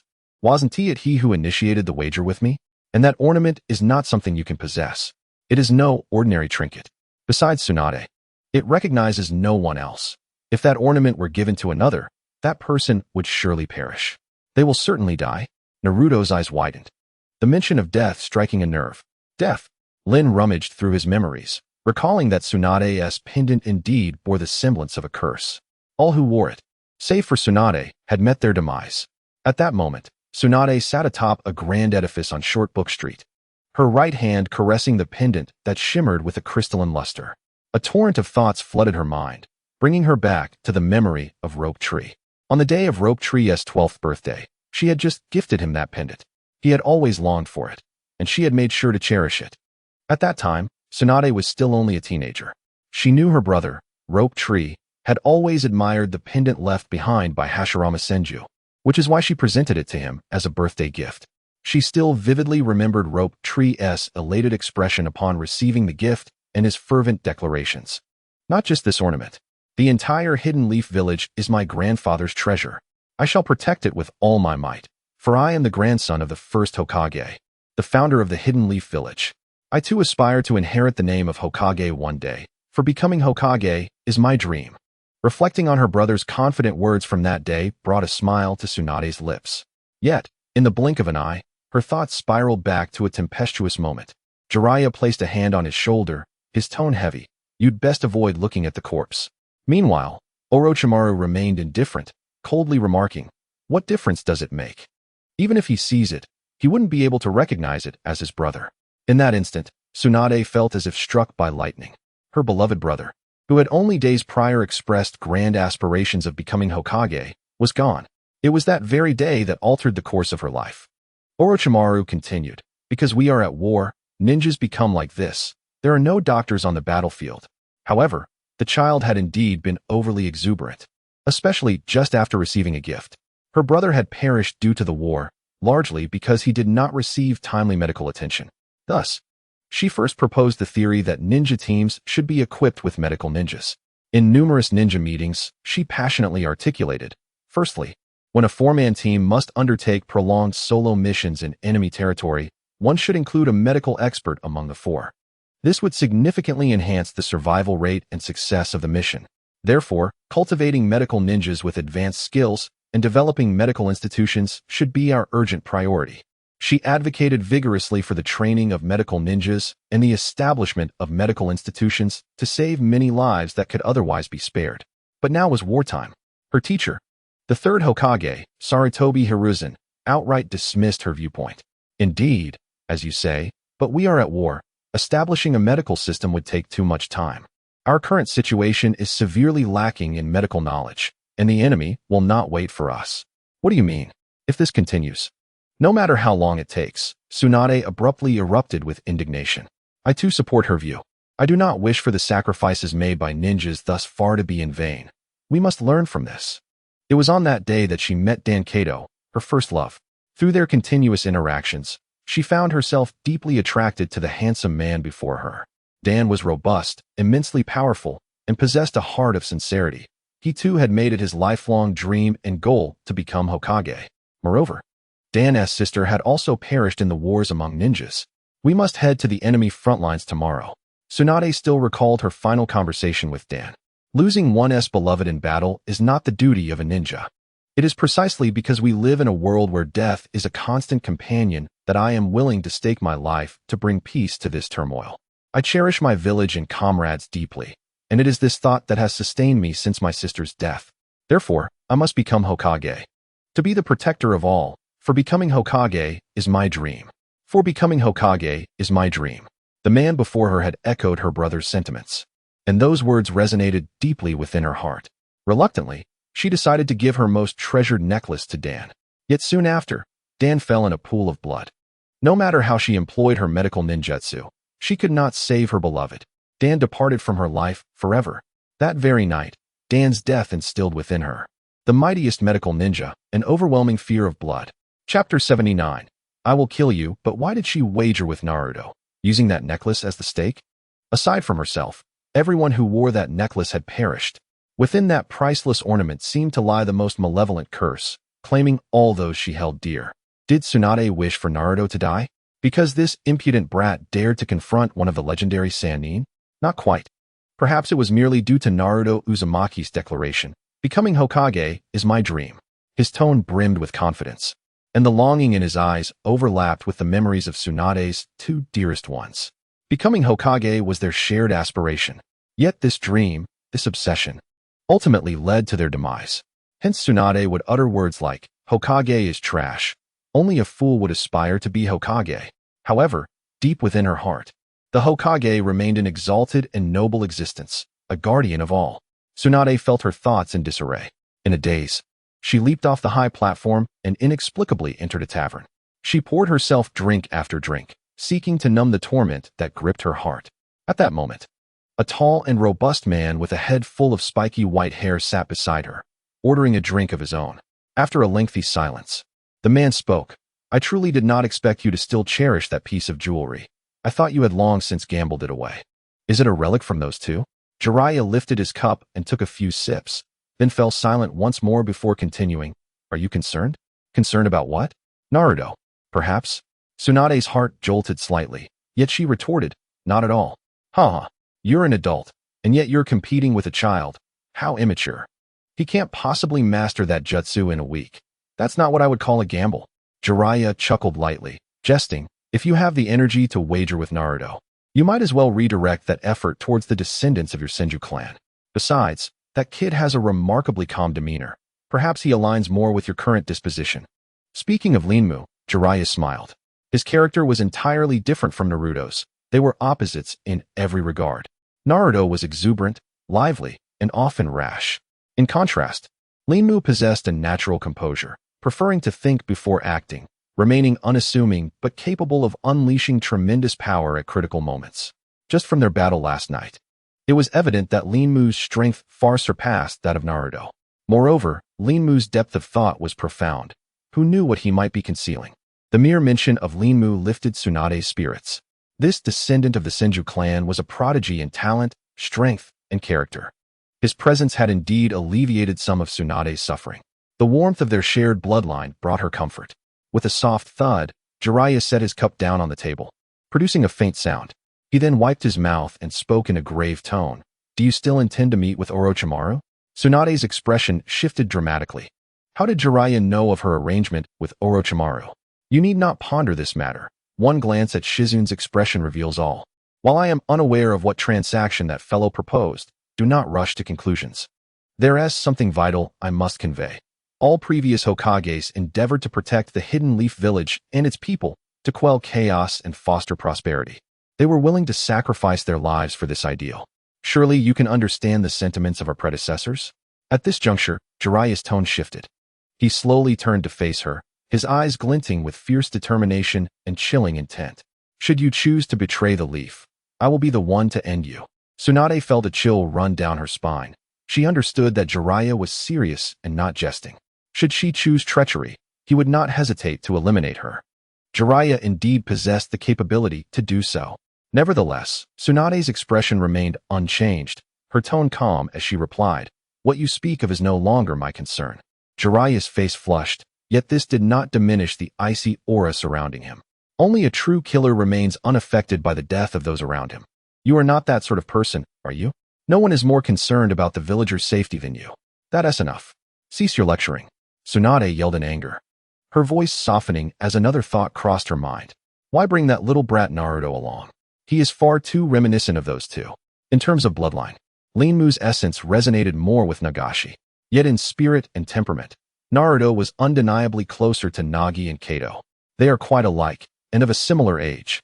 Jiraiya smiled, replying, not merely in their dreams of becoming Hokage or their self-righteousness. They are identical in every way. Tsunade spoke slowly, her voice tinged with regret and melancholy. Recently, I've pondered, if Nagi and Linmu shared the same temperament, would he have survived? Upon hearing this, Jiraiya's gaze flickered. If Linmu were thrust into a time of conflict, would he endure? After careful consideration, Jiraiya concluded, he would survive. Linmu would undoubtedly prevail. Jiraiya solemnly remarked, this child Linmu differs significantly from Naruto and your brother. Perhaps it is because he has been an orphan from a young age, making him far more mature than the average child. With intelligence that surpasses his peers, he might indeed survive the battlefield. Meanwhile, the two renowned ninjas, Naruto and Linmu, were engaged in training together. Linmu sat cross-legged beneath the shade of a grand tree, his chakra surging, condensing, purifying, and augmenting in power. Yet his brow furrowed in frustration, for he had plateaued at the pinnacle of the lower Jounin rank for over a month. Why could he not break through? Did it require a life-and-death battle to unlock his potential? Linmu was perplexed, unable to discern the reason. After a moment of contemplation, he turned his gaze toward Naruto in the distance. Naruto was indeed a true effort-driven genius. He dedicated every moment to mastering the Rasengan, leaving himself only a meager amount of time for the restroom, meals, and sleep. Alas, the prince is working too hard, Linmu sighed, striding over to Naruto. Chapter 80. Two types of geniuses. Linmu observed Naruto sprawled on the ground, his chest heaving and sweat pouring down, and felt a sense of enlightenment. According to Linmu's classification of geniuses, there are two types in this world. The first is the innate genius, while the second is the diligent genius. The innate genius, as the name suggests, possesses formidable natural talent. This inherent ability is what is referred to as bloodline limit in the world of Naruto. Numerous bloodline limits exist, among which the dissolution technique wielded by the fifth Mizukage, Meitarumi, is quite renowned. This technique is a unique form of ninjutsu that combines water release and earth release, capable of releasing a corrosive and viscous liquid. During the Fourth Great Ninja War, Meitarumi utilized this technique to melt Uchiha Obito's Susanoo, demonstrating its extraordinary offensive capability. In addition, there are the remains of the Kagaya clan, the storm release of the druid in the Hidden Cloud Village, the magnetic release of the third and fourth Kazekage, and the renowned Sharingan of the Uchiha clan, among others. These innate talents possess immense power, allowing their bearers to rapidly enhance their abilities. It is a natural and unparalleled advantage. However, there exists another type of genius, distinct from those born with talent. This kind of genius achieves remarkable feats solely through relentless effort, characterized by unparalleled perseverance. They embody a powerful belief in their own potential for success and maintain an optimistic outlook. A prime example of this category is Might Guy and his father, Might Due. Both are often regarded as lacking in talent, devoid of ninjutsu prowess, and unable even to execute the most basic techniques, with Might Due having become the laughingstock of the village. Yet, what was the ultimate outcome? He unlocked the 8th gate of the 8 Gates of Might and single-handedly defeated 4 formidable members of the 7 Ninja Swordsmen of the Mist. Such a glorious achievement. As for Might Guy, he nearly vanquished Uchiha Obito with a single kick. What do these geniuses rely upon? Merely their formidable perseverance. Every increment of their strength is backed by tenfold sweat and tears, and their sacrifices far surpass those of talent-endowed shinobi of equal strength. In the eyes of Linmu, Naruto Uzumaki epitomizes this diligent type of genius. Of course, Naruto's talent cannot be dismissed. It is indeed considerable. His father, Minato Namikaze, is a celebrated genius. Known as the Yellow Flash, having become the 4th Hokage at just over 20 years of age. His mother, Kushina Uzumaki, was a descendant of the Uzumaki clan, bestowing him with immense chakra and vitality. These are the gifts and advantages Naruto possesses. However, in Linmu's perspective, Naruto's most remarkable attribute is his unwavering perseverance. Once he commits to a task, he pursues it with relentless determination. In his training of the Rasengan technique, he pushes himself to the brink of exhaustion before pausing, demonstrating his tenacity. From Linmu's viewpoint, Naruto's innate talent pales in comparison to Sasuke Uchiha's. Yet, in the end, Naruto's strength surpasses that of Sasuke. The once underdog triumphed over the prodigious wielder of the Sharingan. What bridges the gap in talent between these two? It is Naruto's extraordinary willpower and motivation. If one were to speak solely of innate talent, Linmu's would undoubtedly rank among the most powerful bloodline limits. This ability was possessed by Hashirama Senju, the first Hokage of the Hidden Leaf Village. Wood release techniques are formed from a combination of earth and water chakra, allowing the user to rapidly grow multiple trees from the ground, creating a forest in an instant. Within the range of wood release, all trees are under the user's control, and they can manipulate chakra to shape the trees into various forms for offense and defense. Techniques such as Wood Clone Technique, Wood Dragon Technique, and Wood Golem Technique belong to this category. Linmu's talent is certainly on par with that of Sasuke Uchiha. Perhaps at this stage, his talent even exceeds Sasuke's, especially considering that Sasuke's Sharingan has yet to mature into the Mangekyo Sharingan. As long as Linmu is willing, his rate of progress will undoubtedly far surpass that of his peers. However, if Linmu were to define himself, he would prefer to label himself as a diligent genius. Indeed, he possesses a powerful wood release bloodline limit. Nevertheless, few are aware of the immense effort he has expended to attain his current strength. He has engaged in numerous battles, facing life and death crises repeatedly. While it is true that he possesses a system, which is fundamentally the root of his strength, it is not the sole avenue to his power. Linmu has fully awakened the Hokage template system for several months now, and he must acknowledge the significant benefits it has conferred upon him. Nevertheless, the majority of his current strength is a result of his relentless hard work. He has come to realize that this system differs from those he heard of before his transmigration. Although the resources provided by this system are abundant, they still require the host to strive for them. Unlike other systems where luck can lead to instant success, Linmu has not accessed the Hokage template system's lottery interface for nearly 2 months. It is not from a lack of desire, but rather a recognition of its futility. The best items in the system are merely random wood release techniques and fragments of Hashirama Senju, with the chances of acquiring them being exceedingly slim. Regardless of the approach, he would ultimately be at a loss. Linmu does not view himself as a mere child of destiny, willing to gamble on luck. He understands that if he diligently hones his skills and steadily improves himself, it is merely a matter of time before he becomes a pinnacle figure in this world. The timeline of his ascension is entirely within his control. He could opt for the lottery, and if fortune favored him, he would ascend to greatness in an instant. However, if luck consistently eludes him, the time spent accumulating coins for the lottery would only prolong his journey. Another method to shorten this timeline is through relentless effort, relying on his formidable willpower to train. The strength gained through such arduous training is the most reliable. Out of adversity, true strength emerges. Diligence is the true path to mastery. Linmu will inevitably stand at the zenith of this shinobi world. Chapter 81. Speaking of humanity, Linmu crouched down, his fingers resting on Naruto Uzumaki's arm. A rich chakra imbued with life force surged into Naruto's body, aiding in his recovery and dispelling fatigue, perhaps due to exhaustion. Naruto merely opened his eyes to glance at Linmu, managing a faint smile before closing them again. Moments later, soft snores began to emanate from him. After a considerable time, Linmu withdrew his fingers and ceased the flow of chakra. He contemplated inquiring with Tsunade about the possibility of teaching him some medical ninjutsu. The wood-release chakra inherently possesses a remarkable life force, which is among its greatest advantages. Unfortunately, Linmu lacks a systematic training method, rendering his usage rather rudimentary, a significant waste. If Tsunade were willing to impart medical ninjutsu to him, he could not only heal himself with greater efficiency on the battlefield, but also save and assist his comrades. This would be invaluable to the overall combat effectiveness of his team. However, now is not the opportune moment to broach this subject with Tsunade. Based on his memories from before his transmigration, Tsunade is currently embroiled in a dilemma regarding whether or not to collaborate with Orochimaru. Even if he wishes to seek guidance from a master in medical ninjutsu, he must wait until Tsunade returns to Konoha and assumes the role of Hokage. The endeavor of becoming stronger remains a formidable journey ahead. Linmu stood up and turned to venture into the woods, preparing to undertake some tasks and accumulate gold coins. He currently possessed over 8,000 coins, tantalizingly close to mastering the wood release technique. However, after taking only a few steps, he seemed to recall something and turned back. Ding! Congratulations to the host for successfully purchasing a mid-level soldier food pill for 300 gold coins.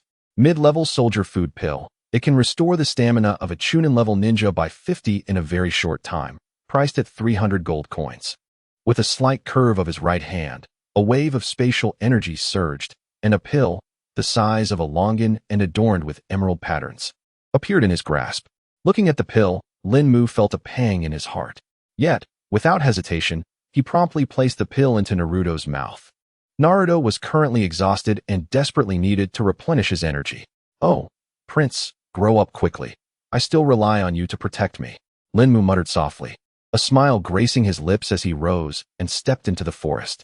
Having walked a fair distance, he waved his hand, causing the surrounding trees to extend over Naruto's body, shielding him from the chill of the night air. Though it was still summer, the deep night in the forest felt somewhat eerie and cold. Linmu's pace was leisurely, akin to a stroll. In truth, he had evolved drastically compared to a few months ago. Once, he had to tread carefully even when leaving the village, fearing for his life. Now, he found himself among the upper echelons of shinobi. This level of power could be deemed as that of a minor powerhouse, wouldn't you agree? The forest no longer held threats capable of endangering him. His eyes gently closed, and his chakra expanded outward, attuning to the surrounding flora. Even the mightiest of ninjas remain human, without a unique bloodline limit. Discerning objects in the dark poses a challenge. However, Linmu was different. His observations of the forest were aided not merely by sight, but predominantly by his heightened senses. As a wood release user, he possessed an innate affinity and perceptive ability towards plant life. Standing before a grand tree with his eyes shut, he could discern its entirety and intricate details. It was this very ability that allowed him to win 8,000 silver notes at the gambling den, merely by sensing the material properties of the dice through his wood release body. With his eyes closed, he once again tapped into the information transmitted from the trees. A slight smile formed as he headed in a particular direction, towards the herbs he sought. With the continuous development of his wood release abilities, he had become increasingly adept at completing low-level herb hunting tasks at an impressive speed. Ding! Congratulations to the host for successfully acquiring 100 cloud blue herbs. Task completed. Settling in progress. Ding! Congratulations to the host for earning 100 gold coins. Linmu glanced at his balance, which now exceeded 9,000 coins. At this rate, he would undoubtedly master the wood release technique within half a month. The thought of soon mastering the wood release technique filled Linmu with joy. Humming a tuneless melody, he strolled towards the town. Suddenly, he halted in his tracks. His ears perked up, catching a faint rustle. A snake? Linmu pondered briefly, quickly identifying the source of the sound. The forest was teeming with wild beasts, and having once been bitten by a venomous snake, he had narrowly escaped with his life. Thus, he was particularly sensitive to the sounds made by snakes. Rather than recklessly fleeing, he understood that a venomous snake could strike in an instant. It was wiser to confront the serpent head-on. Rustle, rustle, the leaves crackled, and Linmu's eyes sparkled with intensity as he turned to glance behind him. Chakra surged within his hand as a wooden spike gradually extended. His muscles tensed, ready to unleash a decisive strike at any moment. Hee, your vigilance is indeed impressive. A light, melodious laugh echoed, enchanting and intoxicating to the ears. Yet, Lin Mu was instantly alarmed. He recognized that voice. It belonged to Orochimaru, the entity that had transformed into a pure and beautiful woman. Lin Mu glanced around, forming a decision in his mind. Orochimaru's true form was likely not present, or else he would have been captured outright. After contemplating, a smile crept across Lin Mu's face. Is it a beautiful sister? Since we've met, why not come out and say hello? Hee hee, the voice chimed again, this time morphing into a hoarse, deep male tone. You little rascal, you play your part quite convincingly. Last time, you truly deceived me. Yet you possess some skill, managing to steal my Hashirama cells right under my nose. From the dark thicket emerged a massive python, flicking its tongue and allowing drool to drip from its maw. The serpent's eyes glimmered with a human-like coldness as it coiled around Lin Mu.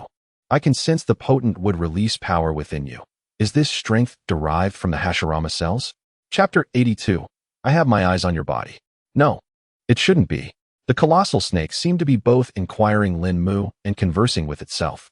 It muttered to itself, I once conducted experiments with Hashirama cells, and nearly all resulted in failure. According to my research data, even successful attempts would not yield such pure potency as yours. Ah, I see now. You must be a descendant of the Senju clan, lost to the world, your veins coursing with their blood. Yes, that must be it. You consumed my collection of Hashirama cells through some unique method. Awakening the dormant would release bloodline within you. Thus, your power has surged exponentially. Lin Mu stood in stunned silence. What was happening? What was Orochimaru up to? Lin Mu was utterly bewildered, recalling his first encounter with Jiraiya, who, like Orochimaru, had rambled on, drawing logical conclusions without allowing Lin Mu, the protagonist, to interject. Was this a common trait among the legendary Sannin? Surely Tsunade was not like this. Just as Lin Mu was lost in thoughts, critiquing the Sannin's self-importance, Orochimaru spoke again. I never expected you to be a descendant of the Senju clan. It seems we are quite fated. Perhaps you are unaware, but I am Orochimaru, one of the legendary Sannin, and a close friend of Tsunade. Another descendant of the Senju clan. Orochimaru's eyes flicked, observing Lin Mu standing there in a daze, presuming he was taken aback by the surreal situation. After all, conversing with him in the form of a giant snake was indeed an extraordinary encounter. Furthermore, as one of the legendary Sannin, his reputation resonated throughout the ninja world. He appeared in such a manner, only to reveal his astonishing identity, leaving the young one before him utterly dazed. He chuckled softly. Since you are a descendant of the Senju clan, I shall not hold it against you for taking Senju Hashirama cells. However, these cells are incredibly precious, and you must perform a task for me. The giant serpent, with a fierce countenance and a cold tone, spoke with undeniable authority as if he had already ensnared Lin Mu. Senior Orochimaru, you truly do not mind that I took the Hashirama cells? Lin Mu's face initially bore fear, but soon shifted to reverence, his voice trembling as he spoke. Just tell me what you need. I will do my utmost to assist you. Orochimaru was exceedingly pleased with Lin Mu's demeanor. He proudly declared, you are quite perceptive, little one. Tomorrow afternoon, come here alone and wait for me. Once you assist me with this task, I shall bestow upon you an opportunity to rapidly enhance your strength. You aid me, and I shall not neglect you. With a series of assertions, Orochimaru stood tall, gazing down at Lin Mu, eager to observe his reaction. However, when Lin Mu raised his head, what he displayed was not reverence, but rather disdain. What a joke! Lin Mu's voice floated up lightly from below. Orochimaru stood stunned, unable to comprehend the sudden shift. This young man had been so respectful and fearful just moments ago. How had he turned to insult? What did you say? The giant serpent roared in anger, its foul breath assaulting Lin Mu. I never converse with beasts. Lin Mu retorted coldly, chakra surging rapidly within him. With a sudden burst of strength, he leaped upward, his left fist propelled forward. Chakra swirled violently, enveloping his left fist in an impenetrable layer of armor. Bang! His punch landed fiercely against the serpent's jaw, which had been agape but was now forced shut, even causing several sharp fangs to shatter upon impact. The serpent emitted a painful hiss. Die! Lin Mu pressed the attack, his right hand morphing into a rapidly growing wooden spike that extended into a spear over 2 meters in length, dark as iron and glinting ominously towards the serpent's head. With a whoosh, the spear sliced through the night air, piercing the serpent's head, which had just been struck by Lin Mu's punch. Blood gushed forth, raining down like a crimson storm. Boom! Moments later, the serpent's lifeless body crashed to the ground, devoid of any breath of life. If your true self were here, I would naturally retreat, but a mere clone dares to challenge me? Lin Mu scoffed, disregarding the bleeding serpent's carcass as he turned towards the town. At the instant of the serpent's demise, within a dimly lit chamber in the town, Orochimaru's eyes flew open, pale and grim. His serpent-like pupils glimmered with venomous rage. What an insufferable little brat. He could no longer contain his fury. This child had shown him no respect and had the audacity to speak and strike out against him. He had just eliminated one of his clones, and while Lin Mu's attack had been opportunistic, the strength of Orochimaru's clone was not to be underestimated. This little brat's growth is indeed rapid. Orochimaru soon managed to calm his emotions, a sinister smile creeping across his face. The wood-release body, what a marvelously perfect form. What an exceptional bloodline limit. Since I have nurtured you, it is only fitting that I reclaim your body for myself. A chilling laughter echoed through Orochimaru's chamber. Meanwhile, Lin Mu, on his way back to the town, wore a troubled expression. He had overlooked a crucial detail, the key to activating the Hokage template system. The Senju Hashirama Cells originated from Orochimaru's laboratory. Such an important matter had slipped his mind, sending a shiver of fear down his spine. He understood that Orochimaru was the foremost scientist in the Naruto world, possessing immense expertise in various scientific experiments. After countless years of research, he undoubtedly had a profound understanding of the Hashirama cells, even if he could not create a perfect clone of Hashirama's wood-release body. Lin Mu boldly approached a spot not far from Orochimaru, which was tantamount to courting death. He knew that when Orochimaru had requested his assistance, it was clear that he coveted the very wood-release body Lin Mu possessed. Orochimaru practiced the reanimation jutsu to prolong his own life, and a powerful body was precisely what he desired. Chapter 83. Tsunade's hesitation. The wood-release body is one of the most mysterious and powerful bloodline limits. Senju Hashirama once wielded this unique physique to dominate the ninja world, earning the title of the god of shinobi, and ultimately founded the strongest hidden leaf village, fundamentally altering the landscape of the entire ninja world. Who wouldn't want such a physique? While others may be unable to obtain it, Orochimaru had a plan. If he could capture Lin Mu, he could seize his body for his own use. At this moment, Lin Mu was gripped by genuine fear. He understood the magnitude of the challenge he faced. The three legendary Sannin of Konoha were renowned throughout the ninja world for their formidable power. Yet, many tales surrounding them were mere legends, and few truly comprehended their capabilities. In Lin Mu's mind, while Jiraiya was the strongest in sheer power and Tsunade excelled in medical ninjutsu, the most enigmatic and fearsome was undoubtedly Orochimaru, whose sinister smile was ever present. I must return to the town at once. Lin Mu quickened his pace, eventually breaking into a full sprint. He could no longer linger in this place. He needed to stay close to Jiraiya or Tsunade to ensure his safety. Otherwise, should he encounter Orochimaru alone in the wild, his fate would be sealed. As Lin Mu desperately raced back, Uzumaki Naruto had already awakened. What has happened? Why do I feel so invigorated? Naruto pondered, perplexed. Normally, after a grueling day of training, he would awaken the next morning still fatigued. Yet, he felt brimming with energy and strength now. Did Lin Mu's healing techniques improve? He mused. His growth is astonishing. I must work harder too. After careful consideration, he attributed his newfound vitality to Lin Mu. Indeed, it was in part due to Lin Mu's efforts, or more accurately, the system's influence. All right, this time, I will surely succeed. Naruto began to channel his chakra, forming a blue sphere that quickly materialized, only to explode moments later, sending him crashing to the ground. Once more, I refuse to believe that I cannot succeed this time. Uzumaki Naruto, without any hesitation, immediately rose to his feet and resumed his training. Bang. Once more. Bang. This time, I shall surely prevail. Bang. Damn it. Why is it still not working? Bang. Bang. Bang. Bang. Bang. The thunderous sounds echoed incessantly, until finally, Uzumaki Naruto collapsed once more onto the ground. His chakra was nearly depleted, his hands trembled uncontrollably, rendering him incapable of continuing his practice. Unbeknownst to him, just beyond a massive stone nearby, a mature and voluptuous figure was observing him. Tsunade furrowed her brows, her emotions a perplexing tangle. This child truly stirred something within her. Gazing at him, she was reminded of her brother, Nawaki. Then her thoughts drifted back to the words spoken to her by Orochimaru and Kabuto. Only you can heal Lord Orochimaru's hands. Shall we strike a bargain? I can resurrect your beloved brother and your man through the forbidden technique I have developed.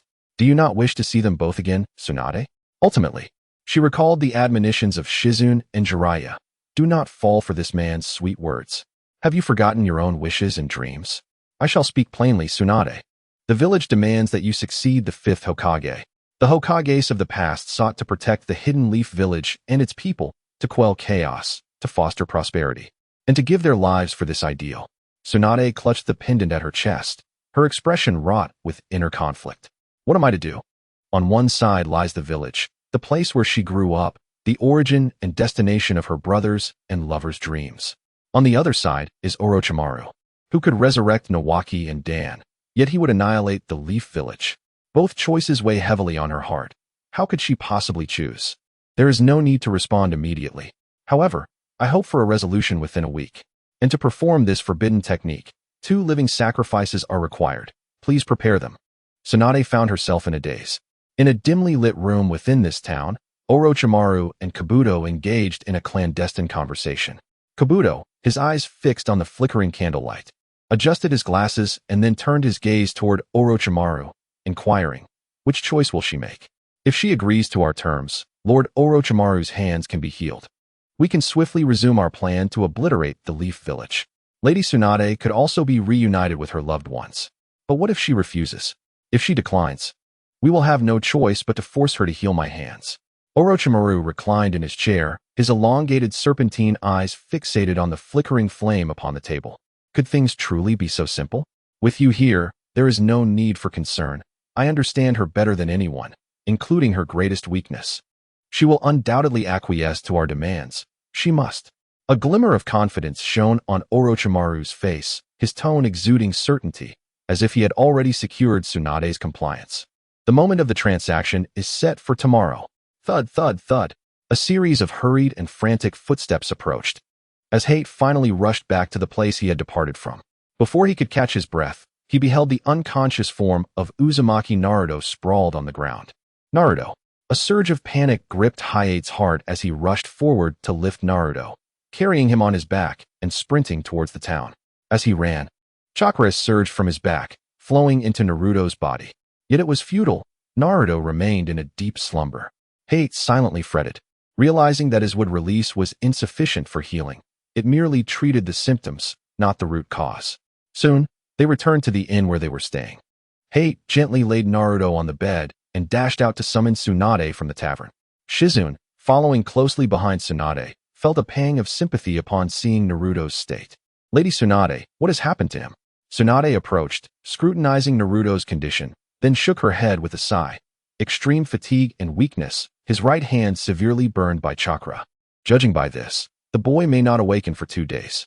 As Tsunade gazed at Naruto's condition, her heart was heavy with complexity. Perhaps Jiraiya was right. I should never have proposed such an unreasonable wager. Why did I allow myself to become so agitated? Like a fool. Tomorrow, please do not go. Shizune remained silent for a long while before speaking.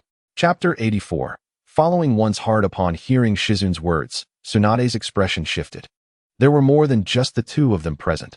Although Uzumaki Naruto lay unconscious, Hate remained alert. Yet Shizune was past the point of caring about such matters. Ever since encountering Orochimaru and his proposition, Tsunade had changed. As Tsunade's disciple for many years, Shizune recognized that Tsunade had once been a notorious gambler. Yet she had always clearly distinguished between right and wrong. But now, Tsunade began to waver. The stakes Orochimaru presented were her 2 most cherished individuals. The legendary Sannin of the Hidden Leaf Village were renowned throughout the world of shinobi, and Shizune's understanding of them surpassed that of ordinary folk.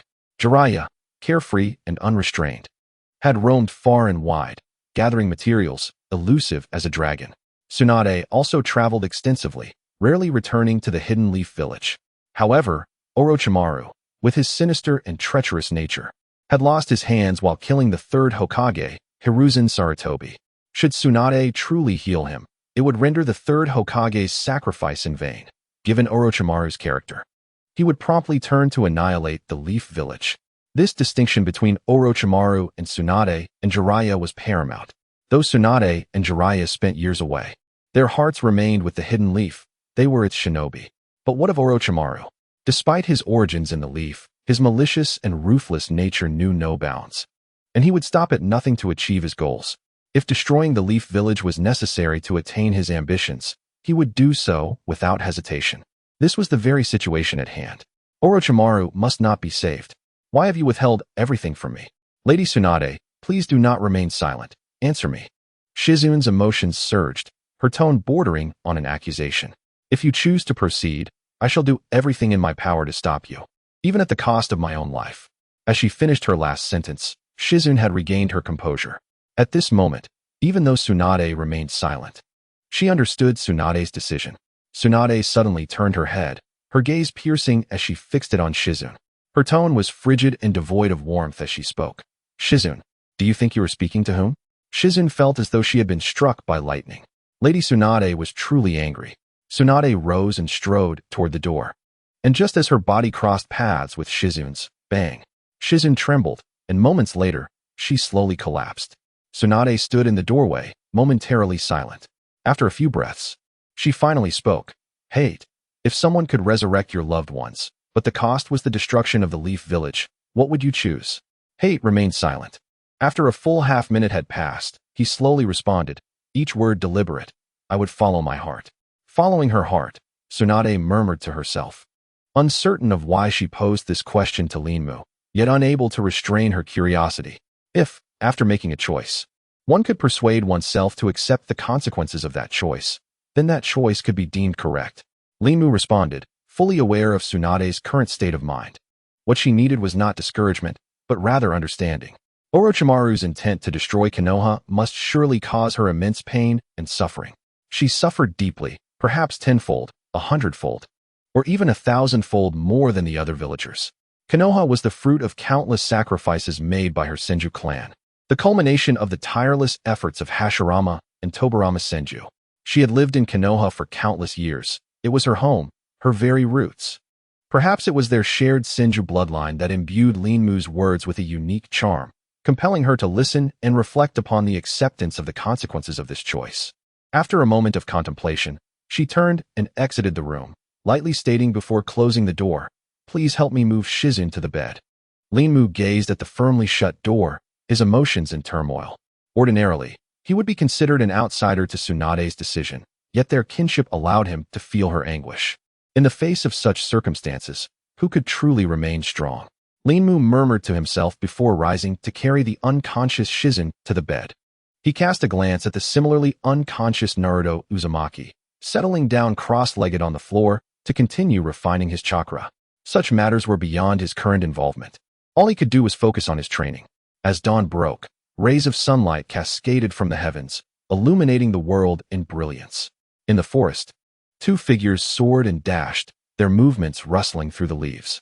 It would be troublesome if someone interferes during the negotiations, Orochimaru remarked nonchalantly, yet his eyes betrayed no concern. What must I do? Kabuto Yakushi asked, a knowing smile gracing his lips as he grasped Orochimaru's intent. Perhaps it would be best to eliminate Tsunade's subordinate directly. Kabuto suddenly halted, swiftly changing direction toward another path. Meanwhile, in the inn, Linmu glanced at the time, pondering that Naruto should be awakening soon. Last night, Tsunade had concluded that Naruto would remain in a deep slumber for 2 days. Yet, the reality was likely different. Tsunade had based her assessment on a standard human. But was Naruto an ordinary ninja? No, he was the Jinchuriki of the Nine Tails. As one of the most formidable entities in existence, the Nine Tails was sealed within Naruto's very being. Although it brought him considerable trouble, it also bestowed upon him remarkable advantages, one of which was an extraordinary recovery ability. Regardless of the fatigue or injuries he endured the previous day, by the following morning, he would awaken with most of his vitality restored. Stretching, Naruto surveyed his surroundings, bewildered. I was clearly training in the mountains yesterday. As he scanned the room, he suddenly noticed a figure lying beside him. Shizune. He approached, shaking her shoulders gently while calling out, Hey, what's wrong? Wake up. Shizune groggily opened her eyes, her mind still clouded. But suddenly, her eyes widened in realization. Where is Lady Tsunade? Oh no, what time is it? No, what day is it? Today is Monday. After you fainted yesterday, Lady Tsunade left, came the response. A sound of the door opening interrupted them. Linmu entered, carrying breakfast for several people, while on his back, Jiraiya appeared weak and frail. Jiraiya, perverted sage. Both Shizune and Naruto exclaimed in surprise, rushing to check on him. Chapter 85. I cannot do this. Linmu stepped into the room, laying the feeble Jiraiya on the bed before offering him a glass of water.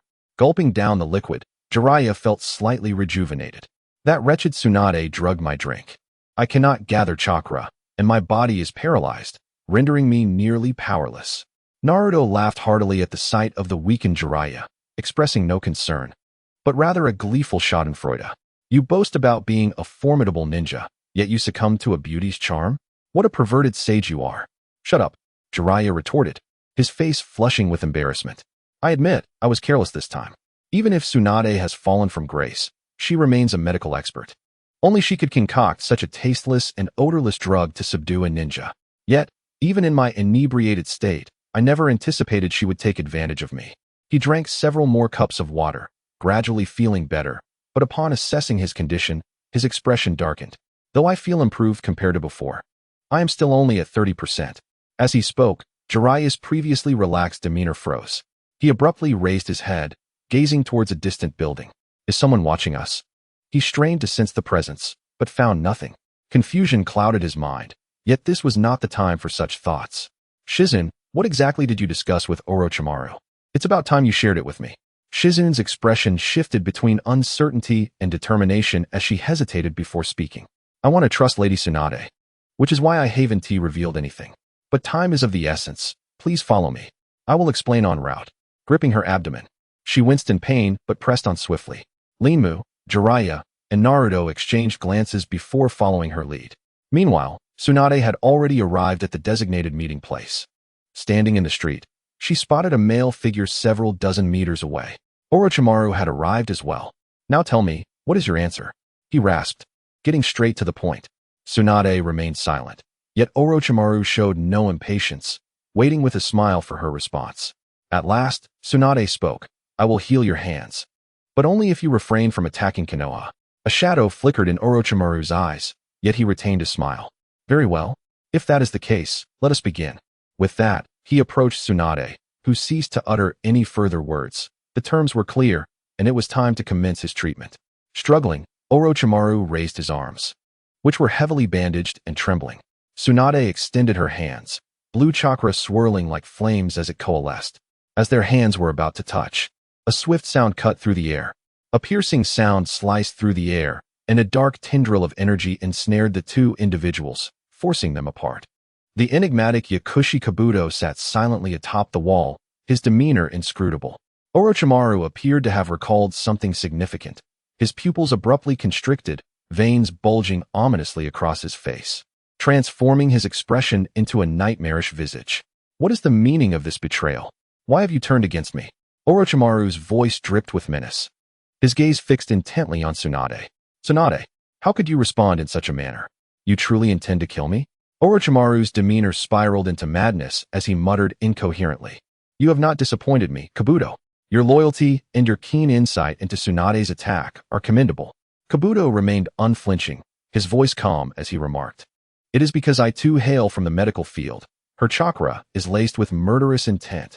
Orochimaru's tone shifted, revealing a chilling indifference laced with regret and temptation. Tsunade, I genuinely wish to resurrect those two individuals, and I have promised you that I would not annihilate Konoha. Tsunade, however, had achieved a serene clarity. Having resolved the dilemma that had plagued her for a week, she had made her choice. Orochimaru, do you really think I could be deceived by such lies about not harming the village? Yet deep down, I know. Her voice faltered, choked with emotion. Even if it were just once, I yearn to see them. Even if it were just once, I long to touch them. Even if it were just once, I wish to witness that smile. But the moment I could truly see Shosuke and Dawn, when I felt their presence, I realized I am an irredeemable fool. Tsunade's emotions surged uncontrollably, tears streaming down her cheeks, cascading onto her smooth face, falling onto the pendant resting on her chest, and ultimately pooling on the ground. Merely recalling their faces drives me to such desperation. I cherish them deeply because I truly love them. That is why I wish to see them, to embrace them. Tsunade extended her arms in a gesture of embrace, yet before her lay nothingness, yet it felt as though she had held something. She then withdrew her arms. Yet I cannot. Aspiring to become Hokage, to be the protector of all, was an essential dream for those two, a dream for which they risked their lives. Achieving that dream is also my wish. Tsunade recalled Orochimaru's earlier words, her tone growing resolute. All things corporeal must eventually perish, you once said. Yet, indeed, this wish is one that shall never fade. With a sinister smile, Orochimaru observed Tsunade's current state and understood that negotiations had irrevocably collapsed. It seems there's no turning back. Since death is inevitable, I shall resort to the use of my fists. A thought crossed Orochimaru's mind, and he grinned. By the way, we have yet to formally engage in battle. Tsunade's aura intensified, chakra surging within her. Let us put that to the test, she declared, unleashing her formidable strength as she lunged forward like a cannonball. Orochimaru and Kabuto's expressions shifted, and they leapt to evade Tsunade's ferocious kick. Chapter 86. The return of a special mission. Having dodged just in time, Tsunade's kick struck the ground, creating a resounding impact. The cobblestone street shattered like fragile tofu, producing a massive crater 10 meters in diameter and 5 meters deep. The sheer force of her strike unleashed a whirlwind, snapping nearby branches with ease.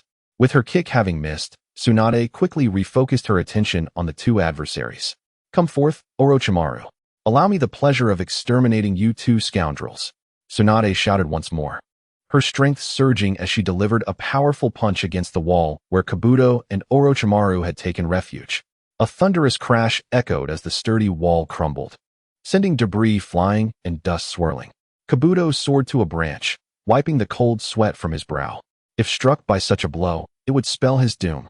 He was astounded by Tsunade's might. This was the first time he had witnessed her fight with full intensity.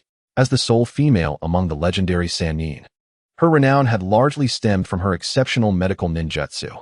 Yet today, he truly comprehended her formidable prowess in battle. In terms of raw physical strength, Tsunade far surpassed both Jiraiya and Orochimaru. However, the crux of the matter lay elsewhere.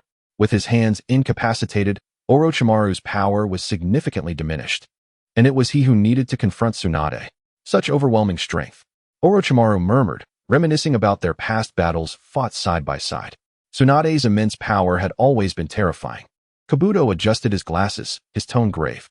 We must maintain our distance. This combat is becoming too congested. Shall we relocate? Orochimaru silently nodded. A change of venue was indeed a prudent idea. It would be better, considering the troublesome individuals and Tsunade's subordinates were nearby, and he was uncertain when they might return to provide support. Orochimaru and Kabuto exchanged hurried whispers, their gazes locked onto Tsunade, acutely aware that one misstep could lead to their demise. With a swift motion, Tsunade leaped into the air, executing a horizontal kick. Orochimaru and Kabuto both bent low to evade her attack. In response, she spun midair, delivering a downward strike. The thick branch shattered under the force of her blow, splintering into fragments. Seizing the opportunity presented by Tsunade's missed kick, Orochimaru and Kabuto hastened away into the distance. As they fled, a grave expression crossed Orochimaru's face as he queried, "Who is this troublesome individual you mentioned?" A sense of foreboding crept into his mind, as he had a hunch about who it might be. If it truly were that person, then they would be in dire straits. He was no match for them now. Kabuto's voice was laden with darkness. "The same as you and Tsunade, one of the legendary Sannin. Jiraiya." Tsunade relentlessly pursued them, her eyes gleaming with fierce determination. "Today, let us see if you can escape from my grasp." Tsunade's speed was remarkable, effortlessly demolishing any obstacles in her path with a single punch. This was the monstrous strength that had earned her worldwide acclaim. As the battle raged on, the thunderous sounds drew the attention of a nearby group. Ino's expression shifted dramatically as she rushed toward the source of the explosive noise. A confrontation had erupted, indicating that negotiations had collapsed. Thus, Tsunade's choice was clear. The others exchanged glances, fully aware of Tsunade's decision, before hastily advancing toward the battleground. Upon entering the site of the recent conflict, the notification rang out. "Ding! Congratulations, host. You have successfully triggered a special mission, shatter Orochimaru's scheme and rescue Tsunade." Lin Mu was suddenly filled with uncontainable joy. This marked his second encounter with a special mission, the first being when he faced Gaara.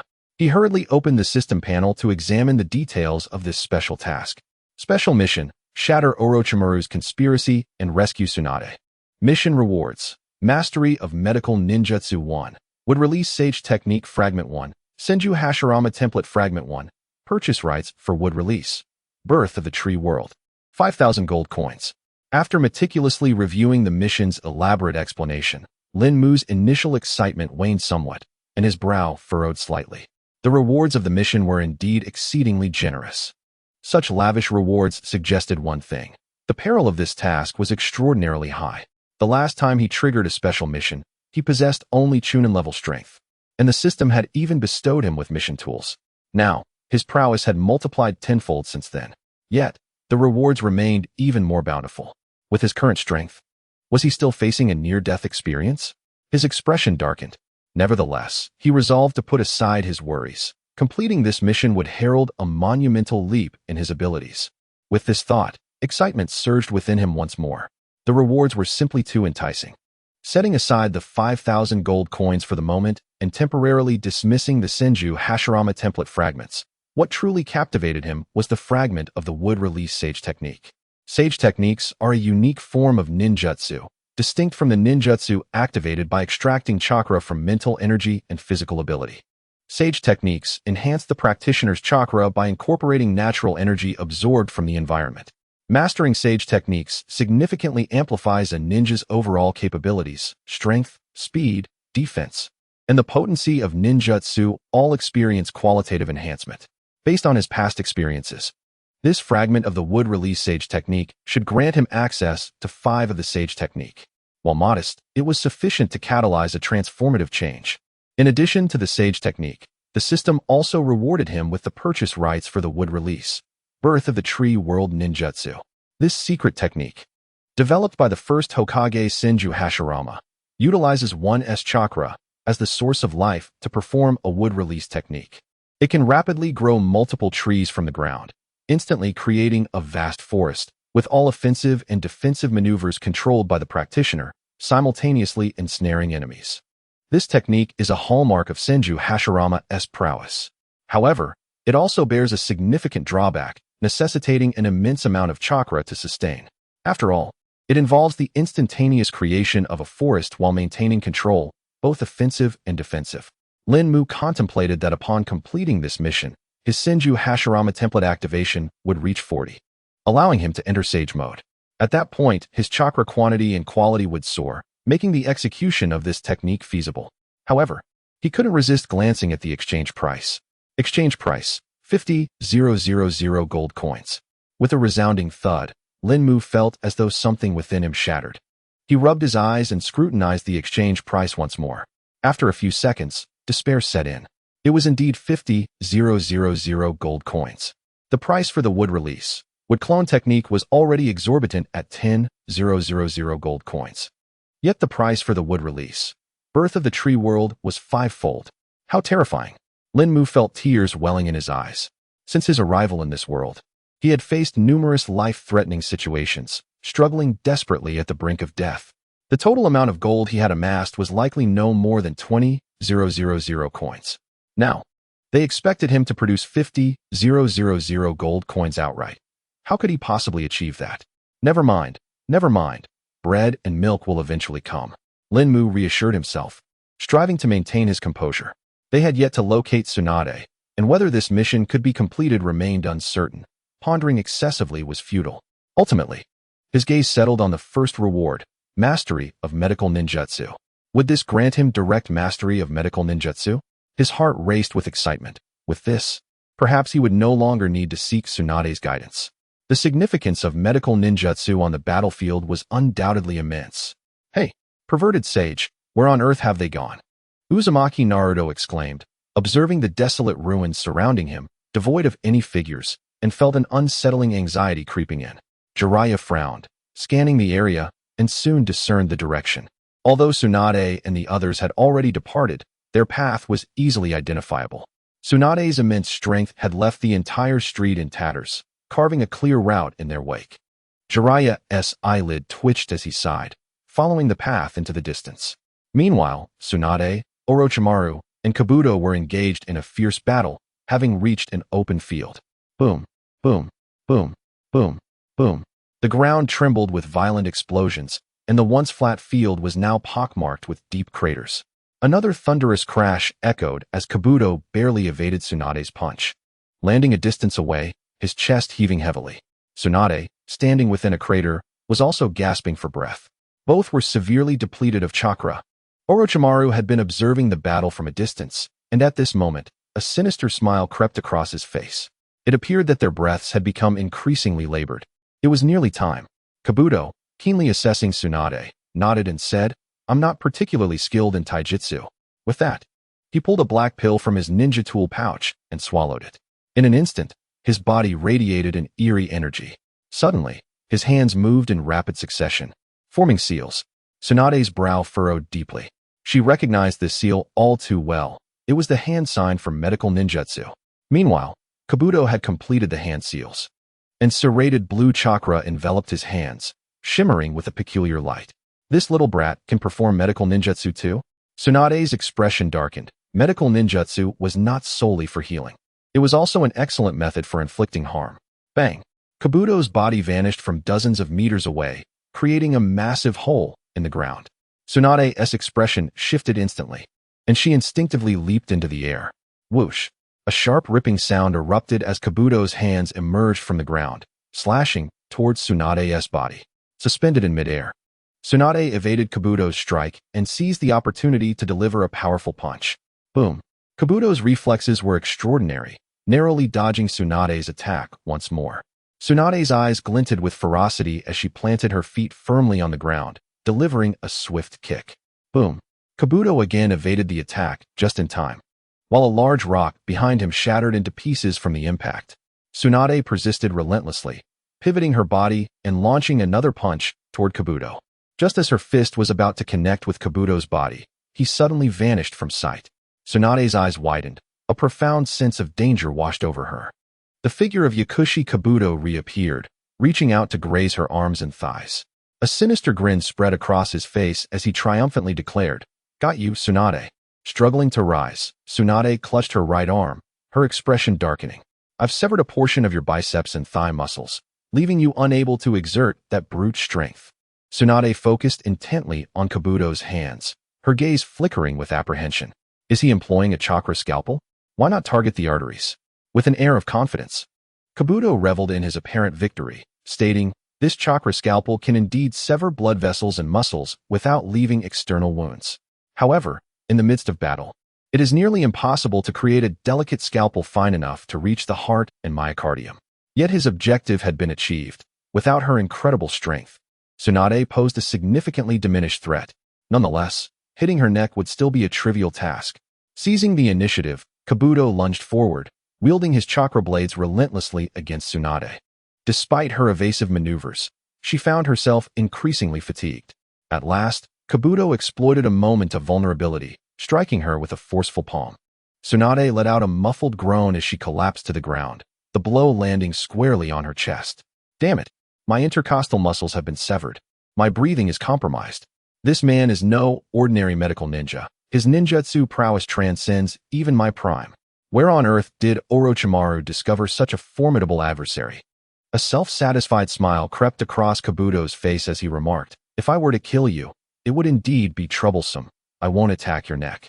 But now you are." He adjusted his glasses, but in that instant, Tsunade, who had appeared incapacitated, suddenly materialized behind him. With a swift motion, she delivered a powerful chop to Kabuto's neck, sending him sprawling to the ground. The force of her attack also left Tsunade wobbling, struggling to maintain her balance. Kabuto lay on the ground, disbelief and a hint of admiration etched on his face. What an incredible person. Most would be rendered immobile by difficulty in breathing. It seems she requires further trials. As he turned, he noted that Tsunade had collapsed, devoid of any combat capability. "It appears the victor is still me," he chuckled, but his laughter was soon stifled. "I intended to strike, yet my foot moved instead. Could it be?" Kabuto's face paled as a horrifying realization dawned upon him. Chapter 88. Fear of Blood? Orochimaru's eyes narrowed. As one of the legendary Sannin, even in a weakened state, his keen perception remained intact. So that's it. Converting chakra into electrons, creating an electric field to flood the nervous system, establishing communication between the brain and body through electronic signals. Tsunade, moving at a velocity of 360 kilometers h, caused all electronic signals to descend into chaos. This interference rendered Kabuto's body unable to obey his brain's commands, resulting in disarray. Huh, Tsunade shouted. Seizing the opportunity while Kabuto struggled to control his movements, she launched a powerful punch. Kabuto let out a cry of anguish as he flew several meters away from the impact. Yet, Tsunade furrowed her brow, pondering her own physical condition. Is this all the strength I can muster in my current state? The force of her blow was indeed formidable, propelling an adult several meters away, indicative of several hundred pounds of force. However, relative to her peak form, it paled in comparison. Kabuto's expression darkened as he reflected on the prolonged absence from combat and the formidable strength he still possessed. Is this truly the legendary Sannin? He felt a mix of awe and relief. Fortunately, Tsunade is not at her prime. Otherwise, I would have been annihilated long ago. Tsunade, still assessing her condition, hesitated but ultimately formed a series of hand seals. A soft green glow emanated from her hands, exuding an aura of vibrant life. Placing her palms against her chest, her injuries began to heal rapidly.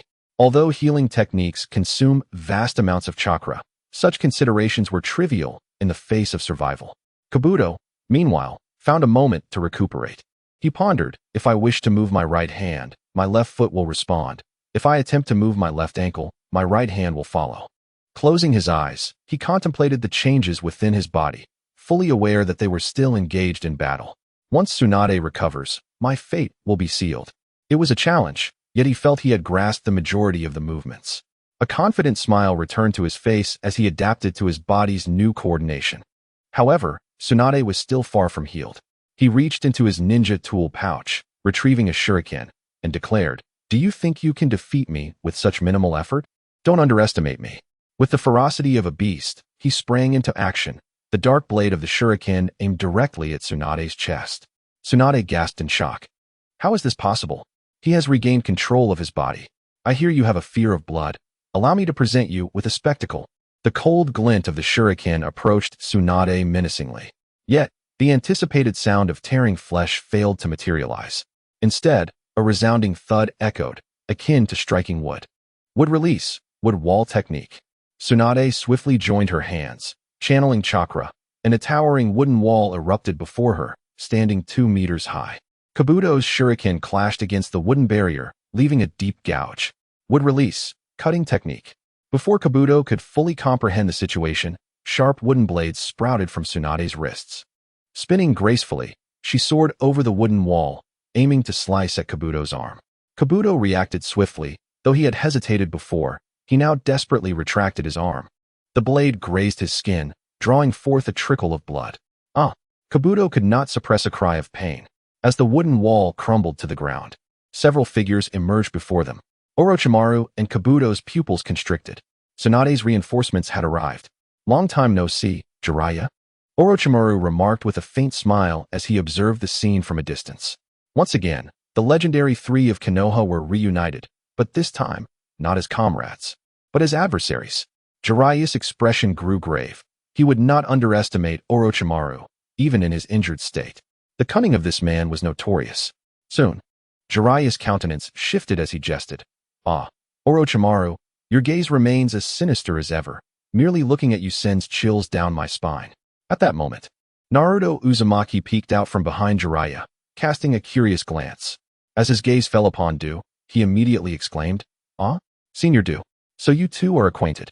At this moment, Jiraiya also grew curious. Had Naruto Uzumaki previously known Orochimaru's subordinate? Why is Senior Do here at the Chunin exam? Step aside. I shall deal with them myself. Tsunade charged forward, shoving Jiraiya to the ground as she launched an assault on Do. Your abilities are commendable, and your medical ninjutsu is quite adept, but you are still no match for me. Tsunade's fists and feet flailed wildly, imbued with terrifying strength. Even if her power was diminished compared to earlier, it was still not something he could withstand. Do found himself at a disadvantage, his concentration heightened. Aware of the precariousness of his situation, not only did he have to evade Tsunade's furious strikes, but any momentary lapse in focus could result in his body spiraling out of control, leading to his certain demise with a single blow.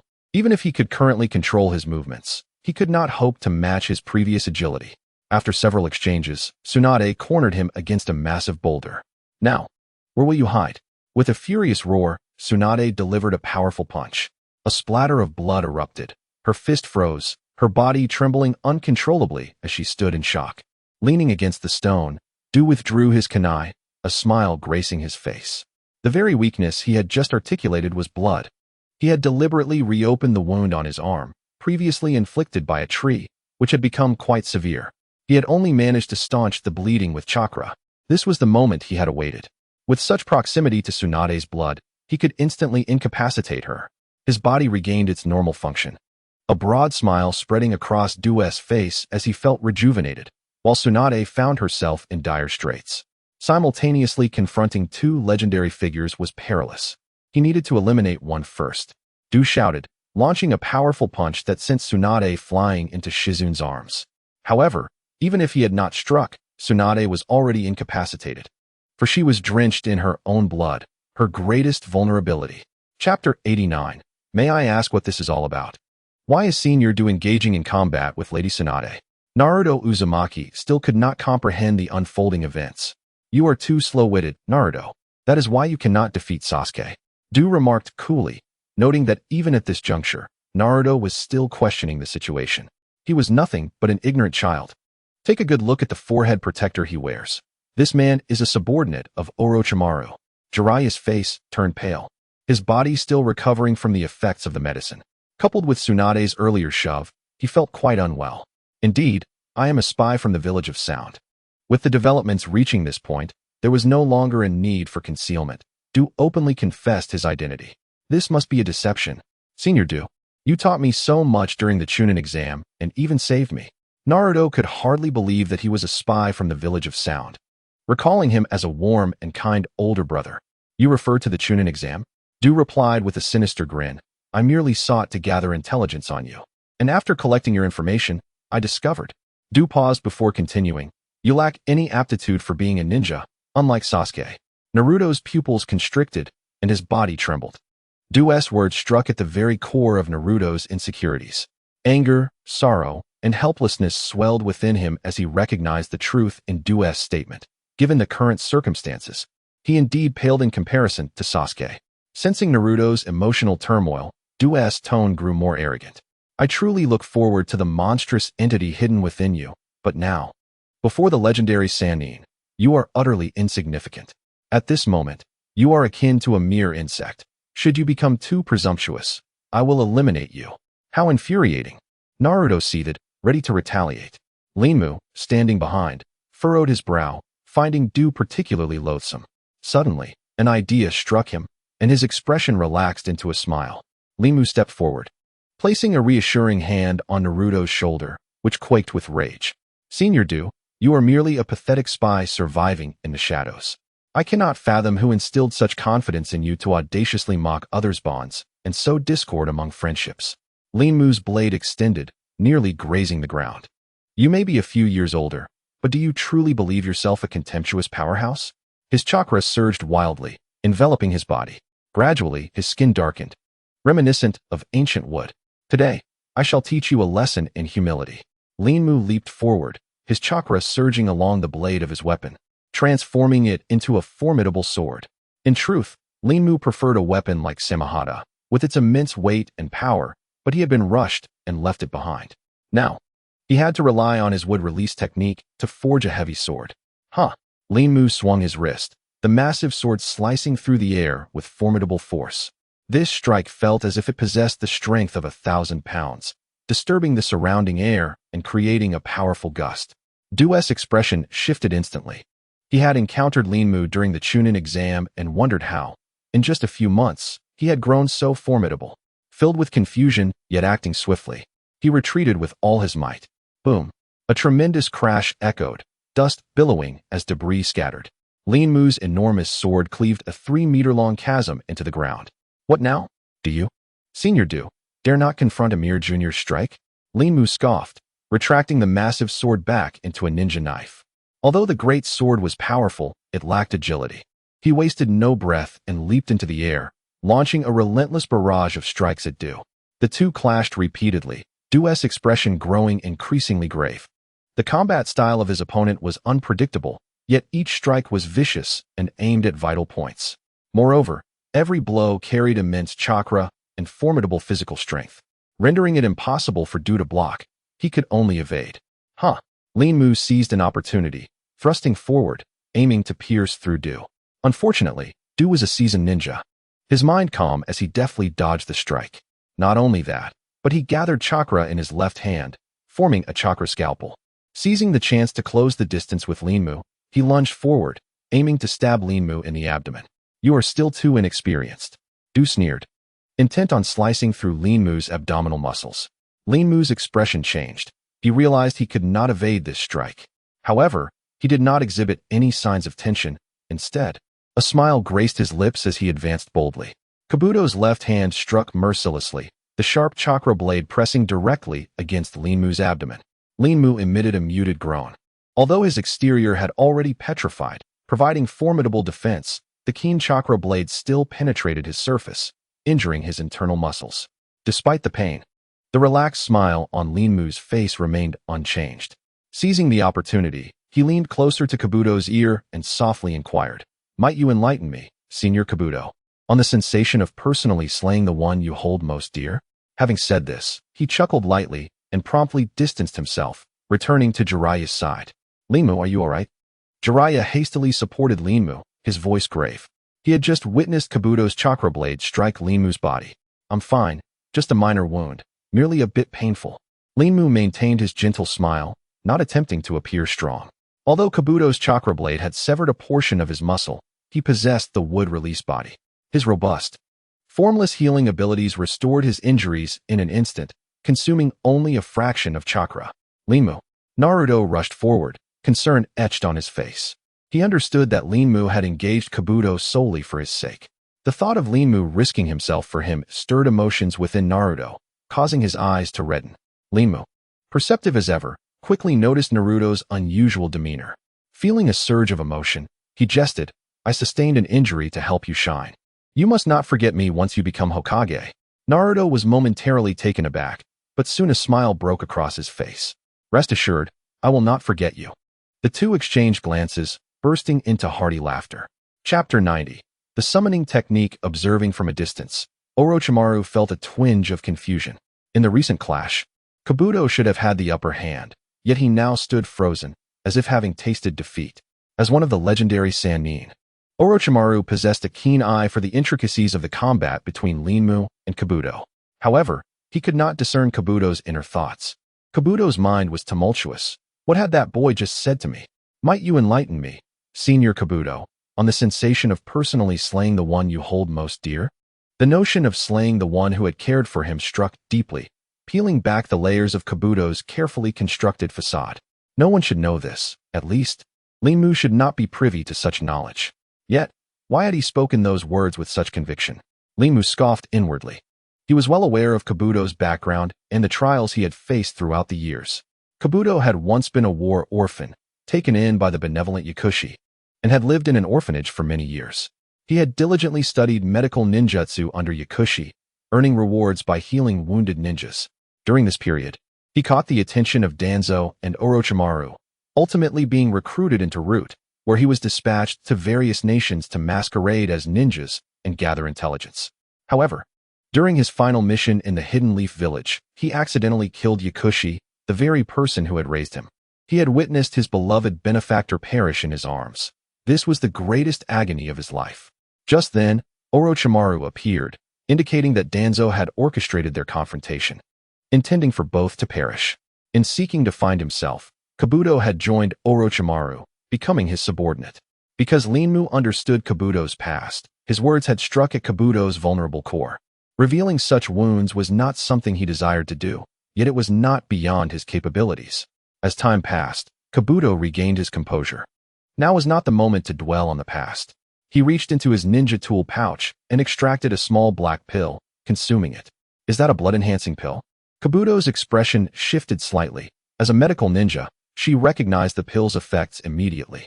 The blood-enhancing pill, as its name implies, promotes blood production, compensating for the deficiencies in a ninja's blood. Lin Mu observed the pill with astonishment. What an extraordinary pill. Yet, compared to the system's elixirs, it pales in comparison. "Your blood flows just right, Kabuto," Orochimaru rasped. Kabuto took a few deep breaths. Having ingested the pill, he felt a significant recovery. Lord Orochimaru, please remove the bandages from my left hand. Kabuto looked up at Orochimaru, and they exchanged knowing smiles. Without further ado, Orochimaru bit through the bandages with his teeth. Soon, a pair of blackened, skeletal arms emerged before the onlookers. Jiraiya scrutinized them closely. Is this the power of the corpse reanimation technique? Has the leader finally taken the field? Shizune, you and Linmu will handle the bespectacled one. I will confront Orochimaru directly. Jiraiya felt a pang of helplessness, given his current physical condition.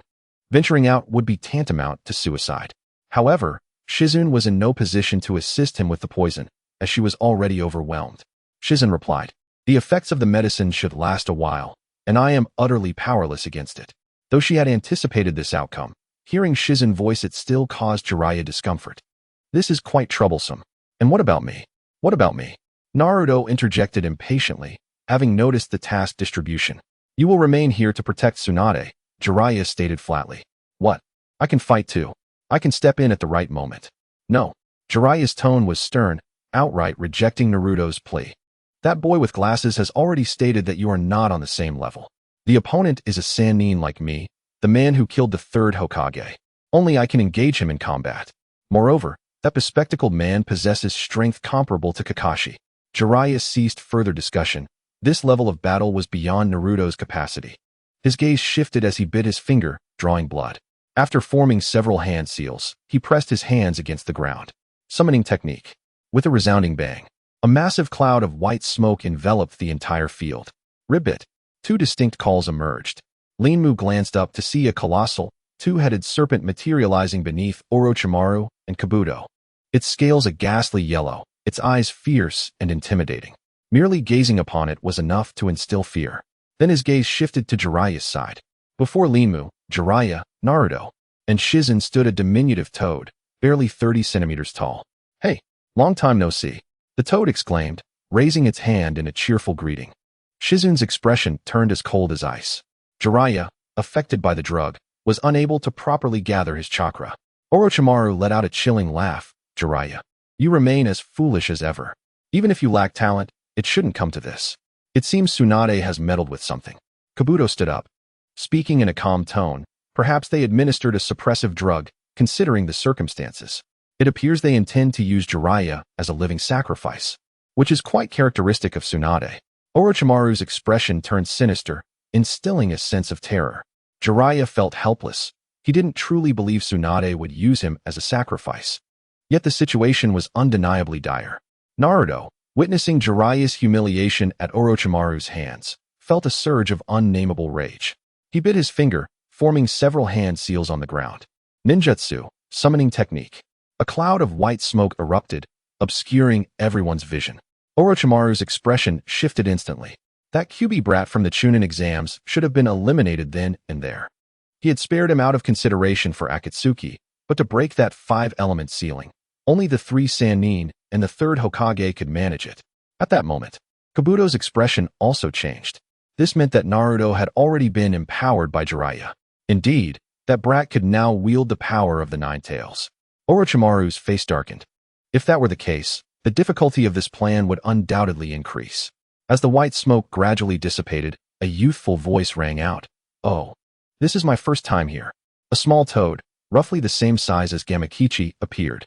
A collective expression of disbelief crossed the faces of the onlookers. What was happening? Such a small creature could only hinder their efforts. Orochimaru chuckled darkly. It seems he hasn't grasped the power of the Nine Tails. He instructed, I'll deal with Jiraiya. You handle the others. With that, he leapt onto the giant snake and charged downwards. What a pity, for I also wish to engage with one of the 3 Sannin.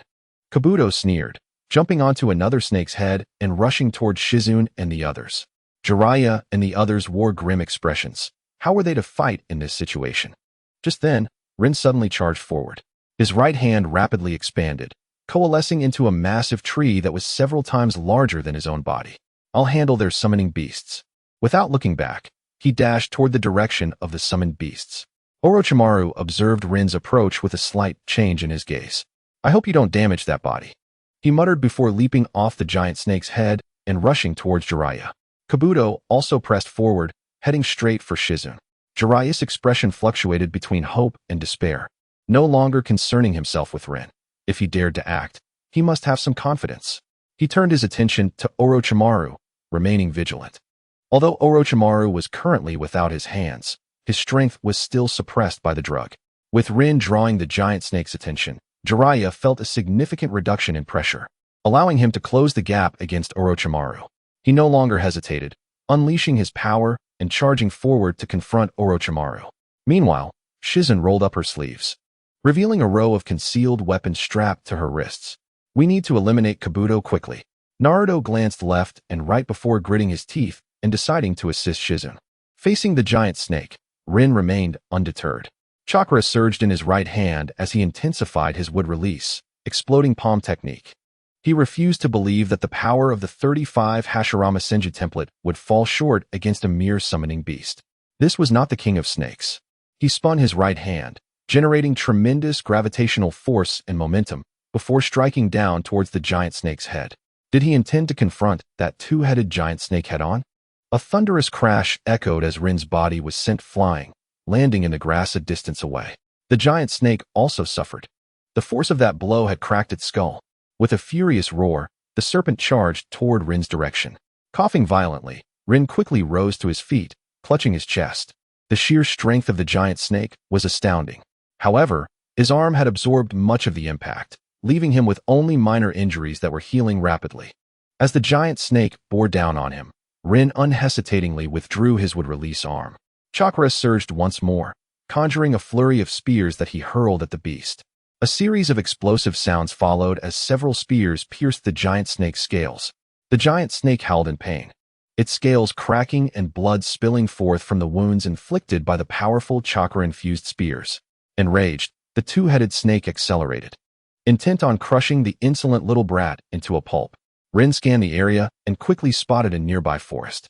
"Come on, big guy. Follow me. Let's see if I can outlast you." Though he spoke defiantly, he knew in his heart that he was no match for such an enormous summoning beast. He needed to reach the forest, his domain, where his wood-release abilities could reach their full potential. Chakra infused his legs, enhancing his speed. Rin sprinted ahead, the giant snake relentlessly pursuing him. The two of them swiftly vanished from the sight of the onlookers. "Don't overdo it, you little brat," Jiraiya muttered to himself, against Orochimaru. He could not afford to be distracted. "I'm coming." Orochimaru hissed darkly, lunging forward, his neck extending like a serpent, coiling towards Jiraiya. With a grave expression, Jiraiya quickly formed hand seals. Ninjutsu, Needle of the Earth. His hair, already resembling needles, stood erect and extended like a protective cloak around him. With a thud, Orochimaru's foot landed on Jiraiya's hair, the sharp strands piercing through his foot. Yet, he seemed oblivious to the pain, his serpent-like neck rapidly extending to bite Jiraiya's neck. "Damn it, the technique isn't fully realized." Jiraiya's expression shifted dramatically, his chakra was suppressed, and the Needle of the Earth technique could not offer complete protection. Orochimaru sneered. "Even with our flaws, there remains a disparity. Surrender." He tightened his grip, and the two became entangled in a fierce struggle. Meanwhile, Kabuto and Shizune's battle intensified, with Kabuto gaining the upper hand. With a powerful punch, he struck Shizune squarely in the face, sending her crashing to the ground, unable to rise again. She is now suffering from multiple severed muscles throughout her body. She is no match for Kabuto. Naruto is also grievously injured, lying on the ground, unable to rise. It appears that the tide of battle has decisively shifted in favor of Orochimaru. Kabuto approaches Tsunade, his eyelids twitching, a look of disdain etched upon his face. "What a pity. As a fellow medical ninja, I hold you in high regard. Stop.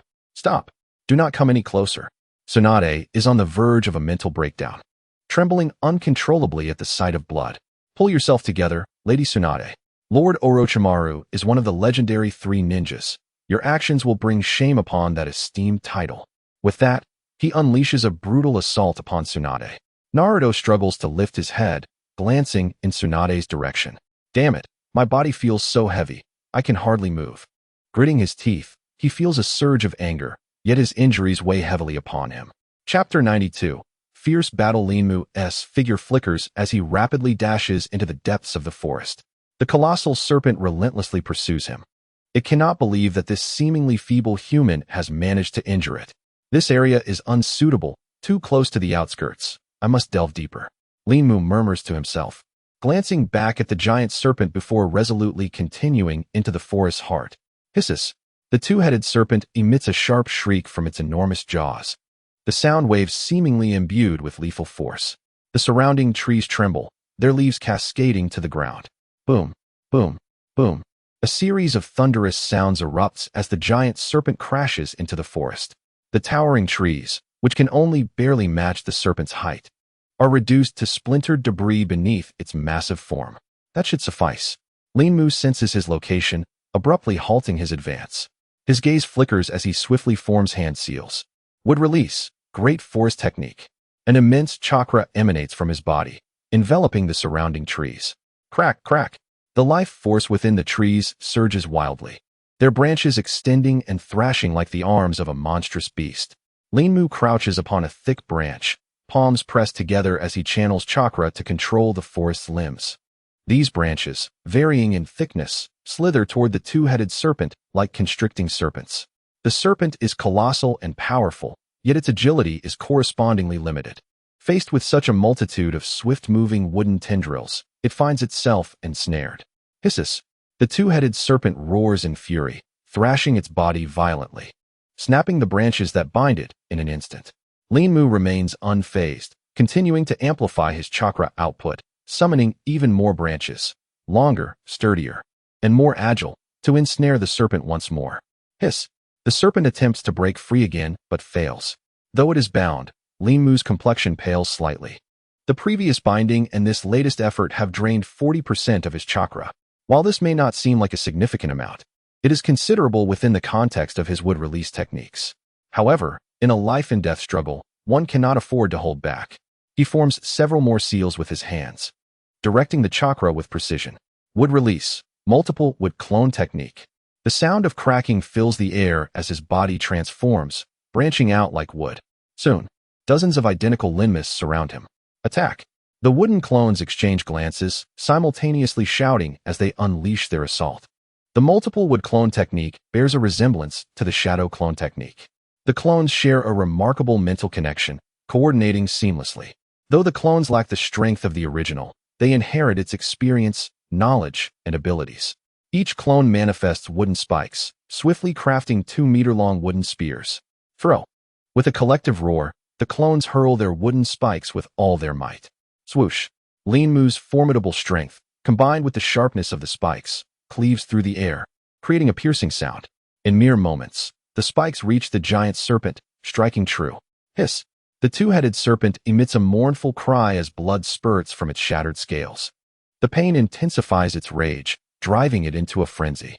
The serpent's eyes glint with cold fury, provoked by this insignificant ant before it. Hisses. The serpent bellows again, swinging its tail to sweep across a wide area. Boom, boom, boom. A cacophony of thunderous sounds ensues as ancient trees are cleaved in half. A clearing carved from the forest. Boom.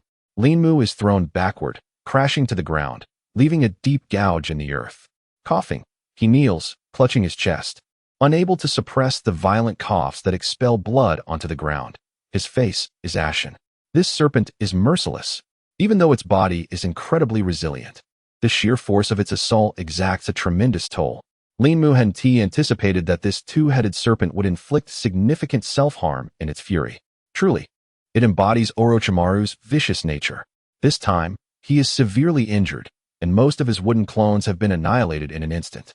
His expression shifts as he contemplates his next strategy. Engaging head-on would undoubtedly lead to his defeat, despite his strength. He is merely human and cannot compare to such a brutal beast. If that is the case, then let us clash. Linmu roars defiantly. If I cannot defeat a creature of such primitive intelligence, what right do I have to speak of dominating the ninja world? Crossing his arms, he forms an intricate seal, an immense chakra surging from his being, as if he is preparing for something monumental. With nearly half of his chakra expended, Linmu feels the energy within him deplete entirely, leaving nothing behind. Roar. A resounding dragon's cry reverberates as the ancient trees nearby entwine and merge, ultimately coalescing into a magnificent dragon. Wood release. Wood dragon technique. A majestic black wooden dragon, measuring 20 meters in length and several meters in girth, swiftly emerges, letting out a thunderous roar. Hiss! The two-headed serpent flicks its tongue, sensing an overwhelming pressure. It does not perceive imminent danger, but rather the instinctual dominance of a higher creature. This is a dragon, even summoned through ninjutsu. Its power is immense, radiating authority. The dragon spirals around Linmu, lowering its head. Linmu leaps onto the dragon's head. Roar! Once more. It unleashes a deafening roar as the dragon ascends, charging toward the two-headed serpent. Ding! Congratulations, host, on successfully purchasing intermediate chakra pills X5, costing 1,500 gold coins. To acquire a single intermediate chakra pill, one must spend 300 gold coins. Without hesitation, Lin Mu purchased 5.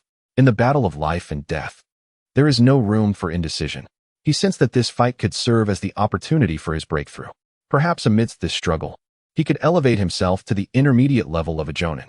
Such life-or-death conflicts tend to awaken one's latent potential.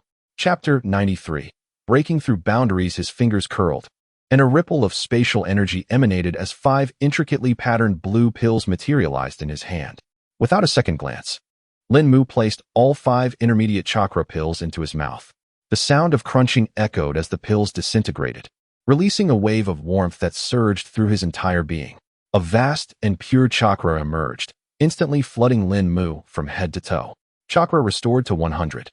Though he spent 1,500 gold coins, Lin Mu felt no regret. Gold can be earned again, but this battle was a gamble for his life. Failure was not an option. Wood release, exploding gun tree. Lin Mu formed several hand seals with deft movements. As his right arm extended, chakra surged within him. His arm swelled before his eyes, akin to a sapling growing into a mighty tree. More astonishingly, trees and branches in his vicinity rapidly stretched out, ultimately merging with his right arm. His arm expanded at an unprecedented pace, yet the reserve of his chakra diminished swiftly.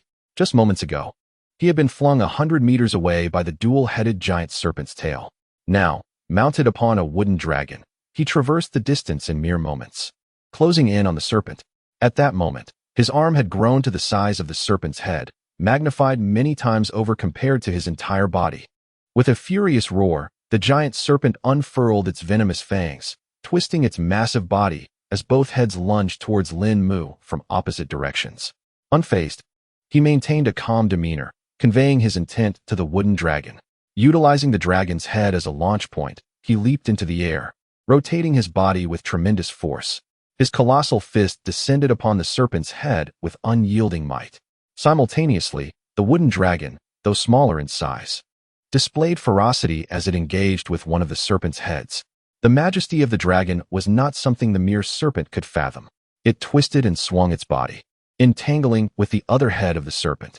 Disregarding the clash between the wooden dragon and one serpent head, Lin Mu realized that this use of wood release, wooden dragon technique consumed nearly half of his chakra. This wooden dragon was capable of withstanding one of the serpent's heads. Lin Mu's pupils constricted as he forcefully rotated his body again. He understood that the more rotations he executed and the faster he spun, the greater the power of his fist would become. A scream of agony escaped Lin Mu's lips. His right arm, empowered by ninjutsu, was immensely strong yet unbearably heavy. As he spun, the immense weight threatened to tear at his shoulder joint. He hastily channeled the scant chakra remaining within him, hastening the repair of his shoulder injury. This strike will determine the outcome, Lin Mu bellowed, forcing his body to complete one last rotation. The massive and unyielding exploding gun tree collided fiercely with the serpent's approaching head. A thunderous roar erupted, a tempest of energy radiating from the point of contact. Tearing through the air, trees splintered, and the wind howled. Lin Mu's voice became hoarse as he poured every ounce of strength into his right fist, chakra surging forth as if it were limitless. The serpent's head, as hard as stone, recognized that this was the final moment of their life and death struggle, and it did not retreat. With a fierce growl, the serpent's head intensified its assault, subtly overpowering Lin Mu. Enraged, Lin Mu ignited his chakra anew, unleashing a surge of strength as he tapped into his potential. In an instant, the shackles binding him shattered. Ding! Congratulations, host, on successfully breaking through to the intermediate level of a jonin, acquiring one purchase right for the Senju Hashirama fragment. Ding! Congratulations, host, on obtaining one wood release sage art fragment. Ding! Congratulations, host, on acquiring one purchase right for the wood-release Sage Art. In a flash, Lin Mu summoned the system shop with his mind, selecting the Senju Hashirama template fragment. Purchase. Ding. Congratulations, host, on successfully purchasing one Senju Hashirama template fragment, consuming 5,000 gold coins. Use. With a mere thought, Lin Mu's body instantly absorbed the Senju Hashirama template fragment. A torrent of formidable power enveloped him, a rich life energy permeating his being. The tingling, icy sensation returned as Lin Mu's body rapidly rejuvenated, his chakra steadily replenishing. Ding. Congratulations, host, on unlocking 40 of the Senju Hashirama template. Ding. Congratulations, host, on acquiring the ninjutsu, would release. Birth of the Forest Sea. Ding. Congratulations, host, on successfully learning the ninjutsu, would release. Birth of the Forest Sea.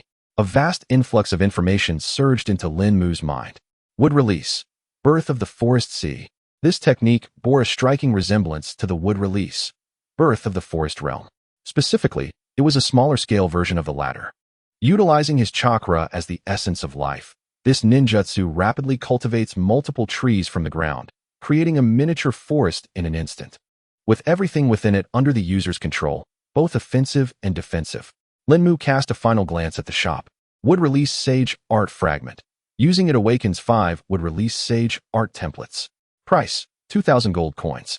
Randomly, he surveyed his remaining gold coins. 2,700 coins still remained. His gaze shifted slightly. Based on his understanding of the system, every 10% progress in unlocking the template would yield a qualitative change. Lin Mu gritted his teeth and clicked to purchase. Ding.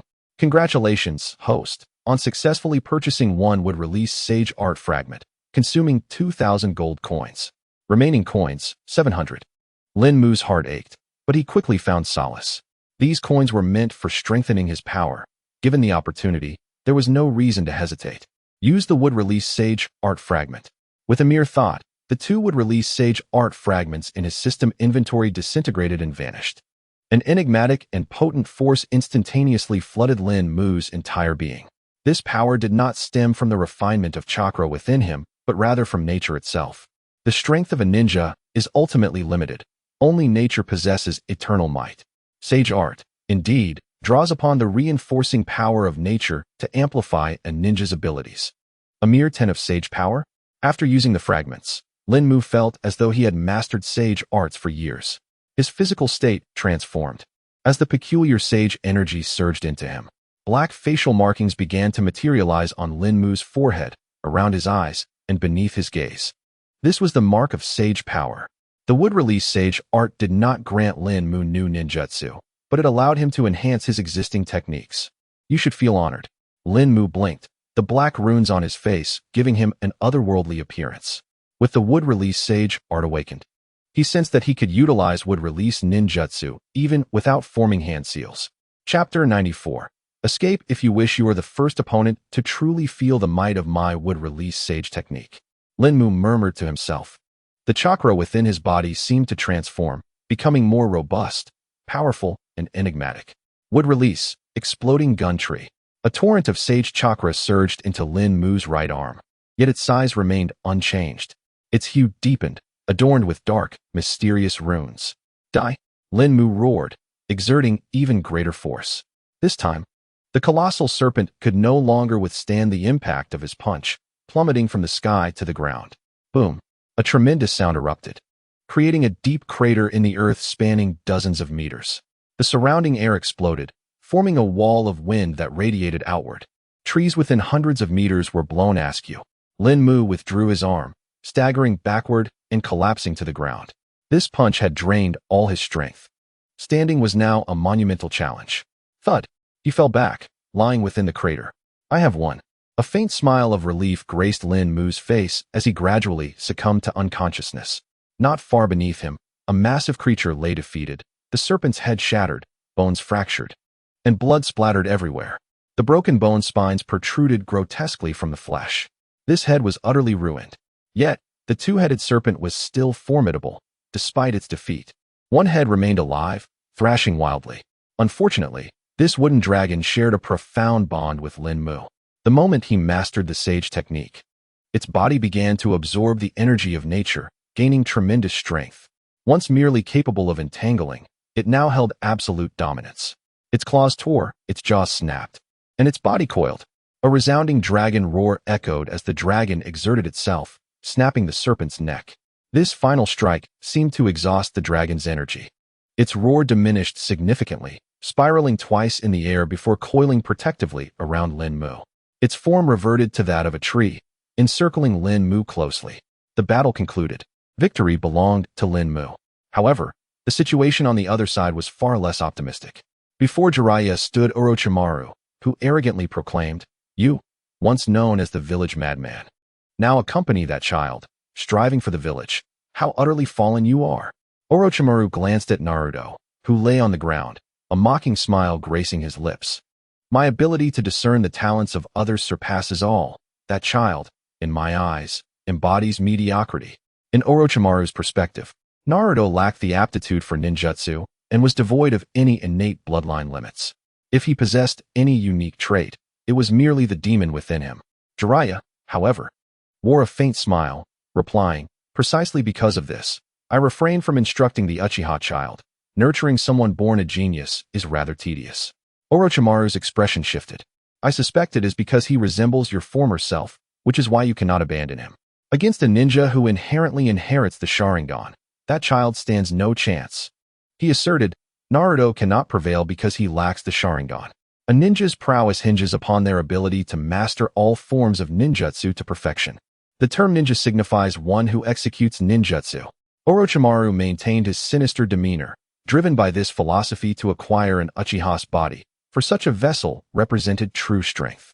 Yet, Jiraiya disagreed vehemently, stating coldly, "Ninja talent is indeed significant, but it does not manifest solely in such ways.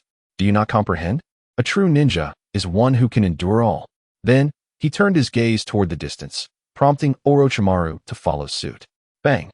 Kabuto swung a fist, striking Naruto's forehead with tremendous force. Naruto stood before Tsunade, blocking the blow. The essence of a ninja's existence is to protect.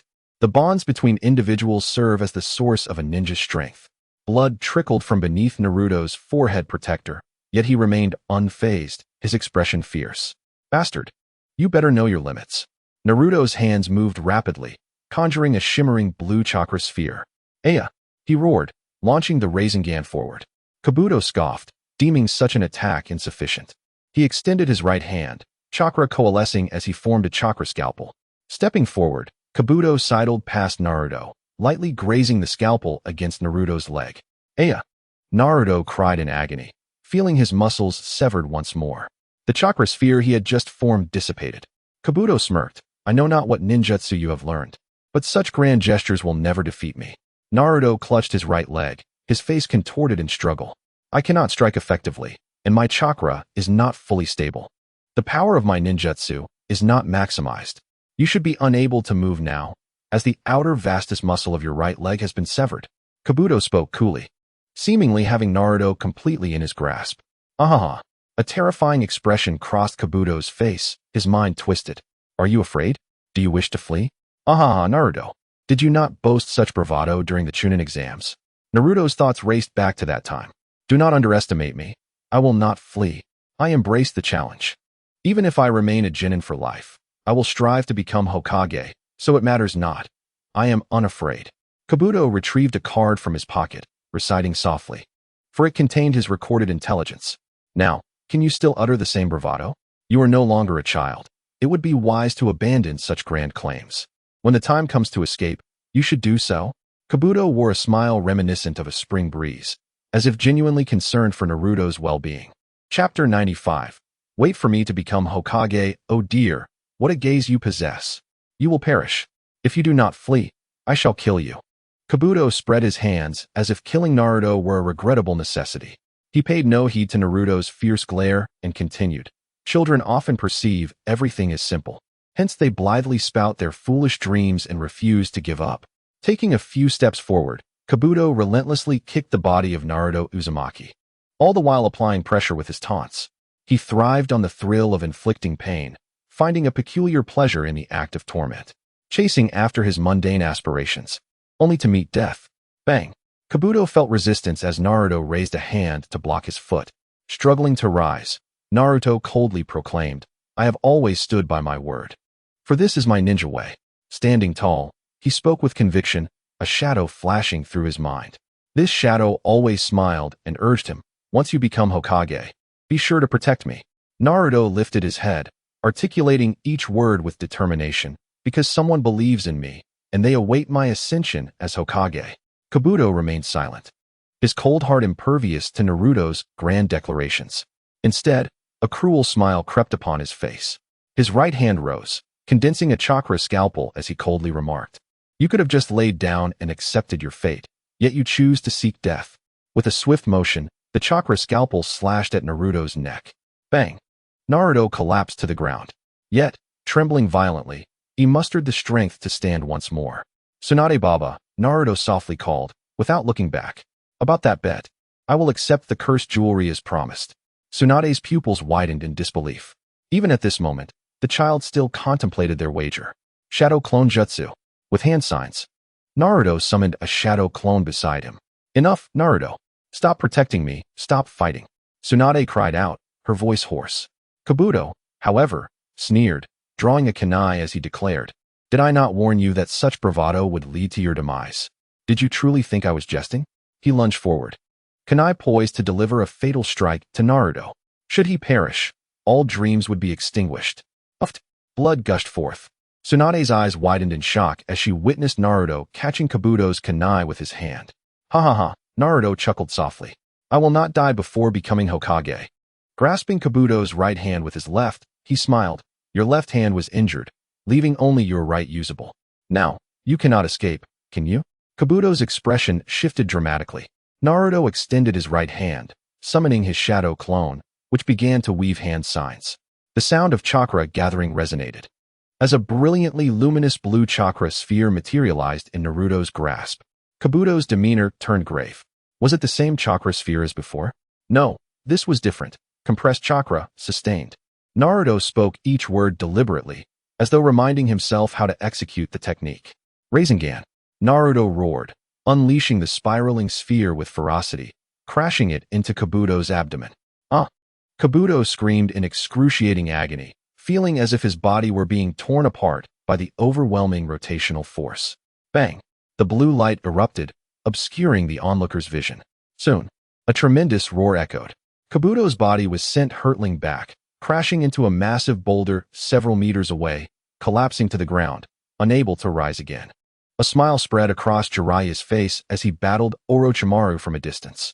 It seemed Naruto had truly accomplished it. Orochimaru, too, wore an expression of disbelief. That boy who sealed the Nine Tails had managed to master such a technique. Tsunade, kneeling behind Naruto, was equally astonished. He truly learned this jutsu in just a week. It was nothing short of a miracle. Cough. Having just executed the Rasengan, Naruto spat blood, his body swaying precariously. Meanwhile, Kabuto, who had just been sent flying, surprisingly stood again, seemingly unscathed. "How could this be?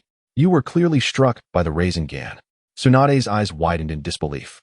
The Rasengan, a technique she had seen Jiraiya perform countless times, was undeniably powerful. I concentrated chakra in my abdomen, beginning my healing before being struck.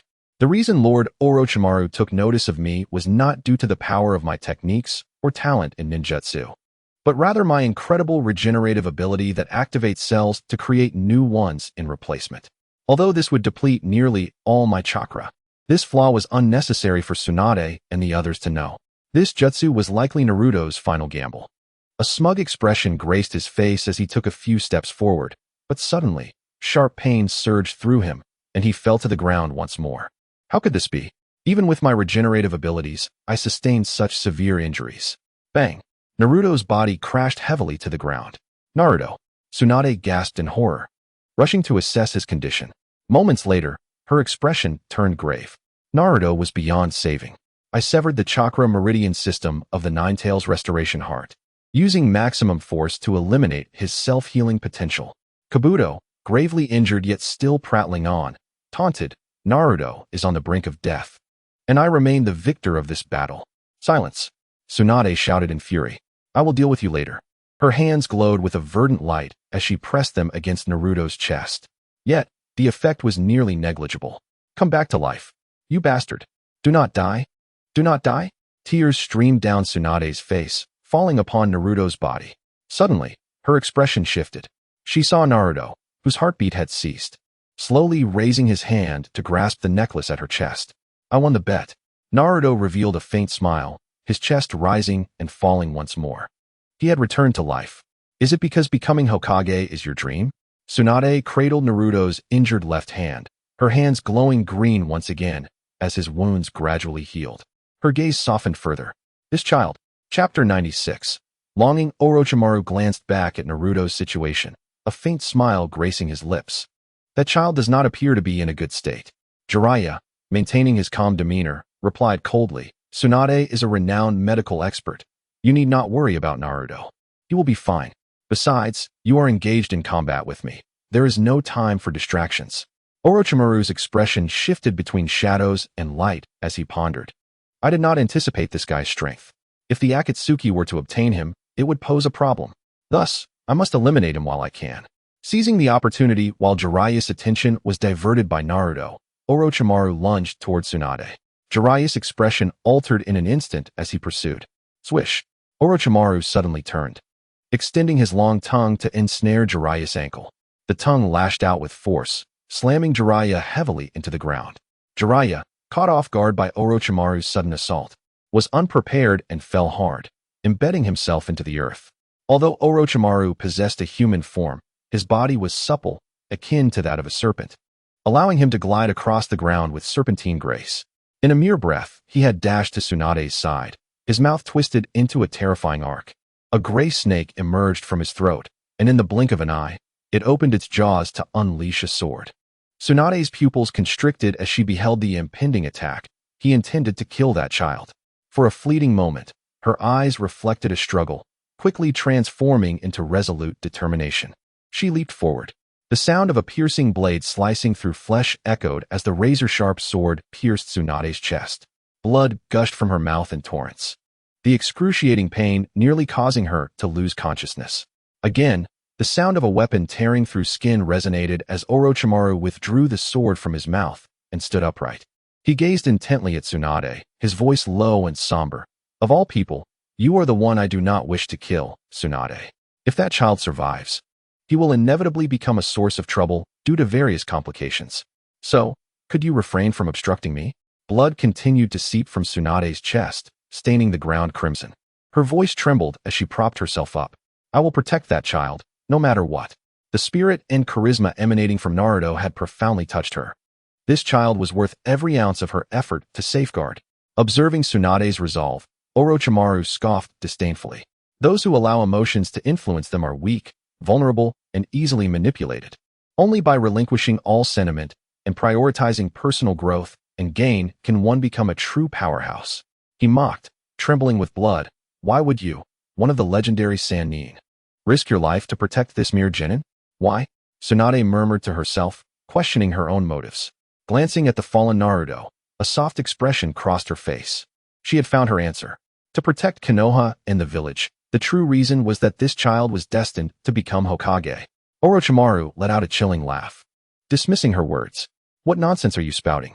Besides, Hokage is nothing but trash. No one in their right mind would aspire to that.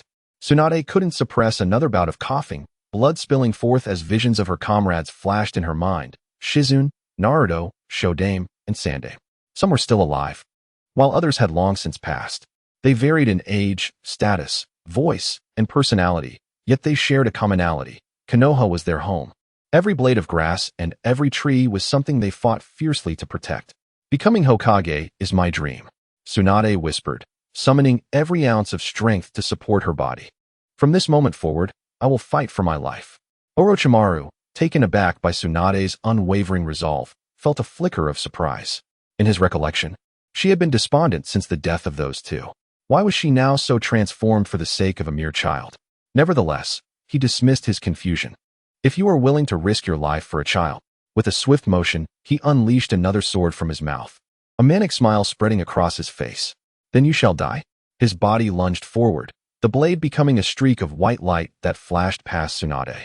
The sound of the piercing sword cutting through flesh echoed once more as a gaping wound appeared on her shoulder and side, blood gushing profusely. Tsunade's complexion turned pale as she collapsed to the ground. Yet, despite her condition, she remained sprawled protectively over Naruto, resolved that even if death was imminent, she would shield him first. Since you are so obstinate, I shall end your life. Orochimaru's expression grew more feral as the gleaming sword flickered ominously.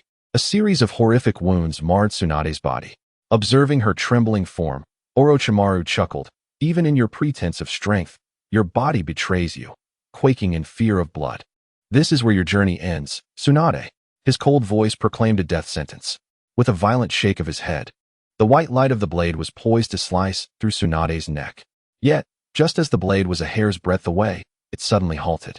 Orochimaru's body froze, for a sword was pressed against his heart from behind. His neck twisted unnaturally as he turned to see a boy, appearing no older than 12 or 13, smiling warmly at him. However, the sharp blade extending from the boy's hand belied the sunlight of his smile. When did you arrive? Orochimaru's expression changed dramatically. Orochimaru-senpai, if your heart is pierced by that blade, even you would perish, wouldn't you? Lin's gentle smile accompanied the blade as it advanced a centimeter, piercing Orochimaru's flesh. You little brat, how amusing. I had yet to settle the score with you. Yet here you are, presenting yourself. Orochimaru's sword slowly withdrew, the glint of light fading from his mouth. He shifted his body slightly, as if testing Lin's intentions. It has been months since I last saw you, Orochimaru-sama. I have missed you dearly, Lin continued with a light chuckle. Chapter 97. Confrontation with Orochimaru, truly a silver-tongued little brat. Yet, you are undoubtedly more astute than the nine-tailed child behind Tsunade. As Orochimaru spoke, he subtly began to distance himself from Tsunade. His mind was riddled with confusion. How had Lin appeared here, especially after the monstrous snake that had pursued him? That creature's strength was formidable, with incredible defenses and unmatched brute force. How could Lin, a mere genin, possibly defeat it? Orochimaru's gaze scrutinized Lin closely, and his eyes brightened as his tongue flicked out to moisten his pale lips. Such a rich life force. Your would-release abilities have awakened splendidly. Lin furrowed his brow, sensing the unmasked greed in Orochimaru's gaze.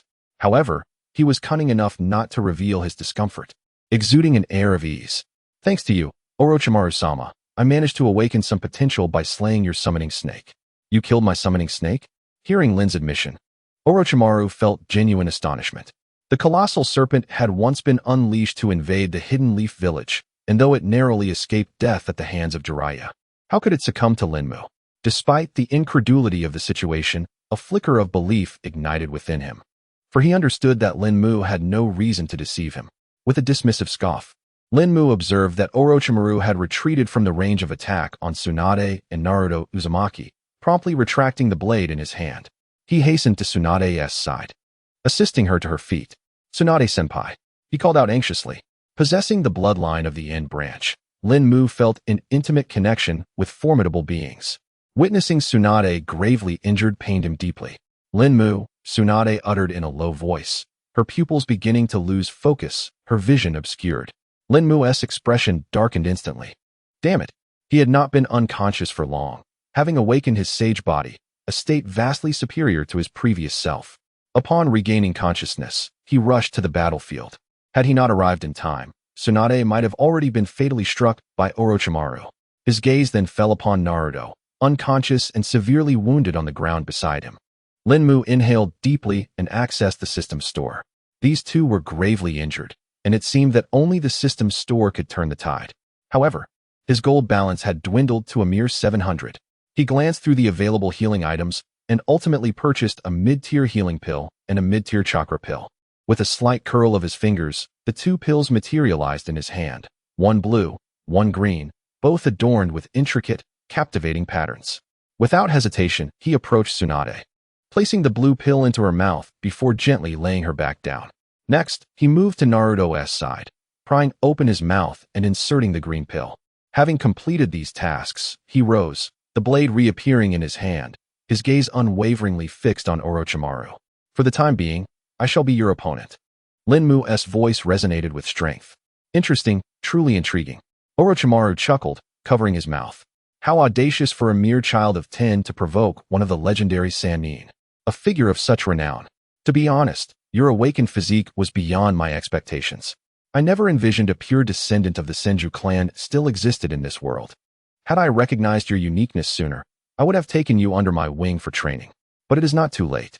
Should you choose to join me, I could personally mentor you to become my disciple, Orochimaru. His voice dripped with temptation, luring Lin Mu, seeking to shatter his spirit. Such manipulation was his forte. It was the cerebral endeavors befitting a scientist of his caliber. Yet, he felt an unspoken dread, unable to discern the essence or strength of this young boy before him. The wood release was undeniably powerful, yet it could not have been honed to the extent of slaying his summoned serpent within a mere few months. Lin Mu certainly concealed secrets yet unknown to him. Acting recklessly was not in his nature, especially in his current state of injury and depleted chakra. Should he falter here, he would never forgive himself. Moreover, he coveted Lin Mu's body. If he could uncover Lin Mu's secrets, the benefits would be immeasurable. Ha ha ha. You want to ensnare me with your words, Orochimaru. To claim the title of my mentor, you should first inquire of the blade in my hand. Lin Mu ceased his banter, soaring into the air, spinning as the blade's aura cleaved through the void, aimed at Orochimaru. When it came to strength, he was indeed no match for a shadow-level figure like Orochimaru. Yet, having awakened his sage body and having vanquished the two-headed serpent, he found himself in a relatively favorable condition. Conversely, Orochimaru, having endured numerous battles and sustaining prior injuries, was in a dire state. In this ebb and flow, he found himself with a fighting chance. The blade's aura slashed forth furiously, and Orochimaru smirked, unperturbed.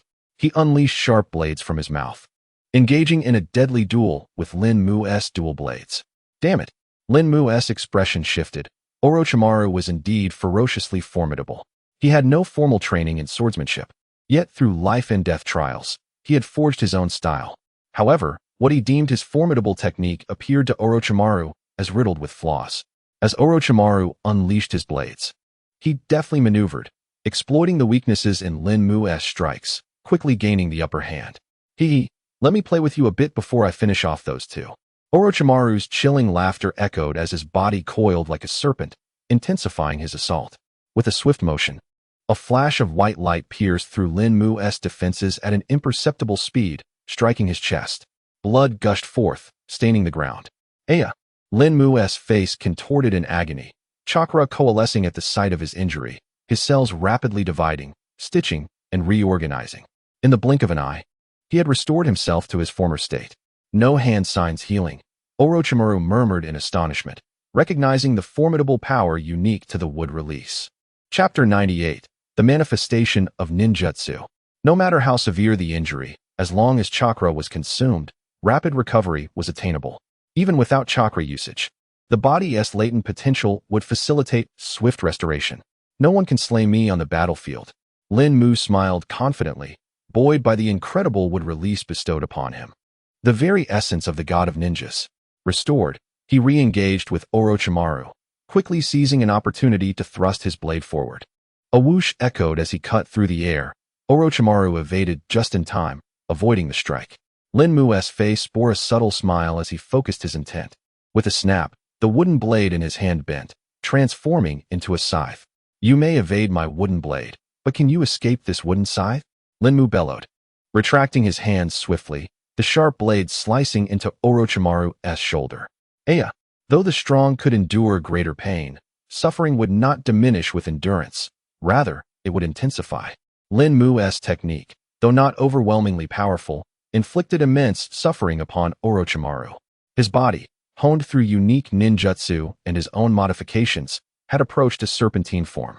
Snakes possessed a heightened sense of danger compared to humans. Even so, facing Lin Mu's sudden change in tactics left Orochimaru unprepared.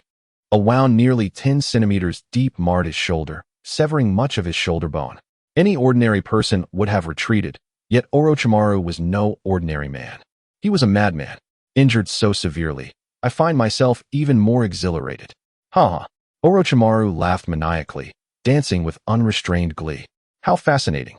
Truly fascinating. This powerful body is precisely what I require.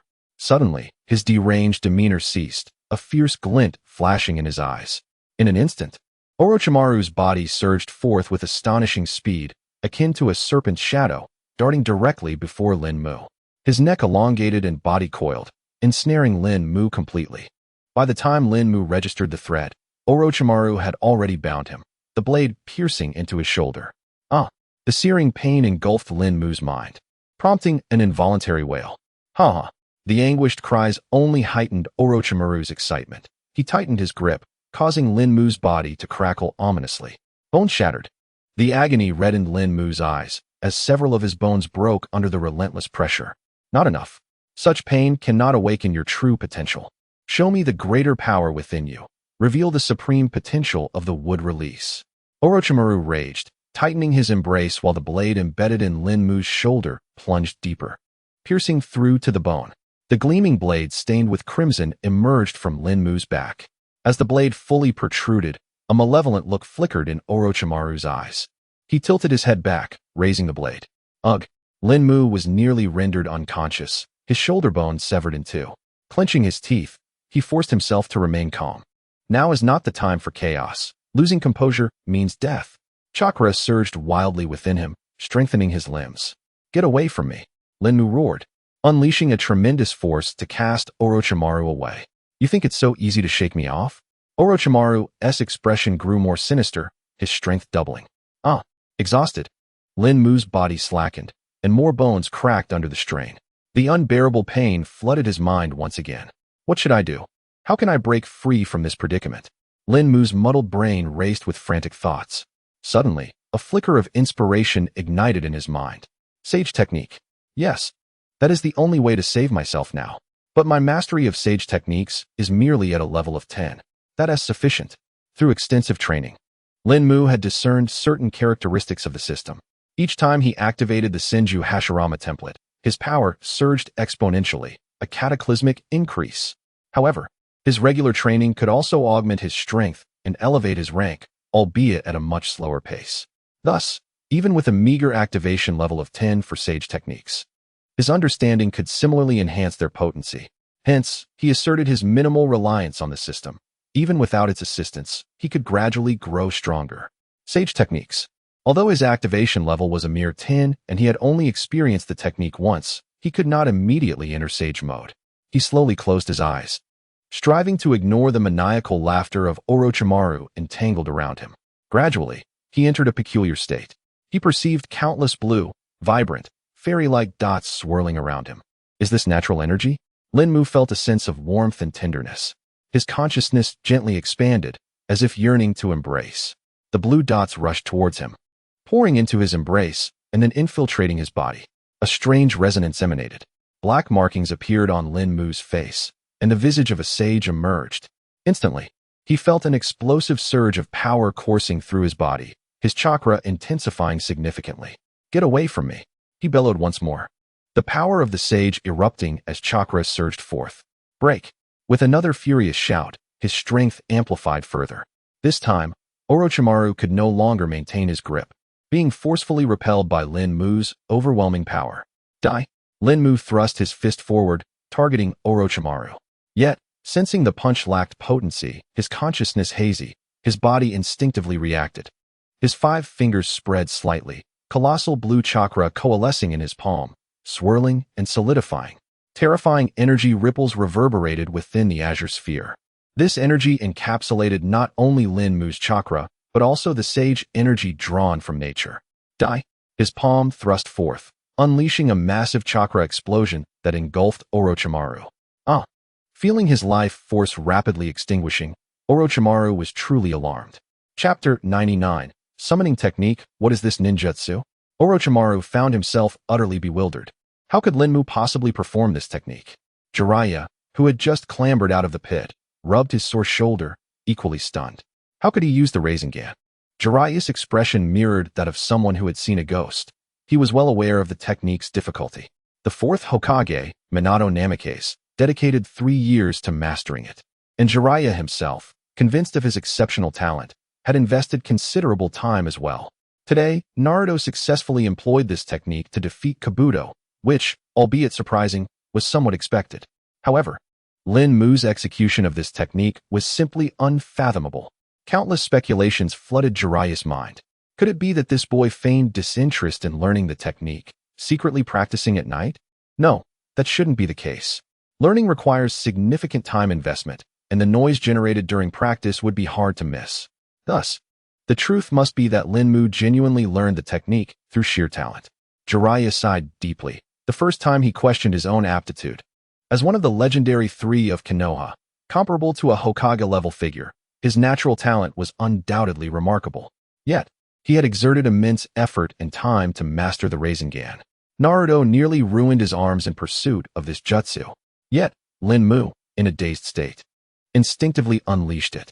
Jiraiya was now certain that Lin Mu's understanding of the Rasengan stemmed entirely from his observations during Naruto's lessons and the latter's arduous training. Through mere exposure, Lin Mu had completed the technique in a time frame similar to that of Naruto. Realizing this, Jiraiya narrowed his eyes, attuning himself to the aura emanating from Lin Mu. Sage energy? Observing the black markings on Lin Mu's face and the unique Rasengan in his hand, Jiraiya's doubts deepened further. Not only has he mastered the spiraling sphere, but he is also perplexed as to when he acquired the art of sage technique. He now finds himself in a profound state of existential doubt. Having long associated with the toads of Mayaboku Mountain and devoted many years to the practice of its sage arts, he regrettably has yet to achieve perfection. Ironically, the emblematic face markings of sage technique have manifested on the youthful Lin Mu, a boy barely in his 10th year. How could he not question the meaning of his existence? The frenzied roar of Orochimaru interrupted Jiraiya's thoughts. With a formidable adversary at hand, this was not the time for contemplation. Do you think you have triumphed over me? Do you believe this will defeat me? Despite his battered form, Orochimaru's countenance remained radiant. Then allow me to demonstrate my formidable abilities. With a tearing sound, Orochimaru's back split open, and another figure emerged from within him. This figure, shrouded in viscous fluid, unfurled upon landing, revealing Orochimaru himself. You did not anticipate that I possessed such a healing ability, did you? Orochimaru smirked ominously. This technique was seldom employed, and Lin Mu could never hope to defeat him. Your battle ends here. Orochimaru intoned coolly, stepping forward. The wood release form is indeed more suitable for plundering now. Just as he was about to close in on Lin Mu, a swift-legged shadow flashed by, striking him forcefully in the head. Bang! A resounding crash echoed as Orochimaru was propelled backward several dozen meters. Moments later, he struggled to rise amidst the dust. When he beheld the figure standing before him, sheer astonishment washed over him. Impossible. Tsunade's body trembled but did not falter. How can this be? Rising to her feet, Tsunade's expression was grave. From the seal upon her forehead, numerous purple runes radiated outward, ultimately coalescing into intricate lines that adorned her visage, imparting an otherworldly beauty. The fifth Hokage of Konoha. A cold sweat broke out across Orochimaru's body as he gazed at the seal upon Tsunade's forehead. That seal is, Shizune, equally shocked, murmured. Lady Tsunade has overcome her fear of blood. That is the 100 healing seal. This S-rank ninjutsu, developed by Tsunade, completely unseals the latent chakra stored within her body, allowing for the unrestricted use of vast amounts of chakra. Consequently, it facilitates the execution of large-scale ninjutsu and forbidden techniques, significantly enhancing her physical prowess and strength due to chakra infusion. The manifestation of this technique is the peculiar markings of the 100 healing seal that appear on her face. With this jutsu, Tsunade would possess several times her usual strength. The calm demeanor that had previously characterized Orochimaru vanished entirely. Enraged, he shouted, at this juncture, what do you intend to do? Even if you have conquered your fear of blood, such injuries will not allow for proper combat. Heh. Tsunade naturally paid no heed to Orochimaru's tirade. She closed her eyes and formed a hand seal at her chest. Soon, she intoned, release of the Ein seal. Ninjutsu, creation rebirth. No sooner had she spoken than the immense wounds on her chest and shoulders emitted wisps of white smoke, hissing as they healed. In mere moments, she had returned to her former state. Orochimaru stood dumbfounded. What kind of ninjutsu is this? Yet, he soon managed to smile. It seems I am not the only one developing new ninjutsu. What exactly is this technique? Oh, it's nothing, Tsunade replied calmly. For many years, I have concentrated chakra on my forehead, utilizing this vast amount of chakra to stimulate various protein hormones, accelerating cell division and enabling cell regeneration. Therefore, all of my organs and tissues can be reborn. This is not merely a recovery ability. It is a regenerative ability, meaning I cannot die in battle. However, in the distance, Shizune bore no expression of joy, and the fallen Linmu appeared somewhat pale. The number of cell divisions in a human life is finite. Accelerating division effectively shortens one's lifespan. Now restored, Tsunade extended her right hand and drew a line of blood across the back of her left hand. The expressions of both Orochimaru and the recently arrived Jiraiya shifted. Orochimaru swiftly leapt to the side of Kabuto, who looked equally distressed. He quickly inscribed a peculiar mark on Orochimaru's left hand. In Wu, Yu, Shun, Wei, Jiraiya's hands rapidly formed the necessary seals. You must come forth. Summoning technique. 3 distinct voices resonated simultaneously as Tsunade, Jiraiya, and Kabuto pressed their hands to the ground. Chapter 100. The 3 Summoning Beasts. Summoning technique. The 3 cried out in unison, their palms striking the earth. Boom. Enormous white smoke billowed skyward, enveloping the area for hundreds of meters. It was no longer fitting to describe it merely as smoke. It was more akin to a cloud. A gentle breeze swept through, gradually dispersing the white mist. The figures concealed within emerged before all. Enormous. Unimaginably colossal. This was Linmu's initial impression upon facing the 3 summoned beasts. He had long been aware of the appearances and origins of the summons belonging to Orochimaru, Jiraiya, and Tsunade. Yet, knowing was one thing. Experiencing it firsthand was an entirely different sensation that left him utterly astonished. They were overwhelmingly massive. Previously, during the battle with Gaara, Linmu had witnessed Naruto summon the great toad boss, Fukasaku. However, the feeling now was profoundly different. Not only did he sense the oppressive presence of Fukasaku, but also that of Orochimaru's summoned serpent, Manda, and Tsunade's summoned slug, Katsu. Both exuded immense power, capable of overshadowing the sky, merely in terms of size. The 2-headed serpent previously summoned by Orochimaru was utterly incomparable. The great toad boss, Fukasaku, surveyed his surroundings with his colossal eyes, then took a deep puff from his pipe. Exhaling a cloud of white smoke, he expressed mild surprise. It has been ages since I've seen Manda and Orochimaru, Katsuyu and Tsunade together. Such familiar faces bring back memories. Jiraiya, are you planning a reunion? Jiraiya, having successfully summoned the great toad boss, indicated that the effects of the medicine suppressing his chakra had mostly worn off. He chuckled. Fool, it's been a long time since I've summoned you. So don't make such dull jokes. This time, I intend to bring a definitive conclusion to our long-standing grievances. Here and now, I shall utterly defeat Orochimaru. Jiraiya's voice was loud enough for Orochimaru to hear, and his pupils gleamed with cold light as he fixed his gaze upon Jiraiya. With Jiraiya's restored state, his strength should surpass Orochimaru's, which posed a significant challenge. Just then, the massive purple serpent beneath Orochimaru also spoke, its voice hoarse, conveying an unmistakable toxicity. Hey Orochimaru, don't summon me for such troublesome matters, or I might just devour you. Orochimaru maintained his sullen expression, ignoring Manda.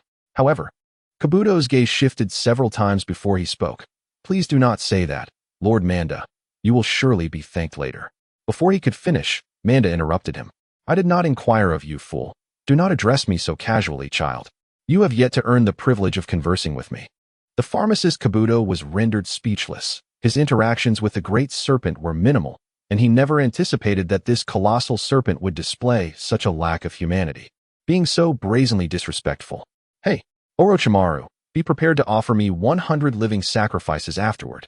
The great serpent snorted coldly and fell silent. Kabuto raised his gaze to glance at Orochimaru, his expression darkening.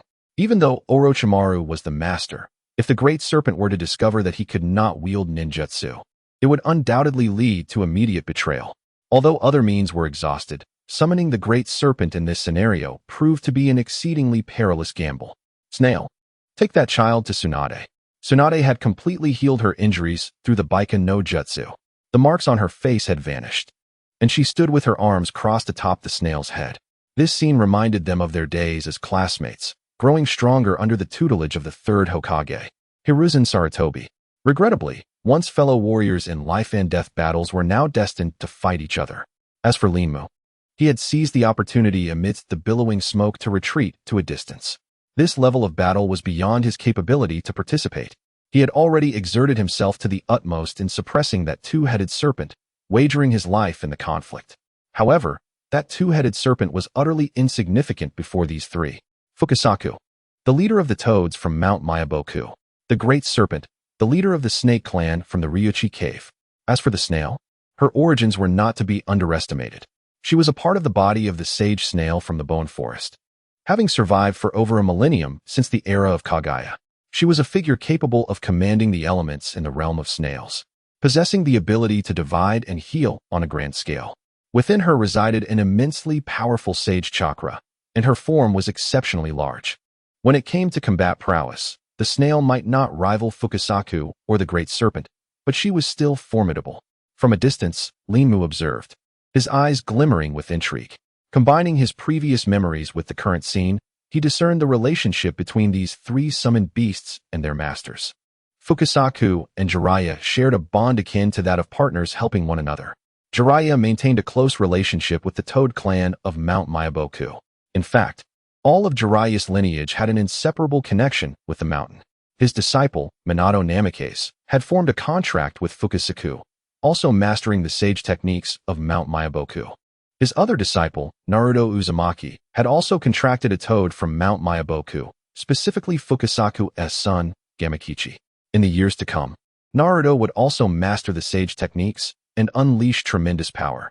Following Naruto, even Konoha Sarutobi would establish a contract with the toads of Mount Myaboku.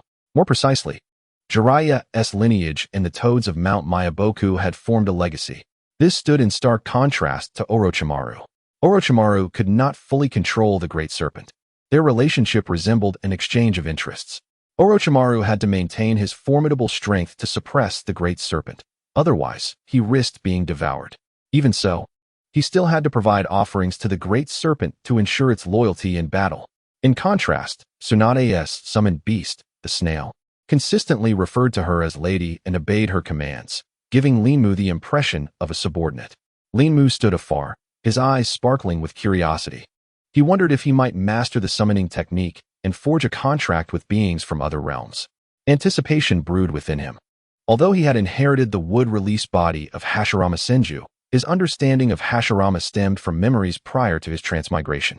Those memories revealed nothing of Hashirama possessing any summoned beasts, not even the origin of his sage techniques. Thus, if Linmu sought to establish a contract with a summoned beast, he had only two paths to pursue, both of which were fraught with challenges. The first method to acquire a summoned beast was akin to Minato and Naruto, forming contracts with corresponding summoned beast clans through others. The second method was to directly utilize the summoning technique, like Jiraiya, to reverse summon oneself to a certain dimension and forge a contract with the beings therein. This matter could not be rushed. It would be wise to consult Jiraiya-sensei when the time allowed. Linmu exhaled, suppressing his envy, and continued to observe the confrontation among the three in the distance. Fukusaku, the leader of the toads, placed his pipe to his lips, savoring a long draw before exhaling slowly. Whether intentional or not, the smoke he released engulfed the Great Serpent's head. The Great Serpent's eyes flared with murderous intent as it hissed ominously, "You damned fool. I will turn you into a toad skin." Unfazed, Fukusaku retracted his pipe, a chilling aura emanating from him. He unsheathed a long knife from his waist, stating coldly, "I happen to desire a snakeskin wallet. I shall have it once I dispatch you." Jiraiya, witnessing the confrontation between Fukusaku and the Great Serpent, interjected, "Orochimaru, you have become utterly malevolent. We are no longer comrades." "Comrades?" Orochimaru scoffed, laughter escaping him as if he had heard the most ludicrous jest. "Your words send shivers down my spine." Tsunade lowered her arms, her expression dark enough to seem almost liquid. She had no intention of engaging in petty banter like Orochimaru and Jiraiya. She declared coldly, "The title of the three legendary ninjas ends here today." Upon her utterance, both Orochimaru and Jiraiya fell silent. An eerie stillness enveloped the three and their beasts. A gentle breeze wafted through, carrying an unsettling pressure. Suddenly, the snail's form twisted violently, spewing forth a powerful acid from her maw. Acidic saliva, the yellow-green liquid surged forth, targeting the Great Serpent's immense form. Yet, despite its size, the Great Serpent exhibited remarkable agility, slightly twisting its body to shield itself with a massive boulder behind it. The sound of sizzling echoed as the indomitable stone was corroded, forming a vast pit. "Do not underestimate me," the Great Serpent bellowed, darting swiftly to entwine itself around the snail. With a powerful constriction, It ensnared her tightly. Let's eliminate one of them first. The great serpent opened its gaping maw, revealing terrifying fangs glinting ominously. You still have me to contend with. Fukusaku refused to cower. Leaping into action, his short blade thrusting forward. Though it was a short blade in comparison to the imposing figures of the great serpent and Fukusaku, it still measured several meters in length. The great serpent's eyes darted. Its experience as a serpent king rendered it a formidable adversary in combat. Before him loomed a colossal head, slightly askew, as its immense jaws clamped down, ensnaring the short blade of the esteemed toad leader, Wenta. The sinister laughter of the myriad serpents echoed chillingly, their form tightening around the slug's body with fierce intensity. The slug, of gargantuan proportions, writhed in agony, seemingly enduring excruciating pain. Suddenly, with a resounding pop, its massive body shattered into thousands of smaller slugs, fleeing in a frantic escape from the titan of serpents. They scurried away, regrouping to reform their massive shape in the distance. The serpentine creature, formidable in size and strength, surpassed even that of Wenta. Its head twisted, and with a deft motion, it released the blade, sending it hurtling sideways. Wenta's eyes widened in alarm as he somersaulted away from his previous position.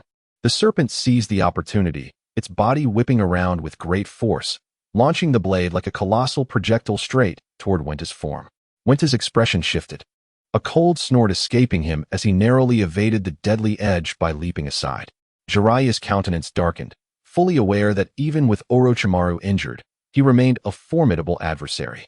He swiftly formed hand seals, calling out, "Wenta, unleash the oil." The toad leader, understanding perfectly, swelled his belly in unison with Jiraiya, gathering a tremendous force.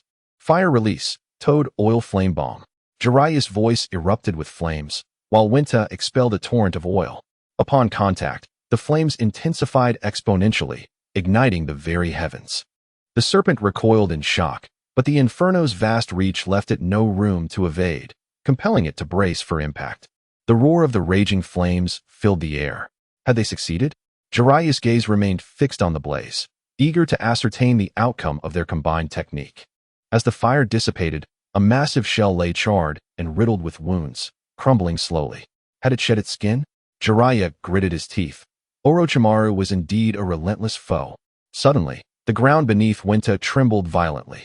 Jiraiya's expression transformed in alarm as he shouted, "Wenta, watch your feet." Quick to respond, Wenta noticed the earth bulging ahead and retreated hastily. With a thunderous crash, a gigantic entity burst forth from the ground. Wenta extended his claw, grasping it directly. A tail? By the time he discerned the nature of the emerging object, it was far too late.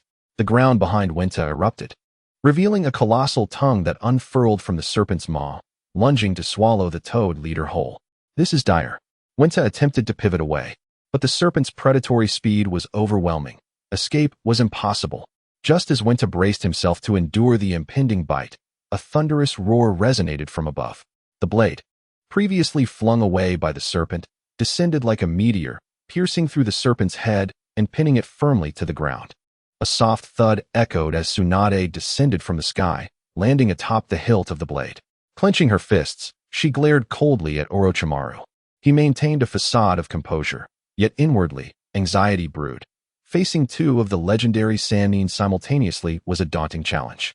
A wry smile tugged at his lips as he opened his mouth, his long tongue unfurling once more, aiming to ensnare Tsunade. Sandu had just landed, still adjusting her stance, when the serpent's tongue coiled around her like a noose. "Let me slowly strangle you." Orochimaru's eyes gleamed with triumph. "You claim you won't perish in battle. Can you survive without your head?"